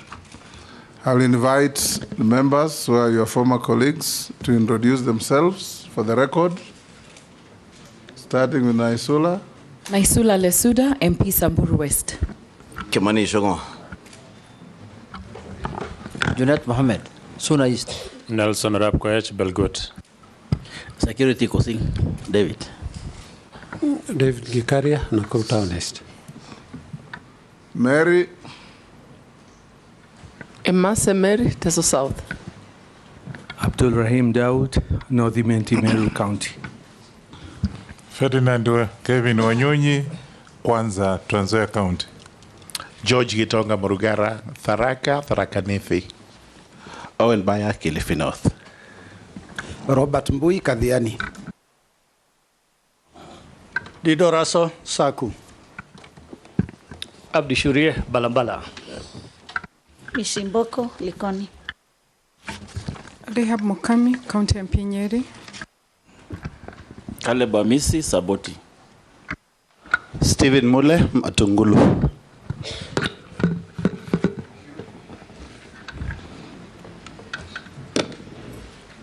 Honorable members, we will now proceed. I should disclose that the nominee was my pupil in her early years in my law firm. I should have done so with Kindiki as well. But, pardon? Yes, I have bragging rights. We will administer an oath before we proceed. You may select to take the Bible or the Quran or affirm. Which one do you take? Bible. Hold it in your right hand and recite the oath. I, Rosalinda Soipan-Tuya, do hereby swear that the evidence I shall give before this committee on the matter under its consideration shall be the truth, the whole truth, and nothing but the truth. So help me God. Thank you.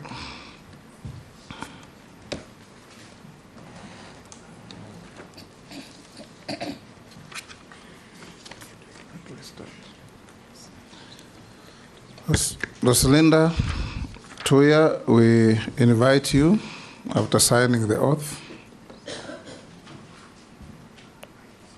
to introduce yourself, name, your education background, your work experience, and your key competencies that make you think you are suitable for the appointment to cabinet. In 5 minutes. Thank you, Mr. Speaker. And I will start off by stating how privileged I am to be appearing before this committee in, midterm through and otherwise 5-year term, which is what I perceived to be. But even more privileged that I come in another capacity as the nominee for the Ministry of Defense. For purposes of introduction, I am Rosalinda Soipan Tuya, former member of Parliament. I pride myself to have served for 3 terms, 2 terms at the National Assembly, and a very short 3rd term as a member of the Senate. In terms of education background, I'm a lawyer by training, having done my Bachelor of Laws degree from the University of Nairobi. I have also acquired a diploma in law through the Advocates Training Program at the Kenya School of Law. And I have a Master of Laws in Sustainable International Development from the University of Washington in Seattle. I have had occasion to serve in various capacities at the private sector through development work. I have worked with the USAID. I have worked with the Kituo cha Sheria in advancing public interest litigation. I have also had occasion to serve as a member of the executive in the capacity of Cabinet Secretary in charge of environment, climate change, and forestry. Mr. Speaker, in terms of suitability for the position that I have been nominated to, the array of service that I have had occasion to be in, both in the public sector, the private sector, and in the civil service as a cabinet secretary, really posture me for this position as cabinet nominee for defense. Mr. Speaker, and my legal background and training, from my conception of the role ahead of me, it's largely a policy role in terms of analysis of policy, design of policy, and oversight of implementation of policy. And I believe that my role and experience in the 3 fields posture me well for the assignment ahead. The assignment ahead, should I be confirmed by this committee, again is largely a heavily constitutional office. You will find that the defense sector or the defense space and indeed national security really has the Constitution and Parliament as the bedrock of operations of the role ahead of me. So in appreciating and thanking His Excellency the President, William Ruto, for nominating me for this position, I believe that I have the requisite experience and training for the job. Thank you. Thank you. We'll ask the Deputy Speaker to have the first shot at questioning you. Okay, thank you, Honorable Speaker. I can also make a confession that the nominee was my student at University of Nairobi. But that in no way will affect my judgment. Honorable Soipan, like you said, that the defense docket is highly regulated by law and rules and standing orders and military procedures. We have the Constitution and the Kenya Defense Forces Act, which establishes the position of Cabinet Secretary for Defense, who is then the principal advisor of the President on defense policy, while we have the Chief of Defense Forces, who advises the military on operational and administrative matters. So despite these 2 distinct roles, there's a potential that there can be an overlap. How do you intend to manage that relationship? Because that is probably the most difficult thing in the position. Thank you.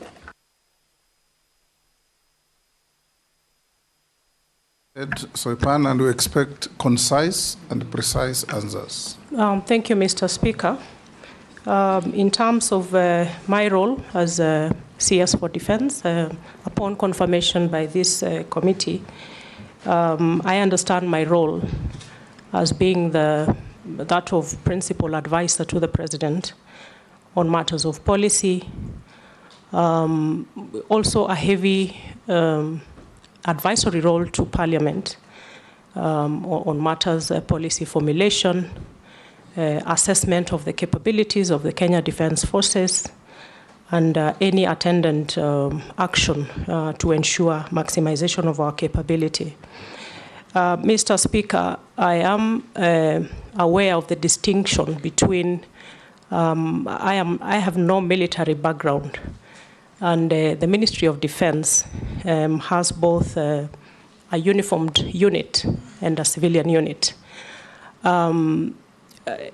My role upon confirmation again will be chair of the Defense Council, the composition of which is consists of the Chief of the Defense Forces, the CDF, and the service commanders. I am a team player by design and by practice.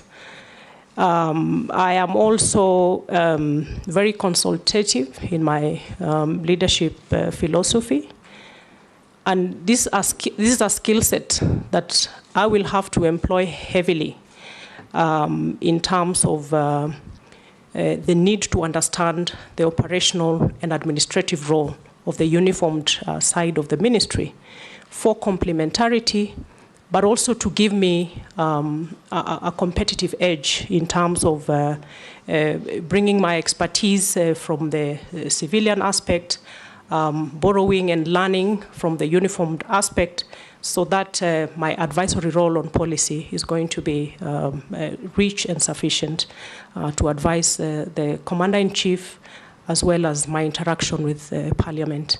So I am confident that I will bring a team spirit to the ministry, and particularly at the level of the Defense Council, which is where I will be interacting with the service commanders. Thank you. Majority Leader. Thank you, Honorable Speaker. CS nominee, being one among the lucky 10 or so who were reappointed after the dismissal, what would you tell us would be at least one of your key achievements as Minister for Environment and Climate Change before the dismissal? And also Kenya having hosted the African Climate Change Summit last year and being one of the principal proponents of carbon markets trading. And that responsibility was in your office as Cabinet Secretary to enter into either multilateral or bilateral trading agreements for carbon credits. What would you say were your major achievements in that space in terms of trading carbon credits to be able to generate resources for our country? Thank you, Mr. Speaker. My role as Cabinet Secretary, Ministry of Environment, Climate Change and Forestry was one of them, beside being the overall leadership on policy matters in the ministry. The environment and climate change sector is one that is cross-cutting across many sectors, but also at the various two levels of government, both national and county governments. I pride myself in successfully coordinating the various players in the environment and climate change sector, to the extent that Honorable Majority Leader, the success of the Africa Climate Summit, for example, was really a global event that brought the world to Nairobi and required a lot of heavy coordination.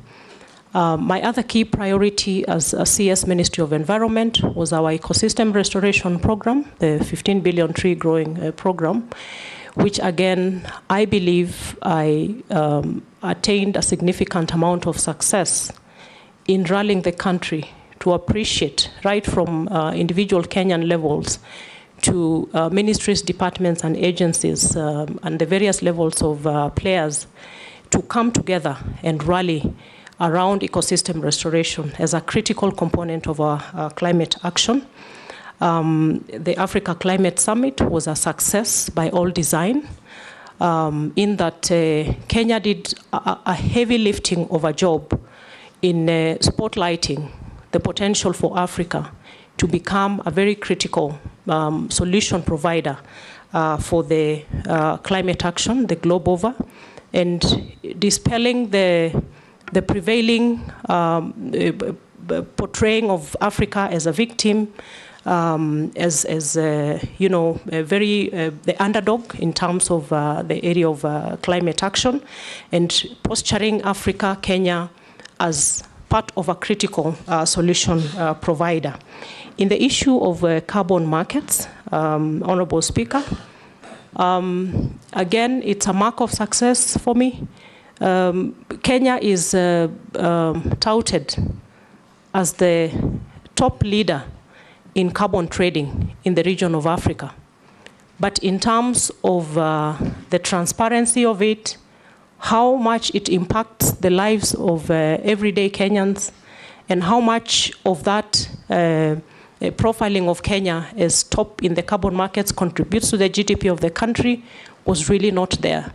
And what I did immediately I came into the ministry was focus on formulating a legal framework through amendment of the Climate Change Act to bring transparency, accountability, and bring out the issue of benefit sharing for communities around the carbon markets.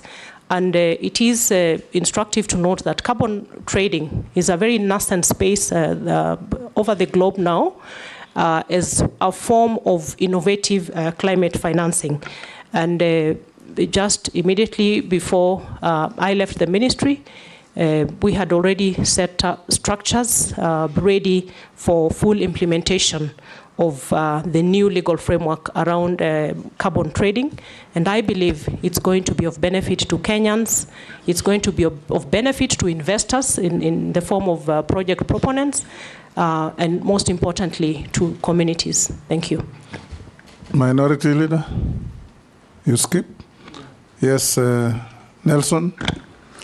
As the chairman of Defense, Intelligence and Foreign Relations, I'll be directly oversighting you, Madam Soipan. In my two-term stint... If confirmed. I was going there. You guys are interrupting my apologies, if confirmed. My two stints in Parliament has allowed me to see 4 generals, both as just a member of Defense Committee and now as a chairman, and 3 cabinet secretaries. And the biggest issue, Madam Soipan, Honorable Soipan, has been the lack of appreciation from the civilian side of the military units and formation. They feel that the civilian side is overreaching and sometimes overbearing. They want to, you know, by the time someone becomes a general, it takes about 35 years of hard work and merit. Every step in the military is merited. And sometimes because of our, you know, short stints in the portfolios that we get, they have a feeling that sometimes the cabinet secretaries or the civilian side are overreaching. What do you think you will do differently, Honorable Soipan? Hold will take Naisula. Thank you, Chairman. Honorable Soipan, in your previous docket at the Ministry of Environment, you are at the forefront and very instrumental in the national tree growing campaigns. Kenyans and many of us were concerned about the amount invested in the various government officials, such as cabinet secretaries who traversed the country in choppers to participate in tree planting drive. While these exercises could have been conducted by the governors and the counties and our members of parliament and the people at the community level, now that Kenyans are very keen on austerity measures, what will you do? And you first tell us what was the justification, or what did you have in mind as a cabinet secretary to see all those resources spent on choppers to go and plant trees? The second question is the issue of deployment of KDF in our homeland. We saw recently how KDF was deployed in inland or homeland without it being passed in parliament. And we did it the next day hurriedly, even without members of parliament deliberating on that matter. I would like to get your view on this. And also deployment of KDF in parts of North Rift, parts of our country. And the true feeling on the ground is that they do not respond fast when they are needed. They say they have to wait for orders. And the questions the civilians and the communities are asking, then why are you there in the first place if you cannot be the first respondents when something happens, when the bandits attack, and you have to wait for orders from somewhere else? And Chairman, the last question is that there are projects which were done by KDF in the last administration. Some are complete, but payment has not been done. Will the payment, do you think there should be continuity in government projects, while others are incomplete, but 2 years down the line, they have not been embarked on? Do you think continuity should be there? Because there should be value for money. You can respond to those two. Thank you, Honorable Speaker. The question by the Honorable Nelson Koech on the probability of my overreaching my mandate from the civilian side and infringing on the uniformed side of the ministry, I can give assurance to all the players in the Ministry of Defense that upon my confirmation as CS Defense, that as I had said earlier, I'm very heavy on team playing. I'm also a fast learner, Honorable Koech, and I'll have a lot of learning to do in terms of the military operations, the administration. And in order for me to effectively exercise my overall oversight, the overall policy direction and advisory, I will need to critically understand those operations without infringing or interfering with those very distinct roles of the uniformed units of the ministry. That I can give assurance. I'm also very, very consultative in my leadership style. Honorable Naisola, the issue of tree growing and choppers by cabinet secretaries. My main role as CS for environment in the tree growing activity was really coordinatory. And you will appreciate, Honorable Naisola, that the nature of the ecosystem restoration program is that it has to have everybody on board, from individual Kenyans, private sector, and all government agencies. So it cannot be the preserve of even the Ministry of Environment, and that is why we were very heavy on the whole of government and whole of society approach to the tree growing program.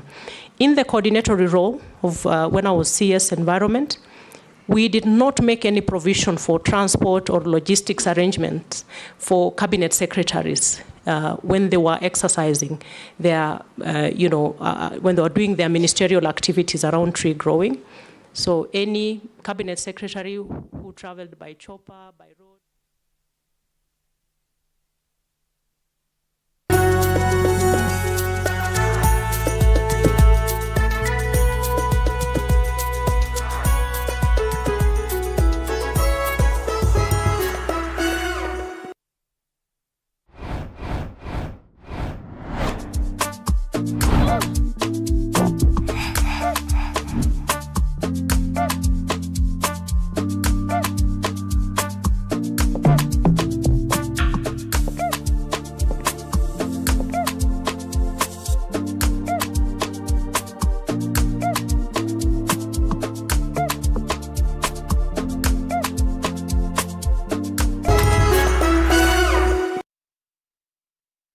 The following program is rated GE.